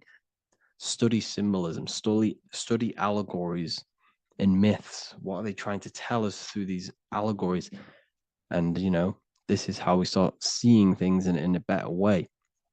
Once we understand that we are all microcosms of an infinite consciousness, we can all come to one, because love is the unifying force of this infinite consciousness. We are all divided. We are all disconnected from our hearts. Once we all connect with our hearts and see that everything is one, we can all start to love and come together as one. Because love is the unifying force of consciousness. So if you haven't already seen, I now have launched the Ethereal University. I will be doing lectures like this one, but even better, deeper, and even releasing knowledge that I can't talk about online as they are censored. I'll be doing lectures every single week. I'll be doing live calls every single week. You also gain access to my library, which is filled with over 45 occult books, filled with knowledge. Okay, I'll show you now. Plus, you get my book, The Book of Wisdom, PDF form, and the Human Health Guide, PDF form. You also get all of this stuff, the health section, Q&As, ethereal meditations. We've got some celestial studies, cosmology, numerology coming soon. You also get the brand new Manifestation Mastery course, plus the library. And there'll be new books, new lectures, new live calls every single week. Or you can get the Book of Wisdom, use the code WISDOM in all capital letters to gain 40% off. This sale will be ending very, very soon. So if you're watching this, be very quick to get yourself a physical version or a PDF of my book. You can get it in all these languages. Hope you enjoyed this video, people. I'll see you inside the Ethereal University, the real university. Have an amazing day.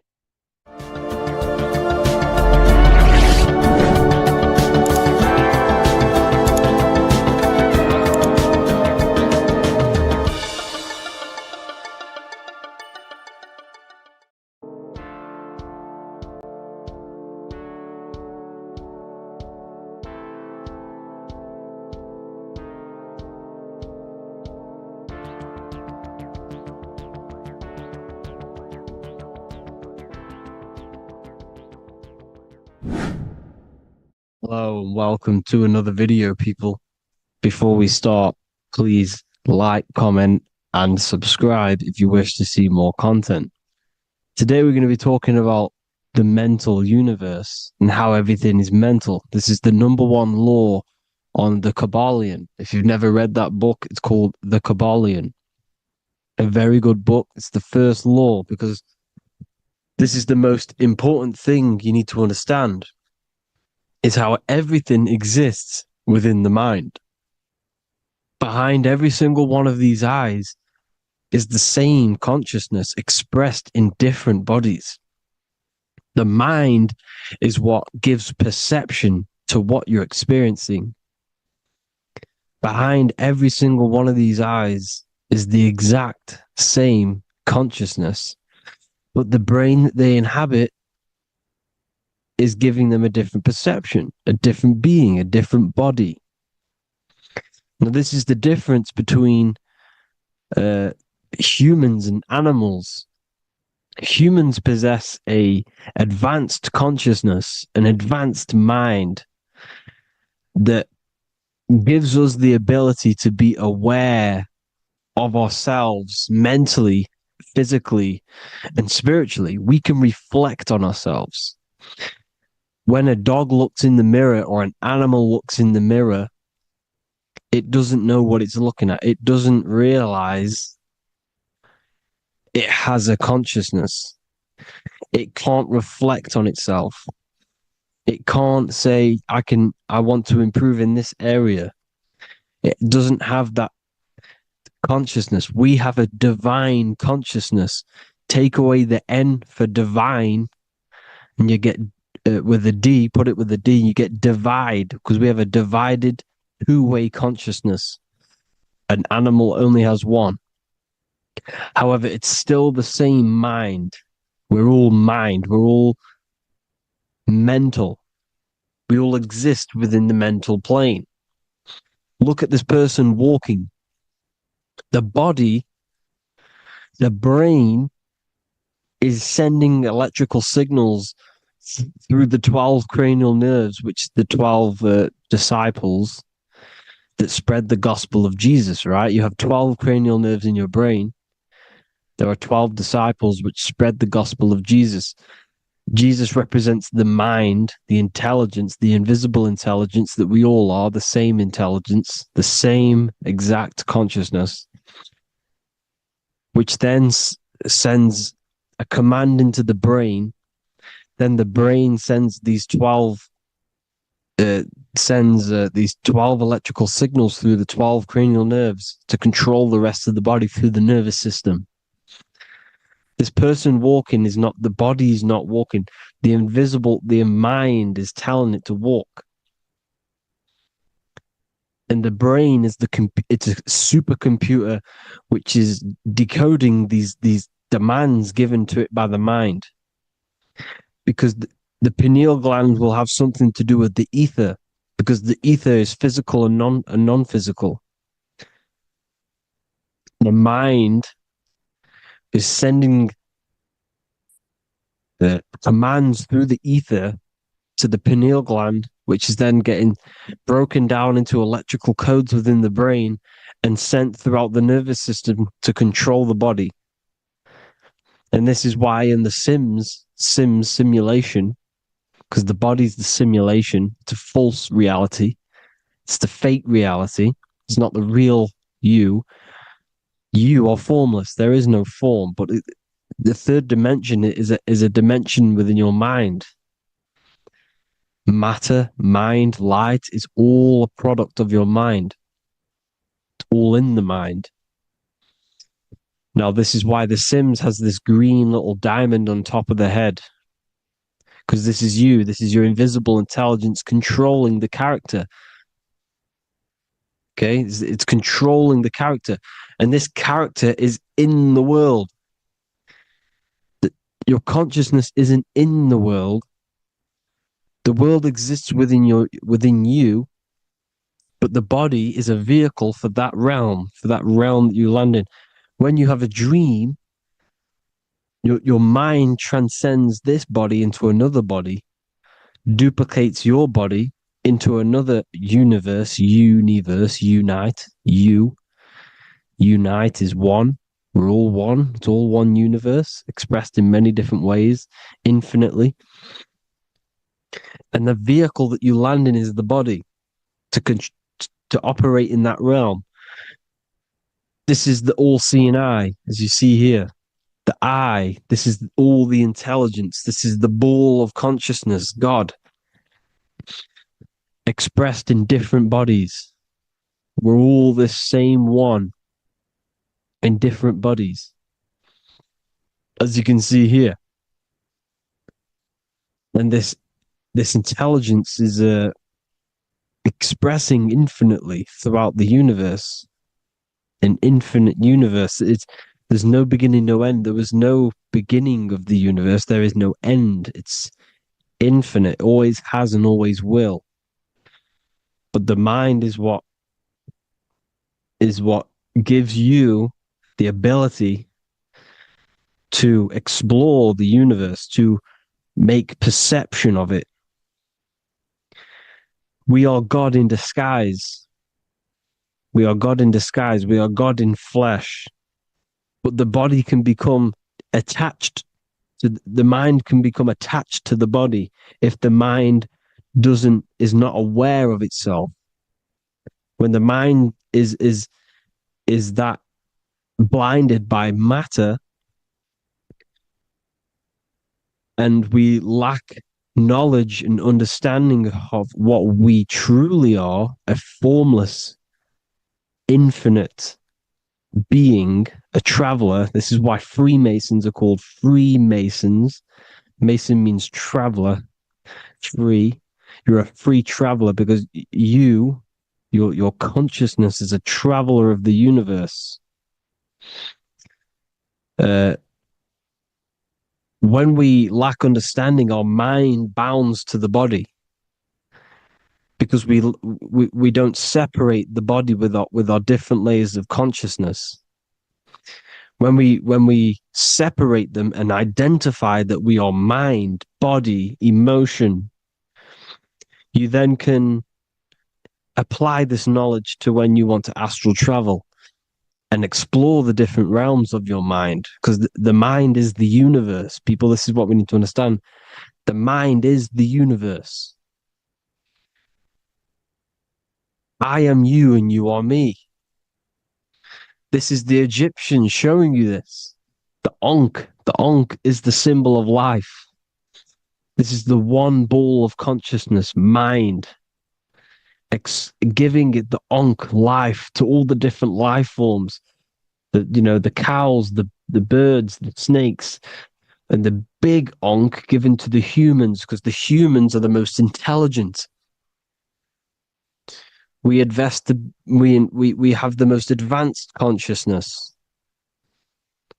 We have the most advanced consciousness. This is why the one is giving a big Ankh to the humans here. Here you see it again. This is not the sun.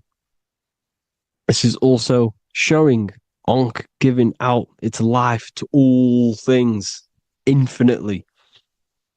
And this is the Most High. We are the Most High in disguise. When we strip off the body, we strip off the desires for the physical world, we strip off all of these fake identities that the mind gets attached to. That is God. The universe. You are the universe experiencing itself. I and I. The letter I and the number 1 is just one line. The letter I is the number 1. Because your I am, when you refer to yourself as I, every single one of you who's watching this video refers to yourself as I, which is the one. We are all the one. We are all intelligence. We are all invisible. We are all the one. 1 is the only number. 1, 2, 3. Everything goes up in ones because there is only one. Doesn't matter how far you go down the line with numbers, all of their numbers are created by 1 because there is only one. It's me and you are the exact same consciousness expressed in different bodies. Mind. Cause. There is only one cause. There is only one mind. There is only one being. But because we lack understanding of this, we think we are the bodies. And this causes division because the physical world is the most illusionary world. It's an illusion. It's all an illusion. Now you see with the two, you look with the 2 eyes, but you see with the inner eye, the mind. Okay? The mind is the mental plane is a shared plane. And it gives perception to what you're looking at, the mind. I'm affecting you when I speak because the mental plane is shared. We all share mind. We all express mind. When I'm speaking to you, I'm affecting you because we are mind. So the words that I'm saying, which are being manifested from my mind, are being manifested through my body into vibration, is affecting you. I'm affecting you with what I'm saying. And these words are having an effect on your mind because we're all mind. This is why you need to be careful what you're listening to, music and all sorts.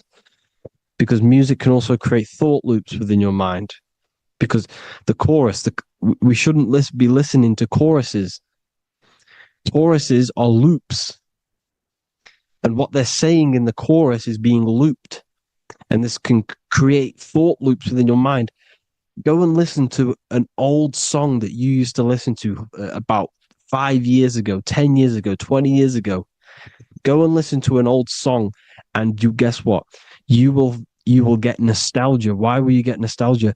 Because that song will trigger the thoughts that you were thinking in that time of listening to that song. So songs with choruses create thought loops, and they reprogram your subconscious mind. It's important why music is very powerful. Mind and mind, same word. See, language is the truth, people. This is why I use language in all of my presentations, especially the English language. It's riddled with occult truth. I is my me, I, you and me, or I, one. We are not the name, we are I. Every single one of you is I, because we are all the one, all mind. Now, the only thing that is truly mine is my mind. When you say something is mine, it's an illusion. It's not yours. The only thing that is mine is mind, my mind. Okay? It's my mind. It's the only thing. It's the same word, mind and mind. Like I said before, everything's one. Hot and cold is different degrees of the same thing, of the one substance, of degrees. The 7 colors are different frequencies of the one white light. Everything is one. There is only one. We are all one. Everything is one. Hot, cold, day, night. It's the same degree of one, which is mind. The mind's perception is what's giving it, labeling it hot or cold. The mind's perception of colors is what is giving it red or purple, hot or cold. There is only mind. The mind gives things perception. There is only one, that is mind. The conscious and the subconscious mind. The male and the female, these are married. The subconscious mind is your hidden part of the mind. Okay, it's hidden. You can access it through different meditations and Reiki teachings and dreams or manifestations of your subconscious.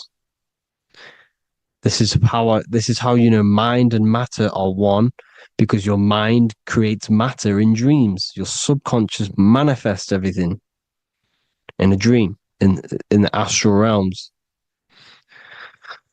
The conscious is what you're conscious of, what you're consciously thinking of.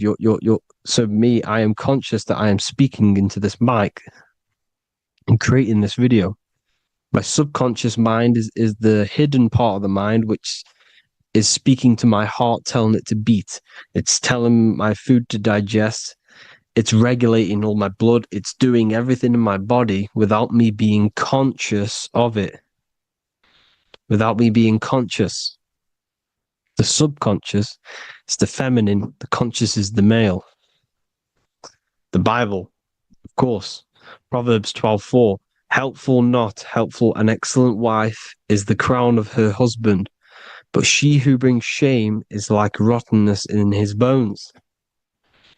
In the same way, husbands should love their wives as their own bodies. He who loves his wife loves himself. You can take that physically, you can take that literally, or you can take it metaphysically. See, the Bible's written in such a way where you can take it as your level of realization. He who loves his wife loves himself. If you love your subconscious, if you love yourself, you speak good about yourself, because your subconscious takes everything literally. If you say, I hate you to someone, your subconscious does not know the difference between me and someone else. It only thinks me. Why? Because mind is the only thing that exists. You are mind, I am mind. If I say, I hate you, you're saying that to yourself. Your subconscious picks that up and says, I hate myself. And that's telling your subconscious that's what you want. Because your subconscious manifests 90% of your behavior.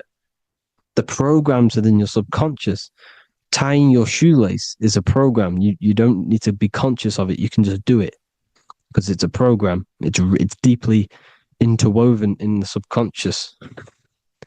Driving your car, texting on your phone, you don't have to think about what letter. You just do it because you know where the letters are. It's a program. Therefore, if you look after your subconscious, they are a married couple. It's your wife. Your subconscious is your wife. And it manifests 90% of your daily basis thought patterns, actions, behaviors, emotions, all the things that you all the trauma that you've experienced is stored within your subconscious, which is affecting you. So let's say you were in a car crash 10 years ago and you had a really traumatic event, you really hurt yourself, and you had a very, very, very strong emotion that you felt of pain. That will still affect you today. And why? Because it will manifest into your behavior. How? Well, you'll be cautious of what cars to go in and who. You'll be cautious because of that event that stored within your subconscious, because of that feeling you felt was so painful and so strong. It's still manifesting into your behavior today. For example, you won't go in certain cars, you won't go with certain drivers. The subconscious stores everything, all your memories, the programs, and everything. So if you trick the subconscious, that's how you manifest your life. If you trick the subconscious, you already have something. And therefore, it will manifest into your life and into your behavior, thoughts, and actions. This is why the golden rule is to treat others like you want to be treated. Because I am you and you are me. We are all subconscious. We all have subconscious. Whatever I do to you, I do to me.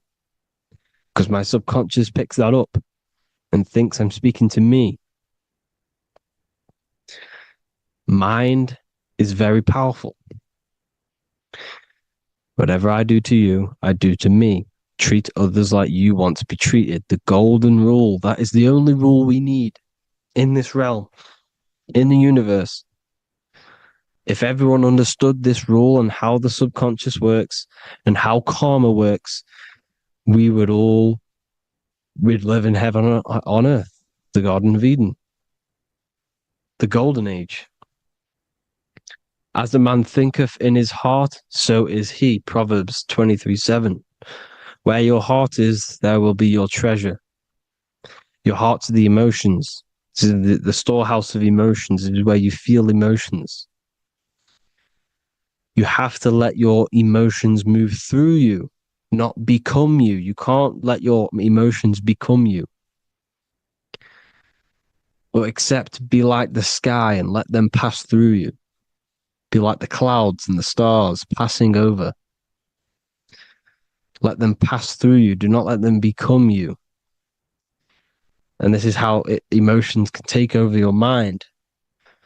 We are driven by, when a man is driven by emotions, he has no self to control. You must control the mind because the mind can be corrupted. Because your thoughts are electrical in the brain. Your thoughts come from the mental plane. So how the mind works is that you place your attentions on something in the mind and infinite information just flows in. Think about it. When you think of a certain topic, as soon as you think of that topic, information comes flying into your mind. Different ideas, ping, ping, ping. It's all connected. It's why we call it a mindset, because your mind sets itself to frequencies. And when we think of something, we tap into that frequency, and just the universe, the mind, the mental plane just flows in information based on that frequency and that thought. The universe is just information. All of the information out there, nothing is new. It's all there. You just have to tap into it. You can tap into these different thoughts and it's all there. Everything already exists within the mental plane. You don't think anything, you receive thoughts. We all share the mental plane. We affect each other. I'm affecting you. Speaking, listening to me is affecting your mental plane, your mind. The physical plane is the lowest plane. It's the world of effect. Everything you see in the physical plane is the effect of mind. Like I said, the person walking is the effect of their mind telling the body to walk. The physical plane is the lowest dimension of your mind. Mother Earth, we are in a mother. We're in the womb still. The Earth is feminine. It looks after you. It provides you with food for free. It grows on trees with water. It's Mother Earth. It's the womb. The dome above your head is your mother's belly. Okay? Is your mother's belly. You're in the womb still. You're forever in the womb because your mind's constantly expanding. Because when the baby's mind figures out that there is a reality outside of its mother, it starts to hear the people on outside of its mother, what does it do? It figures a way out of the mother, and it becomes born again in the water, in a hospital, into the other world. It's the same with our minds. When our minds figure out there is other worlds beyond this physical, we explore them. The astral plane, for example. You figure a way out of the body. Because when you're the firmament, look at the word firmament, meant at the end. Firm is firm, something strong, something like a rock is firm. If your mind is firm like a rock, you will be stuck under the firmament. So, for example, people who are very programmed and can't think outside the box, they have a firm mind and they'll be stuck under the firmament because your mind is the only thing that's keeping you under the firmament. It's the only thing. When you're doomed, doom is dome. This is the dome, which is your head. Your head is the dome. Above your head, above the earth is the dome, the ethereal barrier. But that's just an external manifestation of your head. You don't leave the earth, you leave your body to leave the earth. Because your body is the earth. It's a dimension within your mind. So when you're doomed, you're domed. Your reality is your level of realization. You realize something, or when you have an idea, the mind, and the EYE or I, same thing, mind, it's all mind. Reality is your level of realization. You realize there's other worlds. That's your reality. Your perception's your reality. Mind in Latin is mens. Jesus was known as the fisher of men, which is the fisher of minds.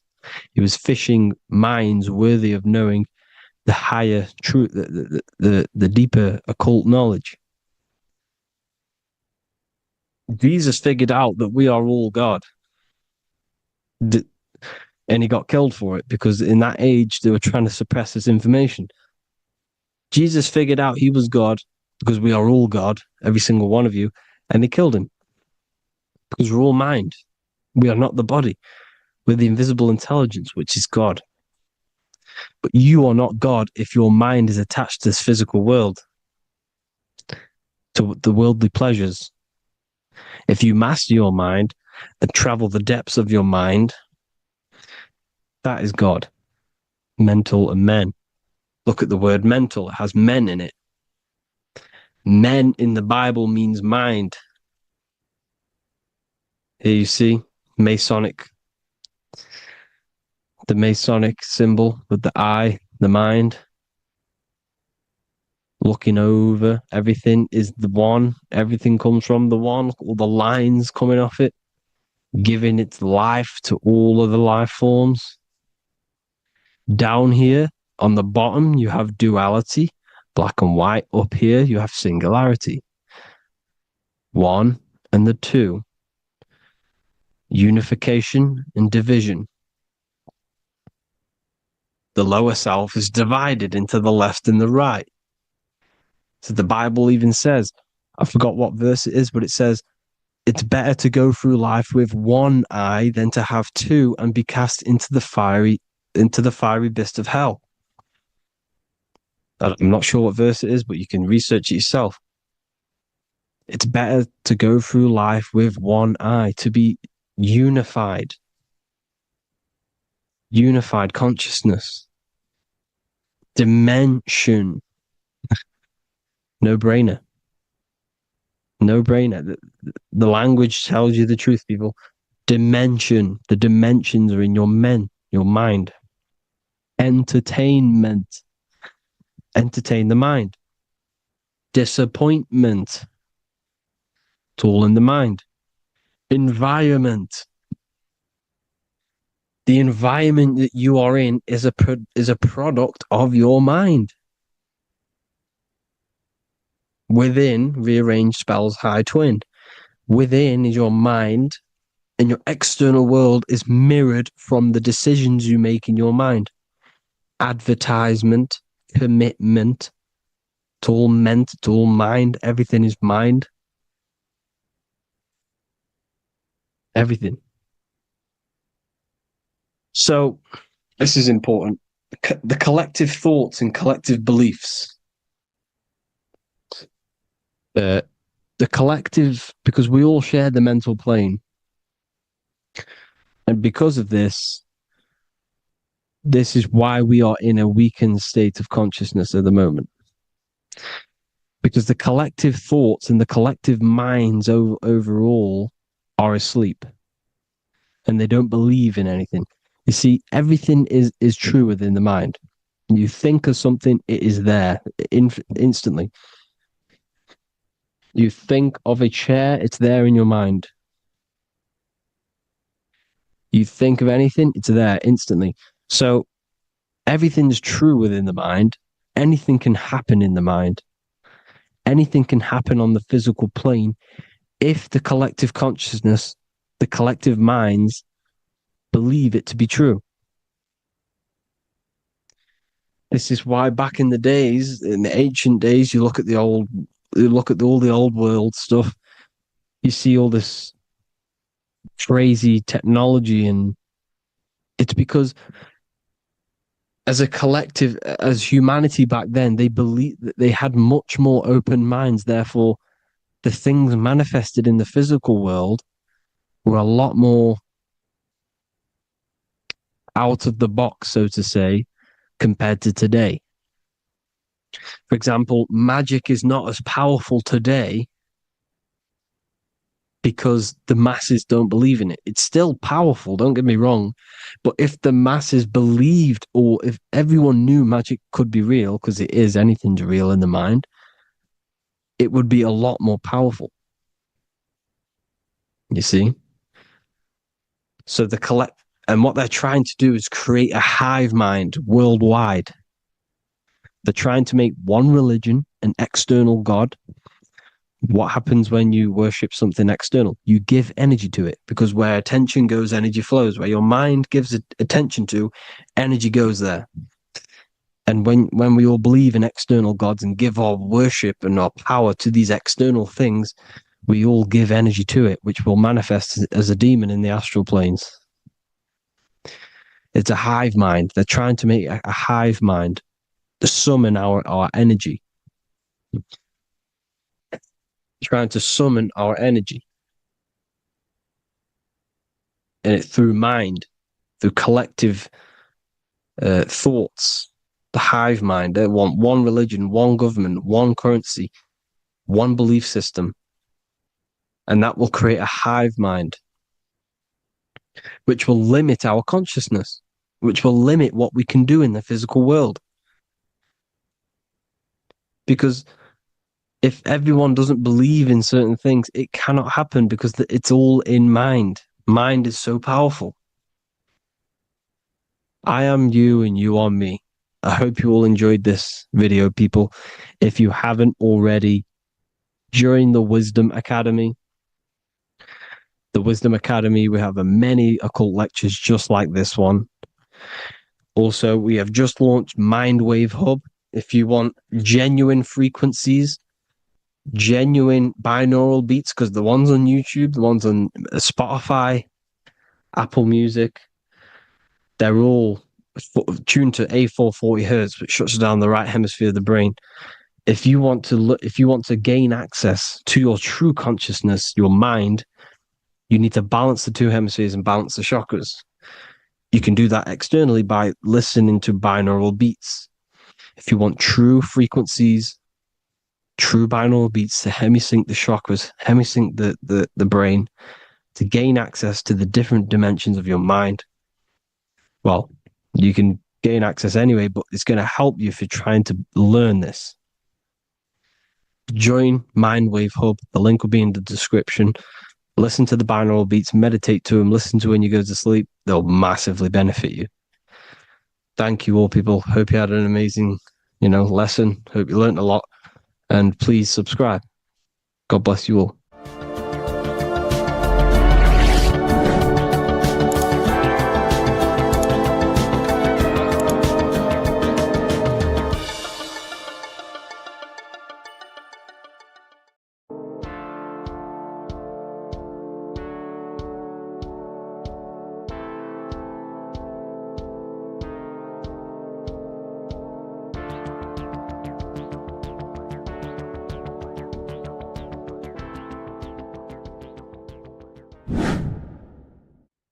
How are we all doing, people? It's Revival of Wisdom from the Wisdom Academy. Today we're going to be breaking down God, consciousness, and the higher and the lower self, and how to overcome the lower self. Now, the first thing you need to understand is that you are the invisible intelligence within the brain, within the body. This invisible intelligence is known as the mind. But you are not the mind. You are the observer of the mind, which is the soul, the invisible entity. The mind is your intellect, your intelligence. Now, the mind is, it's hard to put this in words, but the mind is something that gives you the ability to explore the universe. And this inner self is the I am. It's the quiet, the inner self, the voice you see in you hear in your head. This is why within spells high twin, inside, internal. The I is also the number one, which is one line. Because the one and only, is the inner self, which is the I am. This is why you say, my name is Harry. You are not Harry, you are the I, the inner self, the intelligence. Okay, this is why Jesus in French is I am. You look with the two eyes and you see with the inner eye. I and I, the same thing. Okay, because the I inside is what gives you the perception of what you're looking at. So when someone's trying to explain something and then you catch on saying, I see now, it's because you're seeing with your inner eye, the one that gives you perception, gives you intelligence, gives you the ability to understand things. This is the internal eye, the invisible self, which the physical body is nowhere near as complicated as this inner self. Is in infinite potential. God, G-O-D, generator, operator, destroyer, soul, mind, and body. Brahma, Vishnu, Shiva, the Father, the Holy Spirit, and the Son. They're all the reason why you see God is always a triad is because it represents yourself. Your invisible intelligence is God. Me and you are the same invisible intelligence. We are the invisible intelligence experiencing the program being run by the central nervous system and the brain. I always say this in my videos, but I have to, in order for you to understand the things that I'm going to say later on in the video, you need to understand this concept, is that you are the consciousness experiencing the nervous system, the tree of knowledge of good and evil, which is you here. You would be in this invisible intelligence right here in the center of the brain. Now, this is why the ancient Christians show God is in the brain. This is the brain stem. This is the brain. This is also the brain stem and the brain. The brain stem and the brain. It's all depictions of the brain because the brain's the computer, the electromagnetic computer, which decodes the demands created by the invisible intelligence, the I, the inner self, you, your true self. The person moving, if you observe what someone moving, this is going to sound, but if you observe someone walking, it's not the body. The body is moving, but the thing telling it to move is the invisible intelligence. Before you kick a football, a decision is made within your invisible intelligence, your mind. And this consciousness, this invisible intelligence, is either stuck between the lower self and the higher self. Okay? When the invisible intelligence, meaning the true self, identifies itself with the physical body, it will trap its mind within physicality. This consciousness that we have is either operating in the lower self or the higher self. It's either feeding the material body or it's feeding the spirit. Okay? But because we are physical and spiritual, we need to be even. We don't want to be meditating all day long because we do have a physical body as well whilst we are here. We are playing a game in physical matter. Okay? Now, the reason that you incarnated here is to learn a lesson because the mind can manifest anything it wants within the astral planes, within the world of imagination. It can manifest anything it likes, but it incarnates into matter, into this game, so we can understand labor, because anything in matter, you have to labor to manifest. But in the astral, you can manifest at the click of a finger. You come here to learn the knowledge of good and evil. And your consciousness, I came out a bit off topic there, but your consciousness is experiencing the lower or higher self. The lower self is manifested in the lower parts of the body. Sex, food, and power, the lower three energy centers. These centers are like mini brains. You are literally thinking with these centers. And when your mind is stuck within these lower centers, you'll think, have you ever heard the term of thinking with your penis or thinking with your, you know what, as a man? Even females maybe, but mainly this is a boy saying you're thinking with your penis. This is a truth, it's truth in plain sight. You think with these energy centers. When you're living off the lower three centers, all you care about is sex, food, and power. Eating, sleeping, and greed. Power's kind of like greed. Now, when we move up to the higher parts of the body, when we live our life within the higher parts of the body, this is considered heaven, love, expression, intuition, and wisdom. This is what we need to be aiming to do, moving out of the lower half of the body and living our life within the higher self, the higher parts of the body, thinking with the higher energy centers, thinking with love, expression, intuition, and wisdom, spreading love, expression, intuition, and wisdom to others. Heaven is even. This is why Jesus is pointing at the heart chakra, always pointing at the heart. Earth rearranged his heart because in earth you're manifested as a physical being. You're in the heart, good and bad. You need to be balanced between the good and bad. Because love can be a demon too. That's a whole nother video, but love can be a demon.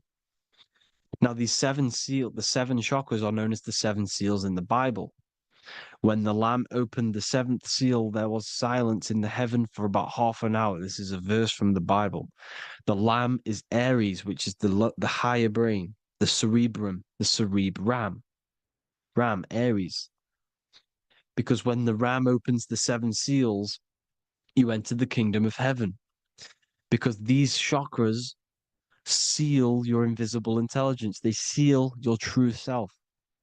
You are behind these seven seals, your true invisible self, your true consciousness. Because behind these seven seals, you do not think about anything materialistic. Your intelligence is not material. It's not physical. It's not from the physical world. It does not desire the physical world. The body is the beast. The body's the animal, the lower self, which can corrupt our intelligence. It can corrupt the intelligence. Okay? Now, we need to balance these chakras so that we gain a deeper connection between this intelligence and the brain. Because when there's a strong connection between the brain and the intelligence, your body and the intelligence, you have a strong connection. Therefore, you can manifest what the intelligence is saying at all times. Meaning, when, for example, your higher self, this is intelligence, the higher intelligence is always speaking to you. It's always guiding you. It's always telling you the right thing to do. You can feel it when you're doing something wrong. You can feel that you're doing something wrong, because this higher self, this intelligence knows what it needs to do here. And when there's no connection between the body and this our intelligence, our true self, when we strip away, when you close your eyes for long periods of time, you will figure out you are this invisible, infinite, creative being. There's no words that I can't describe what it is, but it's the voice inside of your head that you can feel when you close your eyes. You are this being inside of the heaven, because this is heaven, this intelligence. And when there's a strong connection between the body, you can manifest everything it's saying. When everything is balanced, when you're no longer thinking with the lower centers, when they're all balanced, you're not thinking in particular with every center, you balance them all, you can manifest everything it says. Your body will act out what the intelligence is always saying. This is God in the brain, the intelligence, trying to touch Adam, representing the lower self. This is why they're not touching. Notice how Adam is resting, but the intelligence is always reaching out, stretching, symbolizing metaphorically saying it's guiding. I'm always reaching out. The intelligence, your intelligence is always guiding you. It's always reaching out to you. But Adam is ignorant of it. The lower self is ignorant of it. And that's why he's so relaxed and God is so stretching out. Because at our highest self, that when you think of when you want to better your life, that highest true version of yourself is God. When you're manifesting this, your highest self, this is God. Your truest form, your most perfect form, that is God. Your highest version of yourself, that is God. Emotions are not what you've been taught. Emotions are not something that should be reactive. Okay, you should not let the emotion be you, except that you should experience them instead of letting them become you. You need to understand there's a separation in our consciousness. You have the soul, which is the person who is observing your thoughts. When you think a thought, who's the one observing that thought? The soul, you, the I am, the I, the inner self, the one and only. And inside of every single body, inside of me, inside of you watching this video, there is this same intelligence that is inside of me, inside of you. And it's the exact same intelligence, experiencing a different body. And this is what we mean by the universe is mental. We all are all sharing the same ball of consciousness in a different body. The animals, the fish, the cells, all expressing this one consciousness. Me and you are the same. This is why the golden rule is treat others like others should be treated, because I am you and you are me in a different body. Now, going back, you need to identify that there's different levels of consciousness: soul, mind, emotion, and body. Okay? Your emotions are on a separate layer than the body, the mind, and the soul. So when you identify there's a difference between all of these, you do not let them become you. You do not let your mind rule you, because your mind can be corrupted. Your soul is the one that is pure good, pure love, but your mind can be corrupted. Okay? Your emotions can be corrupted. The body can be corrupted, but the soul can never be corrupted, only layered on top. You can only throw piles of programs within the subconscious, layering the soul down, but deep down inside of every single one of you, there is a loving being. Because love comes from the heart. Love is the universal emotion, expression. Now, your thoughts can become bondage, your emotions can become bondage. Now, what do I mean by bondage? By conquering the lower self, we need to conquer our own mind, because the mind is what's manifesting the lower self. When you're thinking with the lower half of the body, when you're becoming your emotions, you need to experience the emotion, not become the emotion. Do not let the emotion become you. Do not let your thoughts become you, because your thoughts are tools that you can manifest. Your thoughts are the idea. Your emotion is the energy that you can use to manifest that thought. Your emotion is energy in motion, emotion. You use emotion to manifest, to feel as if you already have the thought. Therefore, you become that vibration. Therefore, your emotions are actually a creational force that is given to you to manifest things, because you're a human, a manifester. You're here to manifest things. You're a creator. You are a god. Your inner self, your intelligence, your I am, the one and only inside of you, the inner self, the quiet one, the one that's deep down, the invisible intelligence, is it's creating things all the time. All the time. Speak no evil, see no evil, hear no evil. This is the astronauts, they're Freemasons, but they understand this, because thinking, seeing, and hearing can corrupt your mind. And when you have a corrupted mind, you'll have a corrupted subconscious. The subconscious will manifest into the body, because 90% of your behavior comes from the subconscious mind. So you got to speak, see, and hear no evil. A sin, what is a sin?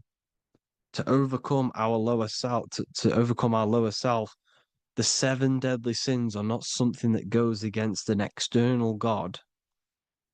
A sin is something that goes against your inner guide, your inner conscience, the inner self that is always speaking to you. It's always telling you the right thing to do. A sin is something that goes against this inner guide. And this is why you can feel something where you can feel you're doing something wrong.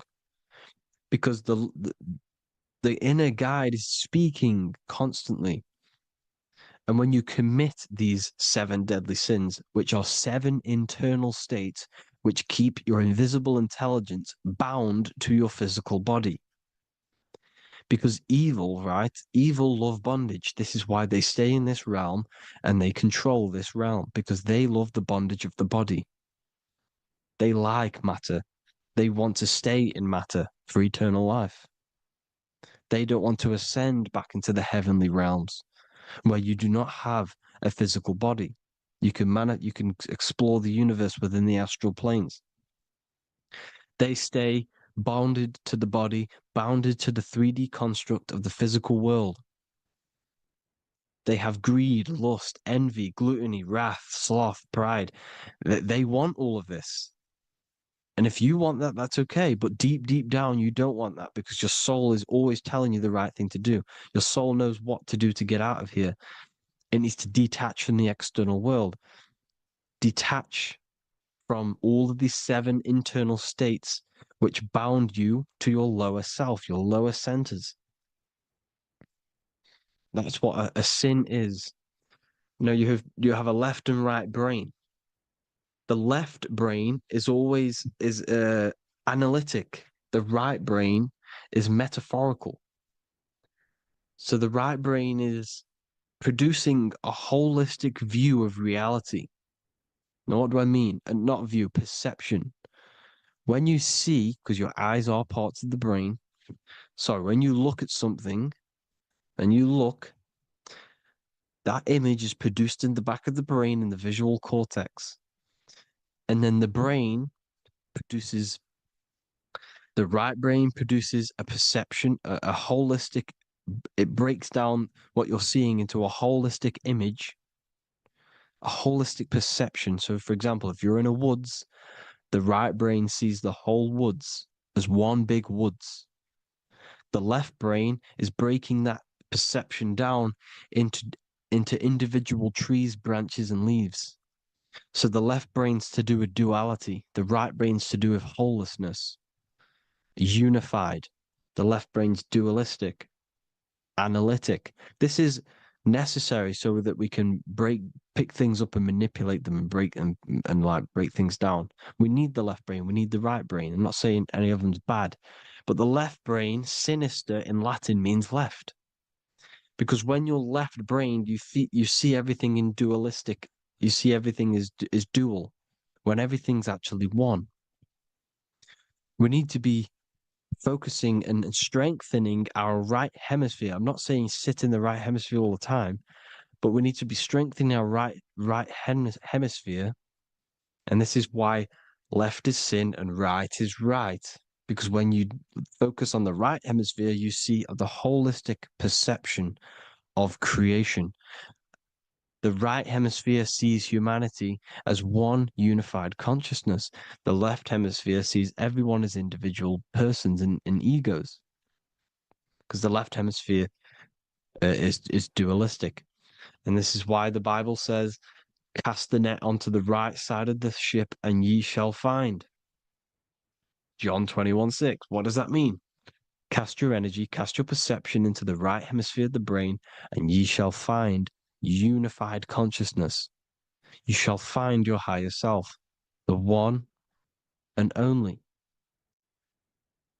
If then you have been raised with Christ, seek the things that are above, where Christ is seated at the right hand of God. Wow. Powerful. What does this mean? Seek the things that are above, where the Christ is seated at the right hand of God. God is your consciousness, your invisible intelligence between the 2 hemispheres. The right hand of God is the right hemisphere. Seek the things that are above the heart. Love, intuition, expression, and wisdom. Seek the things that are above the heart, the higher self, the higher part of the body. Because when you seek the things of love, expression, intuition, and wisdom, you create a strong aura. You attract the same frequency. And this frequency is heaven, God. This is the Sumerian artwork showing the lamb. This is a step symbolizing stepping upwards, raising up. He's stepping over the lamb up to the bird. His hand is going to the bird. The lamb symbolizes the lower self. Okay? The bird with the wings is in the sky. It represents the higher self. This is why angels always have wings, because it represents the higher self in the sky. The lamb is a ground animal, symbolizing the lower self. He's stepping over the lamb to the bird, his higher self, his invisible intelligence. Horus and Set, Jesus and Satan. Look, Horus has an evil brother, Set, just like Jesus and Satan. Horus is a bird, higher self. Set is a ground animal, lower self, which is the devil and the angel on your shoulder. You see? The right and the left hemisphere, the two wings. So the devil and angels always speaking to you. The higher and the lower self. It's the battle between the higher and the lower self, between the invisible intelligence and the physical body, because the body's the one that wants the sugar, it wants the pleasure, it wants the sex, it wants the porn, it wants all of the materialistic things, it wants the 7 deadly things. Okay, it wants this. There's a battle between the higher and the lower self, your intelligence and the body. This is why you need to become balanced, so that there's a deep connection between the body and the invisible intelligence, the I am. You need to master your mind with discipline, and you gain a connection between the brain, the body and the intelligence. Resurrection, transmuting sexual energy. Okay, this is important. Res is Resh, which is Hebrew. The early Hebrew Resh symbol is the head. This is the head. Resh, erection. Erection is a sexual stimulation. Resurrection is rise erection. You got to raise your sexual energy up the base from the spine to the head. This is the Christ, the Christos. Because there's a psychophysical germ, psychophysical oil produced in the brain every month. Go and watch my other video on raising the chrism. Okay? And every month there's this fluid produced in the brain, which takes 2 trips, because one's produced by the pituitary, one's produced by the pineal, magnetic female, magnetic and electric charge. And it takes 2 trips down the spine to the solar plexus, the bread of life in the Bible, or Bethlehem in the Bible, because the River Jordan's your spine. Goes down to Bethlehem. It gets born in Bethlehem, just like Jesus. Because when this oil travels to the solar plexus, it creates the seed, the seed of life, and it feeds the body, all the central nervous system, all the cells. It regulates the blood, does all sorts of good things for the body, this oil. Now, when you save your sexual energy and you raise your resurrection, you awake the Christ, you raise it from the solar plexus or the sacrum bone up to the brain, you activate 100% of the brain, and this is the true resurrection of Christ. Instead of wasting the energy and giving away your sexual fluids, because behind the fluids is the energy. So when you release that fluid, the energy is out there. You've released the energy. Your sexual energy is the most potent emotional force a human could possibly feel. Same with any animal or anything. The sexual urge, the sexual emotion is the most powerful potent emotion that you can feel. It takes over the whole body. When you feel sexually aroused, it takes over everything because it's so potent. And when you fight the serpent, when you fight the sexual energy, which is shown here in the Egyptians, the cat cutting off the head of the serpent, or Hercules fighting the serpent, or in the Greek mythology fighting the seven-headed dragon, the seven chakras. The serpent is your sexual energy because it symbolizes your kundalini. When you fight it and you transmute this energy instead of releasing it, instead of acting sexually on it, you can transmute the energy, transfer it from the solar plexus up to the brain. You can also you can do this with other tasks. Instead of releasing it, instead of raising it from the solar plexus to the brain, you can use it for other things. So, for example, you want to think critically. You can use it for critical thinking. You can use it for going to do exercise. You can transmute sexual energy into anything. But you can do this, you can raise the sexual energy, and you can use this energy to push the cerebrospinal fluid from the solar plexus up through the spine, up the 33 vertebrae to the brain, and it'll activate 100% of the brain. And this is the resurrection of Christ. Jesus was never dead. Jesus was never rose from the dead. It symbolizes the Christ, Jesus Christ. Christ is Christos, which means oil in Greek. The resurrection of the Christ, the Christos, the oil. When it activates 100% of the brain when it's raised, and it can regulate all the systems, it can regulate all the blood, it can regenerate the body. And this is the true Antichrist. They don't want us doing this process. The Antichrist is not against Jesus, it's against the fluid in our body that makes us live hundreds and hundreds of years and makes us live as gods. This is the true resurrection. And when you fight the serpent, you fight your sexual urges, your sexual emotion, the most strong emotion that you could ever feel. You can do this process. And this is the true secret of transmuting sexual energy. Because when you transmute the sexual energy, you can become a god. And this is why Hercules is fighting the serpent. Notice how the serpent is low. He's reaching down to it. It represents the lower self. Because the lower self wants the lust. It desires sex. The body desires sex. There's a fight between the higher and the lower self. But when there's balance, there's even. Heaven is even. When there's evenness between these, this is the kingdom of heaven. This is when heaven is on earth. So at our highest levels of ourselves, the highest level of our intelligence, this is God. God is something that we manifest.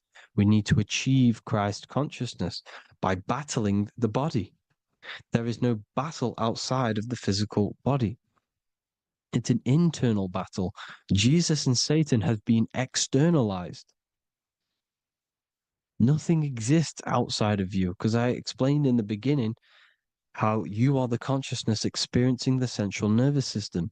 Therefore, there is nothing outside of you. It's all internal. Jesus and Satan have been externalized. Why? Because it's business. The church is a business. It's all a business. They've created these figures to be historical when they're not historical. The Bible's not historical. It's all externalized. It's called exoteric when the truth is esoteric, internal teachings. So anyways, people, balance the chakras, balance the two hemispheres of the brain, balance the conscious and the subconscious. Balance is perfect, the yin and yang. You are spiritual and physical. You live in day and night. You need to be balanced. Oneness. Seek oneness. And this is the true kingdom of heaven. And when we all realize that we are all the same intelligence, the same consciousness expressed in different bodies, when we all realize this, we all realize we're all one. Doesn't matter what race you are. It doesn't matter what race you are, where you're from, your nationality, because none of you are actually from here. None of you are from the physical world. You're manipulating the physical world through the physical body. You are the I am. We all have a soul. Every single one of you has a soul. We all have souls. The reason why they say some people don't have souls is because they're trying to suppress your mind. They don't want you to know that you have a mind. That sounds crazy, I know. But a lot of people haven't realized that they have an infinite intelligence called a mind. And behind that mind, if you can observe your thoughts, the person who is observing the thoughts, you have a soul. Everyone has a soul. Don't listen to all these people saying some people don't have a soul, some people do. We all have a soul. Every single one of us. So anyway, you need to break the lower nature of yourself. At our highest levels, we are gods. Our intelligence, our universal intelligence, the I am, the intelligence that's inside of the brain, is God. Our minds are being corrupted within believing that you are the body, and the result of this is a society like today, because everyone thinks they're the body, and everyone's living in the lower nature of self, where everyone only cares about themselves. But when we realize we're all one big consciousness ball, we're all the same consciousness expressed in different bodies, there will be peace. So thank you all, people. If you do want to learn more, if you do want to read my book, it's called The Book of Wisdom. I'll put it in the description. It's an amazing book, people. It's going to give you the best understanding possible about creation, yourself, and the world. It's amazing. The Bible, everything. I have just launched a new cymatic library. A friend of mine has just added this to the website. He creates beats, and he creates the purest beats. So they are actually the frequency that it tells you. Most of the stuff on YouTube and Spotify and Apple Music it says it's a certain frequency, but we know these major platforms are all playing with the frequencies of the app. So if you want a real binaural beats, solfeggio scale frequencies to meditate on or listen to throughout the day, join the Occult library. You can get a 2-day free trial. I'll put the link in the description. Thank you all, people. Hope you all enjoyed this video. God bless you all.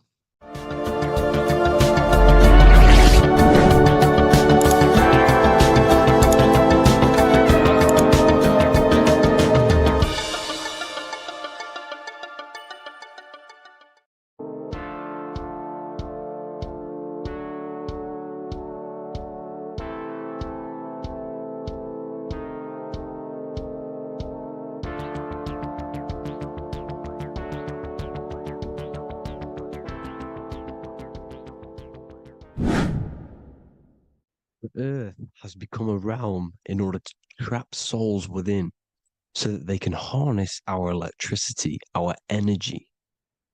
Even the Bible is talking about how this realm is controlled by the wicked one in John 5:19. We know that we are the children of God and that the whole world is under the control of the evil one. Ephesians 6:12. For our struggle is not against flesh and blood, but against the rulers, against the authorities, against the powers of this dark world, and against the spiritual forces of evil in the heavenly realms. So the Bible is telling us that this is not the only world. There are other worlds, there are other realms that we can go to, considered as heaven. Heaven being a higher realm where there is no evil, no darkness. This is a midpoint realm where there is good and evil. Now, we're going to explain how the soul trap is how it's working, and how your soul is being harnessed for its energy, and how you are tricked to come back to this realm after death. What you need to understand is first is that you are the invisible intelligence behind the physical body. You are the mind and soul. The soul is the true you, the good you. It is pure love, pure bliss, eternal, never dies. The mind can be corrupted, though. The mind is the intelligence of the soul. It is invisible. It has no true form. The intelligence inhabits the brain. The brain is the computer to control the electrical machine called the nervous system, which is choice, program, and action. You are the invisible intelligence behind the body, and this will prove it even more. You do not even see into the external world. You are seeing an image produced by the brain because the light is being sucked through the retinas of the eyes. The image is produced in the visual cortex at the back of the brain. What does this mean? This means that we are the consciousness in the center of the brain, in the pineal gland, that is experiencing the program being ran by the central nervous system in the brain. This is the sigil of Lucifer. Lucifer in Latin is Lucy. Lucy is light in Latin. Lucifer is known as the light bearer. This is how the eyes work, people. It's not a demon or a devil. The sigil for Lucifer is how the eyes work, and how the left eye is controlled by the right brain. The right eye is controlled by the left brain. There is a crossover. It's the same with the body. The left side of the body is controlled by the right brain. The right side of the body is controlled by the left brain. There's a crossover with our hemispheres in the brain. Now, this empty chamber in the center of the brain is where this universal cosmic intelligence is held, known as the most holy place in the Bible, the throne of God. Okay? This is above the 33 vertebrae on the spine. As you can see here, you are the being in the center of this point. All of the nerves are being sent back to this one particular point, which is the seat of our invisible intelligence. You can see it's an empty chamber. Our consciousness, our intelligence is not a physical thing. This intelligence is the true voice inside of your head. This is why your head is heaven, your heart is earth, your heel is hell. Your head is heaven because this is the seat, the throne of God. God is in heaven because the consciousness, this divine intelligence that's controlling the body, is sat in the center of the brain. The brain is taking commands of this invisible intelligence. When you close your eyes, you can feel your awareness, your consciousness, your intelligence is all in the brain. Your awareness is not in the feet, the heart, the legs, the arms. It's all in the center of the brain. Now, if you meditate deeply, you will find that you are beyond the mind. You are the being observing the thoughts. You are the soul observing the thoughts. Now, with this being said, you are the consciousness experiencing the program being ran by the central nervous system in the brain, because you're not seeing into the external world. It's an image, it's a simulated image produced by the brain and the central nervous system. You do not experience the external world. You do not feel the external world. You feel electrical impulses on your nervous system. Your nervous system is decoding what you are feeling. So the only thing that you truly feel is the electrical impulses on your nervous system. This is why the nervous system is the tree of knowledge of good and evil, because it gives your invisible intelligence, your mind, the knowledge of good and evil. It can detect good things, it can detect bad things. If it's hot, if it's warm, if I need to go, the nervous system is doing this. It is the tree of knowledge of good and evil. Okay? Now this universal intelligence is symbolized as the single eye. Okay? Matthew 18:9. It is better for you to enter life with one eye than to have two eyes and to be thrown into the fire of hell. What does this mean? It's symbolic, it's metaphorical, people. It is metaphoric. Your universal intelligence is the single eye, the one eye. It's the balance between the two poles, between the left and the right, the good and the evil. It knows the right thing to do all the time. This is our inner guide. The inner self is the inner guide.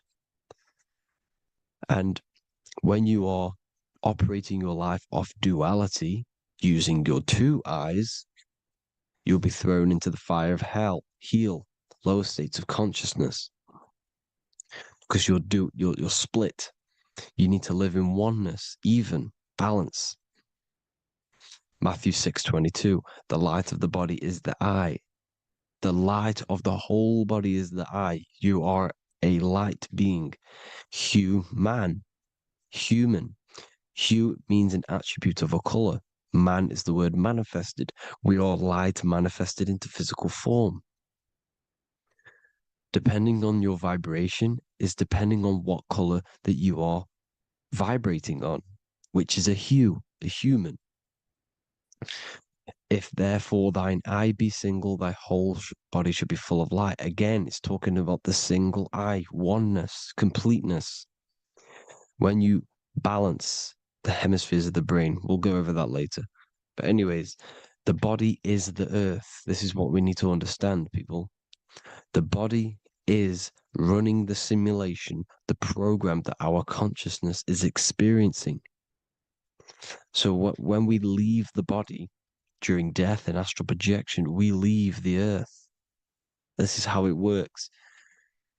The body is the vehicle for the earth, for this realm. Everything exists within our mind. You have the soul, mind, and body. The soul is the observer, the watcher, the true being. This is why she has many different heads, because the soul inhabits different bodies. This is the serpent, which means knowledge, which is the mind, wisdom. And this is the body, soul, mind, and body, Brahma, Vishnu, Shiva. The mind is the bridge between the soul and the body. So what do I mean? When you astral project, you are using your mind to project your awareness, your observing consciousness outside of the physical body. The mind is the projector, projecting consciousness. By using your mind, you can project your consciousness outside of the body, which is known as the astral realms, which is known as walking on water. Jesus was never walking on physical water, people. It's metaphorical. Believing the physical body. The water is the ether, which is the veil between the physical and the astral realm. It's a fluid substance. It's on either side. It's physical and astral. The ether is the fifth element that they hide from us. Why? Because they're trapping you in the physical. They are hiding all of these realms. Etheric, astral, and mental. People think their mind is their brain. It's two separate dimensions. These are completely different dimensions. The mind is way more intelligent. The mind is formless. There is no form to the mind. You can think anything you want. You can manifest anything you want within your mind. It is not a physical object. The physical realm is being controlled by the mind. Everything's being controlled by the mind. Everything exists within the mind. This is why the Egyptian says the universe is mental. So when we project our consciousness outside of the physical, we go to the astral. The ether is the water that Jesus is walking on. This is the veil between the physical and the astral world. The word together has ether within it because it joins the two worlds together, together, the astral and the physical. The word either is ether because the ether is on either side, physical and astral, physical and spiritual, physical and non-physical. In the astral realm, the mind can manifest anything we want. We incarnate to restrict our minds. This is why Saturn, if you go and watch my video on Saturn, how Saturn is this simulation, okay? Our minds can manifest anything we want in the astral plane in the click of a finger. However, when we incarnate in matter, we now have to labor for our manifestations. This is why Saturn's known as the great teacher in astrology, because he teaches you a lesson. When your mind incarnates into matter, it's teaching your mind a lesson, the knowledge of good and evil. This is why the Bible says, you shall be gods and know the knowledge of good and evil. When you incarnate here, you have to know the knowledge, you need to know the knowledge of good and evil to become a god. Okay? Now, the square is the physical plane, the triangle's the ethereal plane, the circle's the eternal plane. The circle has no beginning, no end, it's eternal. The physical plane is the square, it's limited. The square is limited. The cube is the geometric shape which gives rise to matter. Now, the term think outside the box has truth in plain sight. You have to think outside the box to project your consciousness, use your mind to project your consciousness outside of the box, the physical plane, into the astrals. The astral realm is the realm of the stars. Above us is the stars. Through the stars is the astral plane. This is why astral has the word star within it. The devil is the deveil. When you sell your soul to the devil, quote unquote, it's metaphorical. The devil exists in the physical plane. It's the lowest state of consciousness. The deveil, you deveil yourself into the physical when you are the devil. The deveil. The ethereal plane.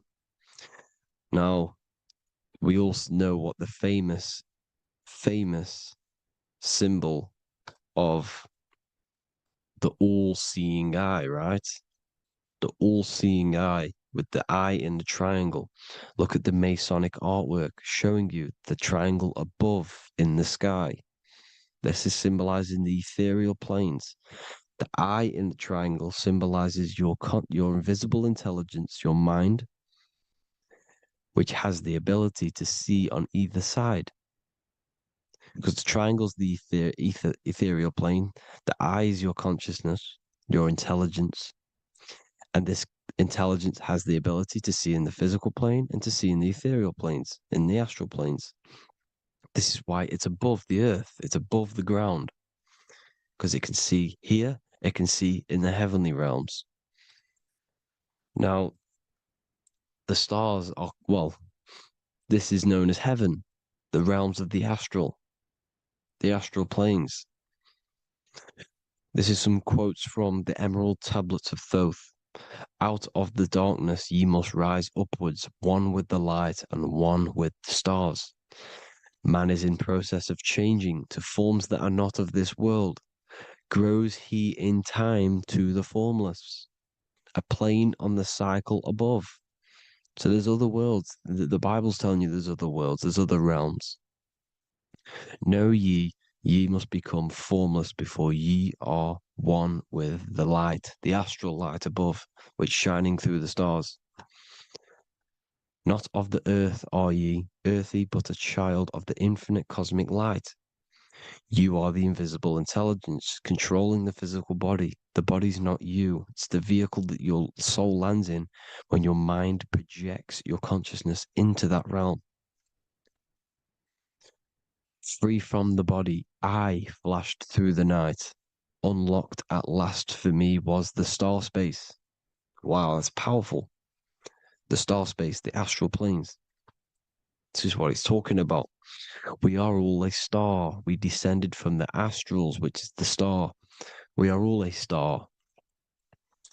Look at the ancient paintings of Jesus' birth. It's the star beaming his consciousness down into the physical plane.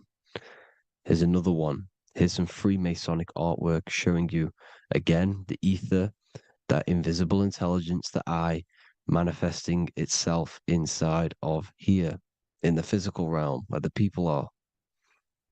You see? It's the same here. This is Jesus. Is the bird symbolizes the Holy Spirit, your invisible intelligence, descending into the waters, the ether, the ethereal, everything. The ether is the base of all physical matter. His truth in plain sight. Mr. Bean, the famous TV program in England, in the UK. He begins the program like we all begin the program from falling from the stars. He falls down with a beam of light. And this is truth in plain sight. This is false. The aliens don't exist. They're a lie, alien. But this symbolizes the star beaming our consciousness. And when we die, this star will suck us back up. Just like this UFO is doing. It's truth in plain sight. So, this is some more Freemasonic artwork going from duality to singularity. Sun, moon, masculine, feminine. Right hemisphere, feminine, left hemisphere, masculine. The consciousness in the center, the balance point. Here's another more Freemasonic artwork. The two pillars, left and right hemispheres, and the invisible intelligence between the left and right hemispheres, the light of the body. This is why light's coming off it. Because it's light, it's pure light. The blazing star. The stairs go from the checkered board, the duality, up to oneness, in between the sun and the moon, the masculine and the feminine. This is symbolizing going into oneness. What did the Emerald Tablet say? You've got to become one with the stars, one with the one with the self. Balancing the two hemispheres so that you can gain, because when the two hemispheres are balanced, you can gain a more deeper connection with your invisible intelligence. Same with the chakras. When the chakras, the seven seals in the Bible, these are seven seals because when you conquer the seven chakras, when you balance the seven chakras, you then gain a more deeper connection with your internal self because your mind is not filled, it's not being ran, it's not being dominated by these seven deadly sins, the seven seals, the seven chakras. These are seven energy centers which are concealing our true form. Balance makes us have a stronger connection with our true cosmic intelligence. Heaven is even. This is why Jesus is pointing at the heart. The even point is the heart. You got to balance the chakras and live from the heart because the heart is the earth. You're in good and evil. The body manifests the lower and the higher self. The higher self is in the higher parts of the body. Wisdom, intuition, expression. The lower self is in the lower parts of the body. Sex, food, and power. This is how they are trapping your soul, people. Like I said, the mind is the bridge between the soul and the body. So by tricking the mind, not giving it the right knowledge, and keeping the mind stuck in the lower three centers, thinking about power, food, and sex, this is low vibrating energy. It's going to keep your mind addicted to the physical realms. Okay, this is why you need to go even, balance, heaven. Okay, I will explain the soul trap in a second, how it fully works. But I'm telling you all the science behind it so you can understand. When you are doomed, you are domed. This is the dome, the firmament, the firmament, the mind. Ment is mind, firm is firm. A firmament is doomed under the firmament. You must have a loose mind, an open mind to expand your consciousness beyond the stars, beyond the ethereal barrier. You have to vibrate higher than this world. Your consciousness must be expanded more than the physical plane. You need to learn how to astral project. You need to learn how to leave the body, how to operate outside of the body, so that you, when you do leave the body, you will have recognition, you'll have knowledge, you'll have practice. But this is as above, so below. The woman's belly is the earth. It's as above, so below. It's a microcosm of the macrocosm. We are the children in the womb. We are the people in the earth being ready to be born into the heavenly realms. As above, so below. It's a microcosm, macrocosm. Everything is in everything on a bigger and a smaller and a larger scale. Now, when the baby figures out that there is a world beyond its mother, what happens? The baby starts to move around and tries to get out of the mother. Because once it starts to hear the external world, starts to hear people, it's going to wonder, what's outside of why am I in here? What's outside? So the baby will force its way out of the mother. It's the same with our minds, as above, so below. When our minds figure out that there are other realms beyond this world, we will seek a way out. This is the womb, the Mother Earth, Mother Nature. It's the mother. We're in the womb. We can be born out of this world, which is being born again in the Bible. When you are doomed, you are domed under the dome, under the firmament, the firm mind. The firm mind will keep you under the firmament.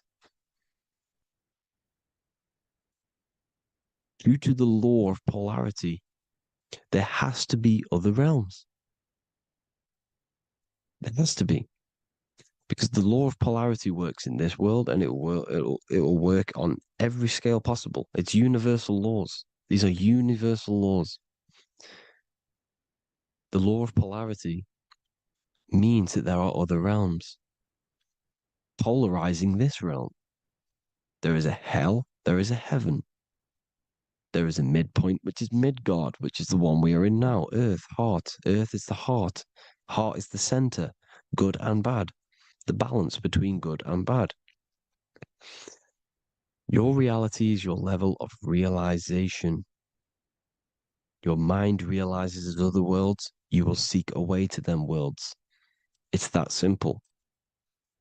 The soul trap is to keep you stuck in this physical body, which is the earth. This body is the earth. It's running the program, like I said at the beginning. It's running the simulation that your consciousness is experiencing. You are an electromagnetic being, and you're hidden in a cage, your rib cage, and you're stuck in cells, a prison cells. Look, you're in cells. We produce electromagnetic energy. Your soul produces this energy.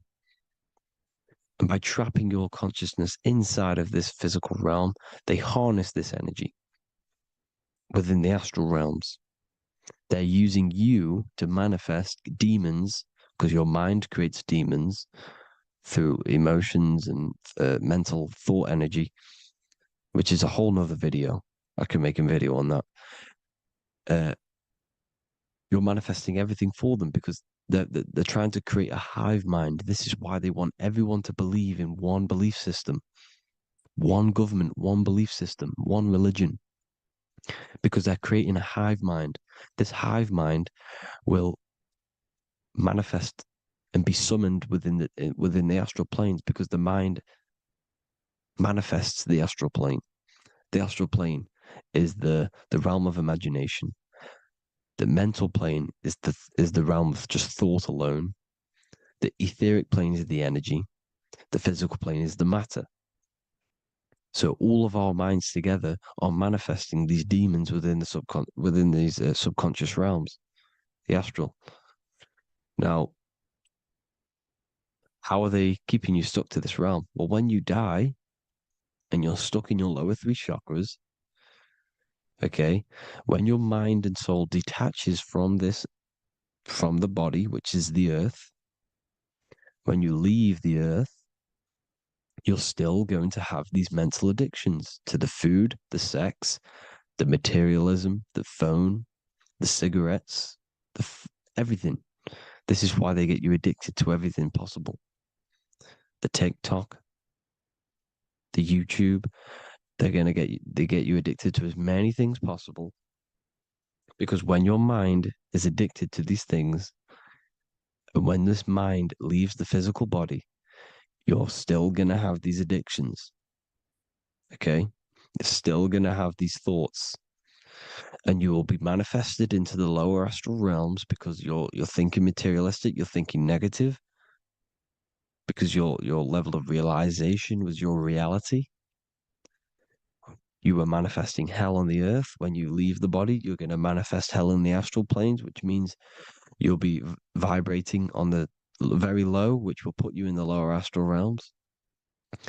So guess what? You're going to come back. You're going to come back into materialism. You're going to reincarnate.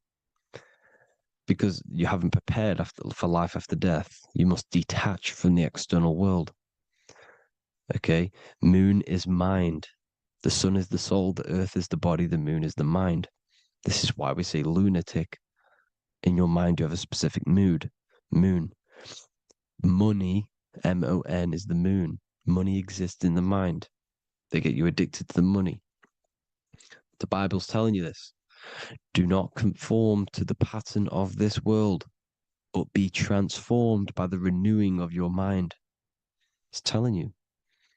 Of this world, but be transformed by the renewing of your mind. Who knew that the Bible was this deep? Matthew 16:26, what good will it be for someone to gain the whole world yet forfeit their soul? James 4:4, don't you know that friendship with this world means enmity against God? Therefore, anyone who chooses to be a friend of this world, of the world, becomes an enemy of God. John 4:4, dear children, are from God and have overcome them, because the one who is in you is greater than the one who is in the world. It's talking about the invisible intelligence. It's greater than the physical world. John 2:15, do not love this world, nor the things it offers you, because this world will create you to, if your mind has attachments to what this world offers, sex, money, and power, pretty much, you will reincarnate here. You will come back here, because when you leave the body, your mind will still have these addictions. Do not love the world, nor the things it has to offer you. All of this is in my newly published book. The paperback versions are now available. Finally, for all the people who have been waiting, the Book of Wisdom. All of this knowledge is inside of the Book of Wisdom. The paperbacks are available. There's worldwide shipping. You can get it anywhere, pretty much, any country. My new website, it's amazing. There's going to be some amazing products coming on the new website. But I thank you all for the support. Before I leave, I need to explain what is going on with the soul trap. Like I said at the beginning, the mind's the bridge between the soul and the body. The body's the realm. By tricking your mind with false knowledge, they are keeping your soul stuck to this realm. They get you addicted to all the physical things, and that is it. As soon as you're addicted and you die, you're going to come back. So by tricking your mind, which is the bridge between the realms, they keep your mind stuck within this body. They keep you in physicality. They deveil you, the devil, the deveil. Thank you all for the support, people. If you do want to join the Academy, all the links will be posted below this video for the book, The Academy. Thank you all for the support and have an amazing day.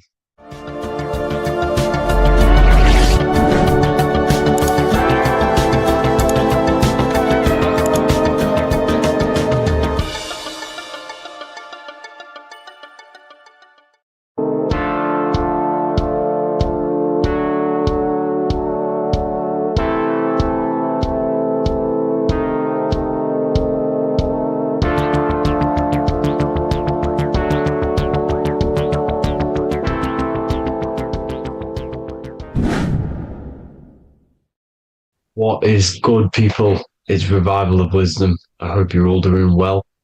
And this video is how to raise your holy oil or your kundalini.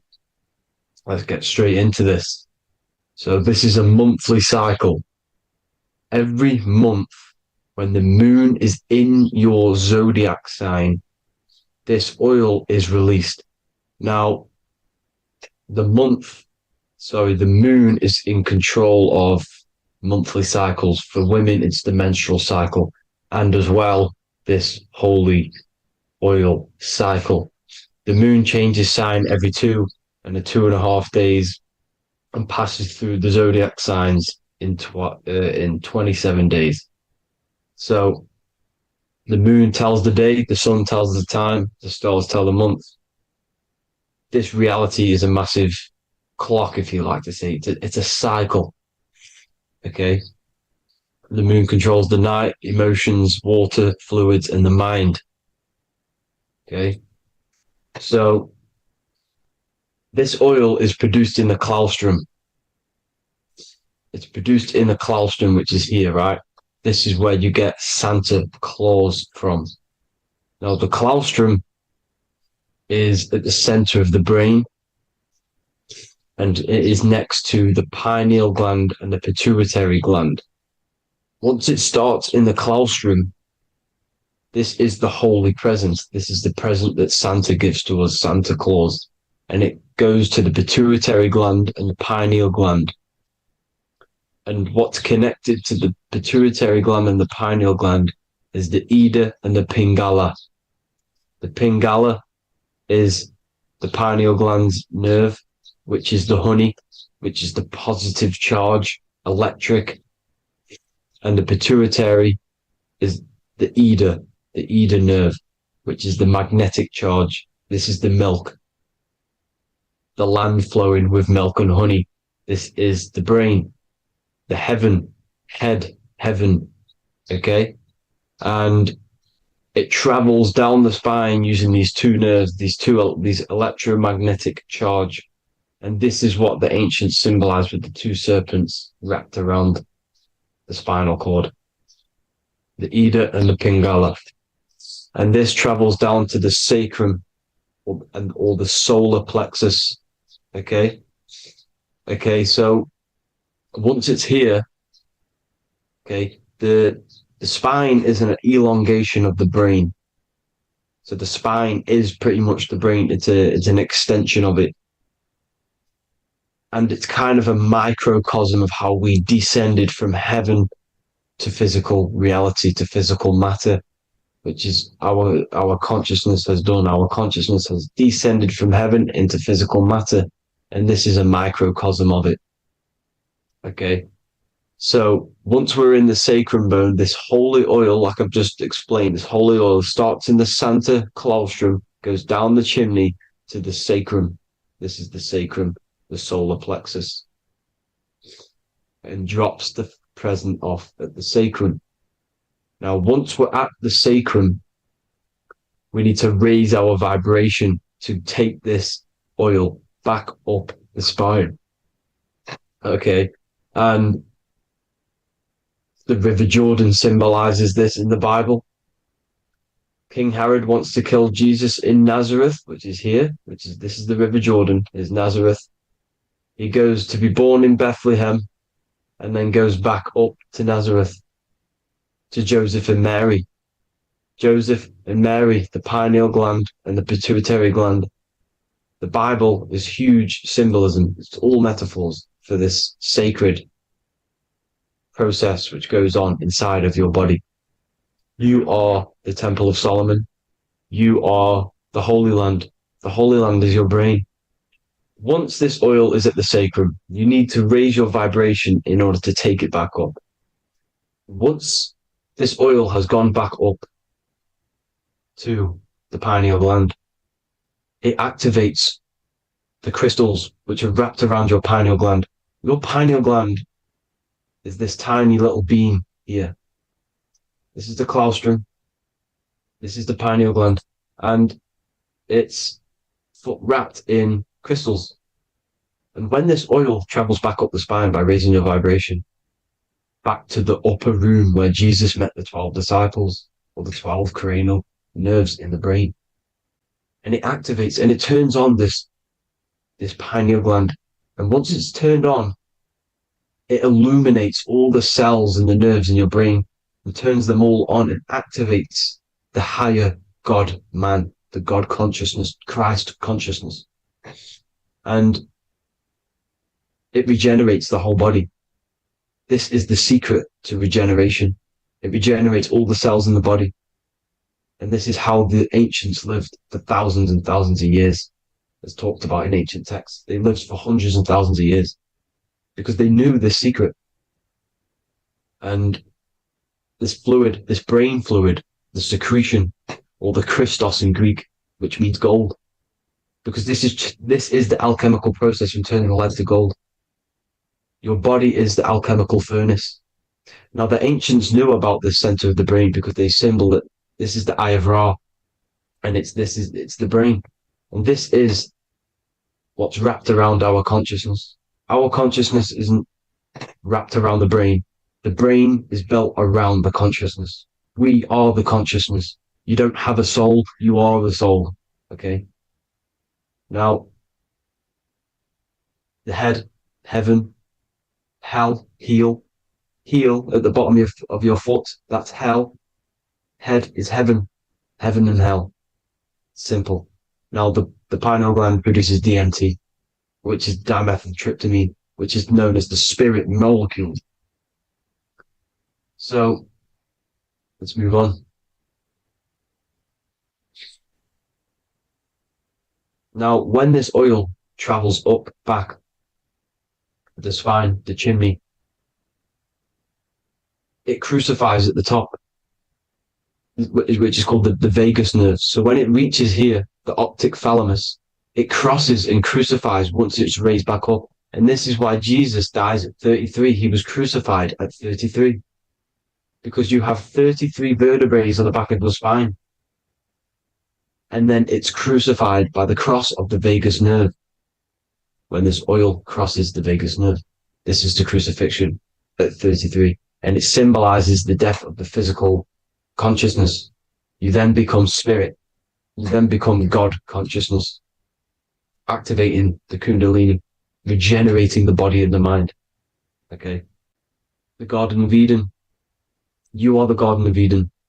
The land of milk and honey is upstairs. The pituitary, which is the milk, the pineal gland, which is the honey, which is DMT. It even says this in the Bible.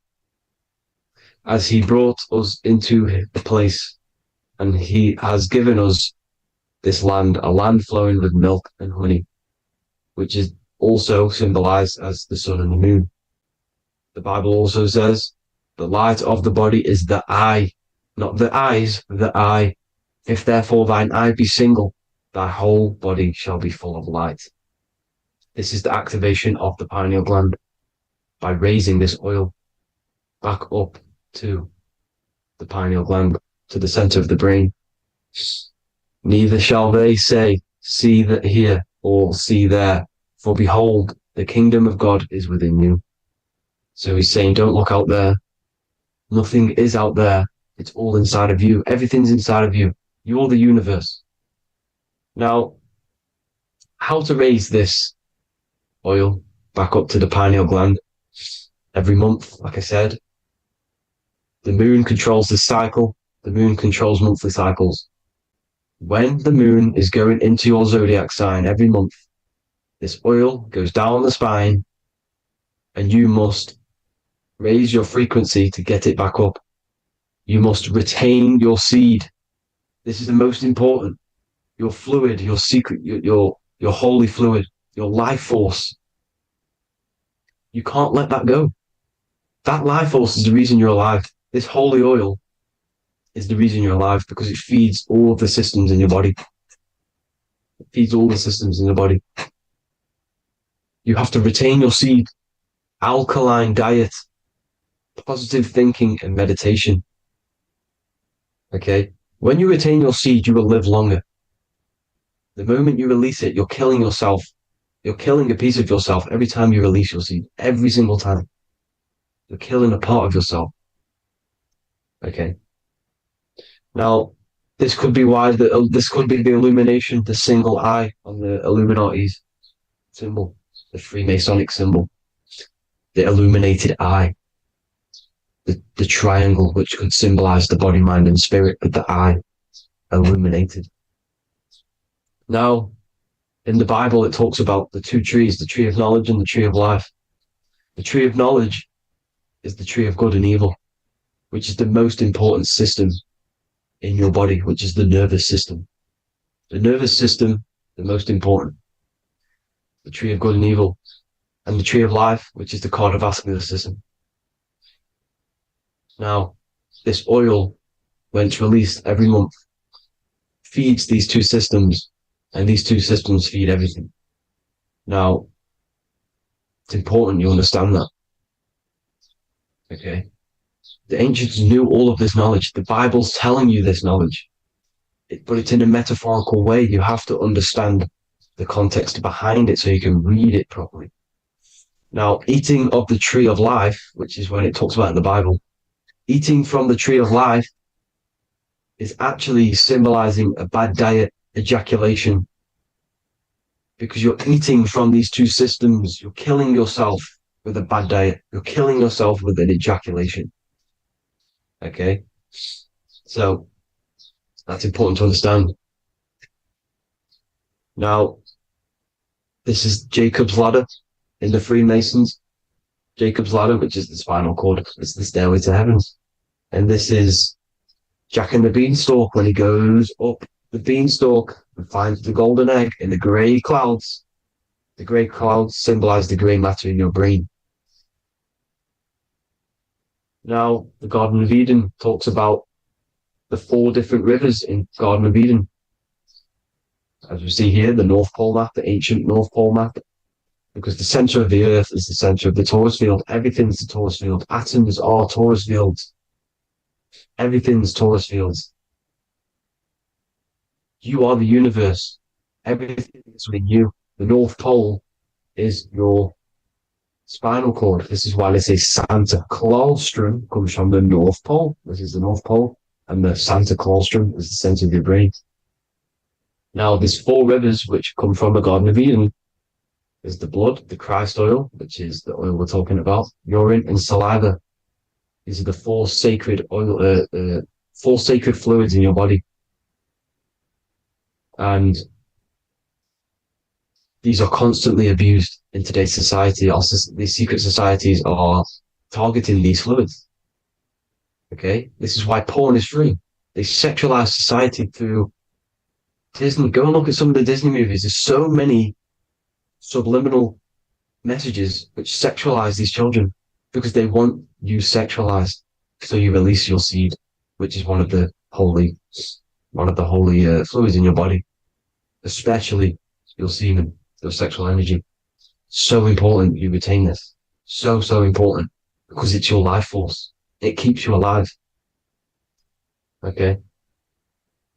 Now, let's recap on this. If you want to raise your oil every month, you can't just retain your seed for the month. You have to retain your seed forever.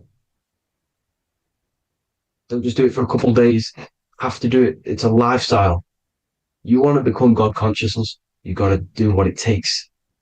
It's hard in this society because this society is made around, it's designed to kill you pretty much. It's designed to keep you in these lower states of consciousness with all the bad food, the chemicals in the food, the chemicals in the water, the sexualized TV programs, sexualized adverts, sexualized TikTok and apps, videos, subliminally stimulating you because that is your weakness, sex. It's your weakness. Now, you have to retain your seed, meditation, and an alkaline diet. Why alkaline? Because acidic is low vibrational. This is the color spectrum. And what's the highest vibrational color? Violet. It's the lowest, red. You have to have an alkaline body in order to raise this oil. When you drink, when you have a bad diet, when you drink alcohol, when you smoke, this destroys the oil. It destroys the oil in your sacrum. and it can't be raised again, can't be raised up. This is why it's so important. Without that oil, you don't live. That oil makes you live. It feeds everything in your body. It's crazy how we're not taught this. It's insane. But that is how you raise the oil, people. I hope you all gain some knowledge out of this video. And I hope this assists you on your journey, your spiritual journey. And please like and share this video. We need this knowledge out to the public to wake up humanity. Thank you all, people. God bless.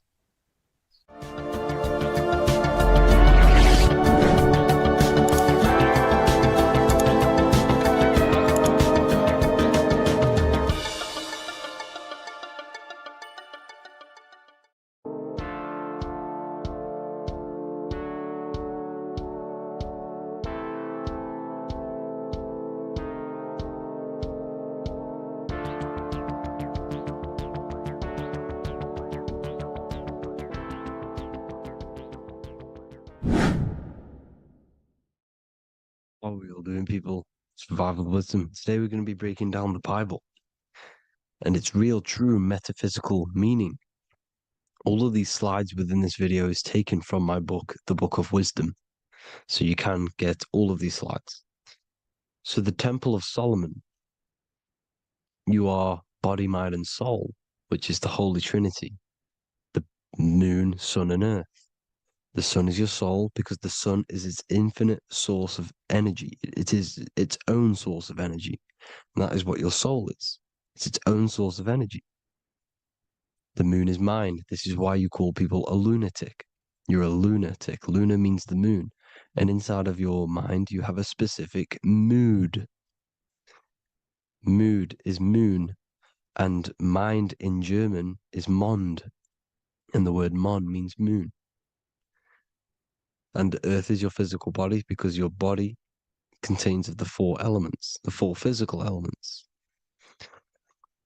Well, the Temple of Solomon is the temple of the soul and the mon, the soul and the mon, the soul and the mind. And it's the temple of the Holy Spirit in the Bible. Everything leads back to one singular point in the center of the brain. The brain is not the mind. It's mind over matter. Okay?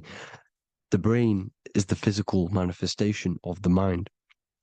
The brain is the electrical computer which decodes the light waves given to it by the mind. This is why everything in the body leads back to one singular point. And we'll go over this in a minute. But this is controlling the physical body. This is the within. If you rearrange within, it spells high twin because within you is your twin, your true self. And it's just an entity in the center of the mind. And if you shut your eyes, you can feel it. Your awareness is in the center of the brain. So there's just an empty chamber in the center of the two cherubs, the two brains. They are two separate brains. They're two hemispheres. And the empty chamber, when scientists chop it up and see it's just an empty chamber, well, because you can't see in that plane of reality. You cannot see the mind. You cannot see thoughts. It is invisible to the human eyes, to the visible light spectrum, to the two eyes. The reason why we call it the third eye in the center of the brain, it's not the third eye, it's your true self. It's the mind and soul. It's an eye because it does see. It's the all-seeing eye that you always see here. There's some Masonic artwork showing the two pillars, the two cherubs, the two hemispheres of the brain, and the inner eye. This is the eye that sees all things. What do I mean by seeing all things? Not physically. It sees the mind. It's what, because your soul is watching the mind. You can observe the mind.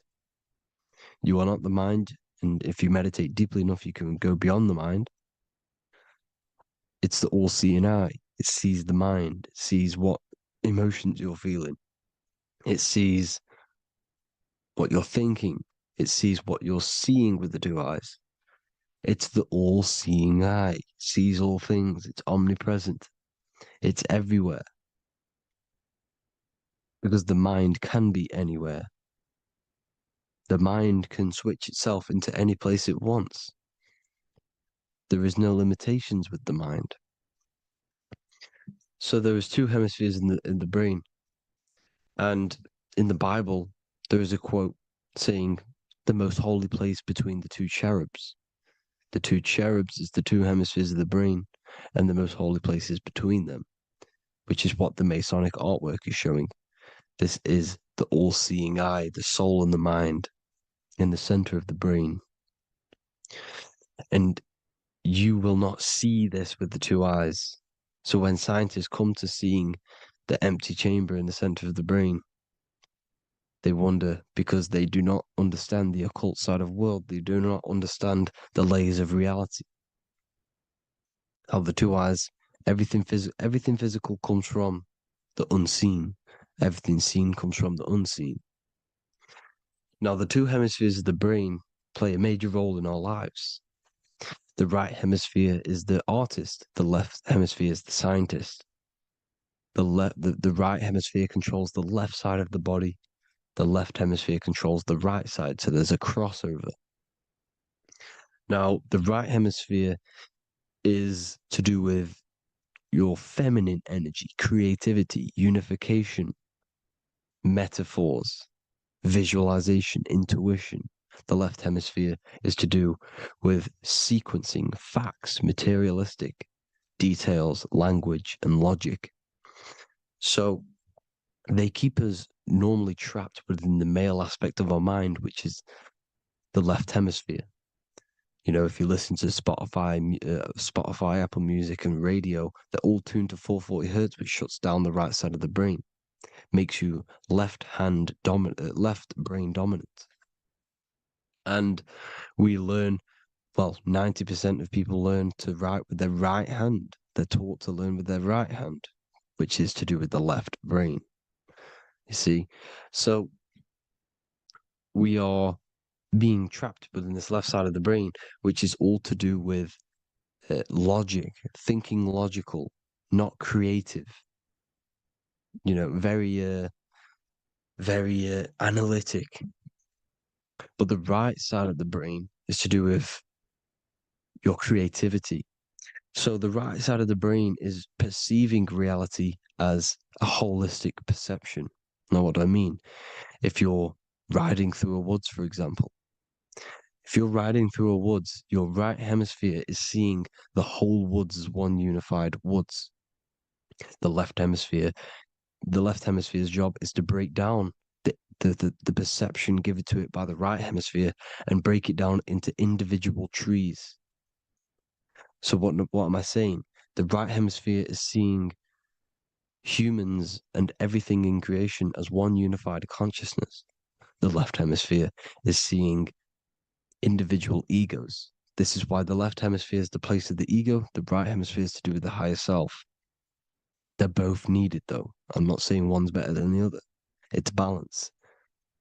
Now, they don't want you to see the unified picture, perception of creation. They want you to think everything is individual, everything doesn't come from the one, because all things come from the one. And we experience the two in this reality, dualism. In order to understand the one, we have to experience the two to advance. So, anyways, let's get away from the two hemispheres.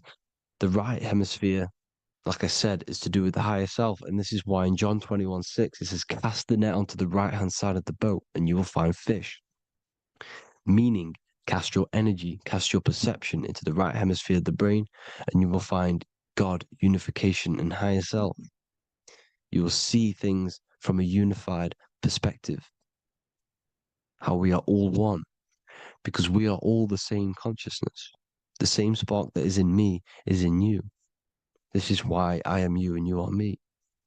We are all the all-seeing eyes of God, just split up into individual bodies.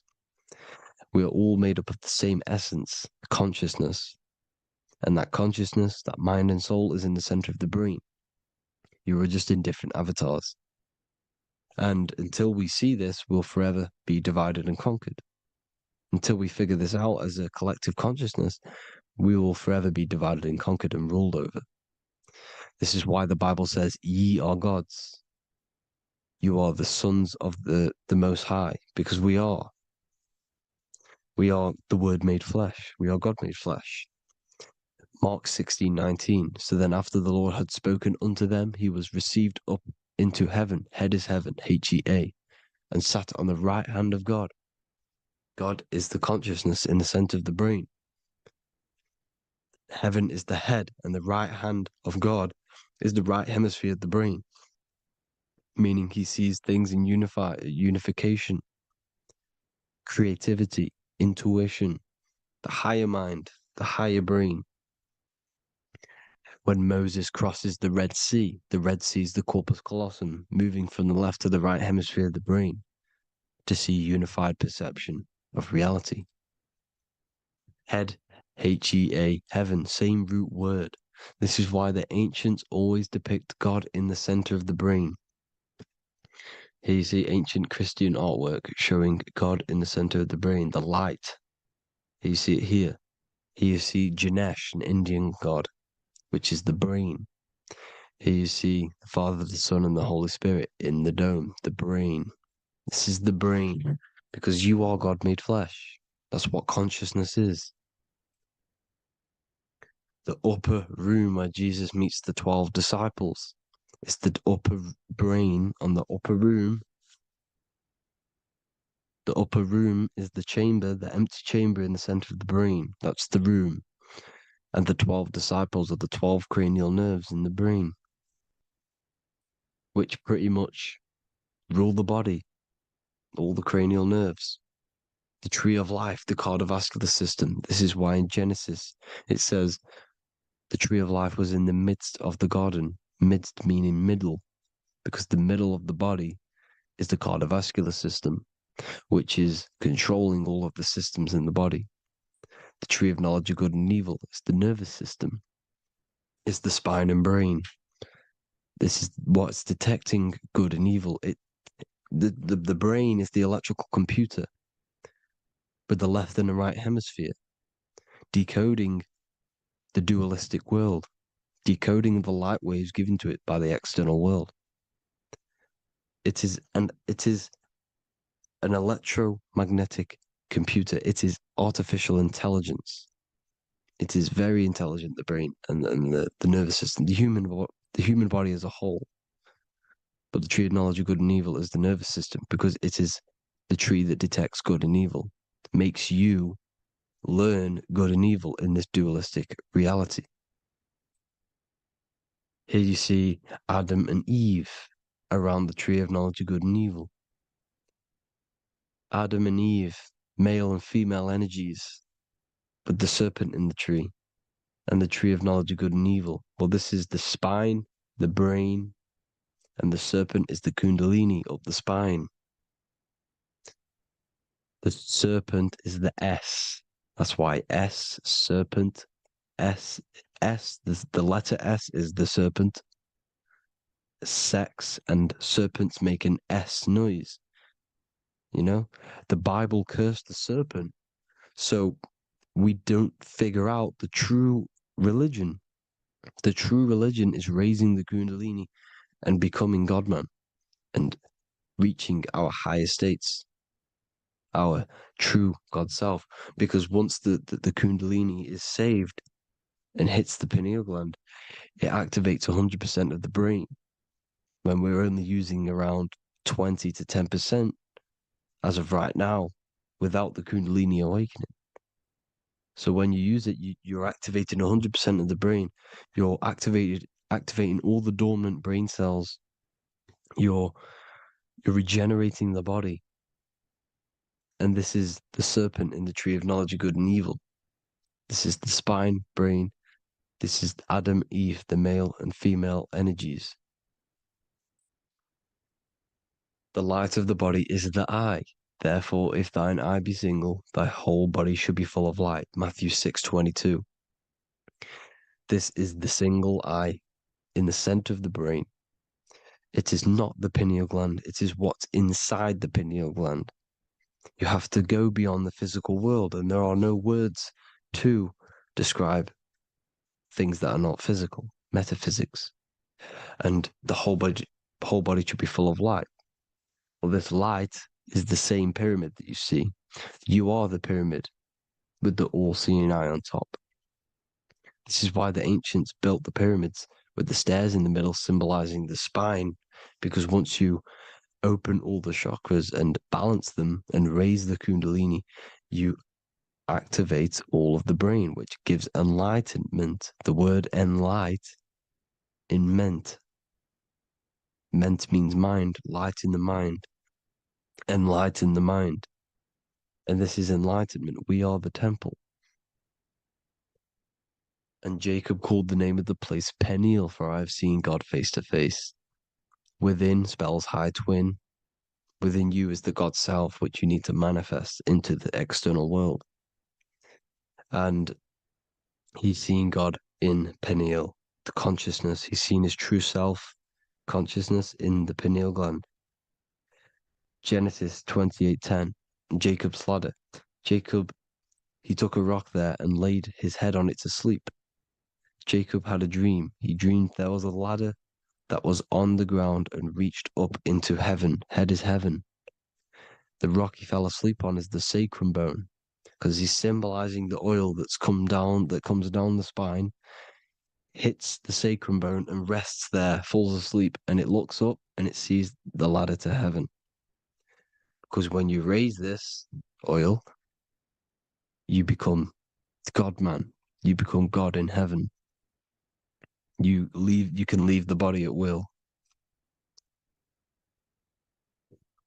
Do you not know that your body is the temple, that your body is the temple of the Holy Spirit? Corinthians 16:19-20.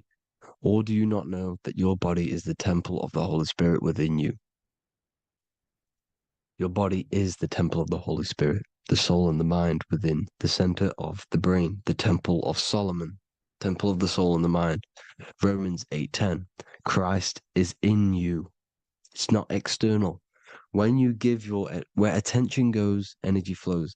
When you give your energy to external things, your attention, your worship to external things, you're giving energy, meaning it's draining you, and you're feeding something within the astral plane, a mental thought within the astral plane. So with you realizing that the Christ is in you, that you don't have to worship anything outside of you, this means that you're internalizing your energy. You're not giving your energy, because where attention goes, energy flows, which means you become more present. You become healthier because you're not giving off all of your special electromagnetic energy that's charging you. This is why the religions run by the Vatican is all external. They're exoteric. Exoteric means external teachings. The esoteric is the internal, the hidden teachings. In Psalms 82, I have said, ye are gods, and all of you are children of the Most High, because we are the Most High, split up into individual bodies. That's what consciousness is. Consciousness is the Most High, and we have to raise ourselves to the Most High.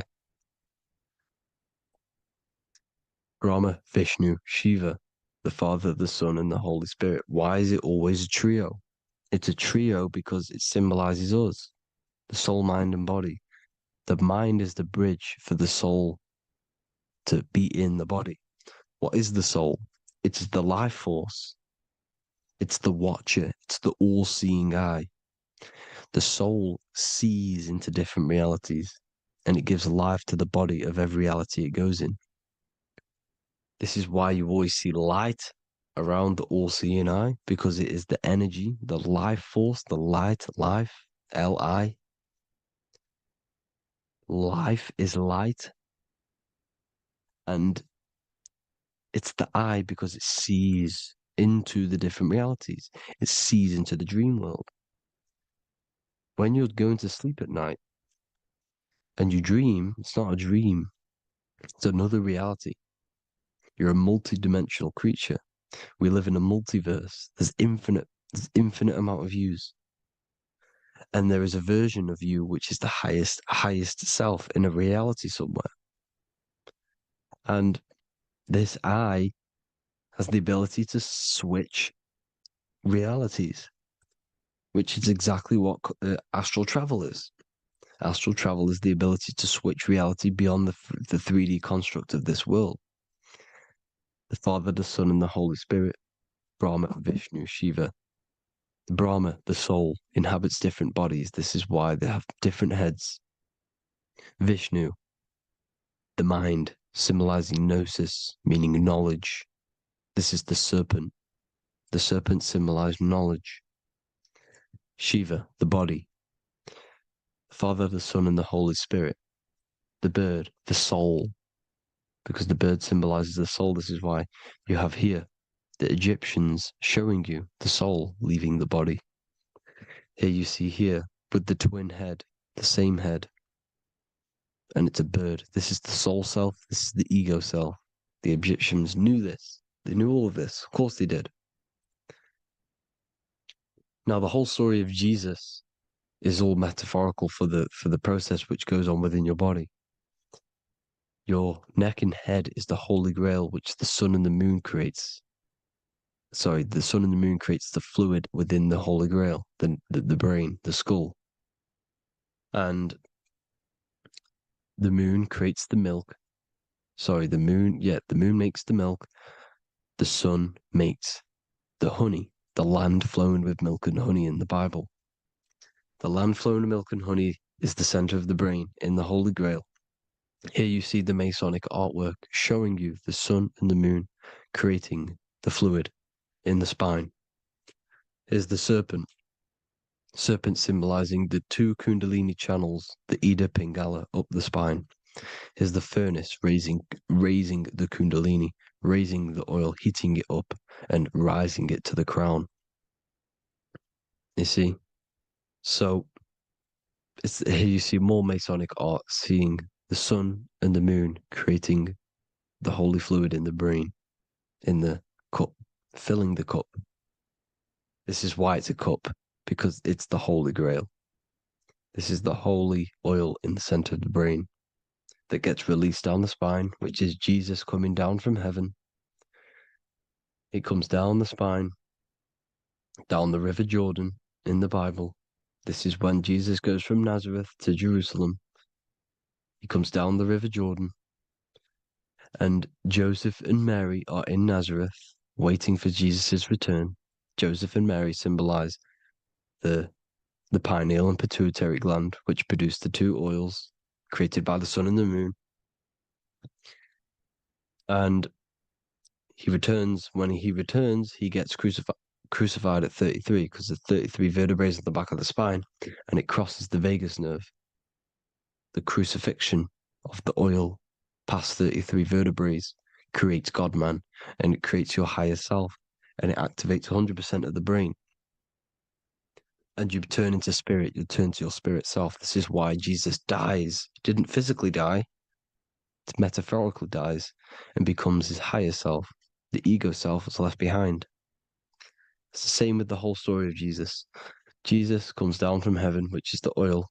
He dies in a cave for 3 days, which is the oil hitting the cave. Here's the cave, and resurrects after 3 days. If you resurrect the oil, comes up and gets crucified at 33 in Golgotha. Golgotha translates to a place in the skull. The three wise men from the east. Well, if you look at the Masonic artwork, they'll always show you a ladder up to the east. Okay? Here you see north, south, west. This would be east. Here you see east here. East here. The ladder up to the east. The east is the top, up. Three wise men from the east. The thalamus, pituitary, and pineal gland in the center of the brain. The most important glands in the body. Here you see the Egyptians with the spine, the sun, and the two hemispheres of the brain. What did I say at the beginning? The sun is the soul. The sun is its own source of energy. It's the life force, which gives life to anything it inhabits. The soul is the same thing. That's why sun and soul mean the same thing. So, what I'm saying is consciousness is God. And this is why when it refers to as God in the Bible, it means your higher self, pretty much. And returning back to this higher self, because God is something that you need to manifest. Consciousness is God, and your body is a reflection of the creation by God. This is why everything in the body corresponds with the stars. The stars rule the body. We are an image of the stars. This body is an image of the whole of creation. Aries rules the head. This is the cerebrum, the ram in the brain. Is the ram, Aries. And we have something called the cerebrum, Aries, the ram. This is the Lamb of God moving to the higher mind. Taurus, which is the lower brain and neck, the cerebellum, the bull Taurus, the lower mind, and the cerebrum and the cerebellum, the ram and the bull, is what makes you ramble on. Ramble meaning walking. The higher mind and the lower mind working together makes the body ramble. Ramble is what makes you walk along. Thank you to Santos Bonacci. Gemini, the two twins, rules the two arms, the hands, and the lungs. These are the two twins of the body. Sagittarius, the horse, which rules the hips. Hips means hippo. Hippo means horse. Hippopotamus means water horse. Hippo means horse, and this is why we call them hips, because horses have massive hips. Capricorn, the kneecaps. Pisces, the two fish, the 2 feet. Then they make us swim. We are an image of the stars, people. Well, the body is anyway. Consciousness is God, and the body is the image of the whole of creation. It's a reflection of the whole creation, as above, so below. 12 systems in the body, 12 cranial nerves for the 12 constellations, 12 cell salts. The body's made out of 12 cell salts. So, this is where it gets kind of deep. You know, this is where we get deep. And he said, Jesus was known as the fisher of man.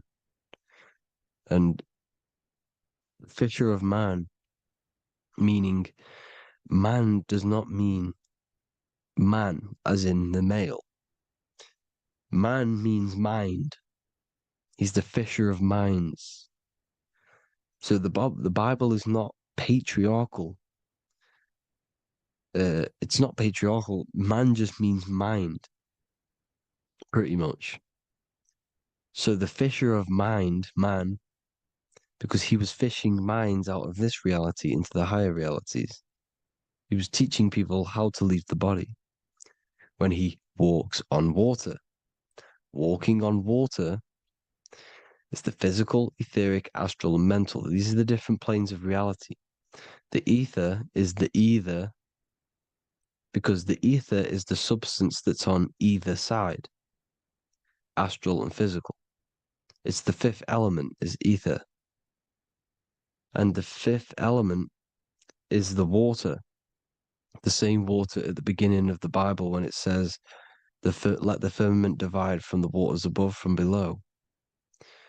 The water symbolizes the ether. It's the base of all physical matter. And the ether symbolized is known as the water. So when you're walking on water, you're walking on the ether, meaning you're leaving the physical body. So when Jesus walks on water and he's teaching Paul to walk on water, Paul becomes scared and falls back into the water. Well, when you astral travel and you become scared when you're projecting, you'll fall back into your body. So he's pretty much saying walking on water is leaving the body, and walking on the ether, because the ether is the veil between the astral, and that's what devil means. Devil has the word veil in it, because the devil is trapping you between one veil, which is this world. They're trapping you in this world, this thin layer of reality. Your dreams are different veils. The ether, the astral, the mental are different veils. Devil is deveil. Deveil. You need to escape being stuck in one reality and live in between realities. And this is when you truly become a multi-dimensional being, because your soul is just the eye. That's what you are. You're just an eye, and you see into different worlds. And it also, when Jesus means the fisher of man, the fisher of minds, he is I truly believe, because of my research, that there is other worlds. It's not just this one. There's higher worlds. There's an infinite amount of you, and you've been in you, in them dreams you call dreams. Them dreams are other realities that you are in. That's why when you're there, you don't feel like you're in a dream. You feel like it's 100% real, because it is real. So this is why the ancients always depicted the many different heads, because there's many different versions of you. And this I, the soul, the watcher, is switching itself into different bodies at all times. Well, when you sleep, when you astral project. And this is what the ancients were doing.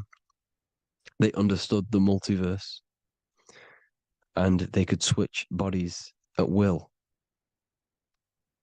And this is what the 7 seals are in the Bible, also known as the 7 chakras. These are literally portals within us to these different worlds. We're in the heart at the moment. Earth rearranged spells heart, meaning middle. This is where good and evil exist. It's the middle point, the midpoint of realities. So I hope you all enjoyed the video. All of this knowledge that I've give you in this video is inside of my book, the Book of Wisdom. The Book of Wisdom gets updated every single month with new pages. It's a one-time payment for a lifetime worth of research and knowledge by me. So if you do want to get it, the link will be in the description. But I hope you will gain some amazing insight. Please like, comment, and share to help the algorithm, and drop a subscription. And for more lectures, every 2 days, I drop lectures and knowledge within the Patreon. If you want to support the channel, join the Patreon. Everything's in the description, because we are not monetized on YouTube. Thank you all. Have an amazing day.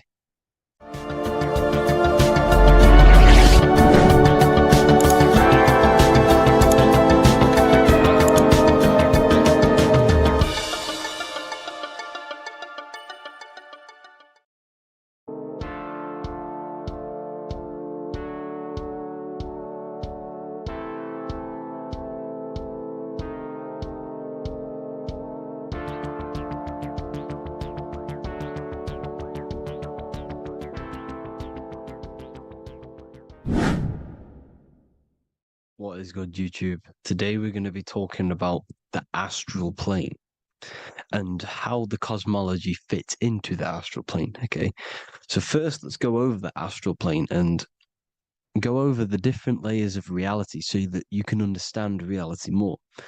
You are a multi-dimensional being. You are not in these, you are in all of these realities at the same time. They all interweave into one big reality. But there are different planes. They are different vibrational dimensions. There are different dimensions of reality. The mind is the root cause of reality. We're living in the mind of God. Everything is being thought into existence from the root cause, from the universal mind. This is why the ancient Egyptians said, all is mind. We're living in the mind of God. And we are a microcosm of this mind. This is why we all have the same mind. This mind is the world of thoughts. Now, this world of thoughts is just the thought alone. For example, it is the thought of a chair. But then when you start to imagine this chair and you start to mentally see the chair, you're now manifesting the thought, the singular thought, into some sort of form. So now you're imagining the chair. You're imagining the form of this chair, which is then manifesting into the astral plane. The astral plane is the world of thought forms manifesting. So when you are imagining something, you are seeing into the astral plane. Okay? Your third eye, it is an eye because it sees the astral plane. It is seeing the other side through imagination, through dreaming. Well, we'll go over dreaming later. So the thought of a chair is a singular thought. The imagination of the chair is the manifestation of the chair. And in the astral plane, it's basically the world of all the chairs that could ever exist. So you're thinking of the chair as a singular thought, which is the mental plane. The astral plane is the imagination of that chair, is the thought, the manifestation of it. Depending on the vibrational state of the thought will depend what level of the astral plane it will go to. For example, if you're thinking about a chair to torture someone on it, it's going to go on the lower astral plane. Or if you're thinking and imagining happy things, it's going to go to the higher astral plane. So wherever your mindset is, that we call it a mindset because your mind is setting frequencies to certain things. Thoughts are frequencies. And a mindset is setting your frequency, setting your mind to a certain frequency. So when you set your mind to a certain frequency and you imagine something in that frequency, you're going to match everything in the astral plane that are on that similar frequency, just like you would in the physical world. Because we're all in these worlds right now as we speak, but we can't see them with the two physical eyes. We can feel it though. When you're around someone and you've just met a new person, for example, you can feel their vibration. And if you're not on a similar vibrational match, you will not get along with that person, or you just won't not get along, but you won't connect with that person because you're on two opposing frequencies, not matching. And this is something that you can't see, you can only feel because it's the astral plane. It exists within the astral plane. Everything in the astral plane is made out of vibrations. So if you do astral project, and if you already know how to astral project, you will see beings and people and things that are on the same frequency as you. This is why before you astral project, you need to sort your vibration out before you astral project, because you are projecting your consciousness into this. It's the mind. The mind is the bridge. It can move between realities. You are a observer. You are a observing soul which observes different realities. And the mind is the bridge between all of these different realities. The mind can choose. If you want to project into the astral, you set your mind to it, you can. Okay? So let's not get off track. The lower astral plane is where demons are. The higher astral plane is where heavenly beings are. Heaven and hell are kind of a real thing. The etheric plane is a powerful substance, the ether, the fifth element that they don't tell us about. If you type in on Google the 5 elements, they will try to remove it with wood or metal because they don't want you knowing about the ether. Ether is the energy double behind all physical objects. So the ether is very important. It is the 5th element. It is part of the physical world, but it's also part of the astral world. It is on either side. You see how they're showing you the truth in the language? Ether and ether are the same word. The ether has 1 foot in the astral and 1 foot in the physical world. It's a substance that connects the physical to the astral world. It is the either. It's on either side of reality. It's on the other side. Other, either, same word. Ether is connecting the physical to the astral plane. It's the world of frequency. Frequencies, EMFs, torus fields are in the etheric plane. It is the energy plane. It's where energy moves through the ether. Okay. So then you have the physical world, the world of effect. Everything you see in the physical world is the effect of the higher planes. Each plane is a product of the plane above. So, and it melts into each plane. The physical plane is the lowest plane, it's the most densest, and the highest is the most fluid. This is the most fluid, this is the most dense. This is where we get the saying, as above, so below from. As above, so below comes from the different planes of reality. And magicians understand this. This is why magicians always say as above, so below. Because they understand if you manipulate the higher planes of reality, you manipulate the lower planes. Because the astral plane is a direct copy of the physical world, but in the astral plane. It is mirrored. The physical world is mirrored in the astral plane. They are both the same world, but just different vibrational states of the world. Kind of. It's hard to put this in words, people. So just try and understand. The astral plane is the double. It is whatever happens in the astral plane happens in the physical plane. This is why magic works. This is why demons work. This is why spirit communication works. Because if you manipulate the higher planes, you manipulate the lower planes. As above in the astral, so below. Leonardo da Vinci showing you to look up, pointing up. You got to look up. He's telling you to change the mind, you change the physical world. You change your emotions, you're on the astral plane, you change the physical world. You change your reality by changing the higher planes. This is the Masonic 11, the 2 pillars. This is the 11 also symbolizing the 2 hemispheres of the brain here. But the 11 symbolizes the 2 mirrors. 11, 9, 11. 9, 11 adds to 11. 9 plus 1 plus 1 equals 11. The Twin Towers were an 11. Flight 11 was hijacked. Because it's a mass ritual within the astral plane. Now, we're going to go deep into that later, and I'll show you these rituals they do in order to manipulate the astral plane. So, this is what the 11 is. It's the mirroring of reality. If you contact spirits and conjure spirits, you can either summon or attract demons and spirits. Summoning is creating a spirit. You create demons. Okay? Like I said here, the mind is the root cause of reality.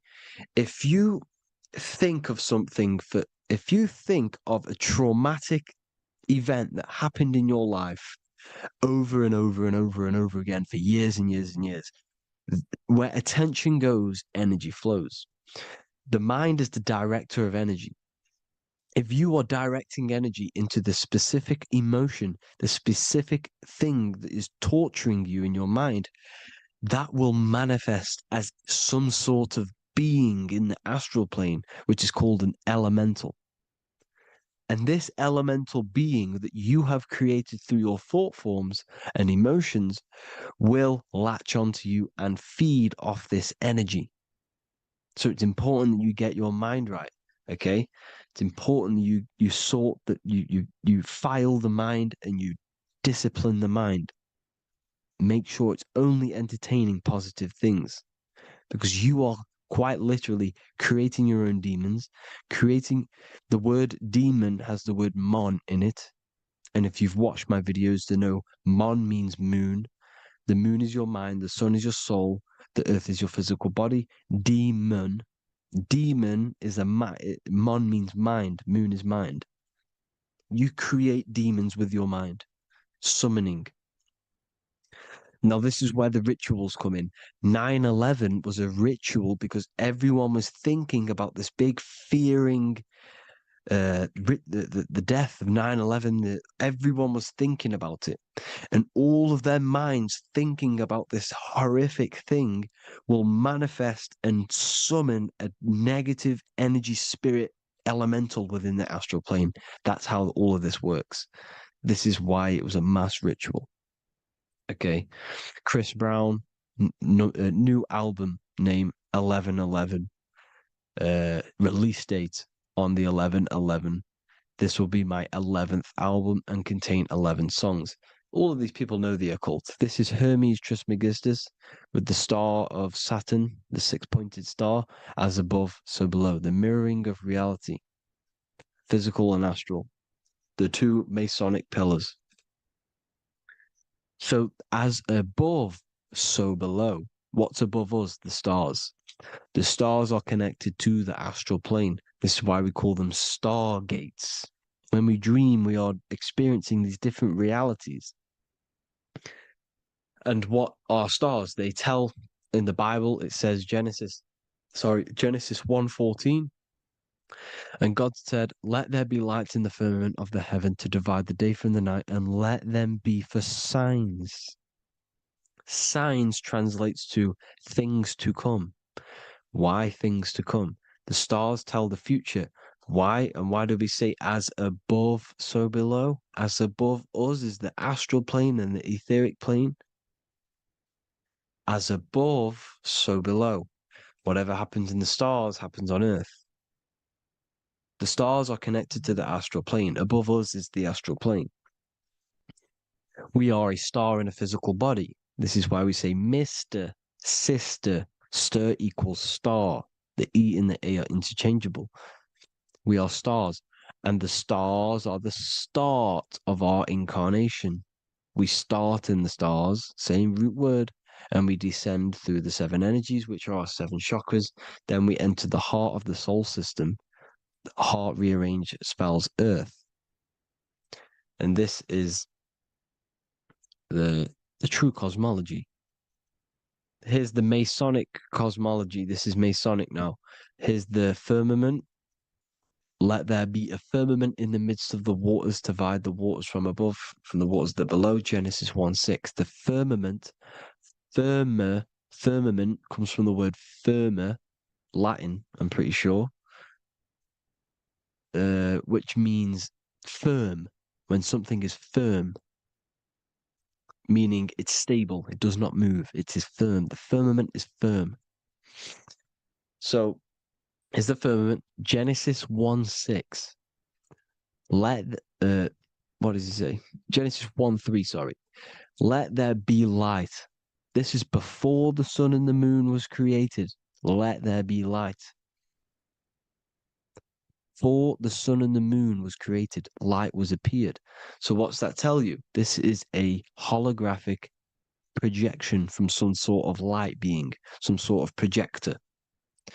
And that projector is the all-seeing eye you see in the Masonic cosmology. This is the all-seeing eye projecting the light beams. Let there be light. Everything is made out of light. The universe is created out of light waves. The torus field is one unit of light. The light projecting this reality is Polaris. Okay, the famous all-seeing eye. Now, what else? Then we have after let there be light in Genesis 1:16, and God made the two great lights. This is the sun and the moon, electric, magnetic, male and female. Then we have the Masonic checkerboard, the black and white symbolizing dualities within the dualistic reality we're in, spirit and matter, light and matter, rest and motion, positive and negative, good and evil. Everything's dualistic here. Okay? And it's a dance. The universe is a dance between flickering of white and white and black light, which is the Taurus field. We're not going to go over that, but this is all connected to the astral plane. This is the true cosmology. The astral plane cannot work on a spinning monkey ball in the middle of space. Does not work. Cannot work. It's impossible. Okay? Impossible. So even in the Quran, it says, Allah has made the earth for you as a carpet, flat. Quran 15:19. And the earth we have spread out like a carpet, set there on mountains, firm and immovable. It is immovable. In the Quran, it also says 65:12, it is Allah who has created the 7 heavens of the earth. The 7 heavens, meaning the 7 layers of heaven, the 7 planets. And Psalms 104:5, he set the earth on its foundations and it can never be moved. Never.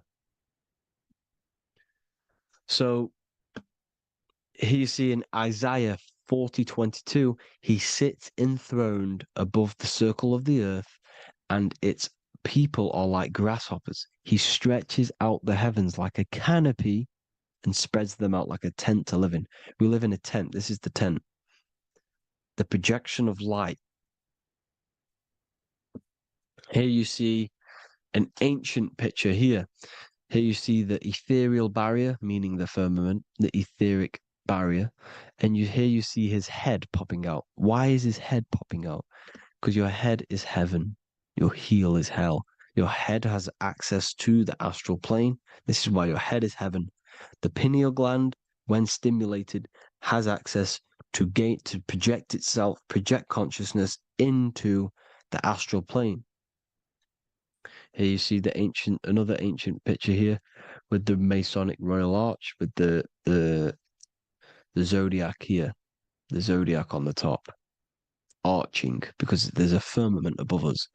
Here's God in the brain. Consciousness is God.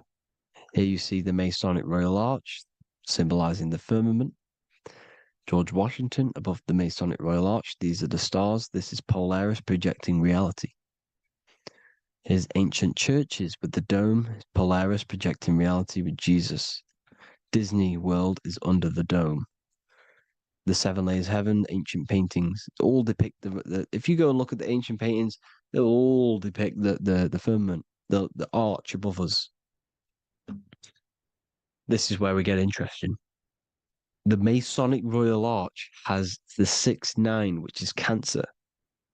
The constellation Cancer, which is 6-9 is associated with portals because CERN is the 6-9.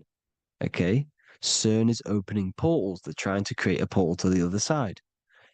Cancer has the word CERN within it, so there is a link between Cancer and the opening, the firmament opening above us to ascension. Here you see the Masonic art with the Royal Arch and the light and the opening. Here you see the light and the opening. This is the opening of the firmament. Here's the Hebrew cosmology with Sheol, the underworld, and the opening. So Cancer is definitely some sort of portal in and out of this reality. I'm just connecting dots here. Now, we're going to go change a bit now. These celebrities that you are seeing they have not sold their soul to Satan, okay? They have not sold their soul to Satan. Satan is a demonic, low vibrational energy that has been summoned over the thousands and thousands and thousands of years of evil occult arts. So since Babylon was summoning this demonic energy, and this demonic energy in the astral plane will grow and grow and grow. It has no form. It has no physical form. Okay? But you can see it in the rappers. If your third eye is open, you can see clearly that these people are demonic. You can sense the energy that they're manifesting. Selling your soul is not what you've been told. It is gaining, because your soul is pure love, okay? Your soul does not want to do anything bad. So when you sell your soul, you're gaining physical gain, you're gaining physical wealth, for example, like for these rappers, they will be given millions of pounds because the people in control of the music industry, which is the dark occultists trying to brainwash the masses, the people in charge, they're dark occultists. They understand Satan and the energy. They are satanic energy, which has been summoned in the astral plane.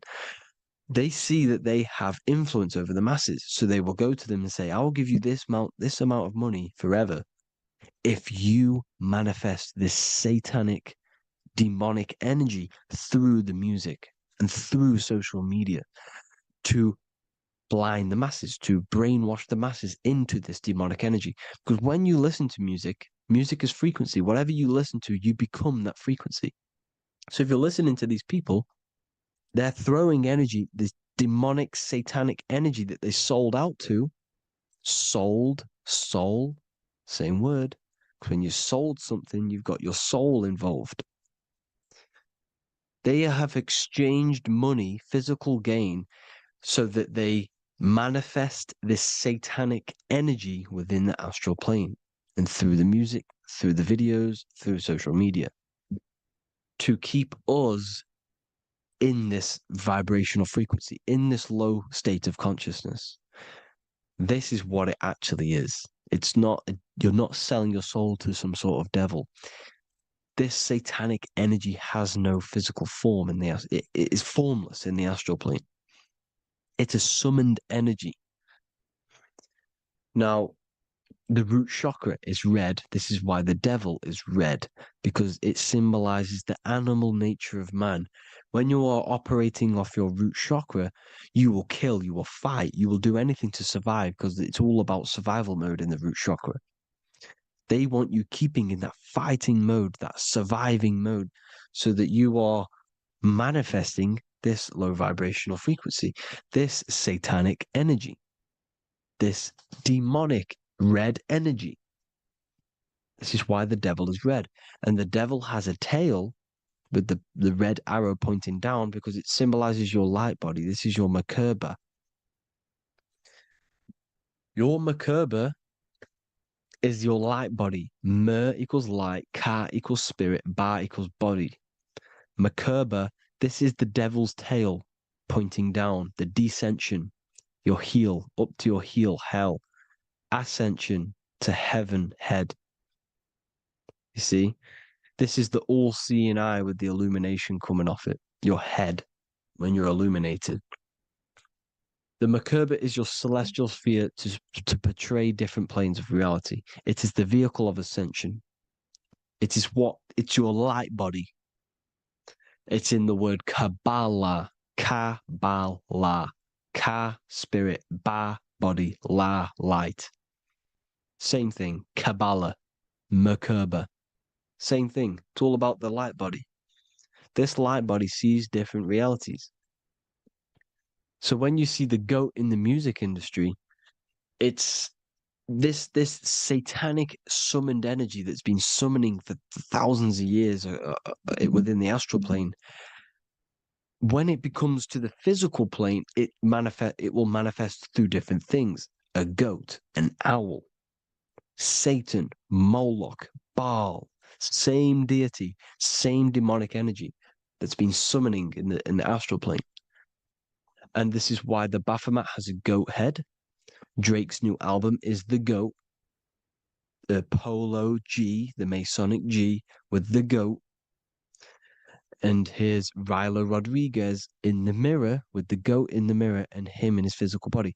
It symbolizes, the mirror symbolizes the astral plane, because he's manifesting the goat, the demonic energy. He's sold out to the demonic energy, and in the physical plane, he's his physical body.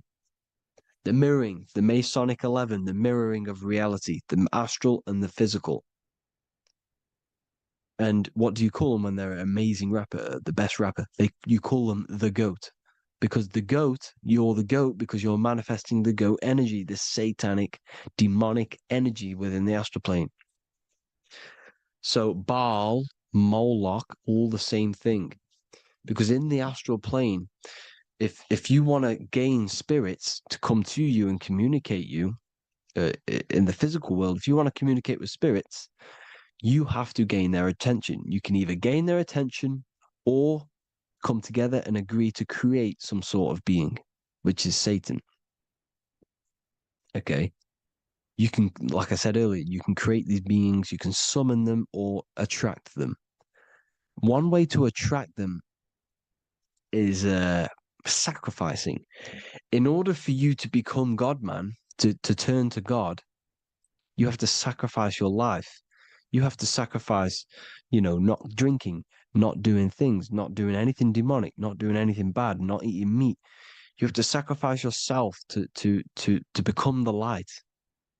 However, if you want quick, instant gains in the physical world, you can sacrifice something else to communicate with these spirits, because these demonic energies feed off demonic energy, your demonic energy.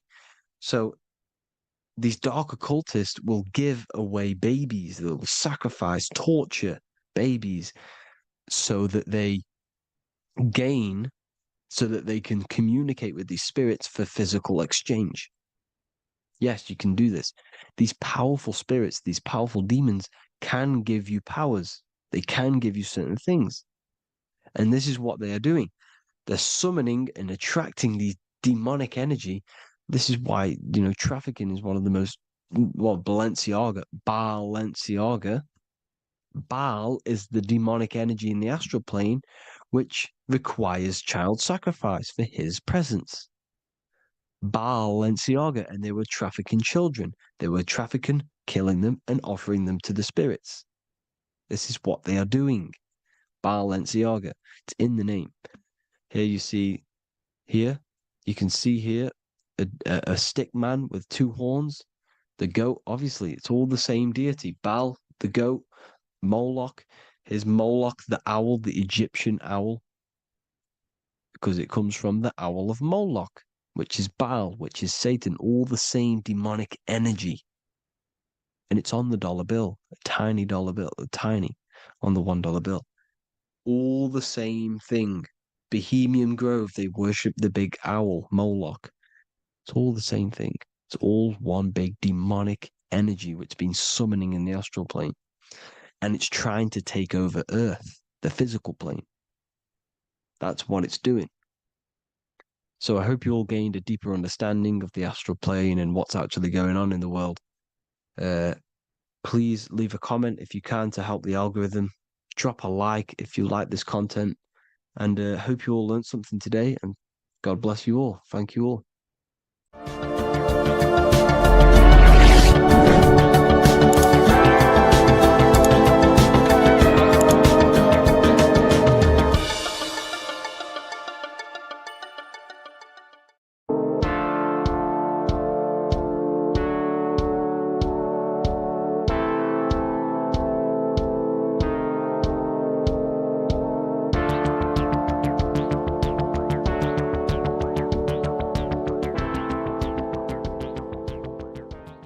Welcome back everyone to another video. Today we're going to cover everything that you need to know about the mind, starting with the two aspects of the mind, the conscious and the subconscious. The male aspect of your mind is the conscious. This is the 10% of your mind. The conscious part of your mind is only aware of everything around you, your vision, your sight, your smell, your taste, your hearing, and your current state of emotion and thought. Every thought that you consciously think about has an emotion directly attached to it. That emotion is then impressed onto the subconscious part of the mind. The subconscious part of the mind is the female aspect of your mind. It is also a whopping 90% of your mind. Subconscious mind is controlling all of the subconscious processes which happen within your body. For example, your subconscious mind is controlling your heartbeat, your digestion of food, and all of the things that you do not have to tell the body to do. It is the hidden part of our mind which is controlling all of the hidden things. The subconscious mind is like a recording supercomputer. Everything that you have experienced in your life is all recorded and stored within the subconscious mind. One of the most important things about your subconscious mind is that it stores your mental programs. Everything in the subconscious mind manifests into behavior and actions within the body. Your daily basis routine and habits are all mental programs within your subconscious mind. These mental programs are created by mainly two ways. 1, repetition, and 2, emotional impact. The repetition is fairly simple to understand. The more you do something, the more it impresses onto your subconscious mind and becomes a program. That program will then manifest into your behavior. However, with the emotional programs, they work a bit different. The stronger that you feel an emotion, the stronger it is impressed onto the subconscious mind. And then that emotion becomes a program. For example, you had a very traumatic moment happen when you were a young child. The emotion that you felt was so strong in that moment that it impressed into your subconscious mind so hard that you can recall that moment like it was yesterday. That traumatic event that happened to you when you were young will still manifest into your daily basis behavior even to this day. However, it manifests subconsciously. For example, if you were in a car crash, you will be wary to enter cars with certain people. All because of that traumatic emotion that you felt and impressed onto your subconscious mind. Another example of the subconscious manifesting into our behavior is posting on Instagram. Most of the time, the reason why you post is because your subconscious mind is seeking gratification. So before you actually do something, question yourself and find out the root cause of why you are doing this. Another thing that you need to understand about the subconscious mind is that it takes everything you say and hear literally. So for example, if you go and say, "You are an idiot" to someone, your subconscious mind will only pick up the word idiot. It only knows yourself. It doesn't know anyone else. You are casting a spell on yourself just by saying that to someone else. This is why the golden rule is to treat others like you'd like to be treated. Now, you can rewrite these programs which are already in your subconscious mind. However, it does take consistency. You have to change these programs which have been running for years. And by changing these programs, you change your behavior, because these programs manifest into your behavior. The best way to do this, personally, is to listen to affirmations first thing when you wake up in the morning, and do this for 10 minutes every single morning. Then at night time, you want to think and feel that you are becoming the reality that you desire. The more that you feel this reality, the more it will become a program and impress your subconscious mind. For example, you're trying to gain financial freedom. If you trick your subconscious mind into creating a program saying that you are financially free, this will manifest into your behavior. You will start doing more work. You will start looking for ways to make money. Your mind will be set on the frequency of money and financial freedom. Therefore, you will receive thoughts based around this program. If you take enough action, your life will dramatically change because of this program that you created in the mind. This is why we call it a mindset, because your mind is a frequency tuner which sets its frequency onto different thoughts, because thoughts are frequency. If you fill your mind with a specific frequency, you will gain thoughts and ideas based around that frequency. To create a stable mind, you need to master your emotions. You need to change your mindset. Everything that you experience is neutral. Based upon the mindset that you see it, you either give it a positive or negative charge. By understanding this deeply, you will then control your emotions. I hope you gained some wisdom and enjoyed this video. Please, if you can, leave a comment and a like, and subscribe to the channel if you like this content. Love and light to you all.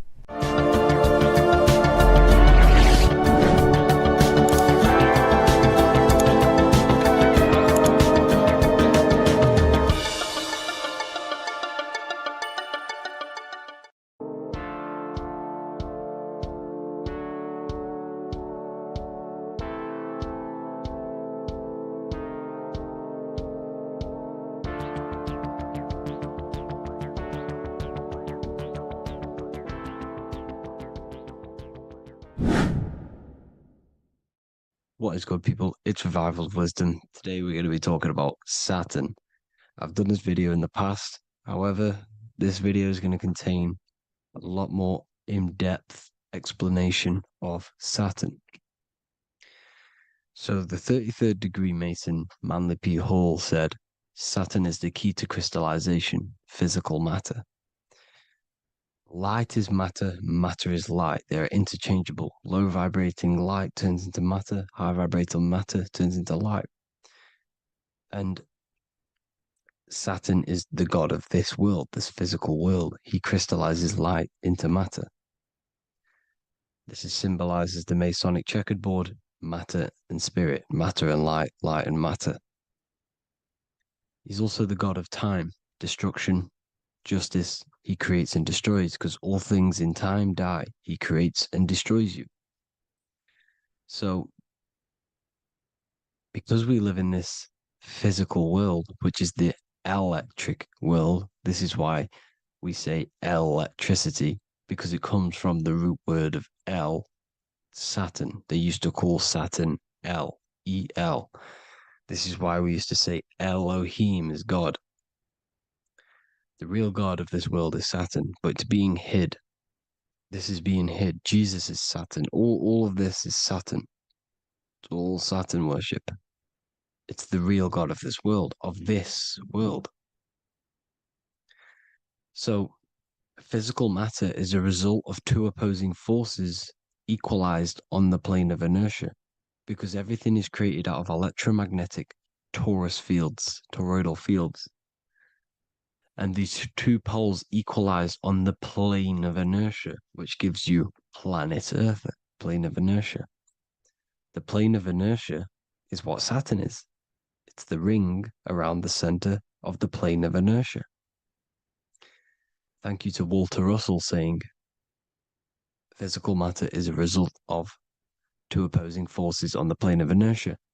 This is what Walter Russell says, so please check out his work. He's got many books, many books on light and electromagnetism and stuff like that. So I advise you to check him out. So the torus field gives you the binary code 0 and 1, the female vagina and the male phallus. This is the code for this world. Saturn crystallizes physical matter. Now Saturn is the most outermost layer of the 7 layers of heaven, where it says in the Quran, it says, Allah, it is He who created the 7 layers of heaven. Saturn is the outermost layer. He's the top. He's the most high. So when we say the most high, we're referring to Saturn. He's the most high before the firmament, before the stars. So Saturn is the god of this world. He's the Lord of the Rings. He wears the crown. The crown is the rings. Crown, Chronos. So the planets are luminaries, they are lights, they are beings, they are energy, conscious energy. And we're in the heart of the solar system. Saturn is the outermost layer. He is the one of this world. He's the god of this world. Now, on the North Pole of Saturn, you have the hexagon. Add up all the sides, it creates the 6-pointed star. Or it can be created as a cube. The cube is very important. The 6-pointed star is very important. 6 points, 6 triangles, 6 side, 6, 6, 6. Black cube adds up to 6 in gematria. Now, what did I say in the beginning? Saturn crystallizes the physical world. He creates physical things out of light. You are a light being. This is why we say human. Hue means the light spectrum. Hue, man, we are light manifested into physical forms, human. And we are incarnated through Saturn. Satan, same thing. The number of the beast is 666, and the 666 comes from the 6.6 triangle, 6 sides of Saturn, 666. We are all known as carbon-based life forms. Carbon, the atomic structure of carbon, is 666, 6 protons, 6 electrons, 6 neutrons. We are materialized into our physical bodies through Saturn, through the number of the beast. These bodies are the beast, it's the animal. The divine, the Christ, is the consciousness within, because you're a physical, spiritual being combined into one, hexed into one. Hexagram. This is a hexagram. You're hexed into physical matter, spirit and matter, light and dark, combined into one. Now you contain of the mark of the beast, the mark of your body. Your body's the beast. It says in the Bible, Satan, who is the god of this world. This world. There are many different worlds, but this world is run by Saturn, and it says that in the Bible. Saturn is Satan. It's the same thing. And look at the crown of thorns are wrapped around the heart. The soul is in the heart. The mind is in the brain. The soul is wrapped around the rings of Saturn. You're wrapped in physical matter. This is what it's showing you. This is symbolizing the rings of Saturn wrapping you. And the cross on top is the cross of the cube. The cube, the black cube of Saturn, unfolds into a cross. So Satan, who is the god of this world, Corinthians 4:4 in the Bible, Satan, who is the god of this world, has blinded the minds of those who don't believe. Saturn blinds your mind because the god of this world materializes you and he blinds your mind when you incarnate into physical matter. When you enter this soul system, not the solar system, you hit Saturn first. He materializes you. And look at the symbol for Saturn. This is the symbol for Saturn. All of the planet symbols are created out of the Holy Trinity. The Earth, Moon, and Sun. Body, mind, and soul. The Sun is your soul, the Moon is your mind, the Earth is your body. Your body's made out of the 5 elements. The Sun is your soul because the Sun is life force. Gives life to everything. Your Sun is a soul. Your soul is the sun of your body. The Moon is the mind. The Moon is the moon of your body, the mind of your body. Intelligence. So all of the symbol of the planets are created out of these. The Saturn symbol is created out of the Earth cross, matter, and the Moon crescent, moon, mind, matter over mind. This is why Satan, who is the god of this world, has blinded the minds of those who don't believe. He blinds your mind. Look at the symbol, it's showing you. The Saturn symbol is matter over mind when it should be mind over matter. So we descend into a soul system, into our 666 Saturn carbon suit bodies, and we are matter over mind. Then we have to move up the spine to go back up to spirit, to mind over matter, where you manipulate your own reality. Now look at this. It creates the number 5. 5 is the number of change. You're moving from this side of the number sequence over to the right side. You're moving from the spiritual into the physical world. You're incarnating into the 5 elements, the 5 senses. So the cube, the black cube of Saturn, is another major symbol. Very important symbol. Here you see the cube, and the color black is associated with Saturn because Saturn's associated with death. He creates and destroys. Light and dark. Death is associated with black, spirit, because you can't see spirit, which is blackness. So the black cube is black because Saturn rules the nighttime, which is dark, blackness, and he rules the winter, which is death, blackness. So Saturn is the black cube. Cubes have 6 sides. Up, down, right, left, back, and forward. Cubes are 6-sided. Everything is 6-sided inside of this creation because you're incarnating, you're materializing, crystallizing into the cube, the world of the cube. Everything's a cube. Everything's got 6 sides. Here's Leonardo da Vinci showing you that you're in the cube. Leonardo da Vinci did this famous painting. You're in the cube, you're hexed into physical matter. or you're incarnated into the third dimension, the three-dimensional world, which is a cube, 3D. And black cube adds up to six sides of the black cube. The Kabbalah means cube god in Arabic. And look at what they do. They worship the cube, the black cube, and they stand in rings like the rings of Saturn. Australia, Denmark, Manhattan, Santana all have these black cubes. You go to New York, you will see the black cube there as well. These black cubes are everywhere because it is the real God of this world,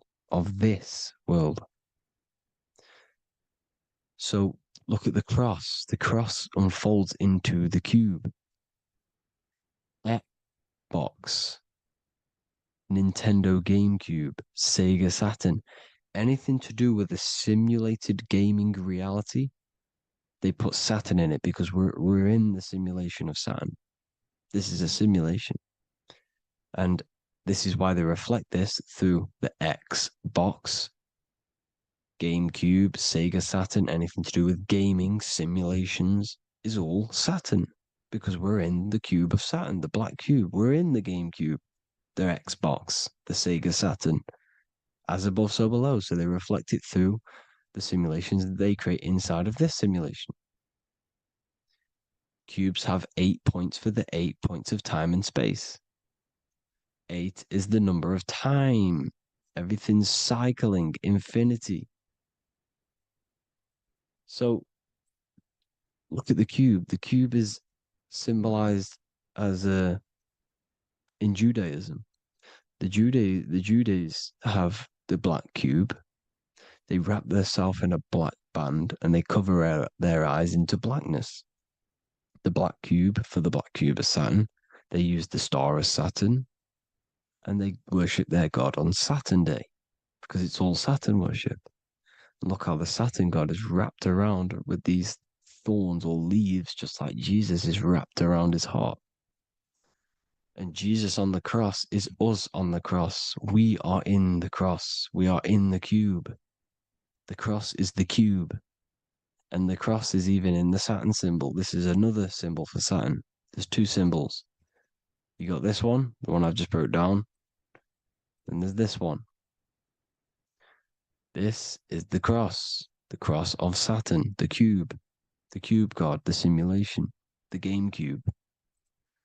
Now, Chronos is another word for Saturn. Chronos means time.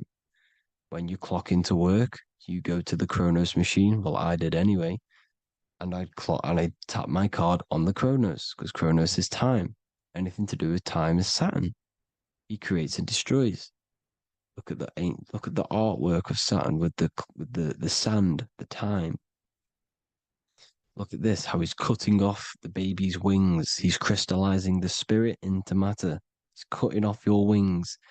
Satan, in the Bible, he falls from heaven into earth and he loses his wings. He becomes a serpent. You see, it's all symbolic for us. We are the fallen angels, fallen angles of light. We're fallen angles of light. We are light beings. Now we're fallen into physical matter. Saturn's chopped off our wings. He's chopped off our spirit wings because when you astral project, you can fly. You will fly around. He's got the Reaper staff here, always depicted with the Reaper staff. Now look at the clock. Saturn Day is the 6th day, the number of the beast, 666. Look at the clock. 6 take away 12. 12 take away 6 equals 6. 7 take away 1 equals 6. 8 take away 2 equals 6. 60 seconds in a minute, 60 minutes in an hour, 24 hours in a day, 2 plus 4 equals 6. That's 666. Everything's 666 because it's time. Saturn all goes to Saturn. He's the god of time. We're in time now. We're in time. We're in the time, which is God, the god of this world, the god of time. Now look at this. The Reaper is also depicted as the Reaper with the staff, the black cloak, black symbolizing death, spirit, Judges wear black because Saturn is the law. He's the god of this world. He's the law. This is why they wear black cloaks. When you graduate from university, you wear a black cloak and a black cube on your head. You've been hexed. Funerals, you wear black because it's all to do with Saturn, Father Time, Father Crystallization. Now, Saturn, here's another one of him cutting off the wings of a child. Because he cuts off the wings. He creates and destroys your body. We're in the electrical world. Everything that is electrical vibrates. All vibrations have to come back to a standstill point, which is death. This is why your body dies. Your atoms stop vibrating. Corona. Look at the crown. The crown is the corona. Corona means crown. And look at this is an alcohol brand for beer. You can see the staff of Saturn in the symbol with the moon crescent. Corona, which is the crown, Saturn, the crown on Saturn, the rings. And then you've got the staff. It's all Saturn worship.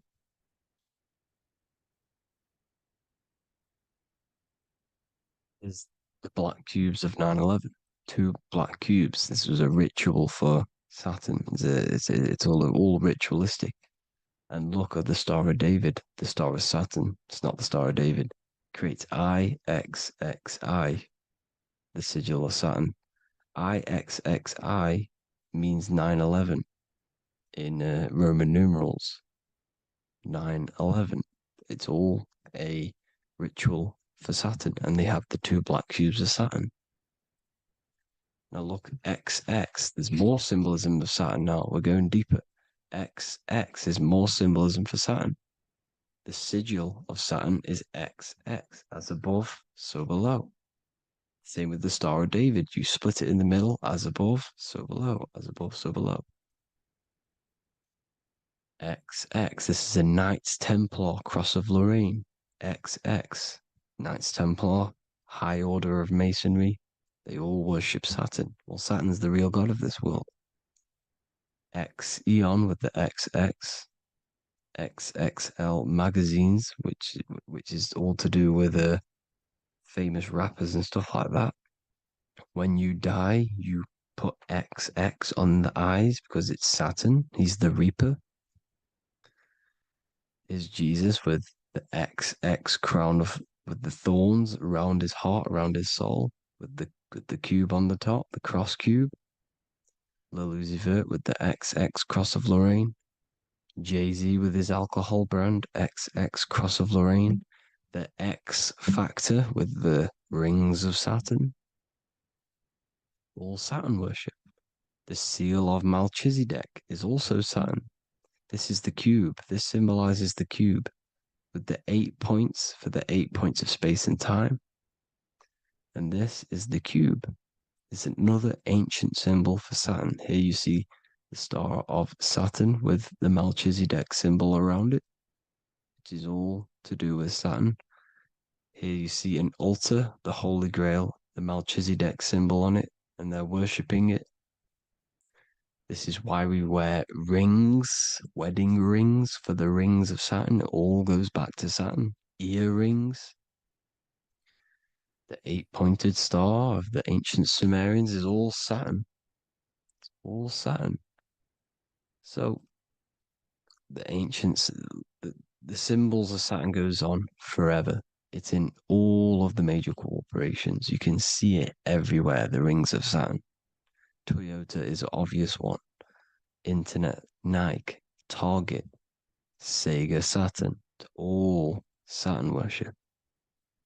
All Saturn worship. Because he is the real god of this world. Here's Kanye West's album with a Saturn here. Here's Michael Jackson's album saying X, escape. There's the X again. The X, escape. You have to escape this reality. Maybe that's what he's pointing at. Here you see it on the dollar bill, the star of Saturn. Here you see it again on the dollar bill. So that is it for today's people. I hope you all gain some insight on Saturn. Please like, comment, and share if you can. Subscribe if you like the channel. Please have an amazing day. God bless.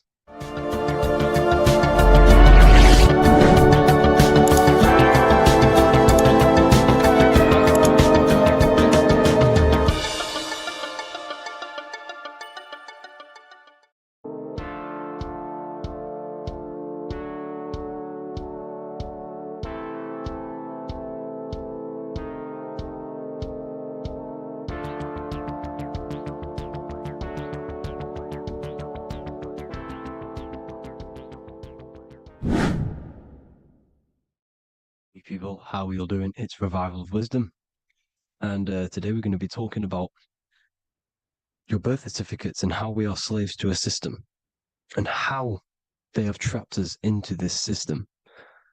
Okay, so the first thing you need to understand about this system is there are two types of laws. You have the law of water, which is Admiralty law, and the law of the land.